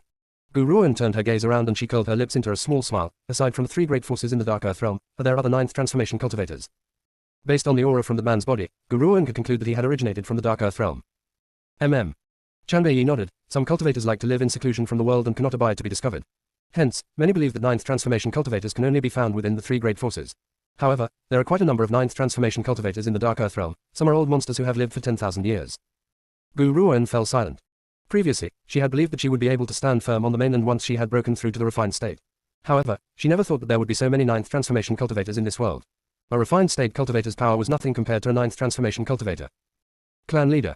Long Yuan's heart pumped furiously and his eyes filled with cautiousness as he glared icily at the humans who had descended from the sky. Both his fists on the side of his body were tightened into a firm grip. Lord Murong. Long Sin's heart leaped and he walked towards the man who was shrouded in darkness. Up until now, Gu Ruan had not been able to get a clear view of the man's features. The man ignored the Long Sin's friendly greeting and slowly walked towards the clan leader. His voice was dark and gloomy and the power from his body was so oppressive that it caused others to feel suffocated. Clan leader, we meet again. I wonder if you've reconsidered the matter. Honestly, in contrast to Long Sin, I admire you even more. If you agree to serve me, you can still maintain your position of being the Dragon Clan's leader and I won't treat you unkindly either. The clan leader laughed icily. Murong Xiao, I don't know what uses you have for the Dragon Clan, but I will never let you exploit us. The Dragon Clan will never fall into the hands of someone like you. If you want me to serve you, you are certainly dreaming. The clan leader had kept his head raised the entire time he was speaking, as if he refused to lower his head in front of someone like that. Even if he was defeated, he would still maintain his pride as the Dragon Clan's leader. Hee hee. Murong Xiao chuckled softly and his smile caused the air to become even more suffocating. The crowd could not speak. Clan leader, being too proud sometimes brings one no benefits. One should be humble at the right moment and they might even survive. Long Sin has done pretty well in this. Originally, having his name mentioned by Murong Xiao would have been a happy matter, but the obvious disdain in the latter's voice caused the expression on Long Sin's elderly face to freeze. The atmosphere then became extremely awkward again. Long Sin's heart was feeling quite unsatisfied. Aside from the fact that his power was not as great as the clan leader's, how else was he inferior in any way? Especially when it comes to the ability to make discerning judgments. The clan leader would never be any better than him in this aspect. I apologize, I can't find the will to be humble to people like you. The clan leader's face was full of pride and he stared icily at Murong Xiao. What's your purpose in taking over the Dragon Clan? Murong Xiao chuckled softly and the corners of his lips curled into a mocking angle. To help the Dragon Clan. Ha ha ha. The clan leader burst into laughter as if he has just heard a hilarious joke. A deep sense of mockery emanated from his eyes.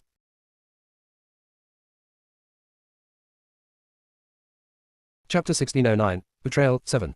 Translator, Endless Fantasy Translation Editor, Endless Fantasy Translation. Do you really think I would believe these bogus stories of yours? Murong Xiao, I may not know what you plan to do, but I know that the Dragon Clan must not fall into the hands of someone as sinister and cunning as you. Otherwise, the Dragon Clan will be damned to eternal damnation. It was immediately clear to him that this person does not have good intentions. Otherwise, why does he hide his face? Hence, as long as the clan leader was alive, he would never allow anyone to covet the Dragon Clan. There are some matters which are beyond your control. Murong Xiao chuckled softly and lifted his head to look at the remaining citizens of the Dragon Clan.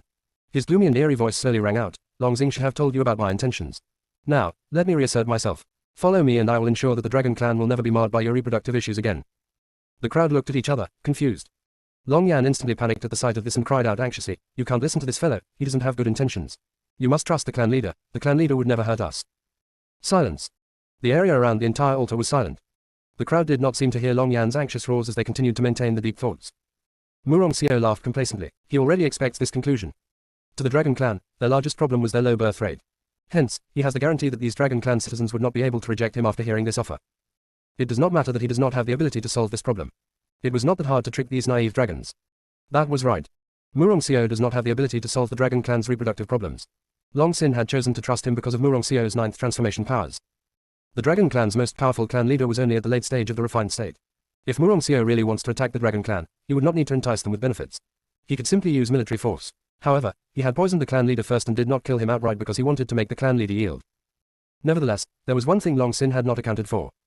Not every citizen of the Dragon Clan would fear great power. They have the spirit known as, better to die in glory than to live in dishonor. Murong Xiao wanted the Dragon Clan and alive. This was the reason he had decided to tempt them rather than to wage war on them. The clan leader's expression was now exceedingly ugly. He turned his stern glare at Long Sin who was hidden behind Murong Xiao. Based on his point of view, if Long Sin had not brought these human cultivators into the North Sea, Murong Xiao could never have entered their territory. Long Sin, you have betrayed the Dragon Clan. You will definitely suffer a painful death. Long Yuan does not have the clan leader's tolerant nature. He was instantly enraged as he glared fiercely at Long Sin. His glare was like a knife, plunging deep into his opponent's bone to the marrow. Long Yuan, you will regret not standing on our side. Lord Murong's power is very great, you're certainly no match for him. Long Sin laughed coldly as he replied in a disdainful voice. Long Yuan was so angry that he could not speak. His eyes were filled with rage while his entire body trembled with fury. I'll give you one last chance. Will you choose to serve me or die by my hand? Murong Xiao gently raised his head and spoke in a cold and eerie voice. You should know the consequences of refusing me. Besides, don't you want to give birth to the Dragon Clan's next generation? I dare to guarantee that only I alone can solve the Dragon Clan's ailment. If you miss out on this chance, no one else can help you.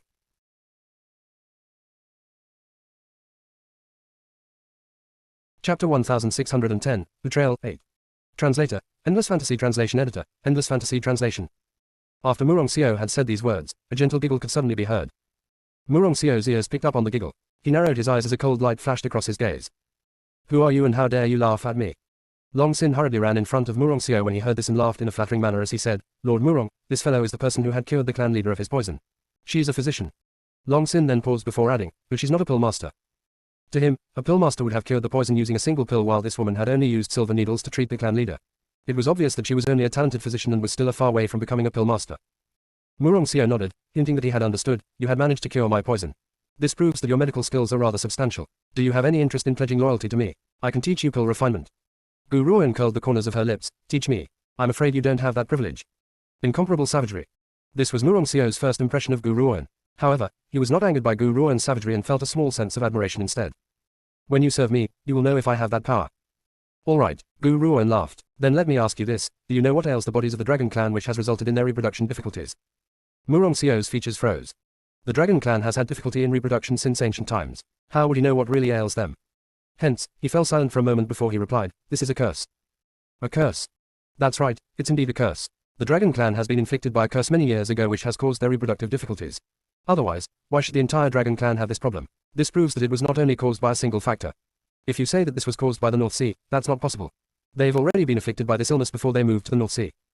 Gu Ruoan's smile deepened. A curse. Do you believe in things like curses? Are you someone who still believes that curses really exist? Murong Xiao's expression has turned slightly ugly. They have indeed been cursed and I have a pill that can break the curse. Once this curse has been broken, we can solve this problem. Are you certain that the pill you're going to give to them later is a pill that can break the curse? Gu Ruoan raised her brows. Why don't you swallow this pill first? Woman, what are you getting at? Murong Xiao's expression darkened. The pill that I will give them is indeed a pill that can break the curse. However, only those who have been cursed can consume this pill. I'm not suffering from a curse. If I swallow this pill, it will harm my body. Really? Gu Ruoan looked at Long Sin and replied with a forced smile, then let Elder Long Sin try it. Let's see if his curse really can be broken. Gasp. Long Sin's countenance has become very pale as he stared at Murong Xiao in horror. He had believed in Murong Shan at the beginning, but as he listened to the conversation between Gu Ruoan and Murong Shan, his heart began to feel a little bit unsure. Under these uncertain circumstances, how could he have the courage to try this pill? Besides, he had decided to let the other Dragon Clan citizens try the pill first and see whether there would be any consequences after taking the pill. Who would have thought that Gu Ruoan would throw this problem to him?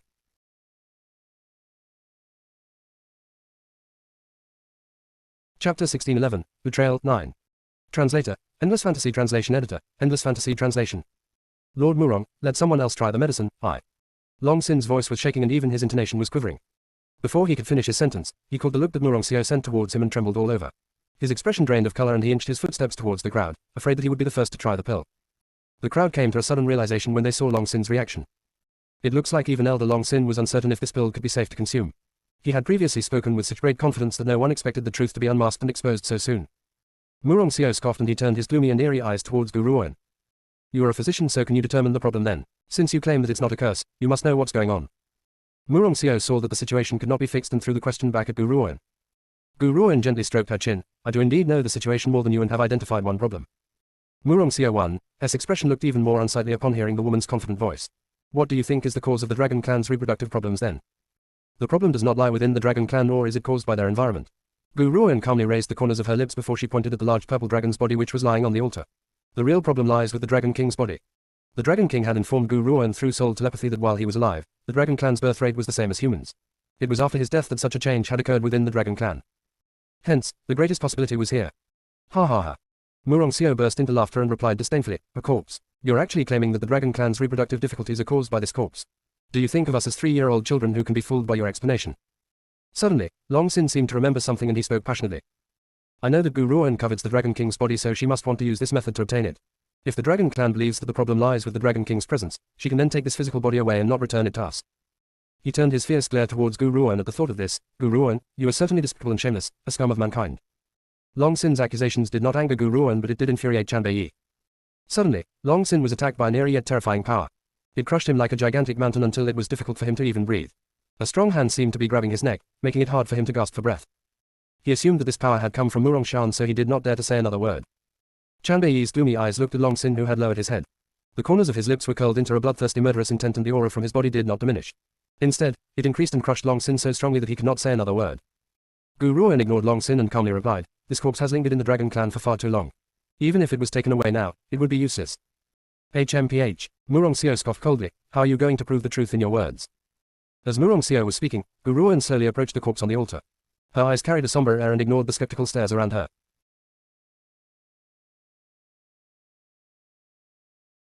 Chapter 1612, Punishing the Traitors 1. Translator, Endless Fantasy Translation Editor, Endless Fantasy Translation. The crowd looked at each other, unsure of what Gu Ruoan was about to do. Gu Ruoan stopped in front of the Dragon King's body.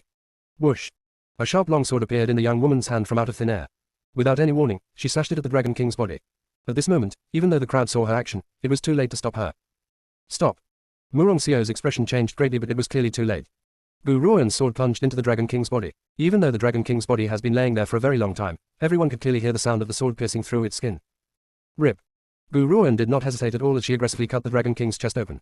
At that moment, a scarlet crystal-like item appeared before the crowd's eyes. What is that thing? Long Yuan was startled and stared in astonishment as Gu Ruoan picked up the scarlet crystal. His eyes flashed with puzzlement. He never thought that such a strange object had existed in the Dragon King's body. Could it be that this object was the source behind the Dragon Clan's reproductive issues? This is a blood crystal fruit. On the outside, it looks like an ordinary crystal, but in reality, it's a type of medicinal ingredient. This medicinal herb can release a kind of enticement and tempt spiritual beasts into consuming it. If the spiritual beast swallows it, the blood crystal fruit will take over the body and create a deep impact in its surroundings for a 1,000-kilometer radius. Gu Ruoan paused before she continued. That impact is difficulty in reproduction. It can even secretly influence and control other people's thoughts. Luckily, the Dragon Clan's mental powers are stronger. Otherwise, the Dragon Clan might have been taken over by the blood crystal fruit long ago. The crowd was dumbstruck when they heard Gu Ruoan's explanation. What did she just say? This fruit can actually control us. What kind of rubbish are you sprouting? Murong Seo was enraged. His eyes filled with a stern air, his voice was deep and gloomy as he spoke. What proof do you have that this blood crystal fruit is the cause behind the Dragon Clan's reproductive problems? Gu Ruoan slowly turned to look at Murong Seo. I'll stuff this blood crystal fruit into Long Sin's mouth immediately. Once he's dead, do you dare to keep his body by your side? Long Sin's expression froze. Why me? Why me? This woman keeps dragging me out time and time again. She clearly doesn't have any good intentions. Long Sin's teeth itched with hatred, but he did not dare to say a word at a time like this. Otherwise, the woman before him might really stuff this scarlet crystal-like fruit into his mouth. If it could even take the Dragon King's life away, what more about me? Would you dare to give it a try? When Gu Ruoan saw that Murong Seo had not responded to her question, the smile in her eyes deepened as if she had correctly surmised that Murong Seo would not have the courage to do so. That was right. Murong Seo really does not dare to do that. He has heard about the blood crystal fruit before. Coupled with the Dragon Clan's ailment, he also came to the same conclusion as Gu Ruoan. As a result, he no longer dared to underestimate her as he had once done. However, that does not mean that he was willing to admit defeat either. HMPH, I will vomit if you ask me to carry a corpse along with me. Hence, I don't agree to this. This toy isn't some blood crystal fruit. Your little show won't fool me. Gu Ruoan raised her brow. She never expected that Murong Seo would have this, dead pig who was unafraid of using boiling water, type of attitude. She paused before she replied, "It's fine if you don't believe me. As long as the other members of the Dragon Clan believe me, that is enough. Murong Seo, if you want to conquer the Dragon Clan, I'm afraid that you're not powerful enough."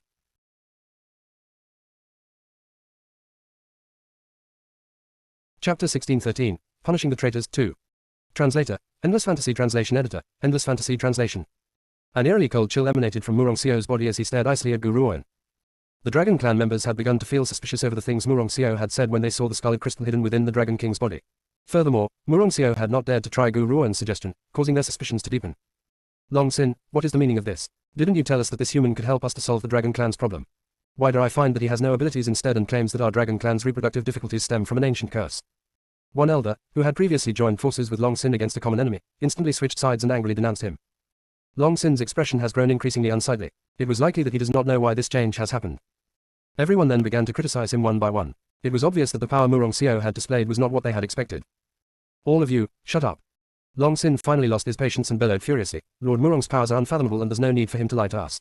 This is all that woman, Gu Ruoan's scheme. She is only a physician while Lord Murong is a pill master, so she's jealous. She has purposely plotted to bury Lord Murong. Why would Lord Murong reject her suggestion out of fear? The Lord simply does not wish for my innocent life to be taken away by a venomous woman like Gu Ruoan." Long Sin spoke with so much sincerity that if his words were to fall into the ears of the ignorant, they would really believe that Murong Seo had rejected Gu Ruoan's suggestion because he does not want Long Sin to be harmed. Murong Seo had not said a single word. He was standing arrogantly in midair as if no matter how much the people beneath him debated, it would not change their fate. This Dragon Clan would belong to him. Bang! Suddenly, a powerful energy struck down from the sky and stopped the elders who had been angrily criticizing Long Sin. They stared fearfully at the man in the air who was masked in darkness. "Are you done?" Murong Seo laughed coldly as his deep eyes stared at Gu Ruoan. He raised his chin slightly and said, "Little girl, you have a slightly over-exaggerated view of your own abilities. There are also some people you should never, ever offend. Today, I'm going to give you a lesson that if you don't keep your temper in check, you will be fated to lose out on this mainland. Perhaps you might even end up with your bones crushed, consigned to eternal damnation." Gu Ruoan chuckled softly. She then walked to Chanbeiyi's side and sent the man in midair a sideways glance. "I will return these words to you. I will return these words to you." Gasp. Those who had felt Murong Seo's powerful energy gasped as if they were shocked by Gu Ruoan's assertiveness and confidence. The clan leader was the only one who had stayed still. His eyes glanced at the peerless man who was by Gu Ruoan's side as he tried to guess when this man was going to act. However, that man only continued to smile as he stared tenderly at the woman who was standing by his side. There was a sense of indulgence in his smile. The clan leader does not know why, but when he saw how Chanbeiyi was behaving at this moment, he could not help but feel that Chanbeiyi was indulging Gu Ruoan. That was right. He was indulging her.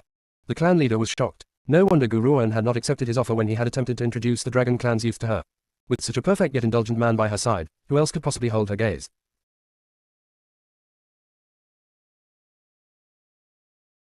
Chapter 1614, Punishing the Traitors 3. Translator, Endless Fantasy Translation Editor, Endless Fantasy Translation. "Little girl, I've come here today because I have absolute certainty that I can make the Dragon Clan serve me. Initially, I had thought that helping them to solve their problem would be enough, yet you had emerged to cause trouble for me here." Murong Seo scoffed coldly. In the beginning, he had only thought of a simple plan. The Dragon Clan was very naive, so he could easily make them trust him by fooling them. He would then use pills to strengthen them and make use of them for the rest of their lives. However, Murong Seo never thought that Gu Ruoan would appear and throw his plans off. "I, Murong Seo, have received the Dragon King's approval. If the Dragon Clan still recognizes this Dragon King, you must then listen to my order." Murong Shan lifted his head as he spoke coldly. Good thing he was prepared before he came here. He absolutely must have this Dragon Clan. The crowd was in an uproar as hesitation appeared in their eyes once again. They could not decide whether to believe this man or not. "Do you claim that you've received the Dragon King's approval?" An elder stepped out and slowly asked, "Can you let us see him?" Humans and spiritual beast souls would be scattered once they died unless they had preserved their spirit in a divine weapon. That was the only way their spirit could remain on Earth. However, that was not the case for a cultivator like the Dragon King. Based on the Dragon King's power, his spirit could still linger in the world of the living even after he had died. Unfortunately, when the Dragon King had passed away 10,000 years ago, his soul had disappeared as well. No one knew where his spirit had gone to, and from then on, no one had encountered him ever again. "All right." Murong Seo nodded when he heard the elder's words. "The Dragon King has always been a part of the Dragon Clan. What's wrong with letting you see him?" Roar. As soon as he had spoken, a loud, earth-shattering roar was instantly heard. A large purple dragon charged into the sky in front of the eyes of the crowd. However, its body was so transparent that it almost seemed as if it could vanish at any moment. The Dragon King, that really is the legendary Dragon King. Thud. Someone, it was impossible to determine who it was, instantly knelt to the ground. The other citizens of the Dragon Clan immediately followed one by one and knelt on the ground with a look of reverence on their faces. The clan leader struggled for a moment, but he had no choice but to kneel in exasperation. "There's still one demi-beast human." Murong Seo's eyes slowly turned towards Lan Ji and remarked creepily, "Aren't you going to kneel after seeing the Dragon King?" Lan Ji shuddered, but he made no move. Gare. The clan leader looked at Lan Ji anxiously.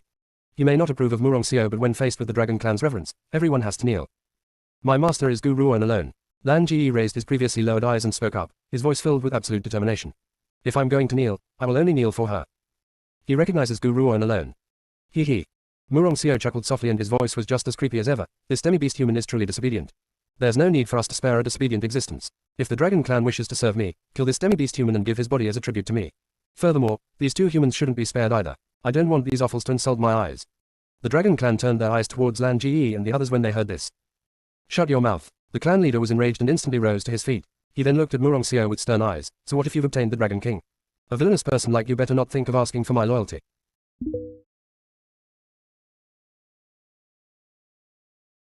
Chapter 16:15, Punishing the Traitors, 4. Translator, Endless Fantasy Translation Editor, Endless Fantasy Translation. Once the clan leader had said his piece, he turned towards the rest of the Dragon Clan and lamented bitterly, Everyone, you must have heard what Murong Xiao had said, he wants us to give Lan Ji's body to him. Humans have always enjoyed using the blood of demi-beast humans to raise their power, but we really want to pledge loyalty to a cruel human like him. Just because he has the Dragon King. Even though the Dragon King's figure had only appeared for a short while, it has carved its image into everyone's minds. Furthermore, that image really existed, which was also to say, the Dragon King really was in Murong Xiao's hands. Clan leader, the Dragon King is our faith. Anyone chosen by the Dragon King can't be wrong. Besides, it was Lan Ji who had been rude first. Lord Murong isn't cruel. That's right, clan leader. We better submit. The Dragon King has recognized him, what right do we have to refuse? The crowd of dragons chatted in succession. A smug look appeared on Murong Xiao's features when he heard their voices. However, because his entire body was shrouded in darkness, no one had noticed this look on his face. The clan leader's expression changed from green to white and back again. His angered expression soon turned to frustration. Lan Ji instantly felt nervous. He clenched his fists tightly as his blue eyes stared unblinkingly at the clan leader. Many years ago, this was how these people had forced the clan leader to abandon him. Could it be that after so many years, history was going to repeat itself? However, this time, he does not dare to guarantee that he would be able to bear this feeling and that he would not fall apart. Child. The clan leader slowly turned his eyes towards Lan Ji and his stern gaze softened. I, your maternal grandfather, have let you down. Lan Ji's lips cracked a bitter smile as if he already knows the clan leader's decision. Looks like history will repeat itself. No matter how many years have passed, the person that the clan leader will abandon in the end is still me. You've suffered so much hardship in the world outside all these years and I've never been able to protect you. I had even declined your entry into the Dragon Clan. There was an unmistakable tremor in the clan leader's voice. However, there are mistakes that I won't repeat for a second time. You have recognized a good master and from now on, you should stay by her side. She will be able to ensure that you live on. Lan Ji's eyes widened in shock. He had thought that his maternal grandfather would abandon him again, but this time, he has actually. Grandfather. Lan Ji cried out, unable to stop himself. Tears welled up in his blue eyes. His voice caused the elders whose backs had been turned against him to stiffen. All they could sense was an endless desolation behind them. Dragon King, you are our Dragon Clan's faith and this is the truth. However, I don't see why you've been blinded into choosing someone like this. Clan leader. The dragons cried out in shock as if they never expected their clan leader to rebel. No matter what happens, I will never submit to you nor will I hand the Dragon Clan over to your hands. Today, even if I die, I will drag you down to hell with me. I will then have my soul destroyed as a price to ask the Dragon King for forgiveness. The clan leader's eyes were wide open, showing fine lines of red blood vessels. It was a heartbreaking sight. Gu Ruoan did not say a word as she watched this. Instead, she silently waited to see how the Dragon Clan would manage this. She did not expect things to turn out this way. She had thought that the clan leader would abandon Lan Ji again. After all, he had done this before, but this time, the clan leader had chosen to sacrifice himself to save Lan Ji.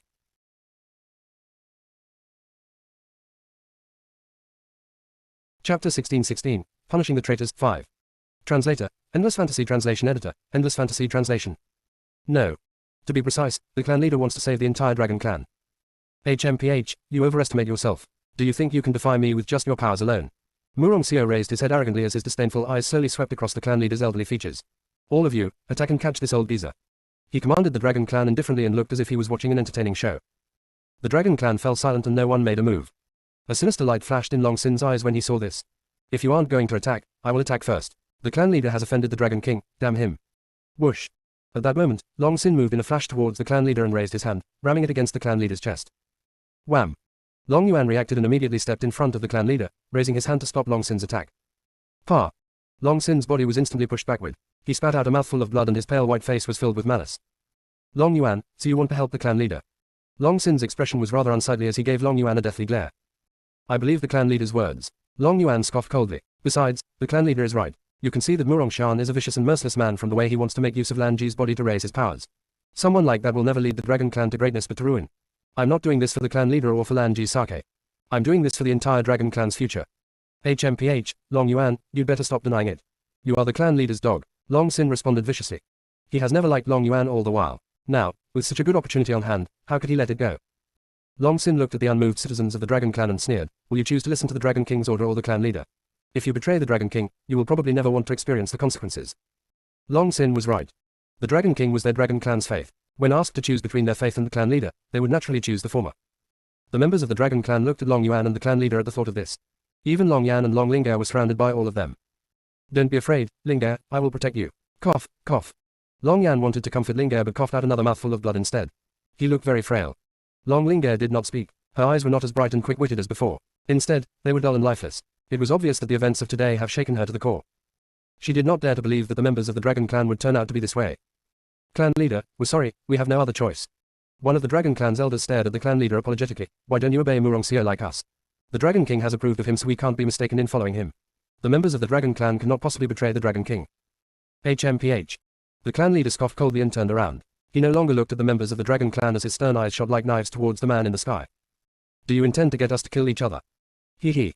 The man laughed coldly. If you can endure attacking your own Dragon Clan citizens, you may do so now. The clan leader's body trembled and he closed his eyes hopelessly. This fellow was right.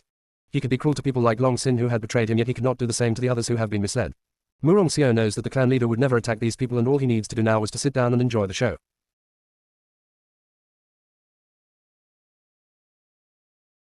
Chapter 16-17. Punishing the Traitors, 6.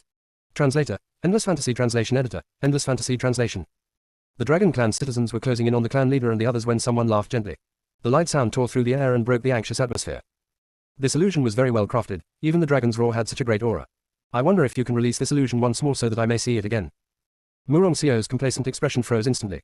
His cold eyes turned towards the gently smiling woman beneath him as murderous intent flashed in his eyes. I don't know what you're talking about. Gu Ruan smiled. I'd like to see this illusionary Dragon King again. I wonder if that's convenient. As she spoke, she had purposely clenched her teeth at the word, illusionary. Murong Seo's expression grew increasingly unsightly. Even the crowd beneath him could sense the eerily cold murderous air from his being. Hee hee, little girl, do you know what you're saying? Murong Seo sneered. Are you saying that the Dragon Clan's Dragon King is only an illusion? Perhaps the corpse he has left behind is a fake as well. Gu Ruan swept her eyes towards him when she heard this. Do you not comprehend human language? When had I ever said that the Dragon Clan's Dragon King was a fake? What I said is that the one in your grasp is a fake. You had happened to see the Dragon King only once, so you had used an illusion to craft his likeness to use it to fool the Dragon Clan's members. Am I right? Gu Ruan was indeed right. This Dragon King was only an illusion and not the real Dragon King. Murong Seo's features became increasingly ugly because Gu Ruan was right. Little girl, you really are taking the advantage. The Dragon King with me is genuine, yet you dared to besmirch him. If it wasn't for the fact that the Dragon King's spirit had suffered a mild injury and is now nursing his wounds, you would have immediately died by the Dragon King's claws. Let me tell you this, the Dragon King is now enraged after hearing your words. The Dragon Clan's members do not trust Gu Ruan's words, so one of them immediately yelled out, Lord Murong, summon the Dragon King and show her so that she will give up. Murong Seo fell silent. His heart was dismayed that Gu Ruan had managed to see through the illusion at first glance. However, he has great confidence in that illusion. Even if he were to display the illusion once again, Gu Ruan could never prove anything. Murong Seo nodded at the thought of this. Since that's the case, I will let the Dragon King see the world again to avoid any dissatisfaction. Roar. Just as he had spoken, a dragon's roar rang out once again. A purple figure then flew across the sky and appeared before everyone's eyes. However, if one were to look closely, they would notice that this dragon's eyes were completely lifeless. There was no light of life in them at all. Even its slithering body was stiff and did not have a large dragon's sinuous movements. Have you had a good look? If you've had a good look, then. Murong Seo laughed coldly and was just about to put the Dragon King away. Suddenly, a greatsword the size of a man suddenly appeared in front of the woman. That greatsword released a terrifying light and made it difficult for the people around it to breathe. At the same time, a purple light flashed and shot across the greatsword. That light charged quickly towards the purple dragon in the sky without any warning. Quick, save the Dragon King, quick. The crowd was shocked by her action and hurriedly cried out when they regained their senses. However, even Murong Seo, who was nearest to the purple dragon, has just returned to his senses. He was too late to save it and could only watch as the large purple light slashed the illusionary dragon's body.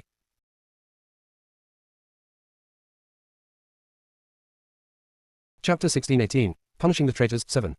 Translator, Endless Fantasy Translation Editor, Endless Fantasy Translation. What are you doing? The members of the Dragon Clan were thoroughly furious. They glared at Gu Ruan with red eyes and looked as if they wanted to chop her to pieces and eat her up. What am I doing? Gu Ruan curled the corners of her lips and replied casually, can't you see it for yourselves? Everyone's body froze and they slowly turned around. All they could see was the purple spread dragon slowly vanishing in the sky after being slashed by the blade. However, that dragon did not seem to be in any pain and its eyes had remained just as lifeless. Just like an illusion. There was another purple dragon in front of the vanishing purple dragon as well. That purple dragon also has the transparent body of a spirit, but it was far more expressive and lively than the one which had vanished. His eyes looked down at the world while the space between his brows carried an arrogant air. What's the meaning of this? Why are there two Dragon Kings? The crowd was shocked, unable to understand this sudden change. HMPH. An elderly voice rang from the purple dragon and his tone was extremely proud. This figment of the imagination wishes to masquerade as me. Human, speak. What is your purpose in trying to take the dragon clan and my body? Boom. It was like 5 strikes of lightning had just crashed onto their heads. The crowd was shocked when they heard the question posed to Murong-seo. This is the real Dragon King. That last one was just an illusion. We had been tricked by an illusion. Also, I noticed that it was Gu Ruan who had released this Dragon King. No wonder she's been so steady. She has had the confidence of success from the very beginning. The expression in Lan Ji's eyes was a little complicated. She had saved his life once again. Hee. Murong-seo chuckled softly. His voice was gloomy and creepy, which caused one to feel terror. Dragon King, you finally appeared. This time, he no longer denied it. Instead, he had admitted that that previous dragon was not the real Dragon King straight away. You've done all of this just to find me. The Dragon King stared domineeringly down at Murong-seo. His elderly voice carried a sharp, stern tone. No, Murong-seo shook his head. You alone are not worth my painstaking efforts. I want the Dragon Clan because I lack power. The Dragon Clan's power is great and would have worked out well as servants for me. My intention in taking your body was indeed to draw you out. As long as your body is in my possession, it would be impossible for you to not show yourself. Unfortunately, the conclusion that Murong-seo wishes for would never come to fruition. When Gu Ruan met the Dragon King for the first time, the latter had been imprisoned in a precipitous cliff and was unable to escape. If she had not journeyed to the Dragon Clan, Murong-seo would never have met the Dragon King even if he had managed to take his body away. Besides, based on a previous conversation between Gu Ruan and the Dragon King, one would know that he simply does not care about his own corpse. An attempt to use his body to draw the Dragon King out was simply an indulgence in fantasy. Dragon King, command your Dragon Clan to serve me. Murong-seo raised his chin and ordered. The Dragon King narrowed his eyes as a cold smile flashed across them. Serve you? On what grounds? Someone like you doesn't have the right to make us submit. Even if my soul was completely destroyed, I will never accept you. This may not be your choice to make. Murong-seo smiled mysteriously. He then dug a forest green pearl out from his clothes. When everyone saw the pearl, their expression changed. The soul-binding pearl.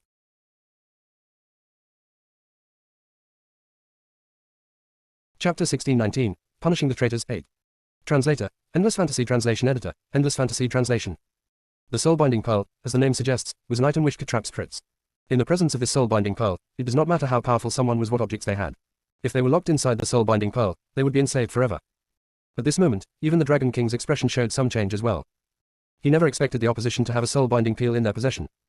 What do you think? Have you decided? Are you going to serve me on your own, or shall I use this soul-binding pearl to make you submit? Murong-seo laughed icily as he stared at the Dragon King with disdain. Let's fight him. As Murong-seo was threatening the Dragon King, an infuriated voice cried out from the crowd of dragons. That voice drew everyone's attention as they charged, fully on guard, towards Murong-seo high up in the sky. Murong-seo stood with his hands behind his back as he stared at the Dragon Clan citizens who were charging towards him. He jeered, "You offal, you're not fit to dirty my hands. Men, catch every single one of them but don't kill them. I still want them as my subordinates." Yes, Lord Murong. Whoosh. Countless figures emerged from Murong-seo's back and charged towards the risk-taking Dragon Clan. Each member of the Dragon Clan had strong powers. Unfortunately, the opposition's numbers were far greater and there were still a few traitors amongst the Dragon Clan. Hence, they gradually fell downwind in the fight. Murong-seo looked at the Dragon King and sneered, "Now it's our turn. If you insist on not making a decision, I will help to make the decision for you." Once he had said his piece, Murong-seo had held the soul-binding pearl in front of the Dragon King. The soul-binding pearl released a powerful gravitational force and almost sucked the Dragon King's spirit into it. Even though the Dragon King's has quite a substantial endurance level, he could not resist the soul-binding pearl's power forever. Just as he was about to be sucked into the soul-binding pearl, a hand landed on his dragon's horn. Power was released from his horn and it helped him to resist the soul-binding pearl's power. Murong-seo looked at Gu Ruan who had appeared by the Dragon King's side. His eyes darkened but he did not stop and continued to suck the Dragon King's soul. Roar. A pained roar rang out. That elderly voice was filled with anger and the feeling of unbearable torture. "Little girl, I'd advise you to give up on the Dragon King and save yourself." Murong-seo cackled as he spoke sinisterly. Gu Ruan did not seem to hear his words and continued to send more energy into the Dragon King's body. Suddenly, the soul-binding pearl in Murong-seo's hand exploded into bits and turned into dust before dispersing in the air. This turn of events shocked Murong-seo. His eyes filled with astonishment before he slowly turned towards Gu Ruan. "You've destroyed my soul-binding pearl." His voice was particularly sinister as he released a thick murderous intent. "Since you've destroyed my soul-binding pearl, you can go to hell." Boom. A powerful force slammed towards Gu Ruan and landed heavily on Gu Ruan's chest. It sent her flying several steps away and a trickle of blood dripped down from the corner of her lips. Is this the power of a 9th transformation cultivator? Gu Ruan wiped the trickle of blood from the corner of her lips. She then stared at Murong-seo with a burning gaze as she said, "The power of a 9th transformation cultivator is far superior to that of a cultivator at the refined state, but I will never admit defeat."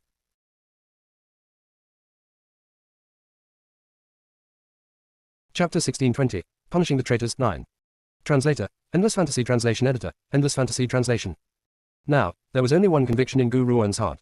She must grow stronger. Only when she has grown stronger would she be able to face the dangers alongside Xiao Yi and not rely on him to save her at any time. However, if she wants to grow stronger, she would have to face danger head-on. "Sir Chanbei, aren't you going to help her?" The clan leader saw that Gu Ruan has been injured by Murong-seo's attack and he had quickly turned towards Chanbei Yi. At this moment, no one noticed that the clan leader had addressed Chanbei with reverence. Chanbei curled the corners of his lips as his eyes stared at the chilly figure in the air. After a long moment, he slowly replied, "She can do it." He then paused before adding, "I believe in her." Before the fight started, Gu Ruan had warned Chanbei to let her face this battle alone. This was why Chanbei had held back and did not react. Gu Ruan needs to grow, and that meant that she has to face her own battles. These people would be her stepping stones into growth. In the air, Murong Xiao hit Gu Ruan's chest again and caused her to stumble backward. She held the enormous 9 emperors in her hand as she wiped the blood from the corner of her mouth and summoned, "Dragon King, return." Zoom. The Dragon King turned into a purple ray of light upon hearing this and instantly shot into the sword's blade.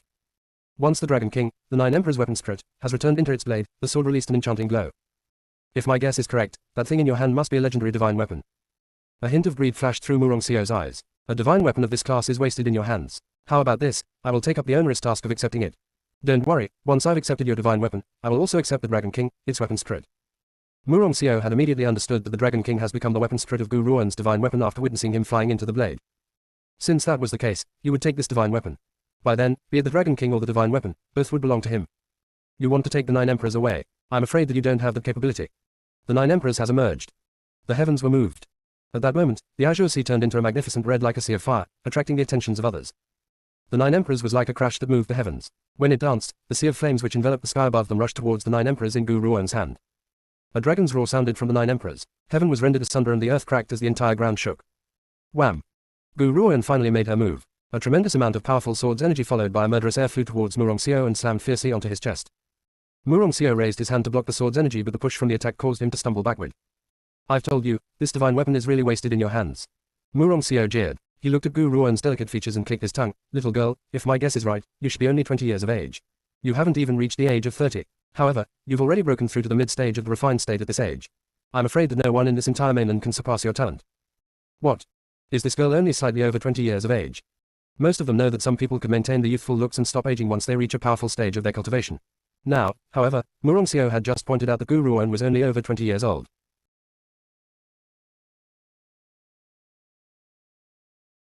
Chapter 1621, Punishing the Traitors 10.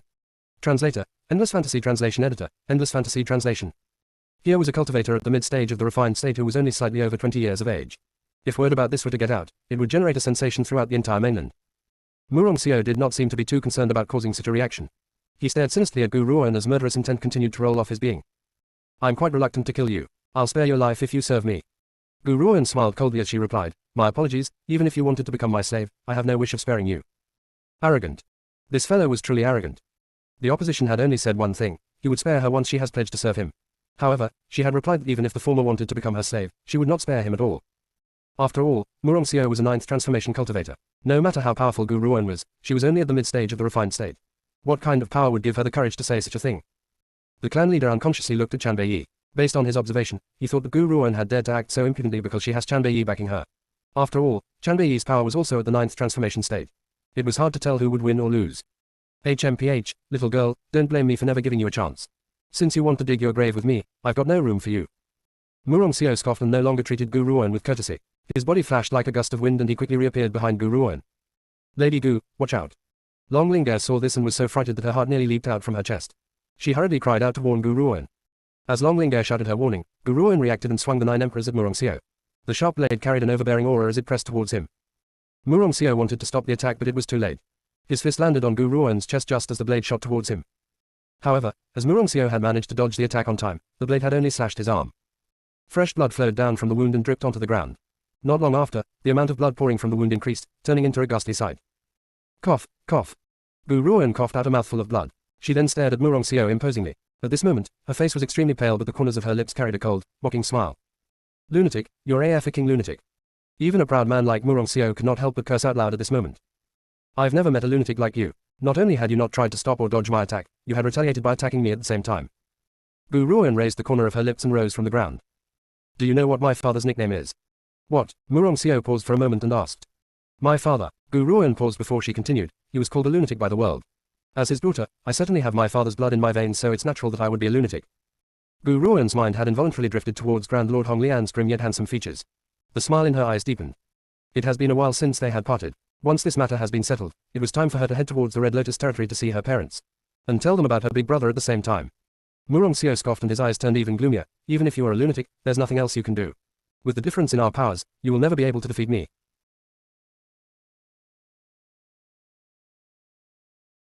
Chapter 1622, Punishing the Traitors, 11. Translator, Endless Fantasy Translation Editor, Endless Fantasy Translation. Murong Seo charged towards Gu Ruoan once again after saying his piece. Beneath the sky, two figures were battling continuously like two beams of light. Those who were at the lower range of cultivation could not even get a clear view of the confrontation. Chanbei clenched his fists tightly as his heart throbbed with pain. His peerless features were filled with worry. He believes in Gu Ruoan. Only Gu Ruoan would be able to follow through with everything that she has said. However, that does not mean that he could remain unaffected whenever he saw Gu Ruoan being injured. Even if he believes in her and allowed her to fight and improve herself, he would still feel heartache at the sight of her wounds. He even felt the urge to transfer those wounds onto his body instead. The woman's clothes were torn and tattered and her green robes were drenched in blood.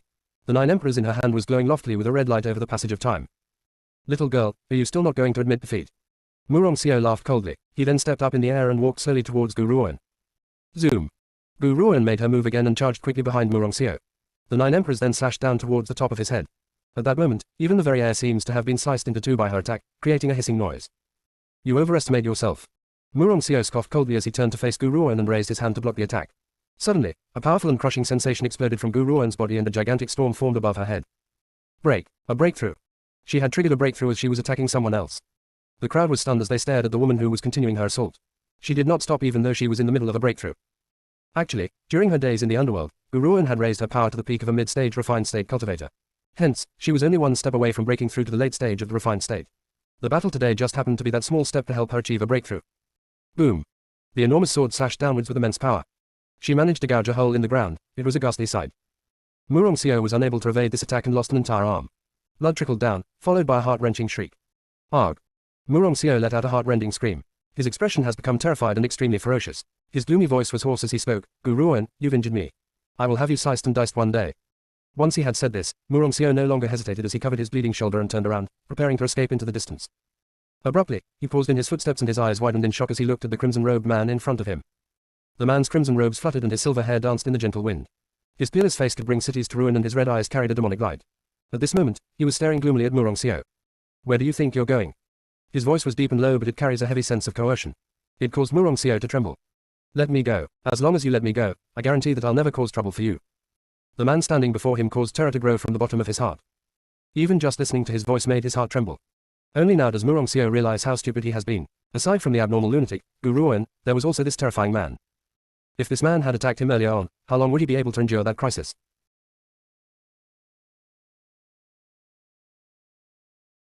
Chapter 1623, Punishing the Traitors, 12. Translator, Endless Fantasy Translation Editor, Endless Fantasy Translation.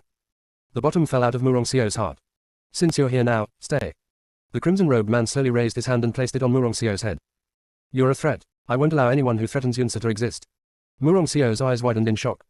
After that, he felt as though his body was being inflated like a balloon as energy poured into it. The flow of energy did not stop as his body continued to expand. There was a loud popping noise. Chanbei finally took his hand away before gently wiping it on a handkerchief. Behind him, Murong Seo's body had exploded into bits and his blood pooled on the ground. After Murong Seo's death, the others immediately gave up the fight and quickly tried to make a run for it. However, how could Gu Ruoan possibly give them that opportunity? She had immediately ordered Meng Meng to devour those people. Not one person was spared. The altar has returned to silence. The remaining traitorous elders trembled as they tried to diminish their presence. Long Yan's expression was rather complicated. It was likely that on the day he had met Gu Ruoan, he never expected that this human girl, whom he had treated with cold disdain, would save the Dragon Clan. Furthermore, she actually has the Dragon King in her possession. The Dragon Clan's members looked at each other at the thought of this. They immediately knelt to the ground in unison. Lady Gu, you have received the Dragon King's recognition. From now on, you are the leader of the Dragon Clan. The Dragon Clan will follow you obediently. The clan leader spoke with reverence as he half knelt on the ground. At that moment, he has completely yielded to Gu Ruoan. Gu Ruoan nodded. Since the Dragon Clan is willing to serve me, I won't treat you unkindly. Hence, I will solve the Dragon Clan's reproductive problems. Lady Gu. The clan leader's body shook as he stared in disbelief at Gu Ruoan. What did you just say? You can cure the Dragon Clan's illness. That's right. Gu Ruoan smiled calmly. I will give you a prescription straight away. Bring the medicinal herbs written on it to me and I will refine a pill for your consumption. Upon consuming the pill, the Dragon Clan's reproductive problems will be easily solved. Lady Gu, are you a pill master? The clan leader was shocked as if he never thought that this human girl would actually be a pill master. The elders who had been misled by Long Sin looked at him furiously. If it had not been for the fact that they want to try and keep a low profile, they would have beaten Long Sin up very fiercely long ago. Had he not said that Gu Ruoan was only a regular physician, that she could not be compared to the pill master, Murong Seo. Yet, in the end, not only was she a pill master, even the Dragon King approves her. They, on the other hand, would face punishment after making the wrong decision. The elders' faces looked like dead ash at the thought of this. I'm a pill master. At the same time, Lan Ji is a pill master as well. I will teach him the technique on how to refine this pill. By then, you can just ask Lan Ji to refine the pill for you. Gu Ruoan smiled as she calmly replied. Lan Ji looked at Gu Ruoan with gratitude. He knows that she was helping him and wanted to give him a higher position in the Dragon Clan. However, Lan Ji had gotten it all wrong this time. Gu Ruoan wants to teach him the technique of refining this pill because she wanted to avoid the impending hassle. After all, there were more than 1,000 dragons in the Dragon Clan. She could not possibly stay here and refine pills for them, so why not give Lan Ji this task instead?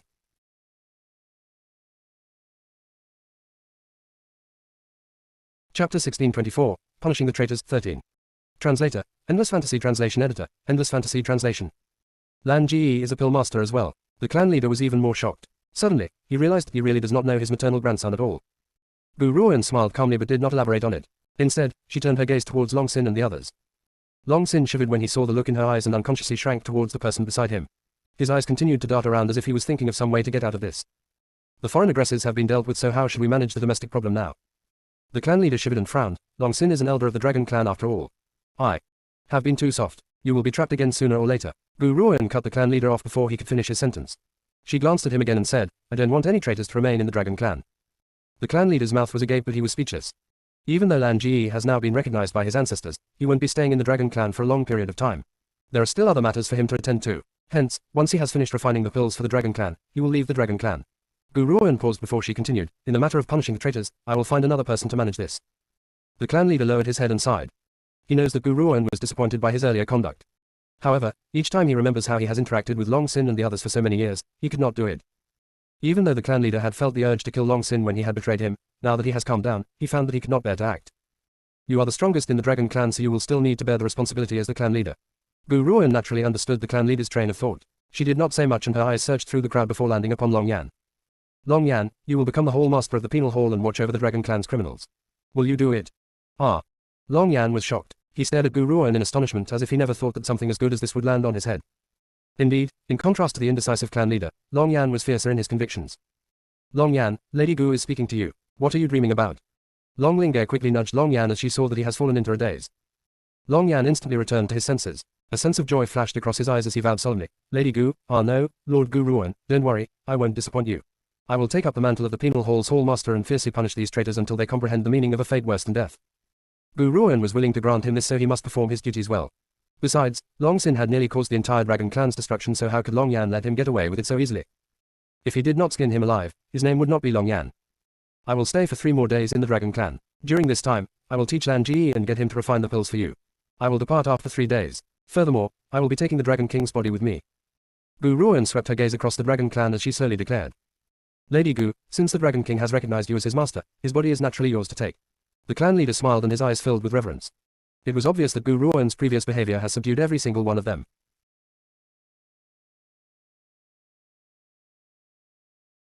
Chapter 1625, Punishing the Traitors, 14. Translator, Endless Fantasy Translation Editor, Endless Fantasy Translation. The Red Lotus Territory. A man was standing at a window with his hands behind his back. His features were handsome yet grim while an egotistical and domineering air exuded from his being. He was looking quietly out the window but no one could tell what he was thinking. Brother Chan. A gentle voice rang out from behind him and softened the cold stiffness of his face. Brother Chan, are you waiting for Yunsa? A woman dressed in white slowly stepped in front of Gu Chan and draped a red cloak over him. Her incomparably beautiful features carried a small smile as she said, Yunsa only needs to find Changshao and she will come back to us in Red Lotus Territory. Gu Chan nodded as he slowly turned around and pulled the white-robed woman into his arms. The sweet, simple and elegant fragrance from the woman's body caused the man's heart to soar. It was hard for him to hold back. Yue, why don't we give Yunsa and Changshao a little brother or sister? Brother Chan. Dongfang Yu blushed and pushed Gu Chan away. Her gorgeous features were tainted with pink and it was such a beautiful sight that one could not turn away. We're already so old now, how are we going to give them a younger brother or sister? Yue, are you doubting my power? The man raised the corners of his lips as a confident smile formed on his face. As long as you are willing, we can give them a little brother or sister. Actually, I'm thinking of having another boy. This way, there will be 3 men protecting you too. Dongfang Yu's body melted into the man's arms. In the end, she was paralyzed in his embrace. Her face was filled with a blessed smile. This was a smile which had never appeared during her days of being shut away in the secret order for many years. Brother Chan, I will do as you say. Once she had said this, the peerless woman's face became even more bashful. However, her eyes were bright and lively. When Yunsa comes back again, she'll get a surprise. Grand Lord Hong Lian bent down and swept the beautiful woman up into his arms. He then walked towards the bed with a smile lighting up his typical grim and stern expression. His eyes were looking passionately at the woman in his arms. The woman did not speak and clearly approves of his decision. Besides, she also wants to have a few more children with him. The Red Lotus territory. Gu Ruan lifted her head to examine the city gate and gently stroked her chin. She smiled as she said, I've been reunited with father for such a long time, but this is the first time I've come to Red Lotus territory. I also had no idea how the territory looks like. Once she had said her piece, she slowly entered the territory. Meng Meng, who was being carried in Gu Ruan's arms, cautiously glanced at Chanbei who was walking beside her. It pondered for a moment and decided to give up on burrowing into her robes. Otherwise, it was likely that it would be thrown away by this scary man once again. But it's been so long since I've touched Master's soft, snowy peaks. The little fellow felt more aggrieved as it thought about this, and its perverted gaze continued to float towards Gu Ruan's chest. Suddenly, a pair of eyes full of warning shot towards it and frightened it so much that it quickly tucked its head down, terrified of continuing its impudence. Big brother, that spiritual beast is so cute. Can you ask her if she would sell it to me? Suddenly, a voice rang out from the side and caused Gu Ruan to frown. The little fellow had heard this as well. It lifted its furry little head and glanced at the young girl who had been spying on it. A thick sense of disdain filled its eyes.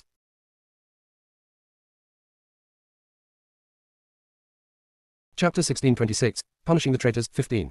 Translator, Endless Fantasy Translation Editor, Endless Fantasy Translation. Little sister, don't cause a scene. This is the Red Lotus territory and I've told you before your journey here that you mustn't cause a scene here. Otherwise, you will risk angering Grand Lord Hong Lian. A man dressed in a guard's uniform next to the young girl chided her with an exasperated look on his face.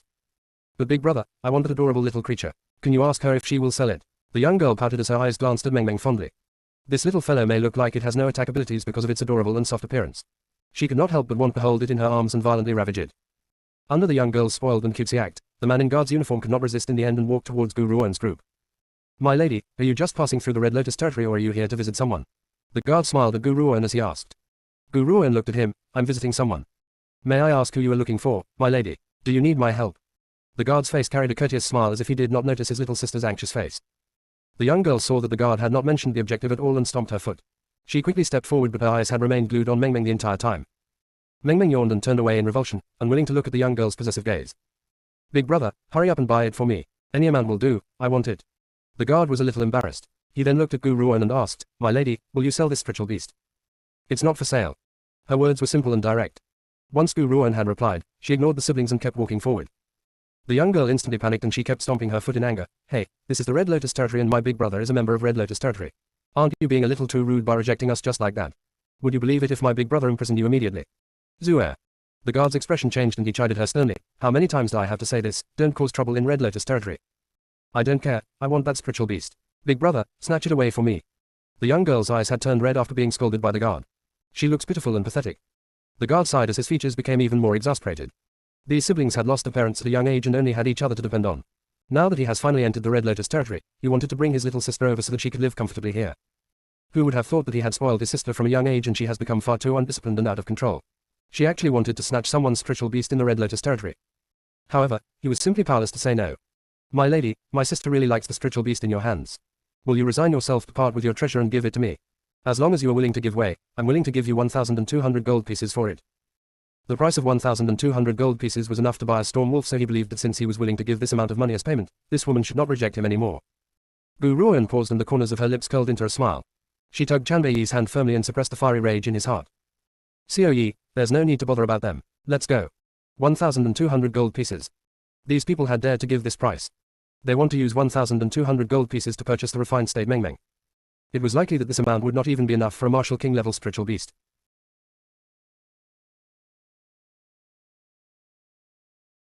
Chapter 1627, I Want to Bear the Grand Lord a Child, 1. Translator, Endless Fantasy Translation Editor, Endless Fantasy Translation. You're not allowed to leave, you're not allowed to leave. The young girl grew anxious and she reached out to grab Gu Ruan's sleeve. However, before her hand could touch Gu Ruan's shoulder, the crimson-robed man beside her made his move. Kick. A leg planted itself firmly on the young girl's chest. Before the young girl could react, Chanbei had kicked her away. He then spoke in a low and gloomy voice, causing the young girl to shiver violently. Scram. The young girl was so stunned that she even forgot about crying. Her large, bright eyes were filled with fear and she trembled as she lay on the icy cold ground. You too, even though my sister was in the wrong first, you shouldn't have attacked my little sister. The guard saw the frightened look on his little sister's face and his heart throbbed with agony. He gradually became enraged, or shall I say that you are a man who only knows how to hit a woman. A deep hatred filled his eyes when he stared at Chanbei. Though this man was more beautiful than a woman, he had attacked a young girl unprovoked. He simply does not have the bearing of a gentleman. This person must be abnormal at heart. Touch her again and your sister might lose her arm next. Chanbei's voice was monotonous and chilly as it slowly echoed through the streets. If it was not for the fact that they were in the Red Lotus territory and he has no intention of spilling blood in his father-in-law's territory, this little girl would have likely lost her hand on the spot. Why would he ever allow such a disgusting thing like her to try and touch Yunsa? Forget about having a tender heart for the fairer sex or gentlemanly attitude to women. He does not have any of those qualities. In this life, he would only feel tenderness towards Gu Ruan alone. Other women were no different from snakes, mice or ants in his eyes. Why should he be tender towards them? Let's go, Yunsa. Chanbei ignored the two as he returned to Gu Ruan's side. He then wrapped his hands around her and the gloomy look on his face was replaced by a magnificent smile. Xiao Yi, you can ignore these people. Why waste your time on them? In Gu Ruan's opinion, Chanbei Yi's earlier action was entirely a waste of time. As long as she does not wish to be touched, nobody would have been able to touch the corner of her robes. She had come too close to you. I was afraid that her breath would infect you, so I could not help but retaliate. Don't worry, I will pay more attention next time and not waste our energy on these sort of people. As the couple slowly moved further and further away, the young girl finally burst into wailing sobs. She used her little fists to hammer the guard's chest as she cried. It's all your fault, it's all your fault. Didn't you say that no one would bully us anymore now that you're following Grand Lord Honglian? I was bullied yet you had not dared to say a thing. A useless person like you isn't fit to be my big brother. The young girl's words were like a sharp sword which pierced deeply into his heart, tearing a deep gash which overflowed with blood. All these years, he had pitied his little sister who had lost both parents at a young age, so he had always spoiled her. Each time she was bullied, he would rush over and fight the bullies even if it was his sister who had been in the wrong. Unfortunately, she has developed such an undisciplined and out-of-control character due to his years of indulgence and pampering. Zue, this is the Red Lotus territory. Grand Lord won't allow anyone to cause trouble here. I was the one in the wrong. If the Grand Lord finds out about this, I will certainly be punished.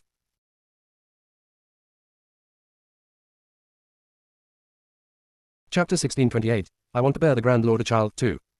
Translator, Endless Fantasy Translation Editor, Endless Fantasy Translation. The guard stared in grief and lamented at his own sister. At this moment, his heart felt like it was dripping with blood. You're talking nonsense. I've heard it before, the Grand Lord is a very defensive person. As a guard in his territory, he will certainly be on your side. However, you are too cowardly and don't even have the courage to stand up for me. If father and mother were still alive, they would never let me suffer to be bullied this way. One. The young girl crawled up from the ground and her little face glared angrily at the guard. You're simply a coward. The guard stumbled backward and nearly fell onto the ground. His face carried a bitter smile. All these years, when had he not ended up badly bruised for the sake of standing up for his sister? There were even a few times when he had narrowly escaped being beaten to death.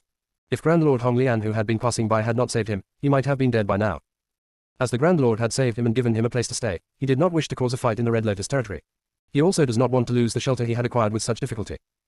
However, this stubborn little sister of his could only see that he did not defend her and neglected to notice when he had been riddled in scars for her sake. Little sister, I. The guard's lips were dry and he wanted to explain, but the young girl cut him off. Big brother, who do you say is more powerful, Grand Lord Honglian or those two? The young girl's eyes darted back and forth as she asked. Grand Lord Honglian, of course. In the guard's heart, the Grand Lord holds the most powerful existence. No one else could be compared to him. Big brother, the young girl raised her head, enlightened, before she replied with determination, I want to bear the Grand Lord a child too. The guard nearly somersaulted headfirst onto the ground. He quickly grabbed the young girl's shoulders as his face filled with anxiety. Little sister, you must never have these thoughts. The Grand Lord already has a wife. If you want to be with the Grand Lord, that is simply an impossible dream. HMPH, so what if he has a wife? I never said that I wanted to be his wife, I only want to be his concubine. The young girl's face filled with irritation. Big brother, if you can't protect me, I'll find someone else to protect me. If I become Grand Lord Honglian's woman, he will certainly protect me and won't let anyone else bully me. If you still consider me your sister, you will help me. Little sister. The guard's face displayed a bitter smile as he said, you don't know the Grand Lord at all. His eyes and heart only behold the madam alone, and only the madam can bring a smile onto his face. You are asking for trouble. Besides, I've heard that women who have tried to approach the Grand Lord were punished. Furthermore, the Grand Lord is old enough to be your father. The young girl's eyes continued to dart around. I don't care that the Grand Lord is old. As long as he is powerful, that will do. Besides, I've heard that the Grand Lord is very handsome and doesn't look old at all. Big brother, didn't you say that he has only one daughter? If I give him a son, I may rise as a result. I might even replace the Grand Lord's wife. How could a powerful man like the Grand Lord not want a son to inherit his legacy? If he only has a daughter, she will be married off sooner or later. In contrast with letting some cheap outsider into his family, why not leave it to his own son? The guard's eyes opened wide as if he never thought that his little sister would have such thoughts. His face changed instantly. Little sister, the Grand Lord will not let you come near him. Besides, it's impossible for anyone to replace the madam.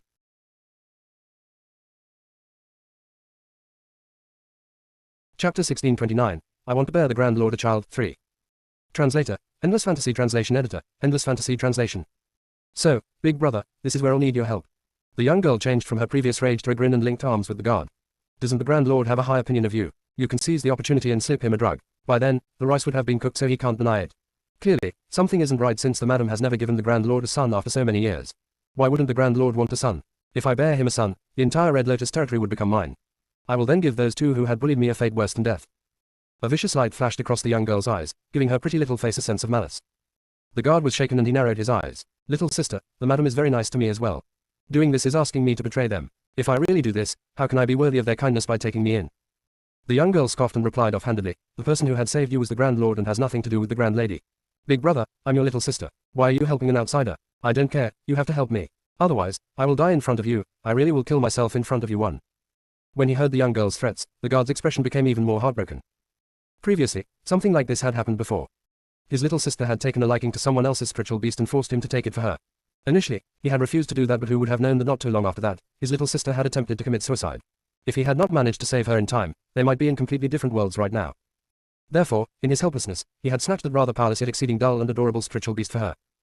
The worst thing was, his little sister had become disinterested in the spiritual beast not too long after and had promptly sorted and cooked it too. He understood that if he refuses to help her, this little girl would certainly commit suicide. 3. Fine 4, I'll help you 5. The guard opened his eyes, which were filled with helplessness. Grand Lord, I'm so sorry that I'll be breaking my promise and committing treasonous acts against you. However, once I've helped my little sister to fulfill her wish, I will use my death as compensation for my crime. A decision formed in the guard's heart at the thought of this, and he lowered his head to look at the young girl's exhilarated expression. He then smiled bitterly. Zuair, promise me one thing. If you successfully manage to give the Grand Lord a son, don't trouble the madam or the young lady too much. The madam has always treated me very well, I don't want. HMPH. The young girl scoffed, if they know what's good for them and listen obediently, I certainly won't cause trouble for them. If the madam commits the crime of jealousy because the Grand Lord has taken me in, I won't spare her. I believe that no matter how much the Grand Lord treasures the madam now, as long as I'm pregnant with his son, the Grand Lord will love me even more. Everyone in the Red Lotus territory knows that Gu Ruoan was Grand Lord Honglian's daughter, but no one knew that the Grand Lord has a son, Gu Shangshao, as well. However, even if Gu Shangshao was not his son, it was no one's place to give orders in the Red Lotus territory's matters. The young girl's wild imagination would soon result in a tragic end. The guard, who had betrayed the Grand Lord Honglian in order to help his sister, would not meet with a good end either. Outside Grand Lord Honglian's official residence, the two guards at the door saw Gu Ruoan strolling towards them and quickly stepped forward to stop her. Before they could speak, the green-robed woman slowly said, "Tell Grand Lord Honglian that Gu Ruoan has returned."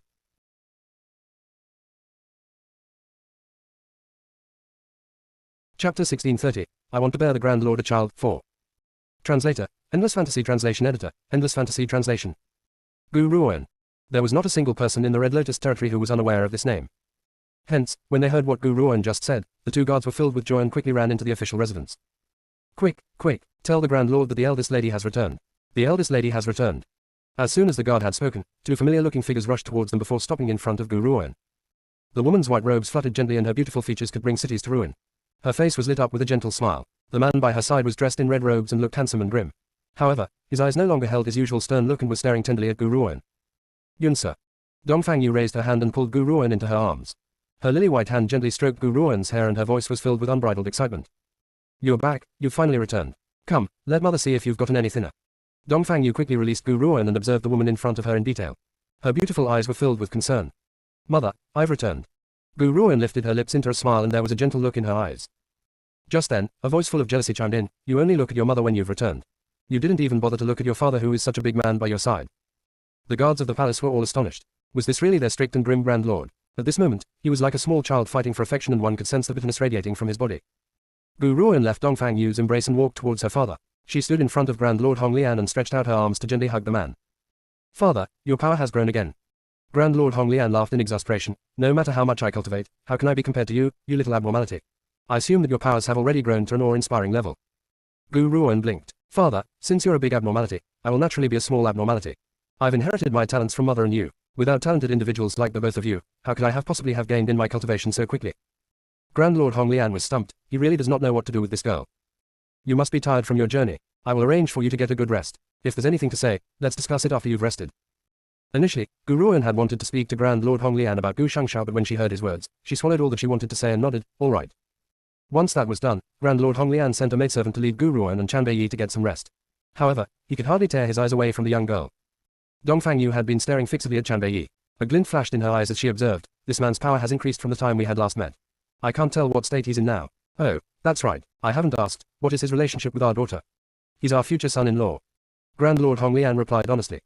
Even though he has not completely approved of Chanbei Yi yet. Really, I like this man very much. Dongfang Yu's eyes lit up with a smile. Firstly, he's powerful and his powers are greater than mine. He will have the ability to protect our precious daughter. Secondly, didn't you notice that his eyes are full of sweet love whenever he looks at Yunsa? You can tell that he loves her to his very bones. Therefore, I won't allow you to cause trouble for him. I've made up my mind on this son-in-law. The sour taste in Grand Lord Honglian's heart increased. Not only has that damn kid captured his daughter's heart, even his wife was full of praises for him.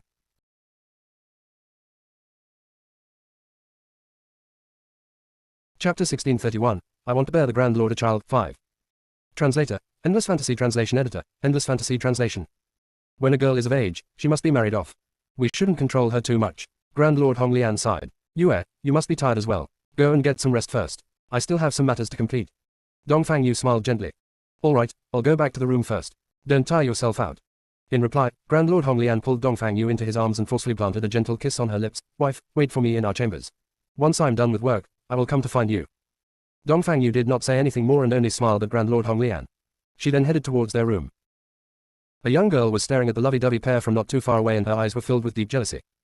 Zue, I've told you that the Grand Lord and Madam have a great relationship. If you butt in like that, I don't care. The young girl sulkily raised her head with a stubborn expression on her face. I must give the Grand Lord a son, only then can I be above everyone else. Once I give birth to the Grand Lord's son, he will treat me the same way as the Madam. At this moment, the young girl remembered the scene when she had met Guruan and the cloudiness in her eyes deepened. It goes without saying that these siblings have rotten luck. They had been one step too late, so they did not see Guruan and Grand Lord Hong Lian's warm reunion. Hence, she continued to believe that as long as she gives the Grand Lord a son, she could make Guruan and Chanbei kneel and apologize to her. Zue, even if we want to drug the Grand Lord, it will have to be at the right time. Besides, based on someone as powerful as the Grand Lord, it won't be that easy to plot against him. Give me a few days to make the preparations, okay? I should have known that you still don't agree with my idea. The young girl fiddled with the corner of her robes as her expression began to twist. Forget it, I'm not going to depend on you. Just introduce me to the Grand Lord. I will complete this matter myself. The guard sighed as he stared at the young girl's determined features. His heart felt uneasy as if something bad was about to happen. Grand Lord Hong Lian decided to hold a banquet to celebrate Gu Ruan's return and at the same time, to allow the Red Lotus Territory's citizens to get to know their eldest lady. At this moment, Gu Ruan was informing her parents in the Grand Lord's official residence about recent events. As they listened, Grand Lord Hong Lian and Dongfang Yu fell silent. After a long while, the grim man in red robes lifted his head as his deep, dark eyes flashed with determination. Yunsa, if Shangshao is in the first city, he might be on his way to the Wen family. I will send a trusted aide to scout the area near the Wen family. I believe we will be able to find him. Grand Lord Hong Lian's heart would spit with fury whenever he thought about how his son has been turned into a puppet. He has the great urge to storm into the Wen family home immediately and kill them all. However, he has no idea at this moment whether Gu Shangshao has fallen back into their clutches or not. Hence, he did not dare to act rashly and blindly. Not many will be able to hold out Big Brother at his current strength. The only people I'm worried about are the Wen family. Gu Ruan gently lowered her eyes. After a long moment, she lifted her gaze and said, however, the Wen family only managed to refine him into a puppet after much difficulty, so I don't think they would act rashly towards him. That's right. Grand Lord Hong Lian rose to his feet. Yunsa, it's getting late and we should join the banquet. Let's go.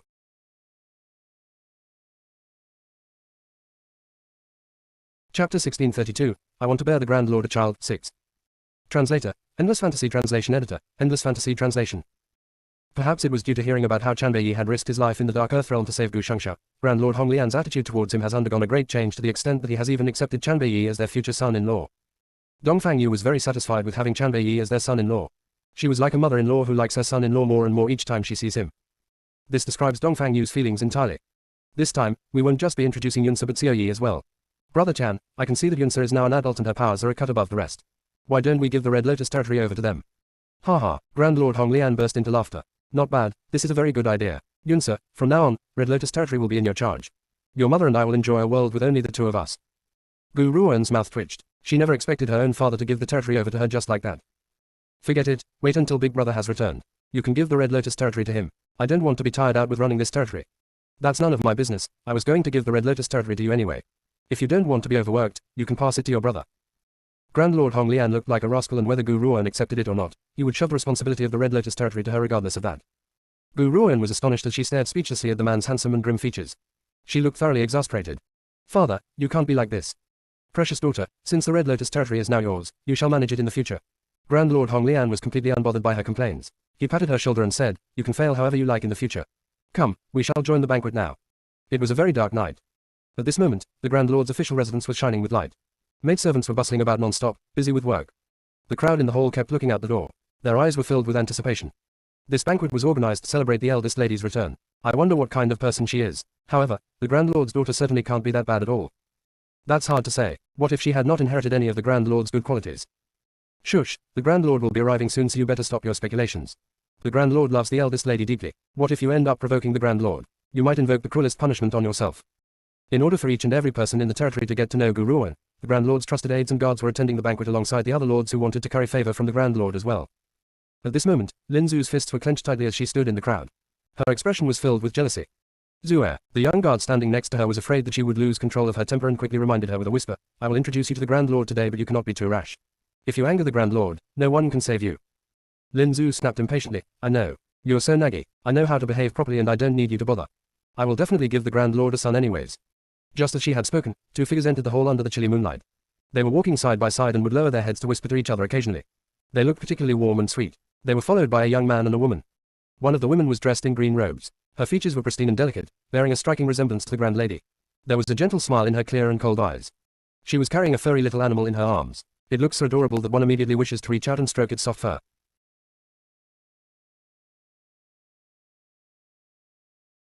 Chapter 1633, I Want to Bear the Grand Lord a Child, 7. Translator, Endless Fantasy Translation Editor, Endless Fantasy Translation. That little beast sensed the crowd's attention and raised its head to sweep its eyes across all four corners of the hall. When it noticed that there were many beautiful women present, it became excited. That was right, it was indeed excited. Its eyes narrowed pervertedly at those women's lovely curves. Such a vulgar expression should never have appeared on this adorable little face. Next to the green-robed woman was a silver-haired man who was dressed in crimson robes. His features were so incomparably beautiful that they could bring cities to ruin. His red eyes carried a gloomy light and only displayed a smile when he looked at the woman by his side. His smile had caused everyone in the room to abandon their souls. It's them. Lin Zu recognized Gu Ruoan, who had followed Grand Lord Hong Lian at first glance. Why is it them? Why have they arrived with the Grand Lord to the banquet? What is their relationship? The young guard did not reply as his eyes stared fixedly at Gu Ruoan. Gradually, a sense of understanding appeared in his gaze. When I had first seen this woman, I had thought that she looked familiar, but I couldn't figure out why.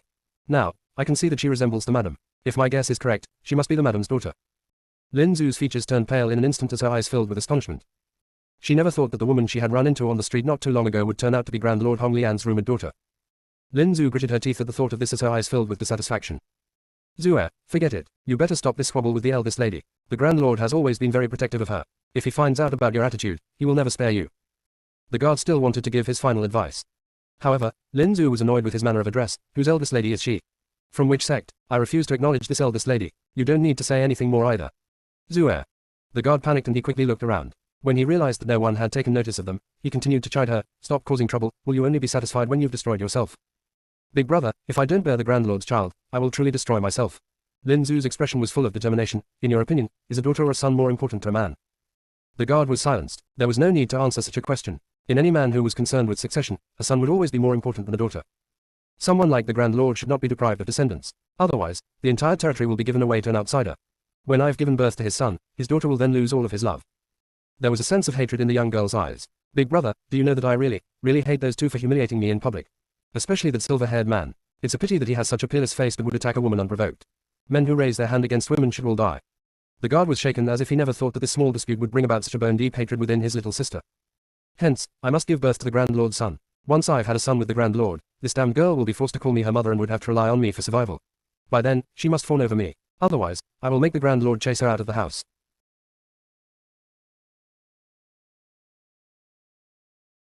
Chapter 1634, The Brainless Lin Zu, 1. Translator, Endless Fantasy Translation Editor, Endless Fantasy Translation. At the Grand Lord's official residence. As Gu Ruoan was chatting with the Grand Lord and Dongfang Yu, a man dressed in a guard's uniform led a young girl towards them. Grand Lord, this is my sister, Lin Zu. I have purposely brought her here so she could pay her respects to you. The guard's voice interrupted their conversation and caused the Grand Lord to frown slightly. He turned around and his expression softened when he saw the man. Lin Yang, since she's your little sister, make sure that she enjoys her time in the territory. If money is short, you can have some transferred over from the Grand Lord's residence. Thank you, Grand Lord. Lin Yan joined his fists respectfully as a sense of helplessness flashed in his eyes. The nicer the Grand Lord was to him, the more guilty he felt. Grand Lord. Lin Zu did not bother to consider the situation as she smiled adoringly. Zuer thanks you for granting us your favor. However, Grand Lord Hong Lian had only said those things to appreciate Lin Yang's hard work. To Lin Zu, the Grand Lord's words had become warped into his favor towards her. She had even addressed herself as Zuer. All right, you may take your leave. The Grand Lord frowned. He had not even looked at Lin Zu the entire time. Once he had finished speaking, he turned his gaze back to Dongfang Yu. Zuer. When Lin Yang noticed that Lin Zu's eyes were still clinging onto the Grand Lord's figure, he panicked over being found out and quickly tried to drag her away. Unfortunately, Lin Zu was used to being willful, so how could she possibly be willing to listen to Lin Yang's words? She raised her cup and walked towards Gu Ruoan. Eldest lady, I have indeed offended you today on the street. I should not have indulged in fantasies and tried to buy your spiritual beast. However, you were right in having someone punch me. Allow me to express my sincere apologies. The young girl looked arrogantly at Gu Ruoan, who was seated next to Grand Lord Hong Lian.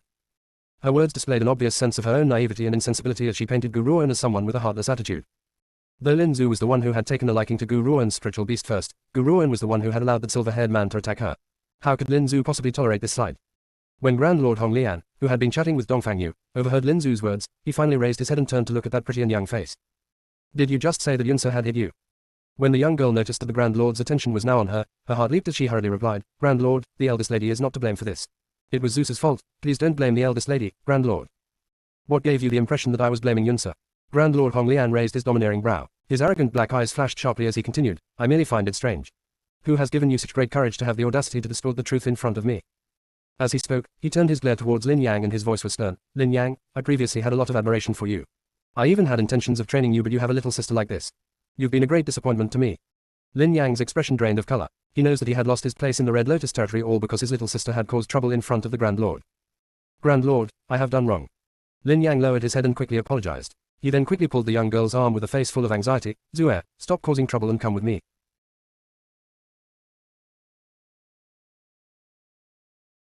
Chapter 1635, The Brainless Lin Zhu, 2. Translator, Endless Fantasy Translation Editor, Endless Fantasy Translation. Initially, Lin Yang had wanted his little sister to make a good impression on the Grand Lord. However, who would have thought that this little girl lacked any sort of common sense and would slander the eldest lady in front of the Grand Lord? Knowing the Grand Lord's protective attitude, he would never spare them now. Grand Lord. Lin Zhu shook her hand from Lin Yang's grip. There was a stubborn look on her pretty and pampered features as she said, Grand Lord, I'm not twisting the truth. I'm only apologizing to the eldest lady knowing that I've done wrong. Slap. A clear sound rang out in the hall, silencing the crowd. Everyone was staring in shock at the devastatingly beautiful woman who was standing in front of Lin Zhu. Lin Zhu was stunned and she stared at Dongfang Yu in astonishment. She could not believe that the madam had the audacity to slap her in front of so many people. Does the madam not fear disapproval from the people of the Red Lotus territory? It was obvious that Lin Zhu has attached too much importance to herself. The people of the Red Lotus territory watched out for their best interests and followed the Grand Lord obediently. They would never object the Grand Lord and his wife's decisions. You've hit me. Lin Zhu's eyes turned red. The left side of her face was now very badly swollen and she felt wronged. She sobbed as she said, Madam, even though you are the Grand Lord's wife, you can't simply hit others. Zuer. Lin Yang's heart clenched as he forcefully grabbed her arm and scolded with an ashen face, come with me quickly. The madam is not someone whom you can afford to offend. Lin Yang, let her stay. Dongfang Yu glared at Lin Yang icily as she commanded coldly. Even though Lin Yang wants to drag Lin Zhu away, he was unable to move under Dongfang Yu's coercion. His eyes filled with a deep horror. He regretted it. He regretted that he had failed to discipline his sister properly and he also regretted listening to her and bringing her here in the first place. You said that my daughter had hit you. Dongfang Yu's eyes slowly turned towards Lin Zhu and she smirked. I understand my daughter's personality very well. Usually, she wouldn't even pay any attention to someone like you, much less look at you. Was that not the case? When the two had the dispute in the street, Gu Ruoan had not even looked at Lin Zhu at all.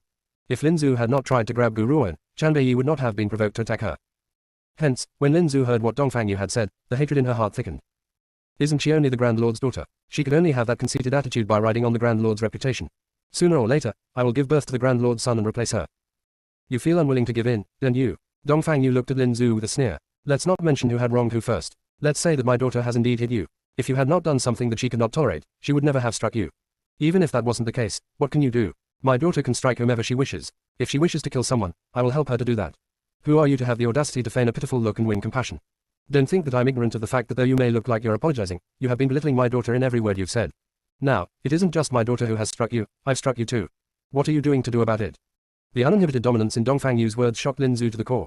She could only stare dazedly at Dongfang Yu. I thought that you would be reasonable, I never thought. Reasonable.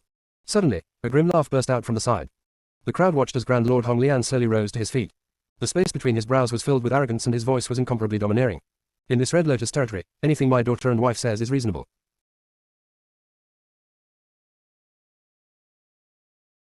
Chapter 1636, The Brainless Lin Zhu, 3.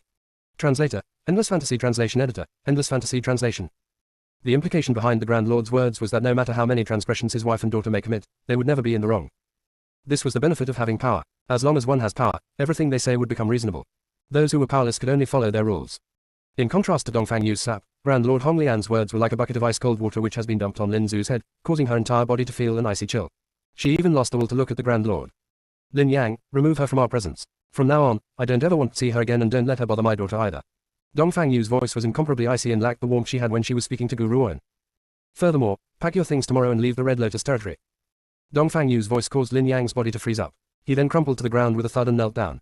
His face was extremely pale as he spoke. Madam, I have sinned. I was not strict enough in disciplining my little sister. I won't make such a mistake again. Please, madam, consider my loyalty and forgive me this once. A lack in strict discipline. While it's true that you did not discipline her enough, are you aware of your real mistake? Dongfang Yu lowered her head and stared coldly at the man who was kneeling before her before speaking indifferently. Your biggest mistake was to bring her here in front of us despite knowing that she has a dispute against my daughter. This proves that you place no importance upon my daughter. Lin Yang, you are quite a talented and very hard-working person, so initially, we had planned to train you well. Unfortunately, you've disappointed us. Lin Yang hung his head in shame. He knows that this time, he has committed a mistake which he could not take back. The Red Lotus territory does not need people who disrespect my daughter. Dongfang Yu raised her hand and laughed icily. Initially, the Grand Lord and I were planning to announce the handover of the Red Lotus territory to my daughter's control at the end of the banquet. However, to prevent any more arrogant people from disrespecting her, I will now make the announcement. Dongfang Yu has a cold and distant character and was not the type of person to lose her temper. Obviously, Lin Zu's actions have thoroughly angered her this time. Gu Ruoan was her reversed scale. Also, she had failed to protect Gu Ruoan for over 20 years, so how could she possibly allow anyone to bully her now? Hence, she has to set an example so that no one would dare to cross her. Lin Zu stared shakily at Dongfang Yu as her body trembled. The Grand Lord wants to give the Red Lotus territory to his daughter. Was this not equivalent to giving his legacy to an outsider? Truly, the lack of a son means that he will only ever work for others. Having had no son must have been the Grand Lord's greatest agony. Zuer, let's go. When Lin Yang saw that no one in the crowd was on their side, he quickly dragged Lin Zu out the door. He walked swiftly, clearly eager to leave this quarrelsome situation. Perhaps Lin Zu also understood that the situation was not favorable towards them, as she had not resisted this time and allowed Lin Yang to drag her out the door. Big brother, I'm not satisfied. I can't accept that I failed. I may not be as beautiful as the madam, but I'm not ugly either. Furthermore, there are many men who have courted me. Why doesn't the Grand Lord like me? After being with the madam for so many years, isn't he fed up yet? Lin Zu paused in her footsteps and whined indignantly under the night sky. Enough. Lin Yang's expression sank and he finally lost his temper. If had not been for you, I would not have been chased out of the Red Lotus territory either. Regardless of how unsatisfied you are, so what? The Grand Lord doesn't fancy you. No matter how young or how pretty you are, it's useless.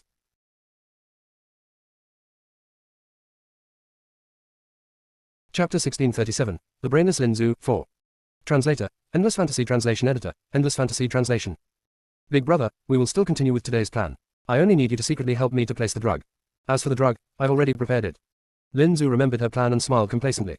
Zuer, are you only satisfied if you throw your life away? Lin Yang's face flashed with anger. Are you still unaware of the Grand Lord's personality? He will kill you, he really will kill you. The Grand Lord is not the type of person to be merciful to women. I heard that there was once a woman named Bai Yin in the Grand Lord's residence. That woman had even fought by the Grand Lord's side for many years. In the end, the Grand Lord had killed her for the eldest lady's sake. Lin Zu pursed her lips in a nonchalant manner. They must have been too stupid and had not drugged the Grand Lord. The Grand Lord is a man who takes responsibility. As long as the rice is cooked, we need not be afraid of having him acknowledge the dead. Big brother, you will be chased out of the Grand Lord's residence tomorrow. We only have tonight. There's no time to waste. Zuer. Lin Yang stared at his stubborn and willful little sister in frustration. Why could she not see it based on the previous situation? The Grand Lord had paid her no attention at all. Even if her tactics worked, he would never take responsibility for her predicament. Perhaps he would have her killed after dealing with her. Big brother, if you refuse to help me, I will jump one. Lin Zu ran to the edge of the lake and turned to look at Lin Yang as she threatened to jump. I've told you, if I don't give the Grand Lord a child, I will kill myself in front of you. You. Lin Yang's heart trembled violently. He shut his eyes before opening them again after a long while. He looked at Lin Zu and said, I understand, I will help you, Zuer. I only hope that you won't be so willful from now on. Lin Zu smiled complacently as if she never noticed the pale look on her own brother's face. I have confidence that I will give the Grand Lord a boy. By then, the madam and eldest lady will depend on my will for survival. As for this Red Lotus territory, I will never hand it over to an outsider too. The Red Lotus territory's throne can only be inherited by a son. The banquet dragged on for quite a while before it ended. However, Grand Lord Honglian still had a number of tasks to complete. Hence, he had asked Dongfang Yu to retire and get some rest first while he settled these matters. After all, everything must be in order before he hands the Red Lotus territory to Gu Ruoan. In the study, Grand Lord Honglian's head was buried in a pile of documents and his brows would furrow and relax from time to time. Suddenly, someone knocked on the study door. Grand Lord, the kitchen has sent over a midnight snack. May I enter? Come in. Grand Lord Honglian replied indifferently. A footboy entered the study. He was carrying a bowl of lotus seed porridge as he slowly made his way towards the Grand Lord. The Grand Lord picked up the spoon, and carefully tasted it. He frowned at the first bite. Was this lotus seed porridge not prepared by the madam? Reporting to the Grand Lord, this had been prepared by a maidservant from the kitchen. I see. Grand Lord Honglian nodded and frowned. I was wondering why the taste of it was so different from the ones madam has prepared. I still prefer lotus seed porridge made by the madam, so I will reward this bowl to you. The footboy's face filled with joy. His happiness was not because of the lotus seed porridge but because this was a reward from the Grand Lord. It's getting late and I will retire with the madam. You may leave after you've finished eating the lotus seed porridge. After he had spoken, Grand Lord Honglian rose to his feet and left the study, closing the door on his way out.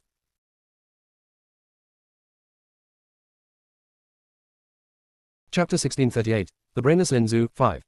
Translator, Endless Fantasy Translation Editor, Endless Fantasy Translation. Big brother, are you sure that the lotus seed porridge has been sent in? A young girl was standing in a courtyard. Her face was full of joy while her eyes burned passionately. That's right, the Grand Lord enjoys having a bowl of lotus seed porridge prepared by the madam while he handles business. This has become his habit. It's about time. I think the Grand Lord should have finished the lotus seed porridge. You can go in now. Wonderful.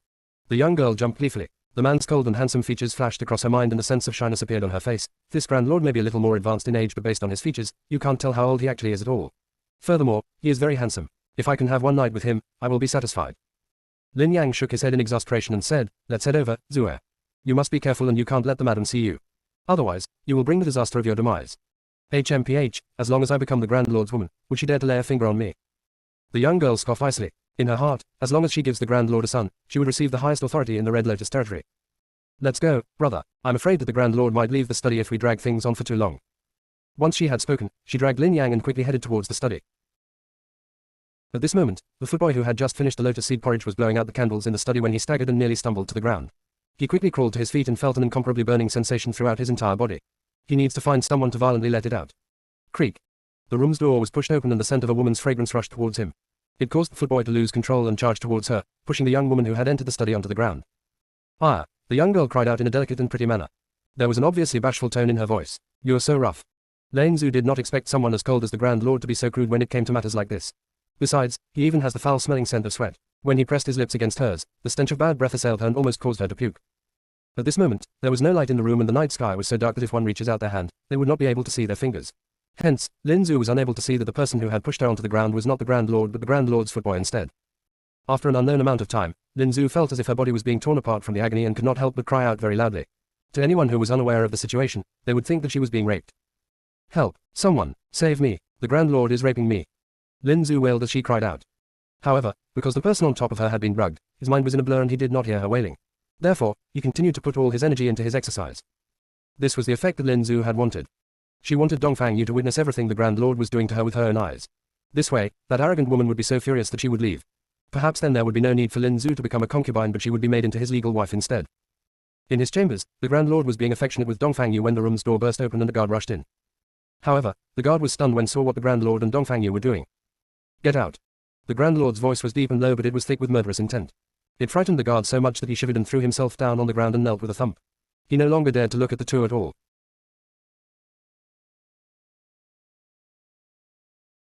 Chapter 1639, The Brainless Lin Zhu, 6. Translator, Endless Fantasy Translation Editor, Endless Fantasy Translation. Madam, Grand Lord, I didn't mean to disturb you. Please forgive me, Madam and Grand Lord. The guard's forehead was drenched in sweat. The only this is, the guard Lin Yang's little sister, Lin Zhu, is now bawling and making trouble in the study. She claims that the Grand Lord is, raping her. Only the heavens know how much courage it took for the guard to spit out those last two words. I really don't know what's wrong with that woman, Lin Zhu's brain. Isn't the Grand Lord in the middle of conjugal love with the madam? How could he separate his body to rape her? Get out. Grand Lord Hong Lian's eyes darkened as he roared angrily. This time, the guard did not dare to linger. He was so frightened that he wet himself as he scurried out. Once he had left, Grand Lord Hong Lian helped address Dongfang Yu. His eyes were no longer grim and cold but were filled with tenderness. Let's go, Yue. Some people just can't live in peace on their last night. If I'd known about this, I would have chased them away a lot sooner. Dongfang Yu rolled her eyes at him. Isn't it you who's the cause of this disaster? I think Lin Zhu wants to become your woman, that's why she has made such a fuss. Unless we kill her, even if we chase her away tonight, she will use other means to seduce you. Grand Lord Hong Lian sighed. I hope we don't bother our precious daughter's rest. She had arrived in the Red Lotus territory after much difficulty yet she still has to deal with people like that. I have truly misjudged things that year by allowing Lin Yang to enter the Red Lotus territory. This time, even if they want to leave, it won't be that easy. Grand Lord Hong Lian had initially intended to let them off with just a warning but now that they have caused such a ruckus, his heart was filled with murderous intent. As Grand Lord Hong Lian and Dongfang Yu had received the news, Gu Ruan was also awakened by the guard who gave the report. She raised her brow and turned towards the man next to her with a forced smile. Ever since the banquet, I could tell that she was conspiring against my father but I never thought that she would use this method to frame him.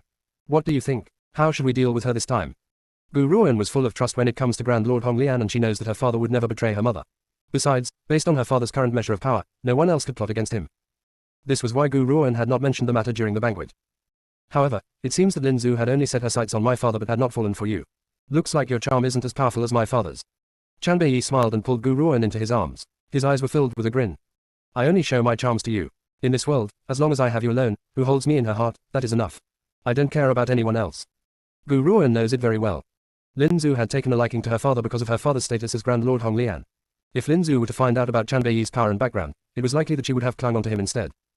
Still, regardless of who she pursues, the conclusion would have remained the same. Come, let's go find out what Lin Zhu has used to frame my father. Gu Ruan climbed up from the bed as she spoke to the man beside her. Lin Yang pursed his lips tightly outside the study. His face was filled with anxiety. He wanted to push the door open many times but had held back in the end. After all, the ruckus Lin Zu was causing was completely different from their plan. He could only play by ear now. As Lin Yang was waiting anxiously, he suddenly noticed a familiar-looking figure heading towards him. It shocked him to the core. Grand Lord. His expression turned incomparably pale as his eyes filled with terror. This is impossible. Why is the Grand Lord coming from that direction? If the Grand Lord is coming from the bedchamber, who's it in the study?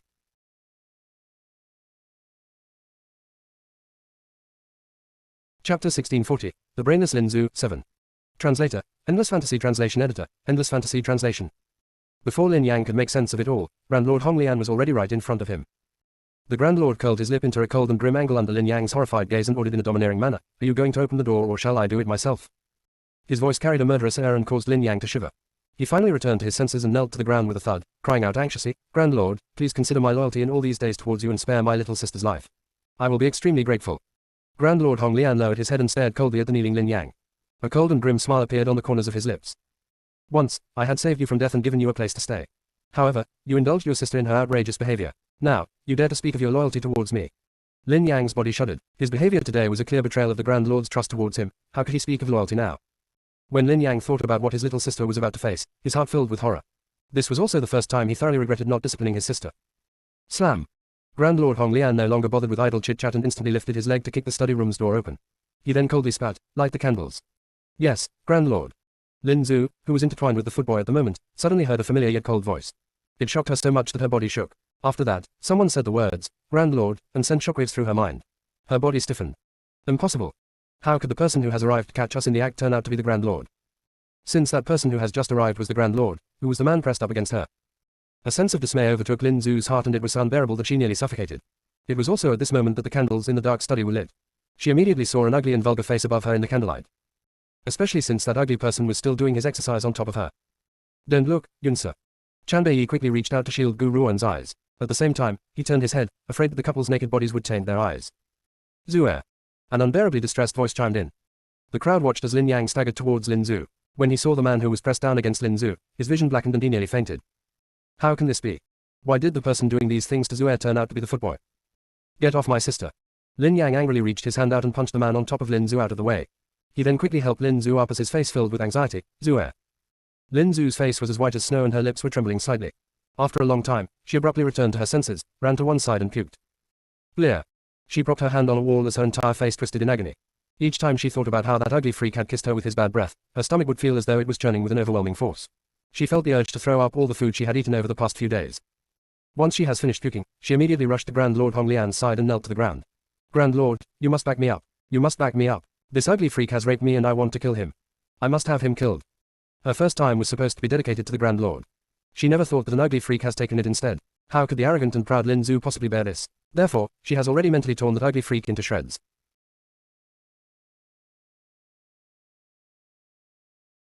Chapter 1641, The Brainless Lin Zu, 8. Translator, Endless Fantasy Translation Editor, Endless Fantasy Translation. Grand Lord Hong Lian laughed icily as he turned his disdainful glare towards Lin Zu who was in front of him. "I've heard the guard's report. It says that you were causing a racket and claiming that I was raping you." The man's tone carried an obvious and powerful murderous intent. How could Lin Zu resist such a powerful aura? Her body trembled and she nearly fell flat onto the ground. "Grand Lord, Zuer had initially come to the study to apologize to you and to say goodbye. Who would have thought that when I entered the study?" Tears streamed down Lin Zu's face as she denounced the unconscious footboy hatefully. "This fellow had charged towards me and behaved immorally. Zuer had believed that only you, Grand Lord, was alone in the study, so I had misunderstood the situation. Zuer is truly innocent. Please, Grand Lord, grant me your support." When the Grand Lord saw how Lin Zu was explaining herself, his eyes grew even colder. "King Lin, wake him up." "Yes, Grand Lord." A guard by Grand Lord Hong Lian's side walked towards the footboy before raising his hand to slap him fiercely on the back. The footboy finally woke up. At that moment, the effects of his drug have worn off, but his previous actions with Lin Zu was still fresh in his mind. It caused the footboy's face to change and he quickly crawled towards the Grand Lord and kowtowed fiercely. "Grand Lord, please spare my life. I had eaten the lotus seed porridge that you had rewarded me with and I don't know what came over me, but I felt as though my entire body was on fire." It was also at that time when Miss Lin Zu had walked in. She then stripped me of my clothes and cried out your name, Grand Lord. She even said that she wanted to have your child. When I heard those words, I lost all my senses and this had happened. The footboy had not heard Lin Zu call the Grand Lord's name, nor did he hear her saying that she wanted to give birth to the Grand Lord's child. However, he knows that this explanation was the one which would be the most beneficial towards him.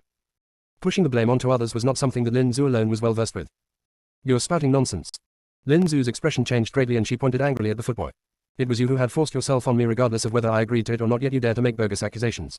Grand Lord, you must support me. Someone like this should be hacked to pieces and left without a whole corpse. As both sides were blaming each other, Gu Ruoan pushed Chan Beiyi's hand away and slowly walked towards the study table. She picked up the empty bowl and put it near her nose, sniffing it gently. What is it, Yunsa? Grand Lord Hong Lian turned towards Gu Ruoan and asked. Gu Ruoan put down the bowl and replied calmly, it contains the residue of the Happy Union herb. The Happy Union herb. One only needed to hear the words, Happy Union, to understand what it meant. Lin Zhu's face turned from white to green and back again. Suddenly, she lashed out and charged towards Gu Ruoan as if she had gone mad. Zuer. Lin Yang's face drained of color as he quickly wrapped his arms around his out-of-control sister. Stop causing trouble. Will you only be satisfied once you've caused your own death? Since Lin Zhu was unsuccessful in seducing the Grand Lord, perhaps she might have gotten away with only a small punishment. However, if she touches the eldest lady, knowing the Grand Lord's protectiveness, he would give her fate worse than death. Gu Ruoan, USLT, you're afraid that I would snatch the Grand Lord away. You're scared that I would give birth to a son and take your position away. Lin Zhu thrashed about in Lin Yang's arms as she shrieked like a madwoman. You're a ruined woman, you're going to take the Grand Lord's power and marry another man. That's equivalent to using the Grand Lord to feed this gigolo. You're a leech who lives off him to feed an outsider. What right does a woman like you have to command the Red Lotus territory? I want to bear the Grand Lord's child and fight with you for the entire territory.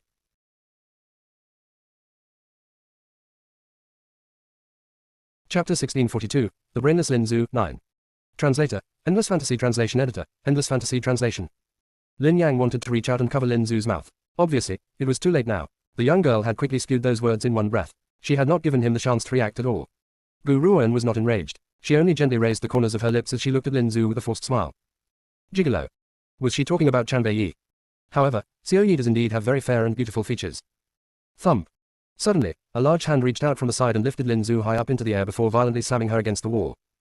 Her head collided with the wall and blood trickled down, dyeing the snow-white wall red. Lin Zhu was in a daze as she stared at that cold and handsome man who looked like the god of death. She felt as if a sharp weapon had pierced through her heart. Grand Lord, the madam is useless. She can't give you a son, but Zuer can do that. Zuer only doesn't wish for the world you fought for to fall into the hands of an outsider. Lin Yang shut his eyes, no longer able to bear watching this scene. He knows his sister's character very well. Perhaps bringing her to the territory had been his biggest mistake. One. Who told you that I don't have a son? Grand Lord Hong Lian seemed to have emphasized these words to cause Lin Zhu even more pain. Lin Zhu's entire being froze before she shook her head profusely. Impossible. I have never heard that the Grand Lord has a son. You must be lying to me. That's right, you're lying to me. Lying to you. Grand Lord Hong Lian scoffed icily. What part of you is worth my lies? My son is Gu Shangshao and is also Yunce's big brother. However, I'm not the sort of person who values males more than females. What's the difference between having a son or a daughter? The person I will give the Red Lotus territory to is my daughter. Even if Shangshao does not exist, it's certainly not your place to have any opinions. Lin Zhu's heart was like dead ashes. Her eyes were dazed and vacant as an endless agony chewed on her heart like ants. Grand Lord, a daughter married is like water spilled. By giving the territory to your daughter, it means that you're destined to give this power to an outsider. Lin Zhu spoke as she stared dazed at Grand Lord Hong Lian. She hates Gu Ruoan. No matter what, she does not wish for Gu Ruoan to inherit this power. Hence, she was using all of her energy to persuade the Grand Lord too. You say that Xiao Yi is a gigolo. Gu Ruoan walked towards Lin Zhu and curled her lips into a smile. Her smile did not reach her eyes and her gaze was as cold as ice. I can tell you that Xiao Yi has given me an engagement gift as big as the sky. The organization he has built can conquer the heavens and earth. Now, it has become my engagement present. Besides, Gu Ruoan paused as her clear and cold eyes flashed with murderous intent. You had tried to seduce my father. By doing so, you have already violated my taboo, so I am now wondering how I should punish you. Lin Zhu was dumbstruck. Did this woman just say that her man has given her an engagement gift as big as the sky? That this engagement gift could conquer the entire world? Impossible. That's simply impossible.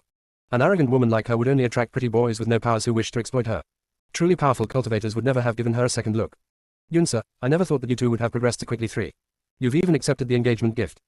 Grand Lord Hong Lian's entire face was full of resentment. He looked at Chan Beiyi, who was next to Gu Ruoan, and said, furthermore, if my guess is correct, this fellow's power has already broken through the refined state. Am I right? Hasn't he reached a level above the refined state?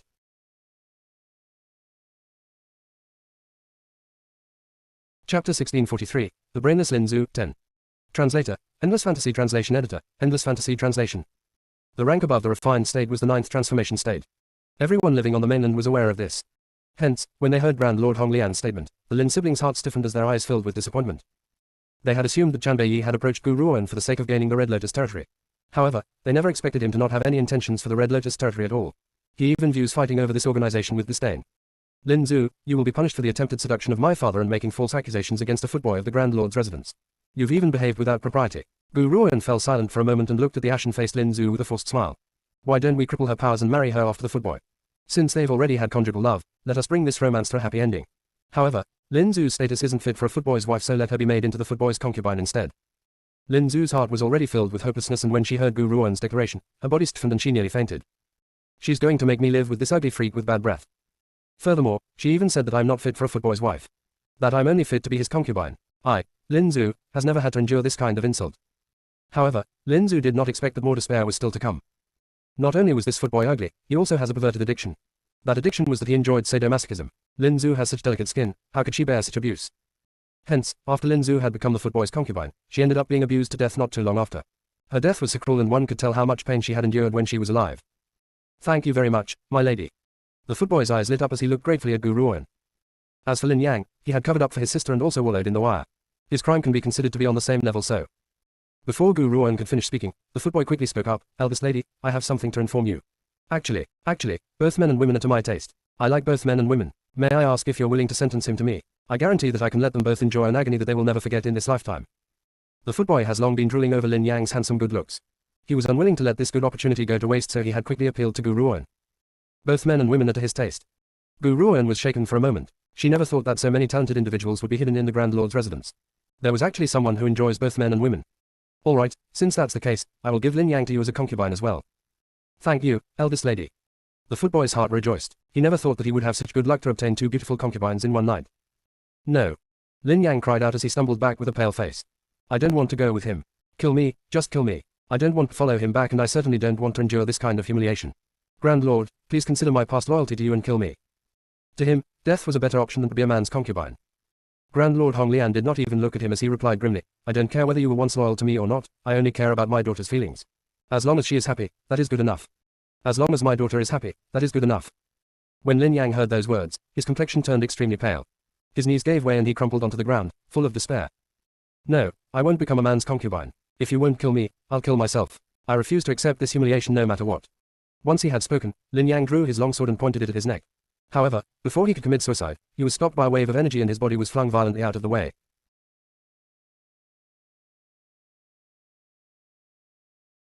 Chapter 1644, Returning to the Secret Order 1. Translator, Endless Fantasy Translation Editor, Endless Fantasy Translation. Gu Ruoan slowly lowered her hand as she stared coldly at Lin Yang's ugly expression. I have not given you permission to die. You are certainly not allowed to die. Under most circumstances, Gu Ruoan would never have used such methods to deal with Lin Yang. However, Lin Yang had helped Lin Zhu to frame and seduce her father. This violated her taboo, which was why she had reacted so cruelly. Nothing was more important to her than her parents. Even though Lin Zhu's efforts had been unsuccessful, she would not tolerate it either. Father, send someone to watch over them later in case they try to commit suicide. Gu Ruoan did not look at Lin Yang anymore as she turned around to face Grand Lord Hong Lian. Don't worry, Yunsa, leave this matter to me. Grand Lord Hong Lian's gaze was tender when he looked at Gu Ruoan. When he turned to address the Lin siblings, his gaze turned cold and grim again. I had given you a warning, but, unfortunately, you've willfully acted on your own, so don't blame me for being cruel. You, take these two away. Yes, Grand Lord. The guard who was standing next to Grand Lord Hong Lian stepped forward and escorted the now demented-looking Lin siblings away. After they had left, the study reverted back to silence. Only the torn and tattered clothes scattered around remained as proof of everything they had experienced. Yunsa, it's late now, you should go and get some rest. Grand Lord Hong Lian looked at Gu Ruoan and his grim features turned gentle with smiles. I will deal with everything after this. Gu Ruoan nodded and did not add anything else as she left the study with Chan Bei. After they had left, Grand Lord Hong Lian held Dongfang Yu in his embrace as they also headed towards their bedchamber. Gu Ruoan stayed for almost half a month in the Red Lotus territory. During this half a month, Zhao Shangchen had sent over the last medicinal ingredient she needed to lift the puppet's body from her brother. He, however, had not appeared. This gave Gu Ruoan a very bad feeling and she felt uneasy. Furthermore, Grand Lord Hong Lian had insisted on handing over all of Red Lotus territory to Gu Ruoan, but she had rejected him. In the end, Dongfang Yu suggested making Gu Ruoan the young Grand Lord instead. Gu Ruoan did not object to this. On this day, Dongfang Yu and Gu Ruoan were in the middle of a conversation when a guard rushed in. His face was full of anxiety as he exclaimed, Madam, we have news of the young master. What?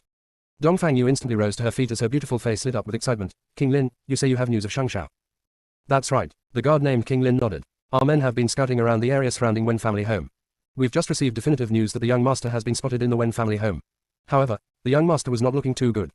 I understand, King Lin. You may take your leave. Dongfang Yu took a deep breath to suppress the eagerness in her heart.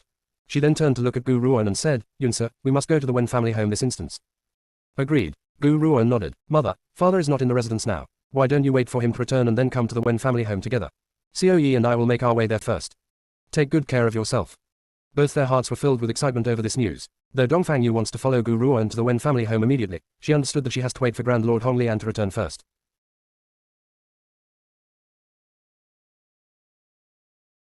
Chapter 1645, Returning to the Secret Order 2. Translator, Endless Fantasy Translation Editor, Endless Fantasy Translation. Furthermore, based on Gu Ruoan's current rank of power, it was unlikely that the Wen family could do anything to her. At the Wen family home. The bedchamber was filled with an elegant fragrance. A woman was seated in front of the window daydreaming as Wen Ya entered the room. Wen Yue, the Wen family has found you such an outstanding son-in-law, so why aren't you happy? Have you really fallen for Gu Shangshao? Wen Yue's body stiffened. She then gently lowered her eyes and remained silent. Yue, the Lord Left Emissary thinks very highly of you. Even while he was serving his sentence in the secret order, he has been thinking about you all this time. You should be honored to have such an outstanding man who desires you as his wife. Tomorrow is your wedding day, I hope that you're ready. Wen Ya had wanted to give Wen Yue more advice, but she saw the latter turn away from her. Wen Yue's action stirred up trouble within Wen Ya, and her voice slowly grew colder. Wen Yue, let me tell you this. You must marry him even if you don't want to. What's so great about that kid, Gu Shangshao? He's now nothing but the Wen family's slave. As a slave, how can he be fit for you? The Lord Left Emissary is different. He's a member of the secret order, and you should know the secret order's position very well. Marry him, and from that moment on, the Wen family's fortunes shall rise as well. A few months ago, Wen Ya had encountered Gu Ruoan during the secret order's assessment. While they were going through the assessment, Wen Ya had relied on the Left Emissary's protection to cause trouble for Gu Ruoan. Despite all that, that woman had still managed to successfully enter the secret order and had also received the sacred beast's approval. However, Wen Ya does not place any importance on Gu Ruoan. So what if she had been lucky enough to receive the sacred beast's approval? At the end of the day, she was not a permanent member of the secret order. Otherwise, the Order Master would not have allowed her to leave the secret order. Unfortunately, Wen Ya had no idea that when Gu Ruoan had left the secret order, she had also taken the sacred beast with her. If Wen Ya had known about this, she might never have dared to trouble Gu Shangshao again. She was also unaware that the secret order's sacred lady was Gu Shangshao's mother, Dongfang Yu. How could the Left Emissary be compared to the secret order's sacred lady? Yue, the Wen family has nurtured you for so many years. Could it be that we've brought up a thankless wretch? Now, our Wen family has been disastrously hurt, and the Murong family is also constantly causing trouble for us. If you don't marry a member of the secret order, it would be difficult for our Wen family to stand firm on this mainland. When Yue pursed her lips but did not reply. She no longer has any kindred feelings towards her so-called family. All that was left was a boundless hatred. Now, for their own sake, they want her to marry a man she does not love. When Yue felt like laughing. She laughed out loud coldly but did not say anything else, as if Wen Ya had not existed. Yue, you had helped sneak Gu Shangshao away once. At that time, I had known that you must have fallen for him. Otherwise, why would you risk danger and help him to escape? However, who would have thought that Gu Shangshao would be so stupid as to give himself up? Now, he's in our hands. As a puppet, the Wen family can make him do anything, and he has no way to refuse. If we asked him to kill himself, he would kill himself. If you want Gu Shangshao to live, you better get married like a good girl. When Yue finally spoke, you have turned Big Brother Gu into a puppet, and now his powers are so great. Why don't you get him to settle all your problems? Why must I marry the Left Emissary?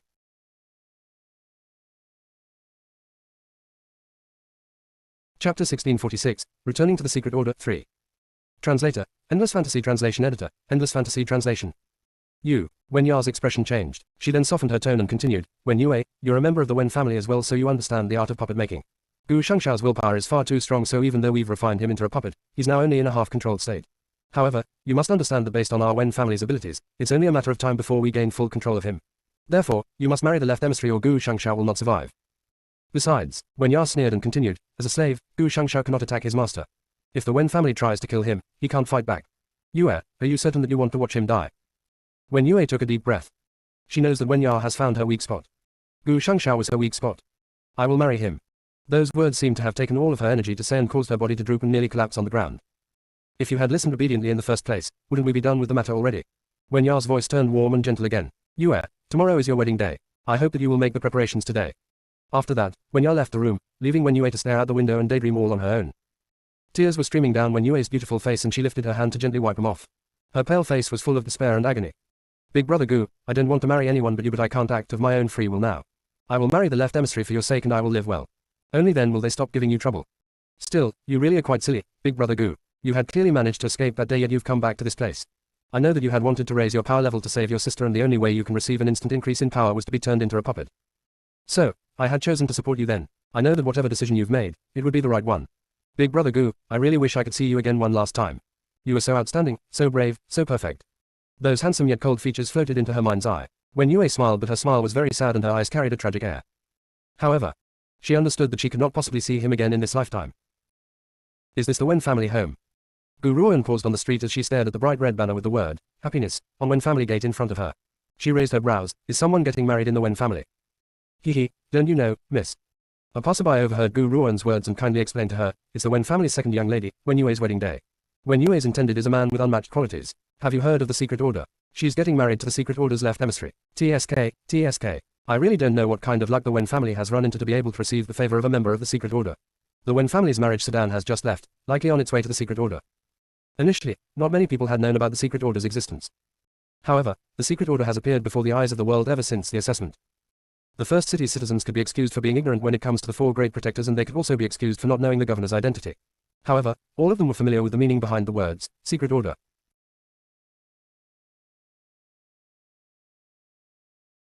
Chapter 1647, Returning to the Secret Order 4. Translator, Endless Fantasy Translation Editor, Endless Fantasy Translation. The secret order was an existence that even the governor has to give way to. Since the Wen family's daughter has managed to marry into the secret order, this shows that they have run into good fortune. Vermilion Bird, Azure Dragon, White Tiger, and Black Turtle, come out. Gu Ruoan coldly gave the order after the passerby had spoken. Whoosh. At that moment, 4 rays of light emerged from her body and turned into a pair of handsome men and beautiful women who stood in front of Gu Ruoan. Destroy all this, crush the Wen family home and find my big brother. Yes, master. The 4 instantly charged towards the Wen family home once they had received Gu Ruoan's command. With one shot of Dragon's Flame, the Wen family home's door was smashed into 2. Lady, do you want to dig your own grave? The passerby jumped with fright from Gu Ruoan's action and quickly exclaimed, I've said it very clearly. The Wen family's daughter is marrying the secret order's left emissary, and this family will rise as a result. Even without this, the Wen family are certainly not people that anyone can offend. Gu Ruoan ignored the passerby as she walked through the Wen family home's smashed gate. At the same time, countless Wen family guards rushed out from the gate to surround Gu Ruoan and the others. They bellowed, you have some nerve to dare cause trouble in the Wen family home. Do you want to die? Chanbei gently raised the corner of his lips and pulled Gu Ruoan into his arms. His bloodthirsty and demonic red eyes swept across the guards as he asked, where's Gu Shangshao? The lead guard did not bother to answer Chanbei's question and sneered, there is no Gu Shangshao in the Wen family. By daring to cross the Wen family, you're digging your own graves. Be good and surrender if you want a less painful death. Perhaps we might even leave you with whole corpses. You, on what grounds do you have to stand in my way? The Vermilion Bird laughed icily as a sinister look flashed through her adorable doll-like features. Oh, there's a little brat as well. I never thought that kids nowadays would turn out to be so savage and have the audacity to threaten us. Go to hell. Zoom. As the guard spoke, he saw the Vermilion Bird's tiny body flash towards him and was soon face to face with him. She reached her little hand into his chest, and when she took it out, her tiny hand was holding onto a still beating, bright red heart. The guard trembled. He then looked at his chest, which now has a hole. His eyes opened wide before he slowly collapsed onto the ground. Now, who else dares to call me a little brat?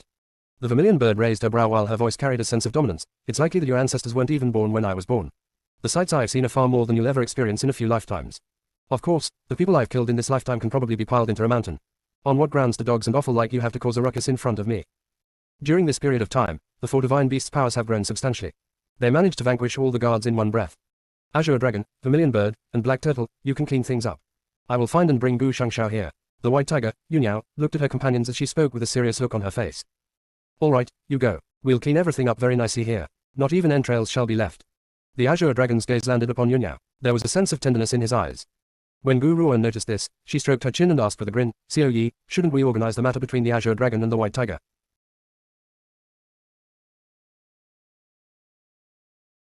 Chapter 1648, Returning to the Secret Order 5. Translator, Endless Fantasy Translation Editor, Endless Fantasy Translation. Those two. Chanbei thought for a moment before replying, let's get married first, then we'll talk. He does not want the Azure Dragon and White Tiger's wedding to affect them. Gu Ruoan did not say anything more. Instead, she directed her gaze towards the courtyard. The Wen family guards were not very powerful. The Azure Dragon and the others did not need to expend too much energy to dispatch them. After a while, the White Tiger returned carrying a disoriented man in black. Big brother. Gu Ruoan quickly rushed forward when she saw that man. After she had attended to the wounds all over the man's body, a thick murderous intent exploded from her body along with an Armageddon-like aura. The Wen family.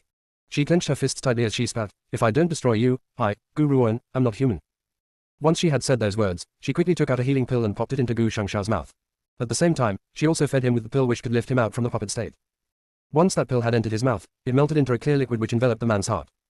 Gu Ruoan waited anxiously as the unconscious man's eyelids trembled before he slowly opened them. Little sister. A delicate and pretty face entered the man's side. The man was mildly dazed when he saw her face. He then murmured, what are you doing here? Big brother. Gu Ruoan raised the corners of her lips and smiled, I'm here to bring you home.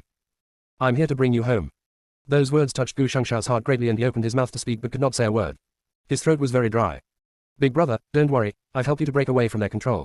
From now on, you are no longer a puppet and you won't have to listen to anyone's orders. Gu Shangshao moved slightly and his dark eyes were clearly brighter than it had previously been. After a long pause, he laughed bitterly and said, I had become a puppet to help you. I never thought that I would end up dragging you down in the end. You can help me now too. Gu Ruoan looked at Gu Shangshao and blinked. Father insists on handing the Red Lotus territory over to me, but I already have too many organizations in my hands. If I were to add the Red Lotus territory into the list, it would be too strenuous to manage them all. Hence, I've decided to hand the Red Lotus territory over to you. If you really feel that you've troubled me, you can manage this territory for me. Besides, She paused before she continued. Though you've broken free from the Wen family's control, your level of power has been maintained. Based on your current abilities, you are capable of controlling the entirety of the Red Lotus territory. Gu Shangshao looked at Gu Ruan and nodded. All right. He would never refuse his sister's request. Furthermore, Gu Ruan frowned. Zhao Shangchen seemed to have run into some trouble after helping us to find the medicinal herb. The last medicinal ingredient had been sent over by someone else to the Grand Lord's residence. Under regular circumstances, he would have personally sent it over and joined us to come to save you, but he never showed up. Based on my observation, that evildoer Zhao Shangchen must have run into some trouble. Brother, I want to go look for him. If Zhao Shangchen really has run into some trouble, it would have been because of her. She could not just stay idle on this. Let's go together. Gu Shangshao was stunned for a moment when he heard Zhao Shangchen's name. He then continued to speak, but before that, there's one more thing I need to do. What is it? Little sister, do you still remember what I had told you? When Yue of the Wen family had saved me once, she was the one who had risked danger to help me escape the Wen family. Now, she is being forced by the Wen family to marry the Secret Order's left emissary. I can't just abandon her. After all, she has helped me before.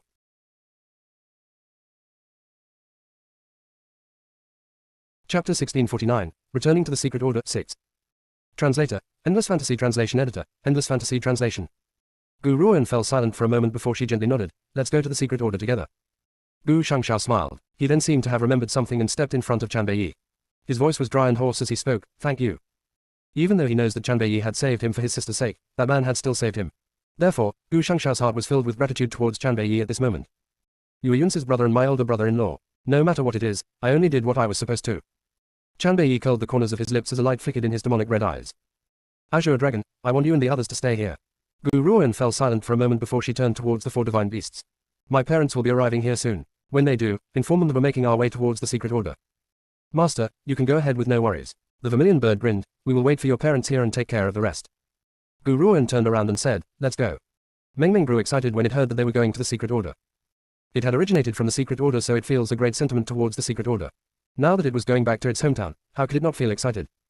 Unfortunately, whether they were human or a spiritual beast, both were liable to make mistakes when they get excited. As Meng Meng was far too excited, it accidentally touched Gu Ruan's breasts with its paws. When it returned to its senses, it suddenly felt a powerful coercion from the man next to it. Yunse, this fellow is too much of a pervert. Let's not bring it along. Qian Beiyi then picked it up and threw it at the Azure Dragon. Squeak, squeak, squawk. The little fellow cried out in rage. Its eyes were filled with extreme grief like an abandoned wife. At the end of the day, this little fellow had originated from the Secret Order, so we have to bring it to the Secret Order. How about this? I'll let it stay in the ancient divine pagoda and I'll only call it out when we need to. Gu Ruan scooped the little fellow up from the Azure Dragon's arms. She ignored its pitiful little face before cruelly throwing it into the ancient divine pagoda. Now, we can leave. She shrugged as she said.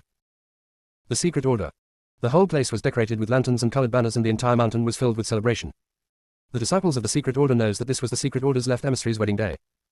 As the Order Master and Elder Tianren have been in closed-door cultivation over the past few days, the left emissary's master, Elder Bai, was the one who organized this wedding.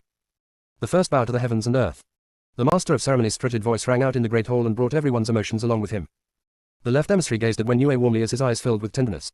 As Wen Yue's face was covered by a red wedding veil, he could not see her expression.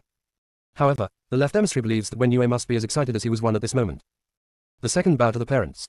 Elder Bai, who was seated upright in the great hall, looked in satisfaction at the newlyweds below him as he accepted their kowtow. Thirdly, into the bridal chamber. When the last syllable was uttered, Wen Yue clenched her fists as her eyes filled with agony. Her features were extremely pale. Yue.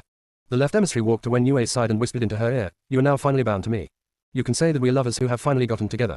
From now on, no one can stand in our way.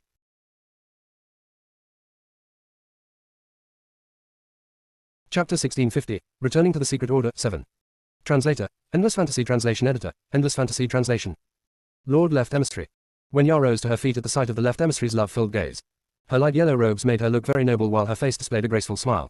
Yue has been anticipating today's wedding ceremony. She has even said many times that she will never marry unless her husband was you, Lord Left Emissary. Now, her wish has been granted. I only ask that you treat Yue well, Lord Left Emissary. Don't worry, Yue is my wife and I will never let her suffer any grief, nor will I allow anyone to take her away from me. The left emissary's gaze was tender as he stared lovingly at the woman in front of him. Yue, from now on, you are my wife. He held Wen Yue's hand as he spoke with certainty. Wen Yue could not help but stiffen when she felt his large hand on hers. There was a bitter smile on her lips. At this moment, she dearly wished to tell the left emissary that she was in love with someone else and wishes to marry someone else. However, she could not do this. Otherwise, those people would end up torturing Gu Shangshao to punish her. Elder Bai, Gu Ruan. Gu Ruan, she's here and she has fought her way in. Just then, a figure rushed hurriedly into the hall and announced with an anxious look on his face. Gu Ruan. That person was no stranger to the Secret Order. That day, it was this woman who had subdued the Secret Order's sacred beast and received the Order Master's approval. She had also received the right to claim the Secret Order's inheritance. However, Gu Ruan had failed to receive the Secret Order's inheritance. Ever since her failure, she had left the Secret Order and never returned. Hence, the Secret Order's disciples guessed that her failure had angered the Order Master, who had then chased her out. These people do not know what the actual inheritance was. All they had seen was that Gu Ruan's power has not increased, so they had believed that she had failed to receive the inheritance. Therefore, when she returns to the Secret Order, she must be stopped at the door. However, Gu Ruan did not treat the Secret Order with courtesy this time and had stormed in right away. Gu Ruan, she dares to cause trouble in the Secret Order. The left emissary's expression was ugly beyond compare. He looked at Elder Bai, who was seated above the high hall, and said, Master, Gu Ruan was the one who had slandered me in front of Elder Tianren and caused Elder Tianren to put me in solitary confinement. It looks like the left emissary had not repented his past actions and instead took advantage of the Order Master and Elder Tianren's absence to push all the blame onto Gu Ruan's head. HMPH. The protective Elder Bai scoffed coldly and spoke in an expressionless manner. What kind of place does she think the Secret Order is? Is this a place where she can trespass whenever she pleases? Since she has the audacity to come here, there's no need for her to leave. Wen Ya did not speak, but the smile of her face betrayed her. She has been mulling over how to deal with Gu Ruan, but she never expected Gu Ruan to serve herself up on a silver platter. Now, Gu Ruan has even provoked Elder Bai. No one could save her this time. As Wen Ya was deep in her thoughts, she saw a familiar figure coming into view outside the great hall. This sight caused her smile to grow even wider. Wen Ya shifted her gaze to look at the people accompanying Gu Ruan.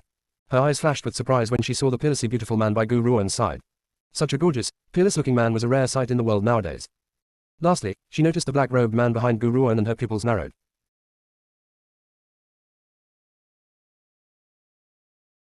Chapter 1651, Returning to the Secret Order 8.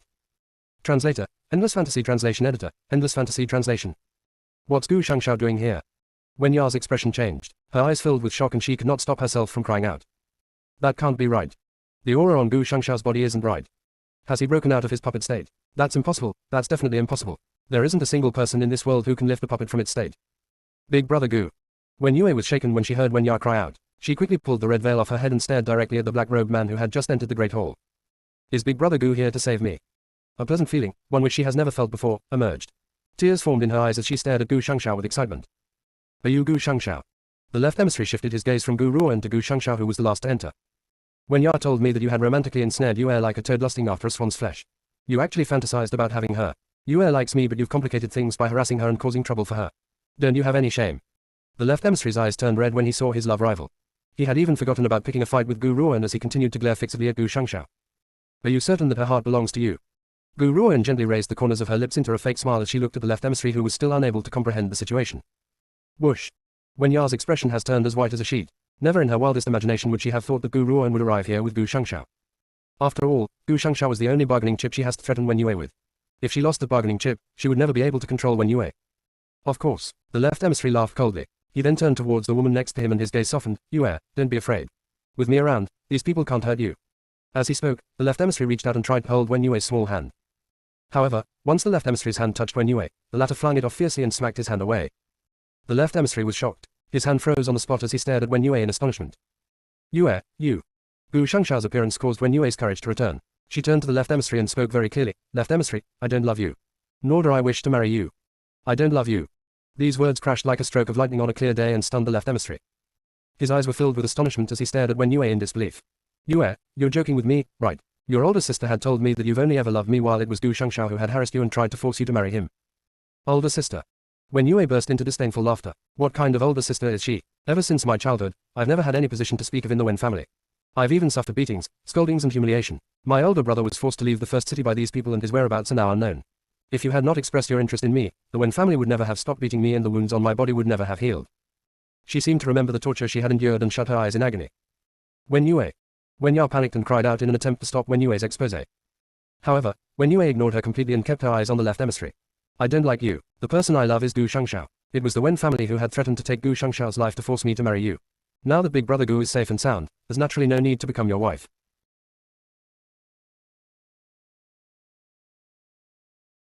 Chapter 1652, Returning to the Secret Order 9. Translator, Endless Fantasy Translation Editor, Endless Fantasy Translation. The left emissary stumbled backward and nearly fell onto the ground. His eyes were filled with agony and an endless struggle. Yue, have you really never loved me? Never. Wen Yue's reply was very matter-of-fact and left no leeway for misunderstanding. This one word was the final straw which broke the camel's back. The left emissary lost all control as he crumpled onto the ground. Suddenly, he burst into mad laughter. Lord Left Emissary. Wen Ya was panicking, afraid that the left emissary would cause trouble for the Wen family. However, the left emissary paid no attention to them. His gaze was only fixed on Wen Yue. Yue, I don't care who you love. We are now married and there's no way for you to go back on your word. Left emissary, you said that you hate men who force women the most. Why have you turned into someone who is just like them? Wen Yue was distressed. How is this attitude of yours different from an animal's? The left emissary laughed icily. He then crawled to his feet and lowered his head to look at the woman in front of him. His eyes were full of cruelty. When this kind of things happened to someone else, it was easy for me to judge the situation as a bystander. However, once this matter has happened to me, I understood that if I truly love a woman, I have to use everything I have to get her. If I can't have her, no one else can. Wen Yue, I will never allow you to be with anyone else. Hence, you will never leave the secret order again. Each time the left emissary thought of Wen Yue lying next to another man, he would feel a heart-wrenching agony. Hence, so what if he has to become like an animal?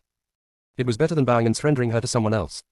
The left emissary turned towards Gu Shangshao at the thought of this and declared with an expressionless face, Gu Shangshao, fighting with me over my woman will only bring dire consequences. You've come to cause a disturbance at my wedding today, so I'll make sure that you'll never leave. He then turned towards Gu Ruan and sneered, Gu Ruan, Elder Tianren who admires you isn't here, so no one can save you today. If you had received the inheritance that day, I would not have dared to touch you at all. However, I heard that you failed to receive the inheritance. Therefore, you are useless to the secret order. Even if I kill you, Elder Tianren will not avenge you. He would only punish me at the very most. Wen Yue's words have driven the left emissary to the point of madness. He does not have any other objective. All he wants to do was to kill the Gu siblings. Xiao Yi, there's no need for you to deal with these people. Gu Ruan raised her hand when she sensed Chanbei Yi's aura and stopped him. She then curled her lips indifferently. Even if all of these people attack at once, I have nothing to fear. She was no longer the same person who had entered the secret order back then. Now, she was at the late stage of the refined state and was only one step away from the 9th transformation state. Even if she has to face the secret order's order master, there was nothing for her to worry about. All right. Chanbei Yi curled the corners of his lips. If you don't want to dirty your hands dealing with these people, I can fight in your stead. The supercilious conversation between the two thoroughly angered the left emissary. His eyes were spitting fire in his fury as he glared fixedly at Gu Ruan. Gu Ruan, I never thought that you would still be as savage as ever even after so much time has passed. On what grounds do you have to have the audacity to cause a ruckus in the secret order? You even talk a lot of nonsense. Soon, I will make you understand the true meaning of despair.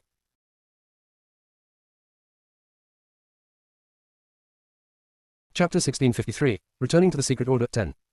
Translator, Endless Fantasy Translation Editor, Endless Fantasy Translation. Once the left emissary had said his piece, he turned to look at the silent elder Bai and said, Master, you've heard what she just said, she does not respect the secret order at all. I've decided to teach this woman a lesson. When the order master asks about this, you must back me up.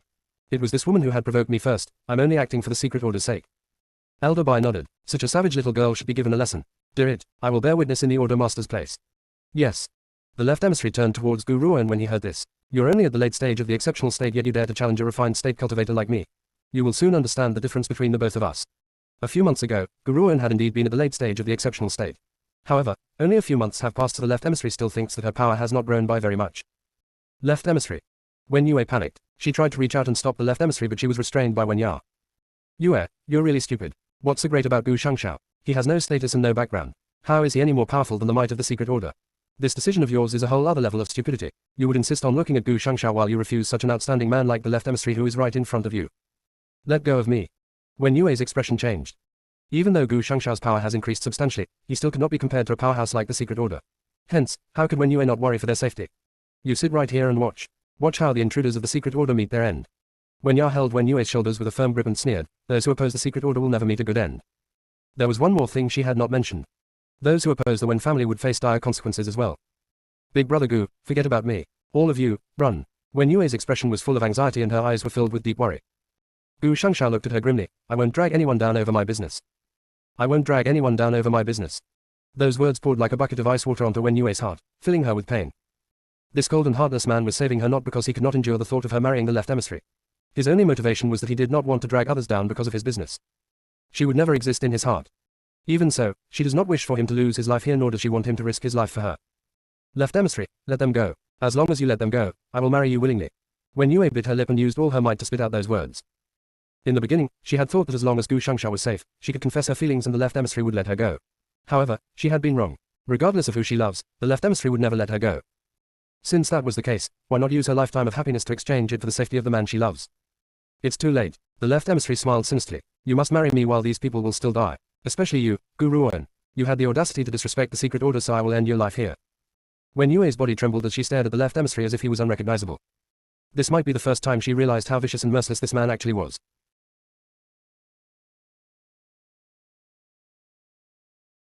Chapter 1654, Returning to the Secret Order 11. Translator, Endless Fantasy Translation Editor, Endless Fantasy Translation. Gu Ruan, do you dare to fight me on your own? The left emissary looked at Gu Ruan with a gloomy look on his face and asked coldly. Fight you on my own. Gu Ruan raised the corners of her lips haughtily as her eyes danced with a grin. What a waste of time. The left emissary looked very smug when he heard this. He knew that Gu Ruan was lacking in power, which was why she does not even have the courage to fight him on her own. However, just as he was feeling very pleased with himself, the woman's chilly voice rang out again. Why don't the Secret Order's members attack me all at once? Crash. Her aggressive and egotistical words were like a stroke of lightning which crashed into the crowd, exploding them into confusion.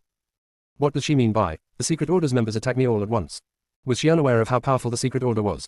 Forget about the elders who were at the late stage of the refined state, even the disciples of the Secret Order would be strong enough to drown her to death with their spit. Yet she actually dared to spout such arrogant words. The left emissary was struck dumb for several seconds before he returned to his senses. He then let out an angry roar and charged towards Gu Ruan. Gu Ruan, you can go to hell.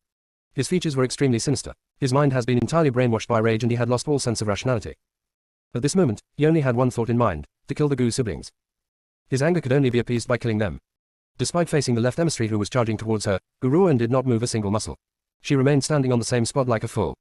It's over. When Wen Yue saw the left emissary's sword poised to drive through Gu Ruan's chest, she shut her eyes, unable to bear the sight of it. She gasped internally, but there was one thing which confused her. Big brother Gu has always adored his little sister. Why isn't he making a move when his sister is in danger? Clang. A clear noise suddenly rang out, causing Wen Yue to open her eyes. When she turned to look, she was shocked. The left emissary's blade was pressing against Gu Ruan's chest, but her body seemed to be made out of cast iron.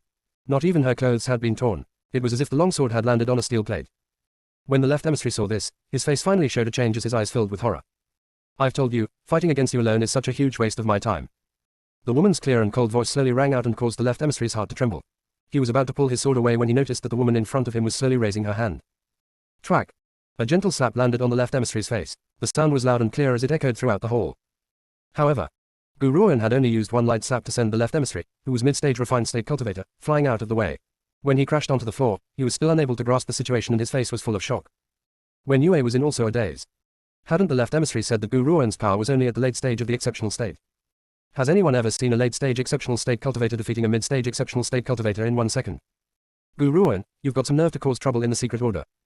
Elder Bai's expression changed instantly as his body flashed and reappeared in front of the crowd. If you obediently apologize to my disciple, I will let you leave this place. If you don't apologize, once our Order Master emerges from his closed-door cultivation, your days are numbered. Elder Bai knows that he was no match for Gu Ruan, so he had used the Order Master's name to intimidate Gu Ruan. He believes that regardless of what state Gu Ruan's power was at, she was definitely no match for the Order Master.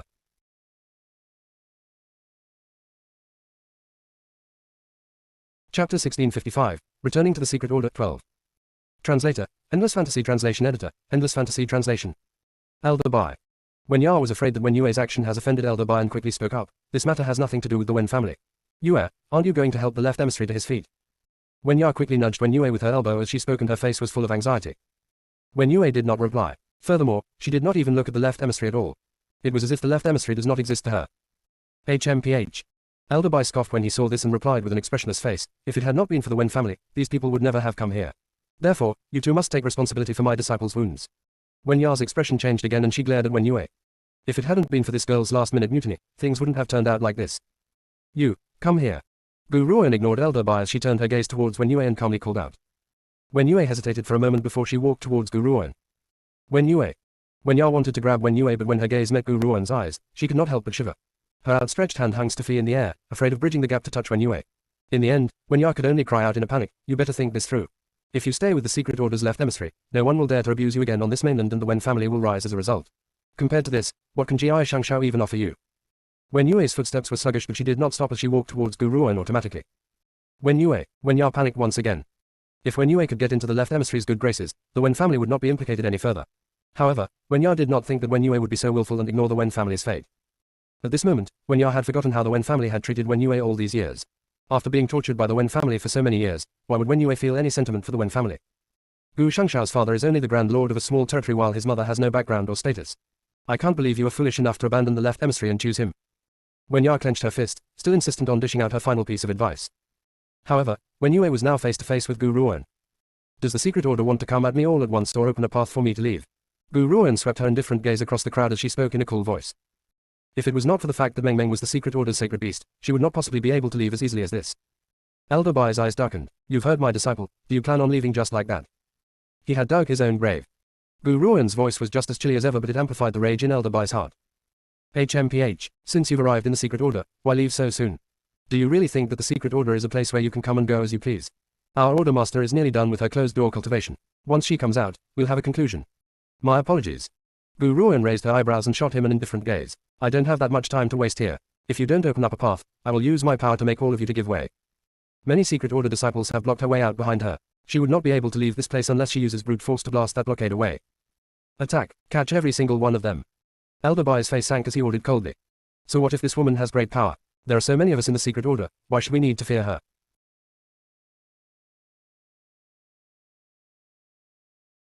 Chapter 1656, Returning to the Secret Order, 13.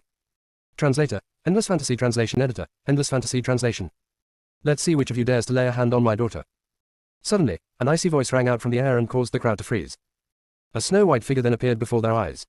She was an incomparably beautiful woman and her features bore a striking resemblance to Gu Ruoan's. However, in contrast to Gu Ruoan's chilliness, this beautiful woman's face was as cold as ice. No one dared to take a second look at her.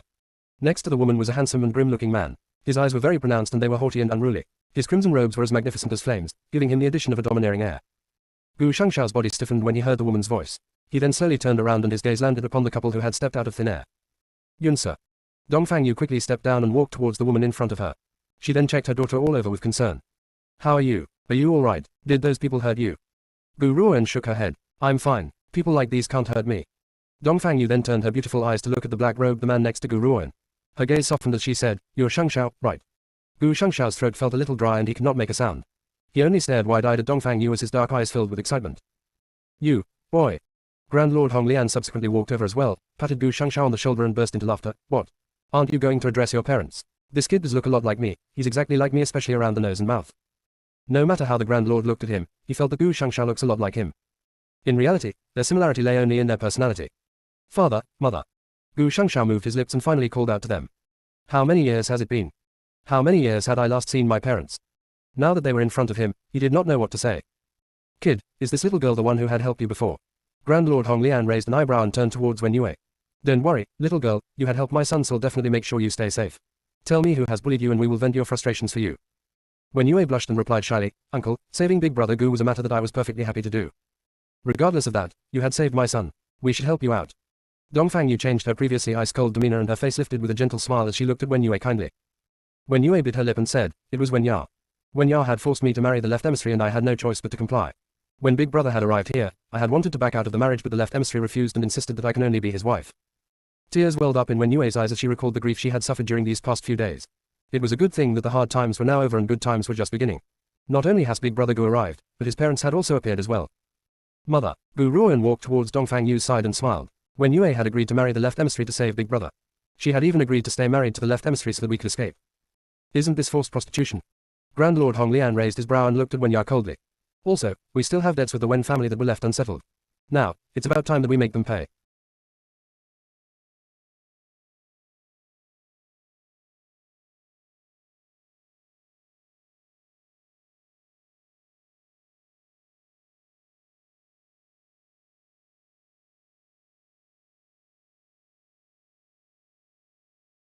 Chapter 1657, Returning to the Secret Order, 14. Translator, Endless Fantasy Translation Editor, Endless Fantasy Translation. Wen Ya's expression changed. She sent Wen Yue a fierce glare before placing her attention on Grand Lord Hong Lian and his wife. I do admit that based on the Wen family's current state, I'm afraid that we won't be able to fight against you. However, you must remember one thing. This is the Secret Order's territory. There's no need for me to act this time as the members of the Secret Order won't let you off either. As Wen Ya was speaking, she failed to notice that the Secret Order's elders who were about to attack just a moment ago were all in a daze. Even Elder Bai did not speak as if he had been struck dumb. Yue. The left emissary crawled to his feet and wiped the blood from the corner of his lips. He stared at Wen Yue, heartbroken. I've devoted my heart to you yet you would treat me this way. Do I not have any place in your heart? Do you still want to leave with Gu Shangshao? All right, I will fulfill your wish. Soon, the members of the Secret Order will kill all of you and throw you into unmarked graves. That way, you'll be together forever. Based on the left emissary's status in the Secret Order, he had never seen Dongfang Yu before. At his current state, he did not notice the peculiar looks on the Secret Order's elders. You want to kill us and throw us into unmarked graves? Dongfang Yu laughed. Her smile did not reach her eyes and her beautiful gaze was icy. Elder Bai, is that so? She slowly turned her gaze towards Elder Bai as her voice dripped with cynicism. How dare you? You actually have the nerve to speak to my master in this manner. Whack. Before the left emissary could finish speaking, he was slapped in the face so hard that he was dizzy for a moment. It took him a while to regain his bearings. The grand hall was instantly silenced. Some of the crowd who did not understand the situation turned to look at Elder Bai, clearly unable to comprehend the situation at hand. Master. The left emissary was shaken as he stared at Elder Bai in shock. Why had you? Apologize. Apologize immediately. Elder Bai's expression was ice cold and he spoke in a firm voice. Quickly, apologize to her. Master. Apologize if you don't want to die. No one knows how terrified Elder Bai felt. He was stunned when Dongfang Yu had appeared and he never expected her to turn out to be Gu Ruoan and Gu Shangxiao's mother. No wonder he felt as though Gu Ruoan had looked somewhat familiar. She has that kind of connection to the sacred lady. What a joke. Previously, Wen Ya had even claimed that Gu Shangxiao's mother had no status or background. If the sacred lady has no King status or background, how does the rest of us on the mainland live? Master, can you tell me why I should apologize? The left emissary took a deep breath and asked stubbornly. Not only had he lost his wife today, he has even been beaten up by Gu Ruoan. Why should he be the one to apologize now? A scholar prefers death to humiliation. I won't apologize. I'm going to beat you to death, you little animal. Elder Bai slapped the left emissary right across his face, flinging him out of the way. His expression was entirely enraged. Do you not like the fact that I've lived for so many years and you want to King cause my early demise? You little animal, little beastard, of all the women you had to fight over, you had to snatch Gu Shangxiao's woman away. Elder Bai was trembling with rage. He no longer cared about the shocked look in the left emissary's eyes as he walked towards Dongfang Yu. Great sacred lady, you've returned. Everything which had happened earlier on had been a misunderstanding. It was all a misunderstanding. Chapter 1658, Returning to the Secret Order, 15. Translator, Endless Fantasy Translation Editor, Endless Fantasy Translation. Great Sacred Lady. Boom. Those words were like a bolt of lightning on a clear day and struck everyone in the area dumb. This gorgeous woman in white robes was the Secret Order's legendary Sacred Lady. Heavens, they were just about to attack the Sacred Lady's children. This time, even if the Order Master were to emerge, she might not even protect them. Sacred Lady, impossible. The left emissary has suffered a heavy hit. His face changed color and his lips turned white as he trembled gently. The Gu siblings are the Sacred Lady's children. This is impossible, definitely impossible. Suddenly, he seemed to remember something and turned towards the sluggish Wen Ya. Wen Ya, USLT, this is all your fault. Didn't you tell me that the Gu siblings have no background? This is all your fault. His hand gripped fiercely around Wen Ya's neck and began to strangle her. If it had not been for this SLT, I would not have offended Gu Ruoan. Hence, this is all her fault. Wen Ya choked for air as she stared pleadingly at Wen Yue, asking for help. Wen Yue turned away when she saw Wen Ya's pleading eyes and did not spare her another glance. If it had not been for Wen Ya, she would never have had to suffer so much torment. Wen Ya was in despair. Her hands fell limply to her side and swung gently in the air. Her eyes rolled back and her tongue lolled out. The left emissary's grip grew tighter and tighter and the sound of her breathing slowly disappeared. Gu Ruoan did not say a word. It was likely that she also never suspected that Dongfang Yu was the Secret Order's Sacred Lady. No wonder Elder Tianyi had taken such good care of her when they had first met. He had done so not because she had accepted the Secret Order's inheritance but most likely because of Dongfang Yu. Elder Bai, your disciple has insulted my daughter. Shouldn't you give me an explanation for this? Great Sacred Lady. Elder Bai laughed bitterly and gently closed his eyes. He then opened them again and they were filled with determination. I will cripple him of his power and chase him out from the Secret Order. Elder Bai knows that this was the best conclusion. If the Sacred Lady were to dole out the punishment personally, this little animal's life would cease to exist. As for me, Elder Bai paused and continued, I will cripple myself of my own powers as well and leave the Secret Order. Master, no. The left emissary's features drained of color. I don't want to become a good-for-nothing, Master. Wham! Elder Bai raised his hand and slammed it violently upon the left emissary's chest. At that moment, a powerful energy was channeled into the left emissary's chest. His body was flung aside and he spat out a mouthful of blood as his face turned even paler. Elder Bai's hand slowly landed on his own chest. Just as it has happened with the left emissary, Elder Bai gathered his energy into his chest and destroyed his chi center. Blood poured out from his mouth and his legs crumpled heavily on the ground. Master. The left emissary felt the power leaving his body. His eyes filled with fear and he murmured weakly. Sacred Lady, I had not been strict enough in disciplining my disciple. As a result, this little animal had crossed you and had offended your daughter. Hence, I have destroyed my chi center as punishment. Please forgive me, Sacred Lady. Dongfang Yu did not even spare them a glance as she replied emotionlessly, you can leave now. Thank you, Sacred Lady, for sparing our lives. Elder Bai joined his fists before he strenuously got back onto his feet. He then walked towards the left emissary who was still collapsed on the ground. Chapter 1659, Returning to the Secret Order, 16. Translator, Endless Fantasy Translation Editor, Endless Fantasy Translation. At that moment, Elder Bai seemed to have aged 10 years. His once straight back was now hunched. Master, what will become of us? What should we do next? The left emissary had lost his powers and has been chased out of the Secret Order. He felt as if his whole life was over. Don't worry, I will feed and clothe you even if I have to beg. Elder Bai bent down and helped the left emissary to his feet. They then slowly walked step by step out the door. Their footsteps were very unsteady and the left emissary, who was still being supported, looked as if he would collapse at any moment. The left emissary's heart was sour. If it had not been for me, Master would never have been dragged down to this level. Elder Bai is really adaptable to the circumstances. Grand Lord Hong Lian stared at the two as they left and laughed coldly. He then said, if this were anyone else, forget about crippling themselves. Even if someone else had crippled him, he might not be able to continue living. Grand Lord Hong Lian was unconcerned whether those two would return to cause trouble for them. Two crippled cultivators were completely insignificant. Aside from doting on his disciples, there isn't much of an issue with Elder Bai. However, he had destroyed his entire life because he had doted on his disciples. He understood that if he does not cripple himself, I would never have let them leave this place alive. Dongfang Yu's eyes grew cold. Therefore, he had made a pretty good decision. Brother Chan, we're done here and we should go. My master isn't here either, so there's no need for me to linger. The master she had mentioned was the Secret Order's Order Master. Gu Shangshao furrowed his brows and turned towards Wen Yue. Are you willing to come with us? The Wen family has been destroyed and Wen Ya was dead. Aside from the master of the Wen family who had journeyed to the governor's palace and escaped the attack, there was no one else left in the Wen family. Hence, Wen Yue naturally has nowhere to go. Therefore, Wen Yue quickly nodded when she heard Gu Shangshao's invitation and her eyes filled with gratitude. Big brother Gu, thank you, everyone, for saving me.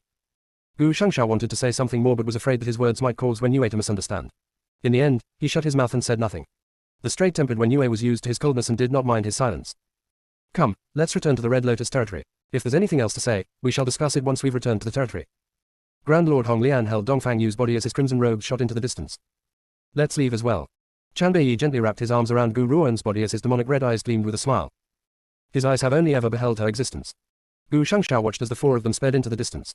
He then looked at Wen Yue and frowned. You can follow along on your own one. Oh, two. Wen Yue replied obediently as she followed behind Gu Shangshao. To her, as long as she could gaze at Gu Shangshao from a distance, she was satisfied. Even if that man does not love her. 3. The Red Lotus territory was located near the first city, so the group had reached the destination within a day. When they had returned to the Grand Lord's residence, Gu Ruan revealed her next objective. Yunsa, you want to journey to the deserted snowlands. Grand Lord Hong Lian was shaken and he knit his brows. What do you want to do in the deserted snowlands?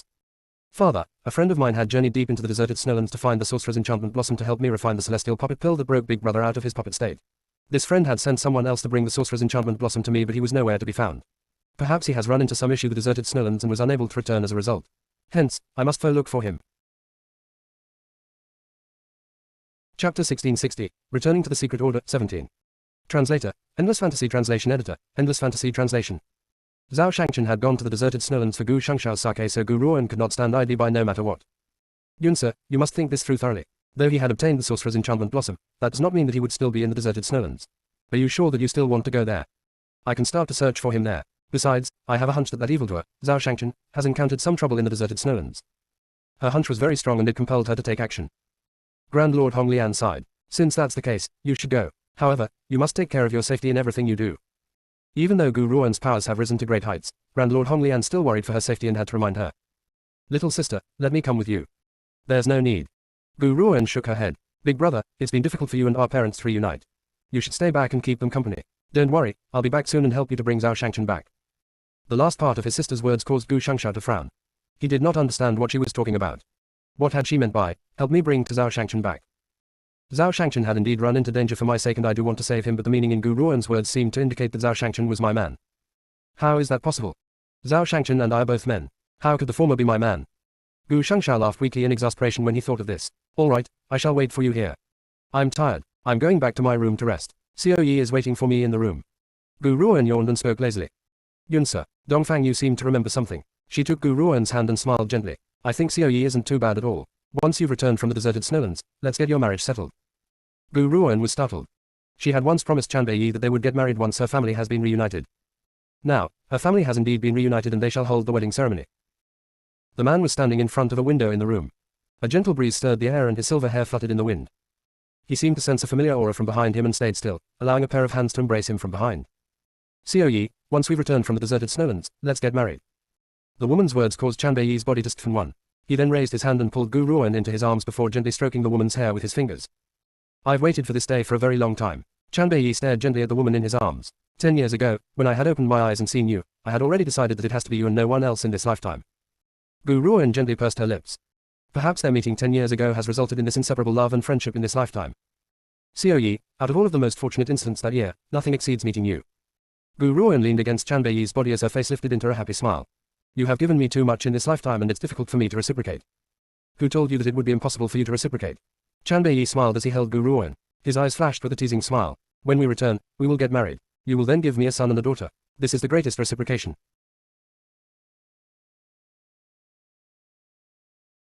1961, Returning to the Secret Order, 18. Translator, Endless Fantasy Translation Editor, Endless Fantasy Translation. Gu Ruan shivered slightly and turned towards Chan Bei. By the way, Xiao Yi, ever since Sixi had helped me to unlock the gate to the Dark Earth Realm, he's gone into a deep sleep and has not awakened since. Has something happened to him? Don't worry, he'll be alright. Besides, the longer he sleeps means that once he awakens, the power he will have regained will be even stronger. Chan Bei scoffed, even though I don't like him, I can't deny that the only love rival I fear is him alone. Chanbei has never paid much attention to the other men who had swarmed around Gu Ruan's side. Zixi was the only love rival that he fears the most. Zixi had accompanied Gu Ruan the longest, and there was even a lifetime contract between the two. He was powerful and his looks were startlingly good. How could Chanbei not worry when there was such a man by Gu Ruan's side? It was a good thing that the person Gu Ruan had chosen in the end was him one. Zixi is my friend and he will always be my friend. Gu Ruan's voice was filled with determination. Besides, once the dust has settled in all our matters, I will set Zixi free so that he can find his own happiness. I have no right to force him to stay by my side. Chanbei smiled gently. Yunsa, trust me, Zixi would never agree to dissolve his contract with you. Dissolving a lifetime contract would require agreement from both sides, so you cannot give him his freedom. Gu Ruan did not say anything more when she had heard this. She only turned her gaze to the sky outside the house.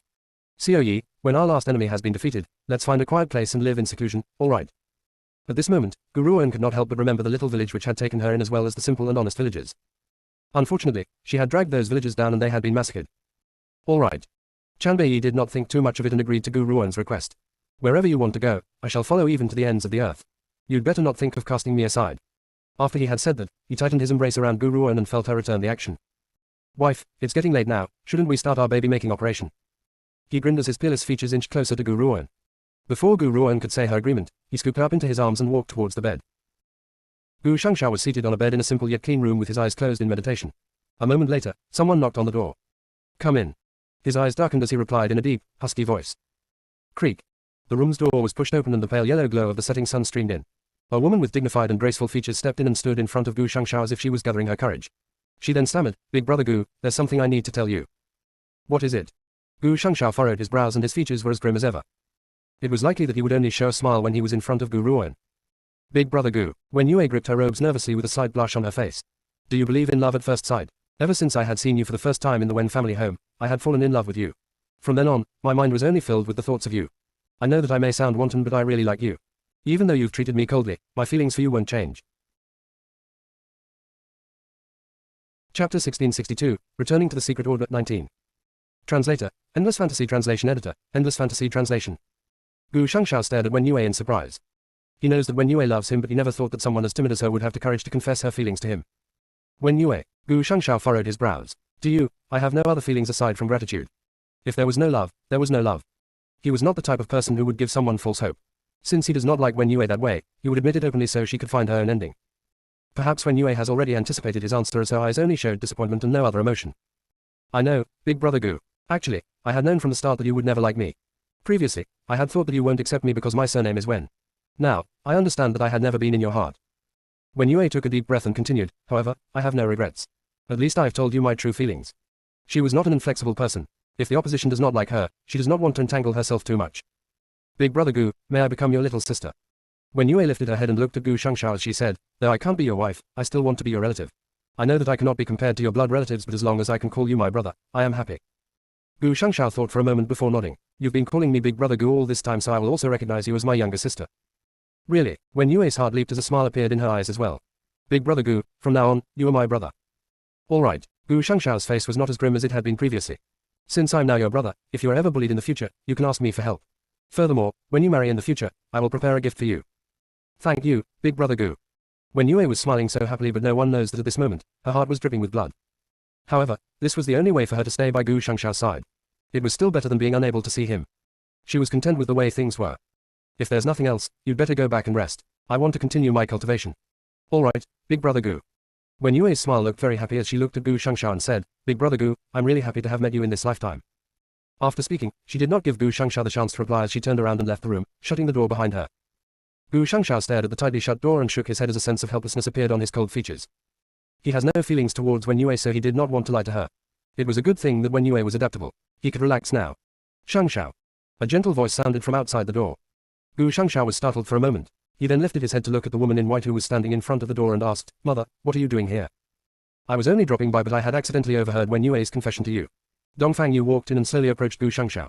She then sat down next to him and said, Your sister's wedding has been settled and now, it's your turn. I think that Wen Yue isn't too bad at all, and we aren't people who prioritize family status either. As long as she's someone that you like, no matter who they are, I will treat her as if she was my own child. Gu Shangshao shook his head. I only feel gratitude towards Wen Yue. If I marry her so irresponsibly, I will destroy her life. This way, it's not too bad. At least I won't be letting her down. Chapter 1663, Returning to the Secret Order 20. Translator, Endless Fantasy Translation Editor, Endless Fantasy Translation. I think Wen Yue still holds you in her heart. She's only forcing herself to become your younger sister. Dongfang Yu sighed exasperatedly. As a woman, she naturally understands Wen Yue's actions better than Gu Shangshao. She admires Wen Yue because she was adaptable. Mother, what's wrong with her forcing herself to take me as her older brother? Gu Shangshao laughed. It is better than marrying me while I don't love her. You silly little boy, I'm only worried about your marriage. You've always been on your own all these years without anyone to keep you company. Dongfang Yu laughed bitterly. By the way, who's that Zhao Shangchen Yunse had mentioned? Based on the way she had said it, the relationship between the two of you. Mother, Zhao Shangchen is a man. Gu Shangshao was feeling even more exasperated. A man. Dongfang Yu was stunned. Had Gu Shangshao not taken a wife all these years because he liked men? 1. She thought for a moment and said, whoever you like, even if that person is a man, I will approve of it. 2. Gu Shangshao was struck dumb. My mother would not hesitate to let a man marry me just so I can have a companion. Each time Gu Shangshao thought about marrying Zhao Shangchen, he would feel his hair stand on end and goosebumps would rise on his skin. Alright, mother, when I've found a woman that I like, I'll bring her back to meet you. Gu Shangshao hurriedly explained. As for my relationship with Zhao Shangche, please don't disgust me. Even though I've been on my own for many years, I'm certain that I like women and not men. There was more that Dongfang Yu wanted to say, but she was pushed out of the door by an annoyed Gu Shangshao. Shangshao. Dongfang Yu turned to look at Gu Shangshao from the door and said, alright, I won't force you. Once you've fallen for someone, bring that person back to see me and I'll show you how accepting I am. My requirement for my sons and daughters-in-law are very simple. They don't necessarily need to be from a noble status, nor do they have to be young and pretty.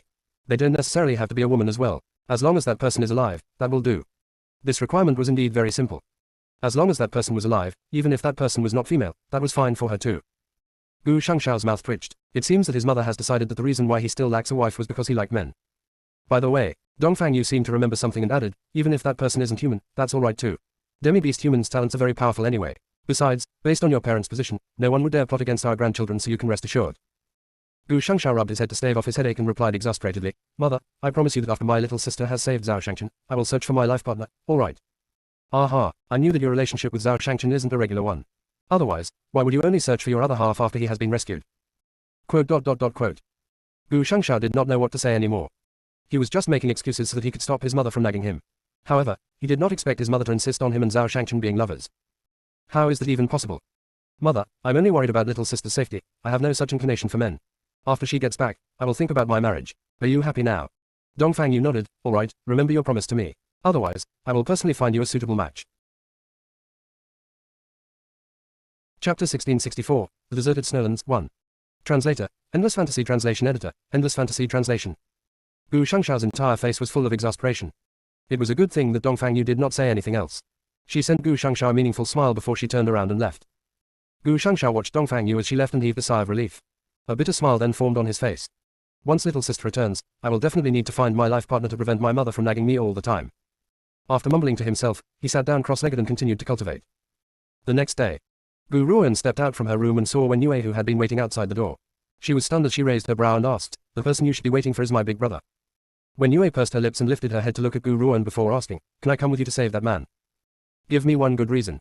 I want to help Big Brother Gu. Wen Yue lowered her eyelids and replied, that person you're going to save should be very important to Big Brother Gu, so I'd like to help him too. They're sworn brothers who have been through life and death. Zhao Shangchen had once told her that Gu Shangshao and he had made a life and death pact. This was the type of relationship that no one could interfere with. Only when they have experienced a life or death situation would they be able to make a life and death friendship pact. Gu Shangshao was a straight man. He does not love Zhao Shangchen, but Zhao Shangchen has always held the place of a good and important friend in his heart. May I come with you? Wen Yue blinked and stared at Gu Ruan with anticipation. Gu Ruan shook her head. Are you certain that you can journey to the deserted snowlands and not become a burden based on your current level of power? Wen Yue's heart clenched instantly when she heard this and her face filled WTIH agony. She knows that she was not powerful enough. Otherwise, she would not have been so powerless to help Gu Shangshao. If you want to help him, it will be crucial for you to increase your power. Power is the only thing that can help him. Gu Ruan's eyes landed upon Wen Yue's face. Honestly speaking, she has a good feeling about Wen Yue. Wen Yue had helped Gu Shangshao twice and had even decided to marry a man she does not love for his sake. Most importantly, she had not asked for any form of repayment after she had helped Gu Shangshao. What kind of love would cause a woman to willingly give up a lifetime of her own happiness for the sake of a man? I understand. Wen Yue clenched her fists tightly as her eyes filled with determination. Thank you, I know what I should do now. I have to raise my power, only then can I stay by his side and help him. Wen Yue then smiled at Gu Ruan in gratitude before turning to leave the rear courtyard. Gu Ruan watched Wen Yue leave before she turned towards the man by her side and said, this fellow is certainly very good at courting peach blossoms. First it was Zhao Shangchen, now it's Wen Yue. More importantly, they have helped him and never asked for anything in return. Chan Bei raised his brow and pulled Gu Ruan into his arms. You're the same. Could it be that this woman has no idea about how many admirers she has? Yi, it's getting late and we should head out. Let me say goodbye to my parents and we'll leave this place. Gu Ruoan yawned and headed towards the Great Hall. However, she bumped into her parents before she could reach the Great Hall. Yunsa, Dongfang Yu saw Gu Ruoan who had appeared in front of her and quickly stepped forward. Are you leaving? Chapter 1665, The Deserted Snowlands 2. Translator, Endless Fantasy Translation Editor, Endless Fantasy Translation. MM. Gu Ruoan nodded gently. Mother, I'll be back soon. All right, Dongfang Yu smiled tenderly. I have absolute confidence in your powers. I'll wait here for you to return. As Gu Ruoan stared into the woman's gentle and beautiful features, she wanted to say something more but decided not to do so in the end. She took one last look at her parents and turned to leave the residence. Soon, she disappeared from view. Yue, Grand Lord Hong Lian pulled Dongfang Yu into his arms. Don't worry, our daughter's powers have grown so much. Besides, Xiao Yi is also with her. The two of them can't possibly run into any issues. Dongfang Yu nodded but her eyes continued to stare at the direction of Gu Ruoan's departure. She did not turn away at all. It was necessary to go through a large mountain first to get to the deserted snowlands. At this moment on the mountain, several women were picking medicinal herbs and putting them into the wicker baskets on their backs. Based on their robes, one could tell that these women must be from a nearby village. They were taking advantage of the abundant medicinal herbs in the large mountain and decided to pick a few herbs to sell at a nearby town before it got dark. A woman was holding a little girl who looked to be around 3 years old by the hand. The little girl has delicate and adorable features. The only flaw was the freckles scattered on her face. Care, don't fidget. The woman noticed that the girl was reaching out to pick a medicinal herb and quickly pulled her back. You'll damage the medicinal herbs. By then, I won't be able to sell them for money. The other women saw the little maiden's adorable little features and could not help but burst into laughter. Quessa's mother, Care can already differentiate between medicinal herbs and weeds at such a young age. Perhaps you can let her learn medicine and she may even become an expert. When Quessa's mother heard this, an exasperated smile appeared on her face. If she's to learn medicine, she needs a master to teach her. The money needed for this is no small amount. If my Care can pick herbs like me, at least she can stay full and need not feel hungry. Just as the women were chatting, a green-robed figure slowly descended from the sky. It was a delicate, pretty and pristine-looking woman. She has an aloof and noble aura and one could not help but feel mesmerized by it. By her side was a peerless-looking and beautiful man with silver hair and crimson robes. His looks could send all living things into a frenzy. He stood next to her with both arms crossed above his chest while his demonic red eyes gazed tenderly and lovingly at the green-robed woman. Fairy sister and fairy brother. When the freckled little maiden saw the two mesmerizing figures, she immediately waved her hands and smiled sweetly. Gu Ruoan lowered her head to look at the little maiden's freckled little face. A sense of absent-mindedness flashed in her eyes as her thoughts slowly gravitated back to a few years ago, back to that little village which had been drenched in blood. This little girl has a natural gift for medicine. Gu Ruoan lifted her hand to stroke the little maiden's head as she smiled gently. Quessa's mother, I told you that Care has talent in medicine but you did not believe me. Look, even this outstanding maiden has said it as well. One of the women stared enviously at Quessa's mother. Gu Ruoan and Chanbei had descended from the sky. Therefore, they had determined that the couple were powerful cultivators. A powerful cultivator like this was enough to receive the admiration of a normal citizen for a lifetime. They would believe anything that these cultivators said without a doubt. Chapter 1666, The Deserted Snowlands 3. Translator, Endless Fantasy Translation Editor, Endless Fantasy Translation. But, Quessa's mother looked troubled. Our family does not have the money to send Care to study medicine. I have a book. Gu Ruoan took a book out from the ancient divine pagoda and placed it in front of Care. There's a lot of information about medicine in this book. I'm fated to this little maiden so I will give this to her. Care blinked and accepted the book on medicine that Gu Ruoan had placed in front of her. She then cried out sweetly, Thank you, fairy sister. Is your name Care? Gu Ruoan bent down and stroked Quessa's head as she smiled. If there's anything that you need, you can find me in the Red Lotus territory in the first city. Here's a token, you can enter the first city with this. After this, Gu Ruoan stood up and looked at the man by her side before saying, Xiao Yi, let's keep going. Chanbei Yi nodded and his demonic eyes swept towards the freckled little maiden. However, since Gu Ruoan had not mentioned it, he would not ask. Wait a moment, Quessa's mother wanted to say something. However, as she was about to speak, the two had stepped into the sky and soon disappeared from their view. Quessa's mother, your Care has met with nobility this time. This lady seemed to want her as a disciple. Besides, she also seems to have come from the first city. I know that the first city is a hub for powerful cultivators. Any one of them could destroy an empire. That woman was experienced and quickly introduced the legendary first city to Care and her mother. Care looked perplexed, unsure of what was going on. However, her mother's heart was trembling and her face was full of pleasant surprise. Care, your Auntie Wu is right. We've just met with nobility. Gu Ruoan paused in midair with her back towards the man as an absent-minded light flashed across her eyes. I know you must be curious as to why I would help that little maiden without good cause. Chanbei Yi smiled as stepped forward and held Gu Ruoan. I know that no matter what you do, you would have your reasons. Gu Ruoan slowly turned around and looked at the man behind her. I know the little maiden. No, I should say that I had known her in her past life. That scene from a few years ago was like a thorn which had pierced fiercely into Gu Ruoan's heart. A few years ago, I was hunted for dead by the Lin family and had been badly wounded. I was saved by a villager and I recuperated in that village.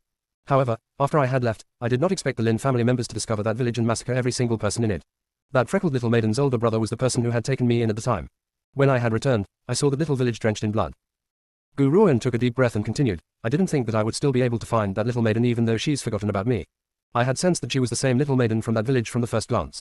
Since she liked medicine, I wanted to give her a book about medicine. I had prepared it after I had left the village back then, but who would have thought that she would pass on before I could give the book to her. Hence, I had been carrying that book around with me. Chanbei's embrace tightened around her as if he wanted to dissolve the pain in her heart. Since you've found her reincarnated self, I will support you however you want to help her. Chapter 1667, The Deserted Snowlands, 4. Translator, Endless Fantasy Translation Editor, Endless Fantasy Translation.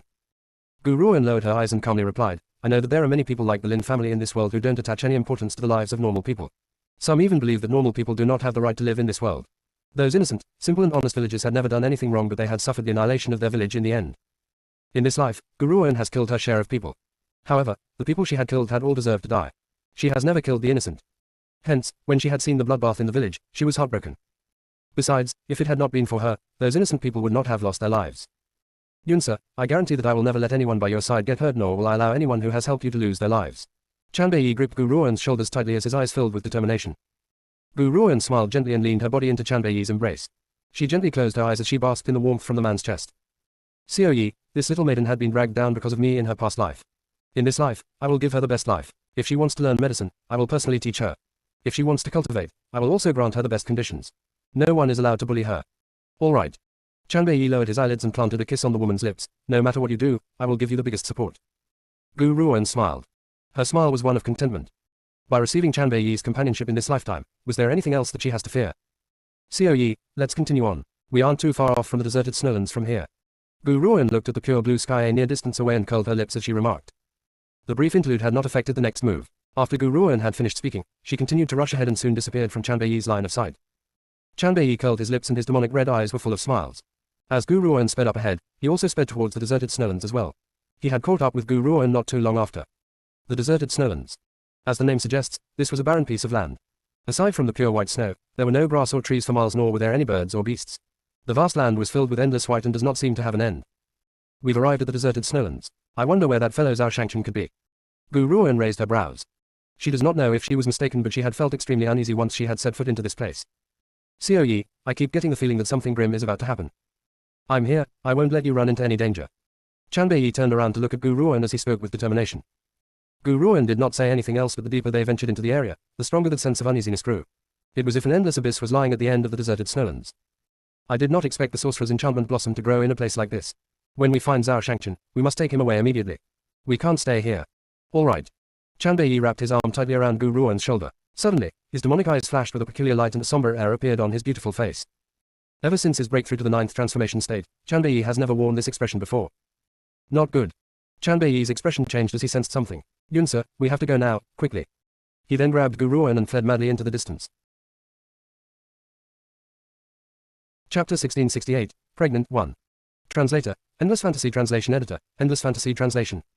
Xiao Yi. Gu Ruoan was shaken and still unaware of what was going on when she was dragged by Chanbei into a mad escape. She had not even had the time to ask questions. Rumble. Just then, the entire deserted snowlands began to shake as if this part of the world was about to break apart. Chanbei saw that it was too late and hugged Gu Ruoan very tightly. A blood-red light slowly emerged from within his demonic eyes and his expression was extremely somber. Xiao Yi, what on earth is going on? Gu Ruoan has never seen Chanbei behave like this. He almost resembled an angered wild animal as his entire being exploded with a frantic aura. His silvery hair was dancing in the freezing wild wind while his crimson red looked as if they had been dyed in bright red blood, creating a magnificent scene in the gradually collapsing deserted snowlands. It's him. Chanbei's features gradually turned gloomy and his eyes slowly released a powerful murderous intent. He has emerged. That's impossible. Gu Ruoan understood what Chanbei had meant and her expression changed greatly. If he really has emerged, the secret order would have noticed that. I don't know what the reason is either, but I can sense it. He's here. The deserted snowlands collapse is also caused by his power. Chanbei's eyes darkened as he gently pursed his red lips. Yunsa, no matter what happens, do not leave my side. This time, I had indeed been careless. I had not noticed that he had broken the seal and caused Gu Ruoan to fall knee-deep in danger. His heart was upset and guilt-ridden at the thought of this. Xiao Yi. Gu Ruoan clutched Chanbei's arm tightly. This isn't your fault. After all, he had been sealed away in the Secret Order's training pagoda and the Secret Order had not noticed that he had escaped from the training pagoda either. Besides, I feel that Zhao Shangchen's disappearance must be related to this fellow somehow. Chanbei did not reply and only held onto Gu Ruoan very tightly. The red light in his demonic eyes became even more magnificent. Boom. A wave of powerful energy was released from the deserted snowlands and caused the place to collapse even faster. As the crumbling ensued, Gu Ruoan felt her vision turn black and her body falter backwards. Yunsa. As she lost consciousness, she heard Chan Beiyi's voice roaring like a furious wild animal by her ear. Yunsa, Yunsa. She was feeling dizzy as a concerned and gentle voice murmured into her ear. Gu Ruoan slowly opened her eyes to find Chan Beiyi's peerless and beautiful features in front of her. Even the anxiety in his eyes was clear. Yunsa, are you all right? Gu Ruoan propped her body up and looked around her before frowning. She remembers that she was still in the deserted snowlands, but her surroundings were now filled with plants. The rippling sound of a mountain stream could also be heard nearby. An abundance of tree branches grew above her like clouds, and it was shady and moist. What is this place? Gu Ruoan seemed to remember something and grabbed Chan Beiyi's arm as she asked anxiously, Xiao Yi, are you all right? Chan Beiyi shook his head and replied gently, do I look like I'm not all right? And that fellow? Gu Ruoan furrowed her brows as her eyes flashed with skepticism. He had not appeared. Chan Beiyi smiled gently. The smile in his eyes was like overflowing water as he continued, we are now in the underground area of the deserted snowlands. I never thought that there would be a forest beneath the deserted snowlands either. No, I should say that no one on the mainland would have ever expected it. Chapter 1669, Pregnant 2. Translator, Endless Fantasy Translation Editor, Endless Fantasy Translation. The ground above was blanketed with pure white snow while the underground area was filled with forest and streams. It was quite a contrast. That can't be right. Gu Ruoan thought for a moment. That fellow has always tried to kill us. Why had he not made a move up until this moment? Since he has captured Zhao Shangchen and used him to lure us here, it's impossible that he wouldn't do anything. Chan Beiyi fell silent for a moment. After a long pause, he shook his head. I don't really know why either. However, I know that he has just broken the seal, so would probably need some time to recuperate first. This may be the reason why he hasn't caused any trouble for us. However, since he's lured us here and did not hesitate to bring us into the deserted snowlands underground world, it's likely that he already has some schemes laid out. We must be careful no matter what. I understand. Gu Ruoan curled her lips into a smile and looked at the peerless man before her as she replied. Yunsa, what happened to you? Why had you suddenly fainted? Chan Beiyi stared at Gu Ruoan with concern as he asked worriedly.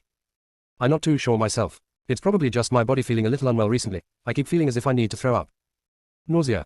Gu Ruoan was shaken for a moment as if she had thought of something and placed her hand on her pulse. Instantly, her delicate and pretty features froze. What is it? Chan Beiyi stared at Gu Ruoan nervously, his eyes filled with care and concern. Gu Ruoan took a deep breath and said, I'm pregnant. 1. However, this child has come at a truly inopportune time too. Right now, life and death was unpredictable for me, so how am I going to protect the baby? Chan Beiyi was completely stunned and remained dazed on the spot. His red, demonic eyes were filled with pleasant surprise. After a long time, he suddenly recovered and stared at Gu Ruoan excitedly. Are you saying that you're pregnant? You have our child. Gu Ruoan sighed as she stared at the delighted man. Unfortunately, we have plunged into peril and our lives could be in danger at any moment. I don't know if the baby will survive with us. Under normal circumstances, she would have been just as excited as Chan Beiyi, but when she remembered the current situation, her heart filled with worry. Yunsa, I won't let any danger come to you or our child. Chan Beiyi's expression turned serious. Even though I'm uncertain of what lies ahead of us, I will give everything I have to protect you. Gu Ruoan stared at the man's determined features and smiled gently. This fellow was just as he has always been. Be it tone or manner, there was no difference. However, Gu Ruoan does not know why, but she felt as if something was not right. This sensation caused her to feel like taking a step back whenever Chan Beiyi was near her. Yunsa. Chan Beiyi was startled for a moment and asked, puzzled, what's going on? Xiao Yi. Gu Ruoan suppressed the conflict in her heart and smiled. I'm now pregnant with our child, so I'm afraid that you might get too excited and hurt the baby. This explanation was rather rational and Chan Beiyi did not think too much of it either. He smiled and that smile was just as beautiful and moving as ever. Alright, I'll try my best not to touch you during this time to prevent accidentally hurting the child. This baby is our first child and I'll protect it from harm. Chan Beiyi smiled and said, come, let's keep going. I wonder if Zhao Shangchen is here as well. As he spoke, the man slowly turned around and ventured ahead into an unknown path. Chapter 1670, Pregnant 3. Translator, Endless Fantasy Translation Editor, Endless Fantasy Translation. Gu Ruoan stared at the man as he left before frowning. He is indeed Chan Beiyi. I can sense the aura from his body, but I can't understand why I'm so repulsed by his touch. This kind of repulsion was a reflex. Even Gu Ruoan could not understand what was going on. Chan Beiyi sensed that the woman had not moved. He turned around and looked at Gu Ruoan as he asked, Yunsa, what's wrong? We should find Zhao Shangchen quickly. Once we've found Zhao Shangchen, we can leave this place. Why are you standing around here for? Gu Ruoan returned to her senses and faced Chan Beiyi in his suspicion. She smiled calmly and said, haven't you heard of the phrase? Motherhood makes one stupid, and I'm now pregnant with our child. That's why I will have the tendency to stare absent-mindedly. Chan Beiyi nodded in understanding. I see, you'd better hurry up then. All right. Gu Ruoan curled her lips into a small smile. No matter how well this fellow acted, sometimes he would still give himself away. If this had been the real Chan Beiyi, he would never have left a pregnant Gu Ruoan behind and certainly would not prompt her this way either. A person's tone and mannerisms could be faked, but the true care and concern that they show others could never be replicated. However, what puzzled Gu Ruoan was how the aura on this man's body was so similar to Chan Beiyi's. If he had not given himself away at this point, she might not have noticed. Gu Ruoan tailed the man in front of her at the thought of this. At the moment, she was no match for this fellow. Besides, she does not know where the real Chan Beiyi was, so she could only feign ignorance and tag along behind him. In addition, she believes that as long as she followed this fellow, she would definitely find Zhao Shangchen. Yi. Gu Ruoan's eyes moved a little as she smiled gently at the man next to her. Do you still remember the first time we had met? At the time, I had found you in a deep sleep in that secret place. You had then woken up and screamed bloody murder at me. It was a good thing that you had lost your memories and you'd even forgotten how to kill. Otherwise, I fear that I might have been killed by your hands back then. Yi smiled. His eyes, filled with tender light, turned towards Gu Ruoan. I had not recognized you, which was why I had reacted that way. However, I had regretted it later on. What, do you want to collect that debt now? Gu Ruoan's heart trembled. In the beginning, she had only suspected that someone was masquerading as Yi. It was only at this moment that she was convinced of her judgment. That year, she had indeed run into Yi, who was in a deep sleep in the secret world. However, Yi had not screamed bloody murder at her when he was awakened. Instead, he had called out to her as his wife. Furthermore, he had stuck by her side from then on and she could not shake him off no matter how much she had tried. Gu Ruoan took a deep breath once she had found out everything she wanted to know. Her heart filled with absolute worry. Since the fake Yi has appeared next to me, where is the real Yi? Gu Ruoan unconsciously remembered the scene she had seen in that dream. A man with the exact same looks as Yi had taken a sword and pierced it through the woman in white's chest. Witnessing this scene caused her to put her heart on guard. Otherwise, she would never have imagined that there would be another man who looks exactly like Yi. Yi, do you know where Zhao Shangchen is? Gu Ruoan thought for a moment and asked.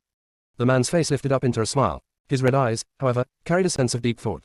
If my guess is correct, we shall find Zhao Shangchen as long as we keep walking ahead. Yunsa, you've risked your life by coming here for Zhao Shangchen. Is it worth it? Chapter 1671, 3 Years, 1. Translator, Endless Fantasy Translation Editor, Endless Fantasy Translation. Gu Ruoan merely smiled serenely and did not answer the man's question. However, she was vigilant from head to toe as she tagged along by the man's side. A cave soon appeared within their sights. Gu Ruoan was startled for a moment and her eyes flashed with vigilance. Yunsa, Zhao Shangchen should be here. Come, let's go in and have a look. The man smiled as he walked towards Gu Ruoan's side. He then lifted his hand to place it on her shoulder, but perhaps Zhao Shangchen's news had excited her too much as she had quickly rushed into the cave and avoided his touch. The man furrowed his brows as he looked at the woman's disappearing figure. However, he did not think too much of it and followed Gu Ruoan into the cave. From the outside, the mountain cave's interior looked pitch black. However, when after walking into the cave, one would be greeted by a dazzling sight. It even gave off a faint sense of sumptuous luxury. Evildoer. Gu Ruoan immediately saw the mischievous-looking man who was nailed to a stone pillar and quickly rushed towards him. The evildoer seemed to have heard her voice and slowly opened his eyes. He was shocked and returned to his senses when he saw the lucid and elegant woman in front of him. He opened his mouth at her but could not make a sound. However, Gu Ruoan could read his lips and saw that he was asking her to flee. Yunsa, I think this place must be very dangerous as Zhao Shangchen wants you to leave quickly. The man also read Zhao Shangchen's lips and lifted his mouth into a confusing smile. He then slowly stepped forward and turned his demonic eyes towards the evildoer who was nailed to the stone pillar. Yi, what's the meaning of this? Gu Ruoan looked at Zhao Shangchen as she frowned and asked, why is Zhao Shangchen unable to speak?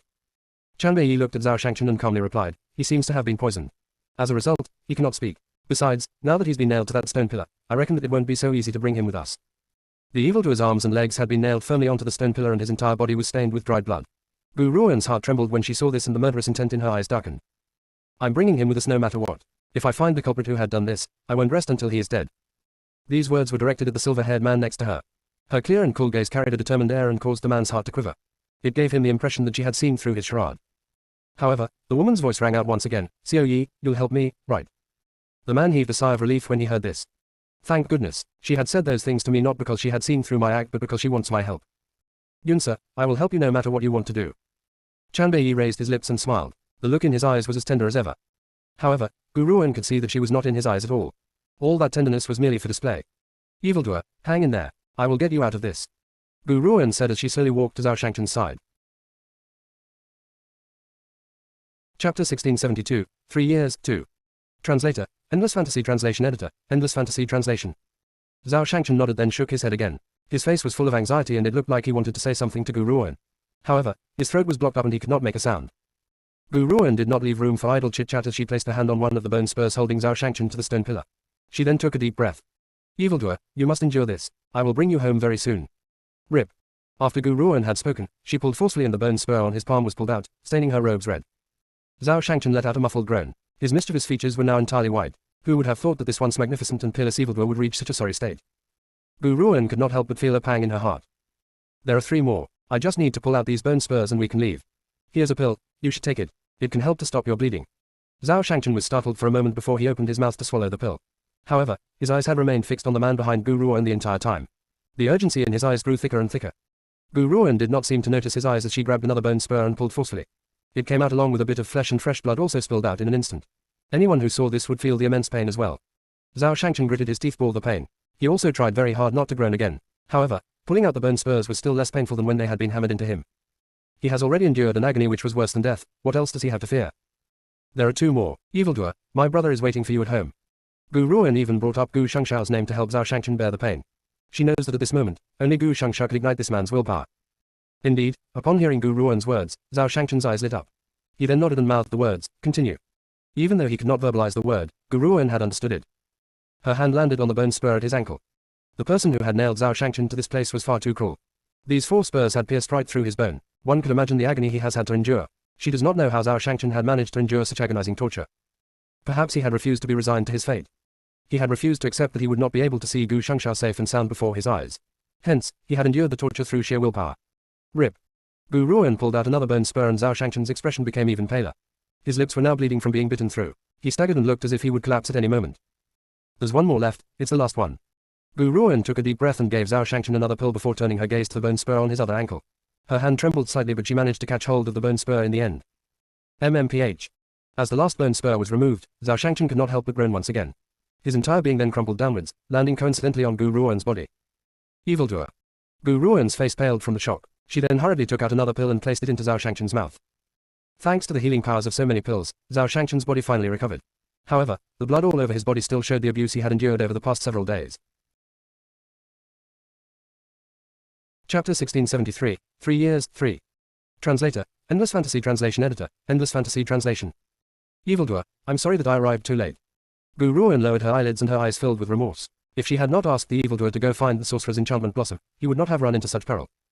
Suddenly, Zhao Shangchen seemed to remember something and he pulled Gu Ruan to quickly run towards the cave's entrance as if some sort of fearsome wild beast was in the cave. Crash! Just as they reached the cave's entrance, the place collapsed and blocked their way out. Zhao Shangchen roared in fury. He behaved as if he had gone mad and gathered his spiritual energy in his fist before punching the blocked entrance over and over again. Sweat rolled down his entire body and mixed with his blood. It caused his peach-pink robes to stick onto his body. Zhao Shangchen. Gu Ruan was shaken for a moment before she quickly threw her arms around Zhao Shangchen. Don't be rash, the cave entrance has only collapsed. Let me try. Perhaps I might be able to smash the rocks in our way. Zhao Shangchen shook his head and grabbed Gu Ruan's hand tightly. He wanted to say something but when he glanced at the man who had followed Gu Ruan, his entire body shuddered. There's no need to worry. I'm here. Nothing is going to happen. Gu Ruan grabbed Zhao Shangchen's hand instead as her delicate face lit up with a smile. Her eyes were filled with confidence and resolution. I've told you that I'll bring you home. I will definitely take you away from this place. Zhao Shangchen's eyes filled with even more anxiety. He wanted to speak but could not say a word. He could only look at Gu Ruan meaningfully and hope that she could understand what he was trying to convey. Of course, Gu Ruan understood the evildoer's meaningful glances. However, she still wants to pretend as if she knows nothing at all at this moment and walked towards the rock wall. She gathered powerful energy into her fist before she smashed the rock wall with a bang. Thump. The entire cave shook from the impact of her fist. Only a small crack had formed in the rock wall but even so, it gave the group hope. Yunsa, the man slowly walked in front to face Gu Ruan and smiled at her. These rocks have existed since ancient times. They are so solid that no one can break through them. We'd better think of another way out. His eyes darted around for a moment before he suddenly smiled. Oh, that's right, you can use the ancient divine pagoda. If we use the ancient divine pagoda, perhaps we might be able to break these rocks apart. The ancient divine pagoda. Gu Ruan laughed icily in her heart. Looks like you can't hide your foxtail anymore. This man had masqueraded as Chanbei all because of the ancient divine pagoda. She shook her head at his suggestion and replied, I'm temporarily unable to utilize the ancient divine pagoda. Why? The man frowned and questioned. I need to work with Zixi if I want to use the ancient divine pagoda. However, Zixi is now in a deep slumber and I can't use the ancient divine pagoda on my own. Perhaps we would have to wait for Zixi to awaken here. This answer was, of course, a lie. If she wanted to mobilize the ancient divine pagoda, she could summon it whenever she wished. However, she does not want to bring it out in front of this man. The man's expression slowly turned gloomy but he soon recovered his previously tender air. He stared gently at Gu Ruan. What about the 9 emperors? If you could use the 9 emperors, perhaps we might be able to break these rocks. Gu Ruan stared at the man in astonishment. Xiao Yi, what's gotten into you? Why are you so urgently hoping that I would use the ancient divine pagoda and the 9 emperors? Besides, based on your powers, breaking these rocks shouldn't be a problem, right? Chapter 1674, 3 Years, 4. Translator, Endless Fantasy Translation Editor, Endless Fantasy Translation. The man's expression sank. He realized that he had been too impatient to obtain the ancient divine pagoda. As long as I stick by her side, I should be able to take the ancient divine pagoda sooner or later. Bang! Suddenly, the rocks began to tremble as if a powerful force was slamming into them from outside the cave. The ground shook endlessly and it almost seemed like there was an earthquake happening in the cave. What's the meaning of this? Gu Ruan was shaken for a moment as she stared intently at the trembling rocks. She then seemed to sense something and her heart trembled as a powerful joy gripped her. Crash! It was at this moment that the rocks suddenly collapsed. A blood-red figure then emerged from the rubble. The man in scarlet robes had silver hair and his face was as gloomy as a devil from hell. It was an absolutely horrifying sight. His eyes slowly turned towards Gu Ruan, and when he saw that she was safe and sound, he heaved an immense sigh of relief. He then turned his gaze to the man who was standing next to Gu Ruan, whose face greatly resembles his own. When this man saw Chan Bei, his expression changed in an instant. A gloomy light flashed across his eyes as he asked, "How did you find this place?" Chan Bei smiled. His smile did not reach his demonic red eyes, which carried a gloomy chill from within. "It wasn't difficult to find you. Now that you've snatched my wife away, how shall I make you pay?" The man glared coldly at Chan Bei. He never thought that the person who had emerged to foil his plans would turn out to be him. Coe. Gu Ruan's heart was gripped with joy. She quickly shot towards Chan Bei and threw herself into his embrace. "You're all right, I'm glad. I thought you were in some sort of danger." Gu Ruan had played along with the fake Chan Bei's act during the past few hours because she wanted to use him to find Zhao Shangchen. The other reason was because the real Chan Bei's whereabouts were unknown. She does not know if he was dead or alive. She had to follow the fake Chan Bei to find the real Chan Bei. Chan Bei held the woman in his arms in a tight embrace. There was a particularly gentle air in his eyes. "Yunsa, when you had fainted, you had fallen underground and I was left in the deserted snowlands. I don't know how much time I had taken, but it's a good thing that I finally managed to find you." How much time had he taken? When Gu Ruan had suddenly disappeared, the Madame Chan Bei had nearly turned the entire deserted snowlands upside down. It was a good thing that the place was deserted at the time. Otherwise, they would have urinated in fright from the look on Chan Bei's face. Ha ha ha. When Chan Bei had appeared, the man masquerading as him had changed into a gloomy and cold person. He then burst into arrogant laughter. He might have been carved from the same mold as Chan Bei, but Chan Bei's beauty was the kind which could startle the world into vulgarity, perfectly splendid and beautiful. He, on the other hand, was so cold, noble and proud that he resembled a god which could not be violated. "Chan Bei, I had used your identity to follow this woman for so long, don't you want to know what we've done?" The man burst into laughter. "Let me tell you this, we've done everything that could be done. It goes without saying that the taste of your woman isn't bad at all. She has satisfied me very much." Chan Bei's eyes instantly darkened as the aura from his body instantly turned into a powerful hurricane. His silver hair danced in that hurricane, looking oppressively beautiful. Chapter 1675, 3 years, 5. Kang Ming, are you trying to sow discord into my relationship with Yunsa? If that's so, I'm afraid that things won't go as you want. Chan Bei's aura thickened and it felt like a howling storm which could cause others' hearts to palpitate. I trust Yunsa, and I also believe that she would not be fooled even if you had masqueraded as me. However, even though I trust Yunsa, no one is allowed to slander her innocence. Boom. A turbulent aura surrounded Chan Bei. The rocks from the mountain began to float and slam towards the man called Kang Ming. The man smiled arrogantly and stared coldly and disdainfully at Chan Bei. He raised his hand and a powerful force slammed against the rocks, causing them to turn into dust. "Yunsa, wait for me here." There was an unusually serious expression on Chan Bei's face as he said, "He's too powerful, I might not be able to defeat him." Coe. Gu Ruan clutched tightly onto Chan Bei's robes as her chilly eyes flashed with determination. "I've said it before that no matter what happens, I will fight side by side with you." Chan Bei turned his eyes to look at Gu Ruan. When he saw the determined look on the woman's face, he could not help but smile. "All right." He then pulled Gu Ruan into his arms. "Whether we live or die in this battle, we will never be parted." The man's voice was melodious and caused Gu Ruan's heart to tremble. She then gently closed her eyes. "I'm sorry that I have dragged you down, Coe. If I had not insisted on coming to the deserted snowlands, we would not have run into this mess. Yunsa, at the end of the day, it was I who did not realize that he had already broken out from the seal. Otherwise, I would have stopped you from the moment we had set foot into the deserted snowlands. You had done nothing wrong. If you had not arrived to save Zhao Shangchen, you would not have survived the next few days." The man lowered his head and gently kissed the woman's lips. His eyes were filled with fondness and affection. Kang Ming stood by and watched him icily. His handsome features were curled into a cold smile. He never thought that the two of them would continue to act so affectionately even at a time like this. They were really not afraid of death. "Get in here." Suddenly, Chan Bei pulled Zhao Shangchen and forcefully threw him towards Gu Ruan's side as he bellowed icily. "Coe." Gu Ruan's body shook when she saw Chan Bei step back. She wanted to rush forward, but an invisible wall blocked her way and caused her to stumble back. "Coe, did you set up a formation when I wasn't paying attention?" Gu Ruan finally understood the situation as she stared painfully at Chan Bei. "Why are you doing this?" Chan Bei fell silent. "Yunsa, I'm very selfish. I'm so selfish that I don't want you to make that sacrifice. However, I understand that you would never let me risk my life alone. I'm sorry that I can only resort to this method to stop you. I have constructed one condition in your formation, you have to wait for Zixi to awaken. You will be able to break this formation with both of your powers. Furthermore, no one from the outside can break this formation. It can only be broken from within." Coe. Gu Ruan's voice was full of agony as her clear and cold eyes slowly filled with despair. She clenched her fists as her body trembled slightly. Chan Bei was afraid of gazing at Gu Ruan for too long, for his heart might be filled with reluctance.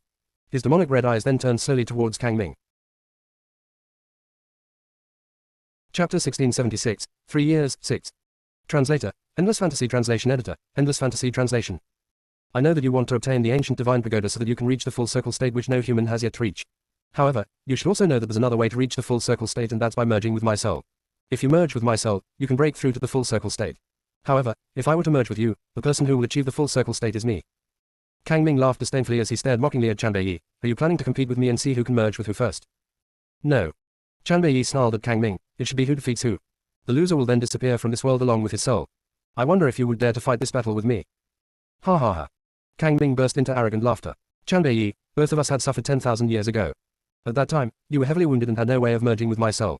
Hence, you could only seal me away. I was then trapped inside that seal for around 10,000 years while you, on the other hand, slipped into a coma because of your heavy injuries. Even your powers had diminished to such a degree. Though your powers have been restored substantially over these past few years, you are still no match for me. In this world, I can't exist if you exist and you can't exist if I exist. There should only have been one of us in the first place. Gu Ruan, trapped in the formation, listened to the conversation between the two as her heart filled with panic. She banged her fists violently against the invisible wall. Chan Bei, let me out. Chan Bei won. Chan Bei's body stiffened too when he heard her slightly hoarse voice. However, he did not turn back to look at the woman in the formation whose eyes were filled with despair. He was afraid that if he turned around now, he would be plunged into an endless agony. Kang Ming, why don't we go out and fight? Ha ha. Kang Ming burst into wild laughter again. Chan Bei, I'm not like you. I'm heartless and merciless, yet you are an affectionate person. If it had not been for this woman's presence, you would never have slipped into a coma that year, nor would your powers have regressed to such a degree. Now, you have left the hope of servile to her. Is it worth it for you to do this? Whether it's worth it or not, it is not for you to decide. This is my own decision. Whether it's worth it or not, it is not for you to decide. This is my own decision. The man's voice was like a heavy weight as it slammed violently into Gu Ruan's heart, causing her to feel a searing agony. She then looked on helplessly as the peerless man left the cave with Kang Ming. Before he left, she cried out in a rough voice, Chan Bei, the child and I will await your return. Our child and I will wait for you. The man paused before he walked out without looking back. Thump. Gu Ruan's fist punched forcefully against the protective shield as she stared at Chan Bei's departing figure. Tears began to stream down silently from her face. At this moment, she seemed to lose all strength and her legs gave way before she crumpled heavily onto the ground. Zhao Shangchen, who was next to her, quietly watched the silently weeping woman and was about to console her when he remembered that he could not speak. He placed his hand on her shoulder and patted her gently. Gu Ruan's body stiffened and she turned to look at the evildoer behind her. Zhao Shangchen, this pill is the antidote to your poison. Gu Ruan said as she procured a pill from her lapel. You will be able to speak again once you've taken this. I had not given you the antidote at the time because I was afraid that you would expose the fake Chan Bei. If that had happened, we would truly have been in danger. Chapter 1677, 3 years, 7. Translator, Endless Fantasy Translation Editor, Endless Fantasy Translation. Zhao Shangchen was dazed and he stared at Gu Ruan in astonishment. So she had known that he was a fake all along. Had she feigned ignorance because she was afraid that the fake Chan Bei would fly into a rage after being exposed and kill them? Zhao Shangchen swallowed the pill as he was thinking about this. A clear liquid then slipped through his body. He opened his mouth and realized that could now speak. I'm sorry. If it had not been for me, they would never have been dragged down. Zhao Shangchen, you've helped me too many times so I don't regret saving you. I owe Zhao Shangchen so much until I can never repay him in one lifetime. Besides, that person would have certainly come to look for us even if it wasn't for you. Zhao Shangchen laughed bitterly and sat down next to Gu Ruan. Xiao Yunsa, there is something that I'm not sure if I should tell you. He turned around and looked at Gu Ruan. He then hesitated for a moment before speaking. Gu Ruan asked calmly, what is it? Actually, Zhao Shangchen gently lowered his gaze. There was a complex look in his eyes. I've never met my master. From a young age, master has always spoken to me through a token. In the beginning, he told me that my life will rise in the east, so I had journeyed to the Azure Dragon country and met you there. Gu Ruan lowered her eyelids and did not interrupt as she listened quietly to Zhao Shangchen's explanation. Zhao Shangchen sighed as he said, after I had arrived in the first city, master had asked me to get close to you and help you. He had even asked me not to reveal his existence. Hence, I thought that my master has a good relationship with you and he did not want you to know that he has been helping you. Eventually, he paused and continued, I met my master. He wore a mask and was very mysterious. He then asked me to bring you to the deserted snowlands. I had intended to listen to my master's orders, but I had accidentally seen the face behind my master's mask. I became suspicious after I had seen my master's face, but to make sure Gu Shangshao's treatment goes without a hitch, I had asked someone to bring the sorcerer's enchantment blossom to you. I then went to ask my master the reason behind his wish to see you. At this point, Gu Ruan gradually understood the truth behind the matter. The corners of her lips twitched, but she did not say a word. Zhao Shangchen looked at her. In the end, he had flown into a rage out of embarrassment and tried to force me to fool you into coming here. I refused to listen to his orders, so he had used 4 bone spurs to nail me to that stone pillar. However, I never thought that you would still come in the end. His eyes were filled with an apologetic air. Xiao Yunsa, I'm sorry. If I had pretended not to know anything at that time, he would never have nailed me to the stone pillar out of rage. There would have been no need for you to come here to save me either. Gu Ruan shook her head. I've told you, this matter has nothing to do with you. Even without you, he would still use other means to lure me to this place. By then, he might have resorted to kidnapping my relatives. Zhao Shangchen, I want to leave this formation and the only way to break it is by breaking through to the 9th transformation state. For this, I don't wish to be disturbed during the next few days. Zhao Shangchen nodded, but his peach blossom eyes still contained an apologetic air. I understand, I won't disturb you. In the beginning, Gu Ruan was so worried about Chan Bei that she felt intense agony. However, she soon got over it and knew what she had to do. Chan Bei had done the right thing. She was only a cultivator in the late stage of the refined state. She was no match for Kang Ming. Chapter 1678, 3 years, 8. Translator, Endless Fantasy Translation Editor, Endless Fantasy Translation. She must raise her power if she wants to help Chanbei Yi. At the very least, she must reach the 9th transformation state to stand a chance against Kang Ming. Zhao Shangchen relaxed. He had been afraid that Gu Ruoan would be unable to accept the situation, but he had forgotten that she could not be compared to most women. Most women would probably have gone mad at a time like this, yet she was so calm that it was frightening. When Zhao Shangchen saw how Gu Ruoan was pushing herself into cultivation, he refused to fall behind and quickly sat down cross-legged and began to cultivate as well. Time passed quickly. The days and months flashed by as quickly as a weaver's shuttle. To a cultivator, that period of time was as short as a snap of the fingers. Even a pregnant cultivator would not need to consume food. The spiritual energy that they absorbed was the fetus nourishment. Additionally, Gu Ruoan's body was a little bit different from others. As a result, the child in her belly was a little bit different from most children. Hence, though Gu Ruoan could not see it, the child in her belly was also cultivating. She stayed in closed-door cultivation for the entire 9 months she was pregnant with the child. If it were not for the child's violent kicks in her stomach, she would not have stepped out from her cultivation. Xiao Yunsa. Zhao Shangchen furrowed his brows when he looked at Gu Ruoan. He instantly grew nervous. Are you all right? I feel that I'm about to give birth. Gu Ruoan took a deep breath and tried her best not to groan. However, her complexion was pale and sweat continued to stream down her face. Zhao Shangchen was in a daze. Is there anything that you need help with? No need. The woman shook her head. Evildoer, step back for a moment, I can do this on my own. Even though this evildoer likes men, that does not change the fact that he was still a man. At a time like this, it was inconvenient to have him around. All right. Zhao Shangchen nodded. He then turned around and headed to a nearby spot. He kept his back towards Gu Ruoan the entire time and said, Xiao Yunsa, just say the word if you need my help. There's no need for you to be courteous with me. Besides, your man can't be with you now because of me, so I can't just leave you to face this alone. Gu Ruoan smiled. However, her smile was brittle. Don't worry, we are cultivators and we aren't like most people. We don't need outside assistance even in matters like giving birth. Most importantly, Zhao Shangchen was still a man. Zhao Shangchen did not say anything else, but his eyes were filled with anxiety. Clearly, he could not stop worrying about Gu Ruoan. Just as Gu Ruoan had said, as a cultivator, giving birth all on her own was not an issue. Each time she felt as though her physical strength could not endure it, she would use martial arts to absorb the spiritual energy around her. The spiritual energy gradually replenished her vigor. Little one. Gu Ruoan gently caressed her belly as the corners of her lips curled into a gentle smile. She then spoke in a tender voice, Mother still needs to cultivate. Only when I've reached the 9th transformation state can I go to save your father. You can stop throwing tantrums and quickly come out. I don't have a lot of time to waste on this. The little one in her belly stopped its violent kicks as if it had heard what Gu Ruoan whispered to it. It then squeezed itself into the outside world with all of its might. With her child's rapport, Gu Ruoan did not need to waste too much energy and allowed the baby to leave her belly. It was a successful birth. Chapter 1679, 3 years, 9. Translator, Endless Fantasy Translation Editor, Endless Fantasy Translation. Are you done? Zhao Shangchen's heart grew anxious and he asked nervously when he noticed that there was no longer any movement or noise behind him. It's all right now. Gu Ruoan nodded. Her voice was still a little frail. You're done. Zhao Shangchen was shocked and a look of astonishment flashed across his face. Even though he has never witnessed anyone giving birth, he knows that a child will wail loudly once they've arrived in this world. However, the scene behind him was silent and there was no sound at all. This feeling made Zhao Shangchen very uneasy and he could no longer ignore it. He quickly turned around and headed towards Gu Ruoan. Xiao Yunsa, is something wrong with the child? Zhao Shangchen had just reached Gu Ruoan when he was shocked. He saw was a pair of bright, jet black eyes staring curiously at him. There was an innocent look in those eyes, and just as Zhao Shangchen was coming out of his shock, the little baby smiled at him. The baby's smile was so pure and clean that it made one think of a white sheet of paper without a single blemish or flaw. Xiao Yunsa, is this fellow your son? Zhao Shangchen was entirely dumbstruck. Why isn't he crying? He's even smiling at me. Furthermore, your son has the power of a martial king at birth. More importantly, why was this newborn not all wrinkled up? This little one looks as soft and smooth like a jade bracelet. He was so adorable that one could not help but want to pick him up and kiss him violently. Of course, he does not know that this little one had already begun to cultivate while he was in Gu Ruoan's belly. One should know that Gu Ruoan was now a cultivator at the late stage of the refined state. The spiritual energy which had been refined and tempered through her was so pure that it could not be any purer. If a refined state cultivator were to temper and refine spiritual energy for a cultivator at the beginning stage of the cultivation journey, their breakthroughs would be exceptionally rapid. However, aside from this little one, no one else had started cultivating before birth. He has finally come out after almost a year. Gu Ruoan carried the little baby in her arms as her eyes filled with tenderness. Unfortunately, Xiao Yi had not known that I was pregnant and had not given you a name. However, you must have a name. She then fell silent for a moment. After a long pause, she smiled and stroked the little baby's tiny nose. You shall be named Chanbei Zun, all right. The soft, supple and jade-like baby seemed to understand what Gu Ruoan said and flashed her a brilliant smile. He reached his little arms out and gesticulated with joy in an adorable manner as he smiled and gurgled. This scene filled Zhao Shangchen with even more wonder. This is indeed the son of two abnormalities. This fellow is also fated to be a small abnormality. He could already imagine the little one's outstanding talents. The little one was a mixture of all of Chanbei Yi and Gu Ruoan's good qualities. How could he not excel? Xiao Yunsa, you and Chanbei Yi draw admirers very easily. When your child is older, I'm afraid that all the women on the mainland will be attracted to him. Zhao Shangchen narrowed his peach blossom eyes and smiled at Gu Ruoan. Evildoer. Gu Ruoan passed the baby in her arms to him with a sense of reluctance in her eyes. I'll need you to help take care of Xiao Zunsa for a while. I must have my breakthrough quickly. Xiao Zunsa has just arrived into the word. How could she bear to leave him in another person's care? However, she had to do this.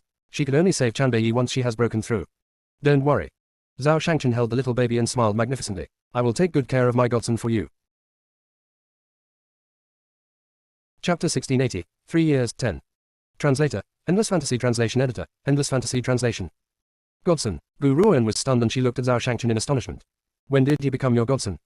Zhao Shangchen's peach blossom eyes blinked and he smiled fascinatingly. Right now, this little fellow is so outstanding that I can't help but want to take him in. I can also hijack some of his brilliance when he has grown up. Gu Ruoan giggled. I think you want to be his aunt instead, no. Zhao Shangchen's expression froze. He then stared at Gu Ruoan resentfully. Why are you pointing out the truth for? I do want that, but that kid Gu Shangshao is not like me. He likes women. Alright, I'll continue my cultivation. Gu Ruoan curled the corners of her lips. This little fellow has only just been born, but he has to be fed. However, I have no time to nurse him. It's a good thing that I have some more pills on my hands. Use these pills to satisfy him. Gu Ruoan then took out a porcelain bottle from the ancient divine pagoda and tossed it at Zhao Shangchen. One pill should be enough to sustain him for one day. Once this is finished, I'll give you more. Alright. Zhao Shangchen nodded gently. Leave this little one to me. You can rest assured and cultivate. I won't let him go hungry. With this guarantee, Gu Ruoan closed her eyes in assurance and continued her cultivation. Spring turned into autumn, year after year. In a flash, 2 years have passed since Xiao Zunsa's birth. During these 2 years, Zhao Shangchen had taken care of Xiao Zunsa responsibly and diligently. He did not let Xiao Zunsa disturb Gu Ruoan either. Boom. Suddenly, a powerful hurricane rose from Gu Ruoan's body and an omnipresent aura whirled around her. However, as Chanbei had constructed this protective formation, her aura was contained within it. Hence, no one noticed the scene of her breakthrough. Godfather, what's wrong with mother? The peach-pink-clad Zhao Shangchen was staring fixedly at Gu Ruoan, who was in the middle of her breakthrough. His hand was holding onto a soft, supple and jade-like little boy. The little child was about 2 years of age. His bright and brilliant black eyes stared curiously at Gu Ruoan as his silvery white hair fluttered in the wind. His cute little face was filled with anticipation but also resentment from what he has had to endure over the past 2 years. That's right, it was grievance. Xiao Zunsa was unlike most 2-year-old children. He could walk at 7 months and speak clearly at 12 months. Now, at 2 years of age, he was very intelligent and was at the same level as a 7 or an 8-year-old boy. However, to a child, the thing he yearned for the most was his mother's presence. Xiao Zunsa felt very resentful. Each time he wanted to go near Gu Ruoan, Zhao Shangchen would stop him and he could only watch her from a distance. Heavens knows how much he yearned to rush into his mother's arms. However, he also understood that he could not enjoy the love of his mother and father like other children. His godfather had told him how his mother needed to work hard in her cultivation so that she could save his father. Hence, no matter how great his resentment was, he had endured it. The woman sitting cross-legged from across them opened her eyes. Her clear and cold eyes slowly turned around and she saw the 2 people, an adult and 1 child, nearby. Xiao Zunsa stayed on his spot as he looked at Gu Ruoan. Though he yearned to run to her side, he was afraid that he would disturb her. His shining eyes were full of anticipation as he stared at Gu Ruoan impatiently. Xiao Zunsa. Chapter 1681, 3 years, 11. Translator, Endless Fantasy Translation Editor, Endless Fantasy Translation. Gu Ruoan gently raised her lips and held her arms out towards the little child. She smiled and said, What? Don't you recognize your own mother? Her voice was extremely gentle and caused Xiao Zunsa's little body to stiffen. Suddenly, he sobbed and threw himself at Gu Ruoan. His soft body crashed into her embrace. Mother, Zunsa dearly wanted you to hug me, but mother had been ignoring Zunsa. Mother, don't ignore Zunsa anymore. When Zunsa is all grown up, I will go with you and find father. Gu Ruoan was shaken and she stared at Zhao Shangchen in astonishment. When he caught her astonished gaze, Zhao Shangchen shrugged his shoulders. Xiao Zunsa is not like most children. His intelligence surprises even me. I sensed that he now has the IQ of an 8-year-old child, so I had told him everything. Zunsa is very obedient and very thoughtful. He knows that you are preparing to save Chanbei, so he had not dared to disturb you. Gu Ruoan's heart throbbed with agony when heard what Zhao Shangchen had said. She then raised her hand and pulled Xiao Zunsa into her arms as her lowered eyes flashed apologetically. I'm so sorry, Zunsa, for neglecting you during these past 2 years. Xiao Zunsa's large eyes blinked and he stared at Gu Ruoan innocently. Mother, when are we going to look for father and uncle? Uncle. Gu Ruoan looked at Zhao Shangchen in astonishment again. Her teasing gaze caused Zhao Shangchen to feel rather awkward. He cleared his throat and explained, I didn't just mention your older brother to Xiao Zunsa, I've even told him about your parents.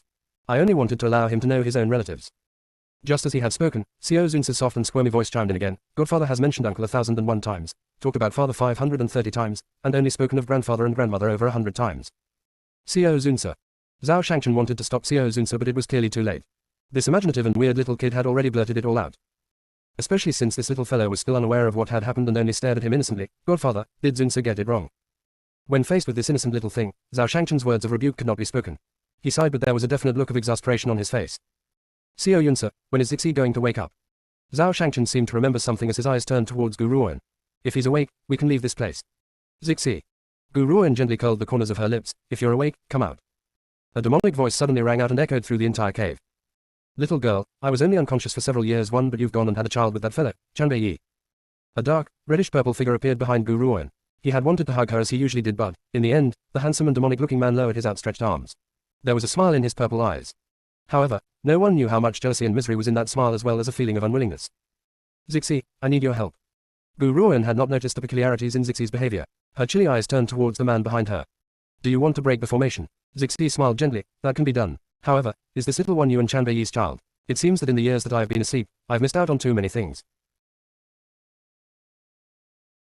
Chapter 1682, 3 years, 12. Translator, Endless Fantasy Translation Editor, Endless Fantasy Translation. Zixi turned to look at Xiao Zunsa in Gu Ruoan's arms before he raised his hand and pulled the little child towards him. There was a deep smile in his eyes. This child is only 2 years old but his power is already at the martial honor rank. Gu Ruoan was shocked. She was so focused on her conversation with Zhao Shangchen that she had not noticed Xiao Zunsa's power. Are you saying that he's already at the martial honor rank? She was shaken and asked sluggishly. Can't you tell? Zixi chuckled as he hugged Xiao Zunsa tenderly in his arms. Xiao Zunsa did not resist his touch as his large and adorable eyes stared curiously at the demonic-looking man who was holding him. By the way, I had forgotten to mention this to you. Zhao Shangchen suddenly returned to his senses and explained to Gu Ruoan, this son of yours is a little bit special. He can extract spiritual energy from pills and turn it into sustenance. This was the reason how he had managed to break through so quickly. Gu Ruoan's heart slowly turned quiet. He can extract spiritual energy from pills. This is similar to how Meng Meng feeds. Is there some sort of connection between Meng Meng's existence and Xiao Zunsa? Otherwise, Xiao Zunsa could not possibly have turned out like Meng Meng and used pills as a means to raise his power. Mother, Xiao Zunsa noticed Gu Ruoan's silence and became so anxious that he was about to cry. Is it because Zunsa is like a monster that you don't want Zunsa anymore? Sob, Zunsa doesn't want to leave you, mother, don't throw Zunsa away. Xiao Zunsa's tender and childish voice brought Gu Ruoan back to reality. She took the little child from Zixi's arms and soothed him gently. Zunsa, you aren't a monster. You are a genius, a peerless genius. Even if you are a monster, I won't ever throw you away. Smooch. Xiao Zunsa pouted his lips, planted a big kiss on Gu Ruoan's face. He then burbled and giggled. Zunsa likes mother the most. Gu Ruoan smiled and turned to look at Zixi. Perhaps she was mistaken but she felt as though there was a sense of bitterness in Zixi's smile. Zixi. She frowned as she looked at Zixi and asked, what's going on? Nothing. Zixi returned to his senses and shook his head. It's getting late. We should leave this place as well. Yunsa, let's join forces and break this formation. All right. Gu Ruoan nodded gently and gathered all her power into the palm of her hand. She then blasted all of her energy together with Zixi at the formation. Boom. The formation burst apart followed by a violently ringing noise. The invisible wall had turned formless and completely dissolved into the air. We can finally leave. Gu Ruoan took a deep breath and said, Evildoer, I'm going to look for Xiao Yi now. You should return to the Red Lotus territory first. I've been away from mother and father for so long that I'm afraid they might be anxiously waiting for me. Little girl. Zixi did not wait for Zhao Shangchen's response and turned towards Gu Ruoan to say, if we look for Chanbei Yi now, we might not be able to locate him. Besides, you've been in this formation for 3 years. Do you have any idea of the changes in the outside world over the past 3 years? 3 years was enough time to change everything. I suggest that we return to the Red Lotus territory first. We can then ask the members of the Red Lotus territory to look for him. Once we have news of him, we can then head out again. Gu Ruoan nodded. Suddenly, she seemed to remember something and asked, Zixi, do you know about Kang Ming? Chapter 1683, 3 years, 13. Translator, Endless Fantasy Translation Editor, Endless Fantasy Translation. She had a feeling that Zixi definitely knows something about Kang Ming. Indeed, upon hearing her question, Zixi was shocked. He slowly turned his eyes towards the woman next to him and said, Little girl, now that you've reached the 9th transformation state, it's time for you to become aware of certain matters. His expression gradually sank and there was a somber air in his demonic eyes. Do you know that the previous master of the ancient divine pagoda was you? Gu Ruoan nodded. Xiao Yi had told me. When Zixi heard this, he laughed bitterly and continued, sounds like he has told you everything except for the matter concerning Kang Ming. 10,000 years ago, you had been God's favored one. You were outstandingly gifted and created such a godly weapon like the 9 emperors. Suddenly, Chanbei Yi had appeared out of the blue on the mainland. Gu Ruoan's body shook but she did not interrupt Zixi and only silently waited for him to speak. Both of you had been rivals. You had been in competition all of your life and both of you had grown attached to each other after countless battles. However, you weren't the most powerful person on the mainland back then. Kang Ming was also a rival in your ranks. However, Kang Ming has always been extremely mysterious and would always wear a mask. No one had ever seen what he looked like. Zixi gently lifted his gaze to look at Gu Ruoan as he continued to speak, therefore, my understanding of who Kang Ming was is limited. He had appeared around the same time as Chanbei Yi and was like Chanbei Yi. He had no origins and no past. Both had appeared in the sky one day. I can't give you a definitive answer regarding Kang Ming. Only Chanbei Yi would know the truth behind this matter. When Gu Ruoan heard this, she suddenly put 2 and 2 together. Zixi, the reason why Kang Ming had never shown his face was because he looks just like Chanbei Yi. An astonished light flashed across Zixi's eyes. Clearly, he had not known this. I reckon that aside from Chanbei Yi, no one else knew how Kang Ming looked like. Gu Ruoan raised her head to look at Zixi. You had once said that I should be careful of Chanbei Yi. Now I understand, the person you had warned me about wasn't Chanbei Yi but Kang Ming who looked exactly like him. If my guess is correct, the person who had murdered me in my past life was Kang Ming. Based on Zixi's information, her heart belonged to Chanbei too in her past life. Besides, she had felt the woman in white's agony in that memory as she was murdered. That type of agony does not stem from the physical body but from the fact that the person who had killed her was the man she loved. Since that was the case, Kang Ming only needed to remove his mask and pose as Chanbei to kill her. She, who was defenseless, would have fallen into the trap. Unfortunately, she was no longer the same person she was in her past life. Kang Ming had recycled his previous tactic but she had not fallen for it. Little girl, a person's looks can deceive everyone but auras can't be hidden. Based on our powers back then, it was impossible for us to have missed it. Zixi's heart was still full of skepticism. He just does not want Gu Ruan to get hurt again. Gu Ruan sighed. This was why I had found it strange. I've met Kang Ming and the aura from his body was exactly alike with Chanbei's. If it had not been for the fact that I know Chanbei very well, he might have even fooled me again. Zixi, this was why I had asked you about Kang Ming. Gu Ruan paused before she continued. Besides, Chanbei had once mentioned that when he merges with Kang Ming's soul or Kang Ming merges with his, they can both reach the full circle state. Chapter 1684, 3 years, 14. Translator, Endless Fantasy Translation Editor, Endless Fantasy Translation. Zixi fell silent for a moment. He shook his head after a long while. I don't understand the situation you've mentioned very well. When we find Chanbei, he would certainly give you an answer. Gu Ruan did not question him any further. She turned towards the man next to her and said, let's go. It's getting late now and we should leave this place too. In order to leave the deserted snowlands, it was necessary to pass through a forest. The medicinal herbs in this forest were particularly abundant and people would frequently carry wicker baskets to pick herbs here. Give those medicinal herbs back to me. Those medicinal herbs are for my sick mother. At this moment, a 6-year-old maiden was jumping as she tried to grab hold of the medicinal herbs which had been snatched away by the person in front of her. Her freckled little face was red with anger while tears of resentment shimmered in her large eyes. Give my herbs back to me. Those are for my mother's treatment. A group of young boys who were more than 10 years old was standing in front of her. Those young boys were not normal citizens but were cultivators who had cultivation skills. However, their talents were clearly weak and they were only at the martial king rank. Even so, normal people could not defend themselves against them. Care, don't you know that we've already called dibs over the medicinal herbs in this mountain? If you want these herbs, you can have them. In exchange for money. Otherwise, scram. The leading youth who was dressed in linen robes laughed icily as he stared disdainfully at the tiny little maiden. You brutes. Those herbs are for my sick mother. Give them back to me. Give my herbs back to me. The little maiden was enraged and she bit the young man's thigh so ferociously that she refused to release it. Damn girl, you effer king had the nerve to bite me. The youth roared in anger from the pain as he lifted his leg violently and shook the little maiden away. She then landed with a thud on the nearby ground. The little maiden rubbed her throbbing buttocks as tears streamed down her face. If she does not bring those herbs back, her mother would die. Just then, 2 pairs of feet, one big and one small, appeared before her line of sight. She was shaken and lifted her large, tear-blurred eyes. She then blinked and stared at the lucid and elegant woman who was standing by her side. Are you all right? Gu Ruan reached her hand towards the little maiden on the ground. Her lucid and elegant features were lifted into a tender smile. The little maiden stared at the woman dazedly before she placed her small hand into the woman's palm. Mother, who is she? A tender and childlike voice rang out from Gu Ruan's side. Only then did the little maiden notice the toddler next to the woman. This toddler seems to be only around 2 years of age. Their soft body was like cotton candy and made one feel the urge to take a bite. Their supple and jade-like face was full of curiosity while their fresh and vivid eyes stared at her inquisitively. The little maiden was mesmerized. She has never seen such a good-looking little doll-like child. They even resembled an elf from a fairy tale and was so adorable that anyone who laid eyes on them would feel the urge to embrace them. What a cute little sister. The little maiden praised sincerely. However, Xiao Zunsa flipped out when he heard this and he glared at the little maiden fiercely. You're the little sister, your whole family are little sisters. I am a boy. Have you ever seen a little sister with a little birdie? I will now prove to you that I'm a boy. When Gu Ruan saw that the little fellow was really going to take his off pants to prove his gender, she burst into giggles and quickly pulled him back. Xiao Zunsa, we should behave with propriety between the sexes. How can you take your trousers off in front of a girl? Be careful, I might tell on you when you have a wife. Chapter 1685, 3 years, 15. Translator, Endless Fantasy Translation Editor, Endless Fantasy Translation. We should always behave with propriety between the sexes. Xiao Zunsa's face was full of curiosity. He had never heard these words before. Besides, Godfather is a man and mother is a woman. Why have they lived together for so many years then? Xiao Zunsa, remember that we must always be respectful between men and women. You can't do this in the future. Gu Ruan feigned a stern face as she chided. All right mother, Zunsa understands. Xiao Zunsa nodded obediently. He was very smart and very obedient but there were certain things that he does not understand unless someone told him about it. As long as had touched on it, he would remember it in his heart to the extent that it sometimes became a joke in the future. The herbs, my mother's herbs. The little maiden remembered what she was doing and saw that the young men were about to leave. She was nearly in tears from the panic. Gu Ruan finally noticed the medicinal herbs in the group of young men's hands. She gently raised her brow and shouted at the figures who were about to leave. You can leave after you put those herbs down. When the young man in linen robes heard this, he was instantly enraged.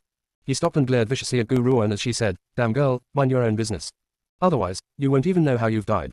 There were only one little girl and a kid. There were so many of them so why should they fear them? Before Gu Ruan could speak, Xiao Zunsa became enraged. He placed his hands on his waist and glared at the linen-clad youth with his large, bright eyes. Who were you cursing at? Who did you just curse? HMPH, I'm scolding you too. Damn girl, take your son and scram. Otherwise, don't blame us for raping you before killing you. The linen-clad youth scoffed coldly as he warned viciously. Co Zunsa did not know what raping before killing meant, but he understood that those people were certainly insulting his mother. How could he allow that? Co Zunsa, whose reversed scale has been touched, became even more furious. His tiny body then dashed quickly towards the linen-clad youth. The linen-clad youth was shocked. He does not understand why this little child seemed to be moving at such a fast pace. However, he quickly returned to his senses and jeered. Little kid, you're just serving yourself up on a platter to die. We shall fulfill your wish. He's only a 2-year-old child. They simply paid no attention to a young child at that age. Thwack. Just as the linen-clad youth was about to fight the toddler, a slap landed violently on his face. Co Zunsa's palm was very small, but for some reason, the linen-clad youth felt his teeth ache when he had been slapped.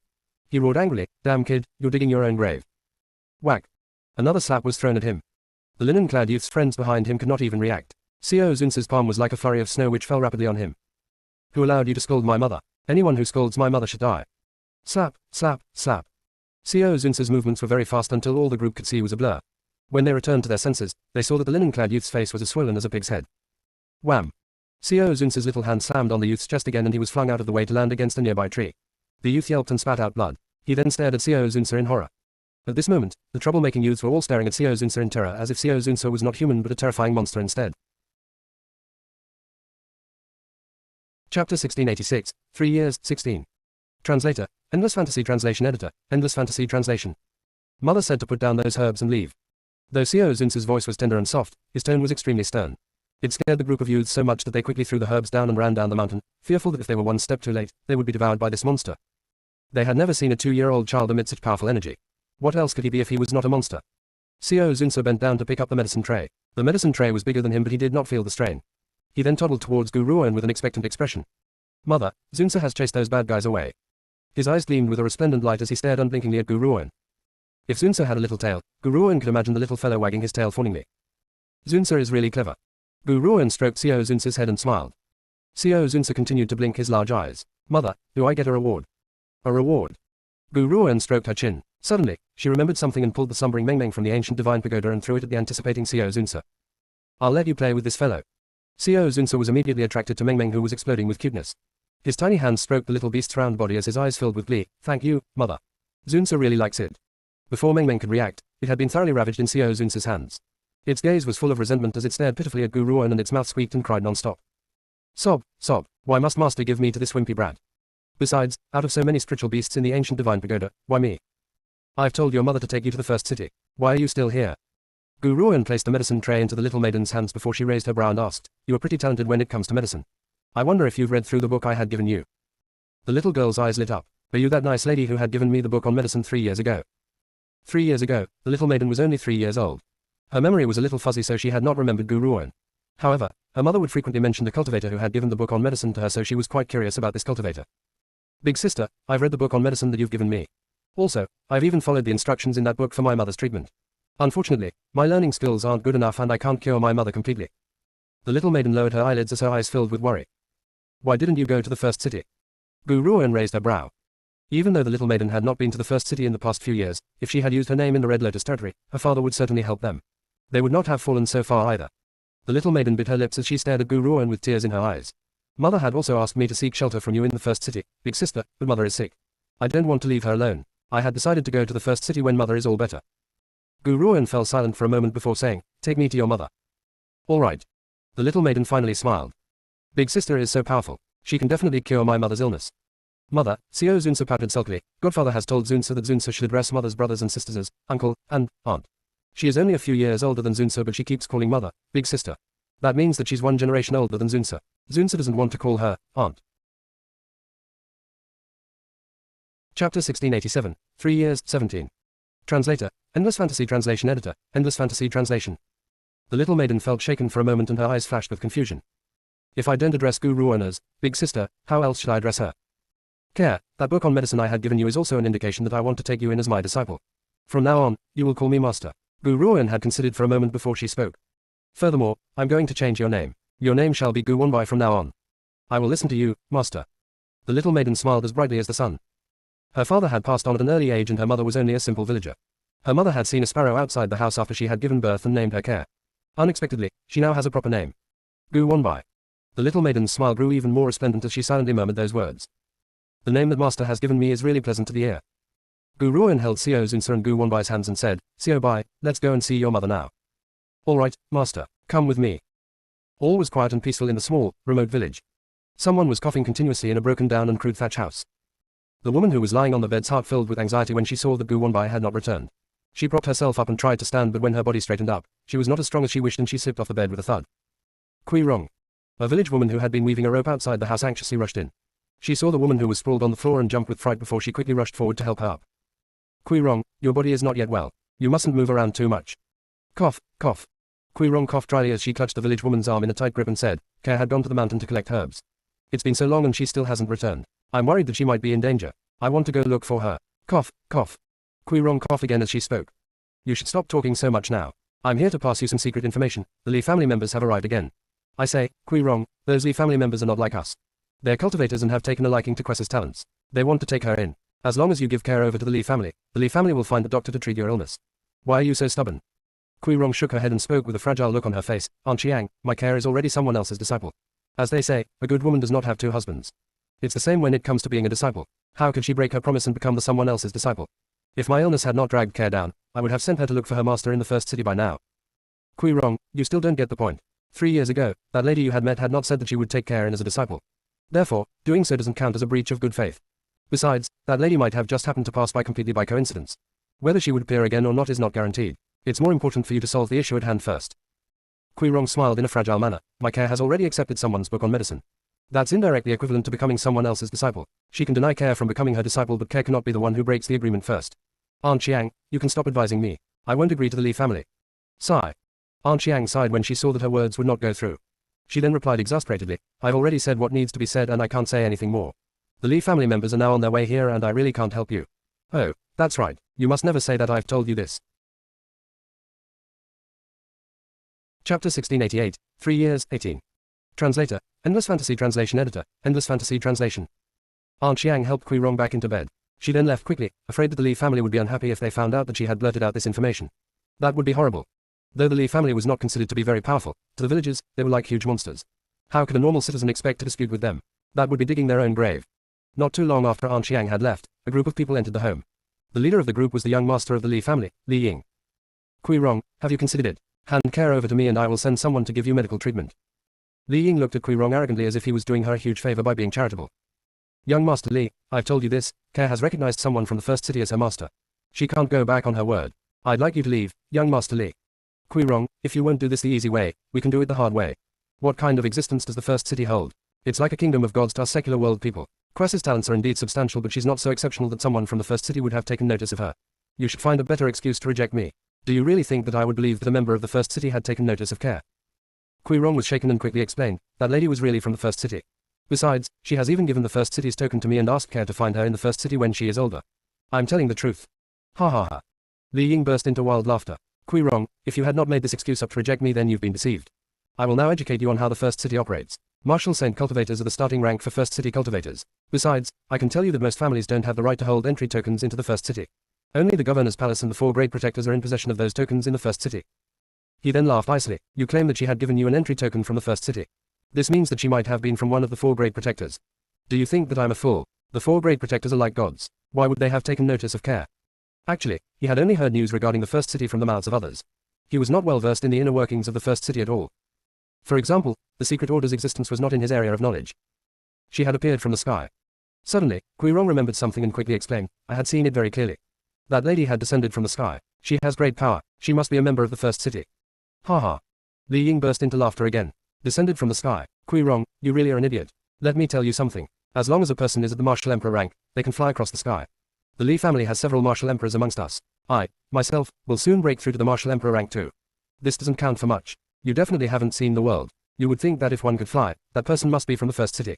What a joke. No, Kui Rong vehemently denied Li Ying. Care has accepted her possession. That proves that she is now her disciple. As humans, we can't break our promises. Otherwise, how are we any different from animals? Chapter 1689, 3 years, 19. Translator, Endless Fantasy Translation Editor, Endless Fantasy Translation. Li Ying disagreed and scoffed coldly. How about this, Kui Rong, give Care to me. If that lady comes looking for you, just mention the Li family of Cloud Town's name. I believe that she would know what to do. This does not necessarily mean that Li Ying looks down upon Gu Ruoan. In general, most cultivators are quite picky about the disciples. Querce's talents were truly substantial. However, to people at their rank, why would Gu Ruan even notice Care if her power was really that great? It was also from this point of view that Li Ying believes that Gu Ruan's power was not much to speak of. Kui Rong opened her mouth to speak, but at that moment, a chilly voice chimed in from outside the thatched house. Apologies, I really don't know what I should do. May I ask if you could explain things to me? Li Ying was surprised. He then frowned as he slowly turned around to look at the elegant woman who had stepped into the thatched house. His eyes flashed, obviously mesmerized. Mother. The little maiden who had been holding on to Gu Ruan's hand quickly let go of her and rushed towards Kui Rong, who was on the bed. Mother, I'm back. Master and I have returned. Kui Rong was so overjoyed by Gu Wanbai's appearance that she only noticed Gu Ruan at the door at this point. My lady, it's you. At that moment, Kui Rong's heart was filled with joy. She then exclaimed somewhat incoherently, I knew you would come to find Care, I knew. Mother, I was being bullied. Master and little brother Zunsa had saved me. Gu Wanbai grinned. Her smile was magnificent and even the freckles on her face became resplendent because of her smile. Thank you. Kui Rong moved her lips as she looked gratefully at Gu Ruan. However, before she could voice out the next part of her sentence, she was interrupted by Li Ying's arrogant voice. Are you the person who wants to take Care in? Li Ying lifted his head and looked at Gu Ruan as he said, Have you heard of the Li family from Cloud Town? Gu Ruan swept her gaze towards Li Ying and replied indifferently, Are they famous? Her tone was exceptionally grim and Li Ying could detect the contempt in her voice. His expression sank instantly. I've mentioned my name. So it's your turn. I'd love to know where you've come from to have the nerve to disrespect the Li family. Gu Ruan shrugged her shoulders when she heard this and replied serenely, Gu Ruan. Gu Ruan. Li Ying knitted his brows. For some reason, this name sounded very familiar but he could not remember where he had heard it from. Since he could not remember where he had heard that name, he would rather not overthink it. He then remarked coldly, I was thinking that you were some sort of great and famous person but I've never heard of you before. Little girl, I have taken a liking to Care. She's a member of the Li family now. What, are you going to fight with the Li family of Cloud Town over one person? The conversation seemed to have a mind-numbing effect and Xiao Zunsi yawned. He then rubbed his eyes and said, Mother, listening to him talk is making Zunsa sleepy. Let's quickly deal with them and go to sleep, okay? Where had this damned brat come from and he had the nerve to act so rudely? Li Ying's expression changed and he scoffed coldly, Men, take this mother and son down. In the beginning, Kui Rong had great confidence in Gu Ruan but when she heard Li Ying's words, she began to feel nervous and she stared at Gu Ruan and her child anxiously. Chapter 1690, 3 years, 20. Translator, Endless Fantasy Translation Editor, Endless Fantasy Translation. Young Master. A guard who was standing behind Li Ying seemed to remember Gu Ruan's name and spoke up urgently, We'd better just give up. Give up? How can we give up? Is it because the opposition is a woman and a child? Is an indecisive person like you fit to become the Li family's guard? It's not that, young master, it's this Gu Ruan. Shut your mouth. Li Ying bellowed and cut the guard off. He then turned his gaze towards Gu Ruan and coldly remarked, You two are in my way. I must teach you a good lesson. Li Ying then wrapped his hand in spiritual energy and charged towards Gu Ruan. Bang! His fist smashed into Gu Ruan. At the same moment, a powerful force ricocheted from her body and tossed Li Ying away.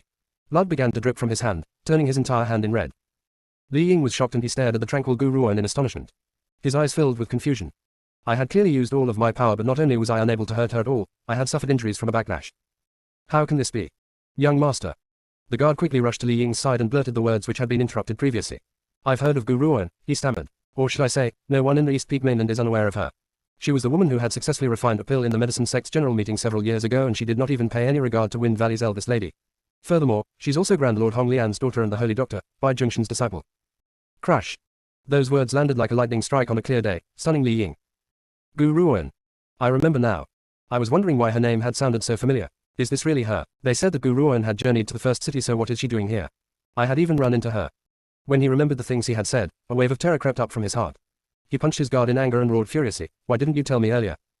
The guard was aggrieved. Young master, it was you who had refused to let me speak. His young master's goal was to enter the first city, so he had only prioritized news concerning the first city. Therefore, though he had heard Gu Ruan's name before, he had quickly forgotten about her. This was why he had not remembered Gu Ruan. The Red Lotus territory. Kui Rong was stunned as she stared at Gu Ruan's lucid and elegant features. If she remembers correctly, 3 years ago, this lady had asked Care to journey towards the first city to look for her. Now that she has seen Li Ying's reaction, could it be that she really was a member of the first city? Kui Rong's heart leaped in joy at the thought of this. Their Care has indeed met a noble person this time. Lady Gu. Li Ying was frightened to the point of stupidity and it took him a long time to recover his senses. He then hurriedly crawled up from the ground and threw himself down again into a kneeling position in front of Gu Ruan. I really didn't know that it was you. I beg for your generosity, oh great one, spare me this one time. I won't dare to do it again. He was finished. He was finished. He has really kicked the hornet's nest this time. However, how could he have known that Gu Ruan would come here and take a liking towards this little girl, Care? Beat it. Gu Ruan's voice was just as chilly as ever. Don't ever show your face in front of me again. Yes. When he heard this, Li Ying felt as if he had just been granted amnesty. He quickly led the Li family guards and ran out of the place, afraid that if they were to tarry, Gu Ruan might change her mind. By then, he would never be able to escape. Gu Ruoyan slowly walked towards Kui Rong, who was lying on the bed. Wanbai, step aside. Let me take a look at your mother's condition. Chapter 1691. Returning to the Red Lotus territory once again. 1. Translator. Endless Fantasy Translation Editor. Endless Fantasy Translation. Gu Wanbai obediently stepped aside. She then stared at Gu Ruoyan as her eyes filled with anticipation.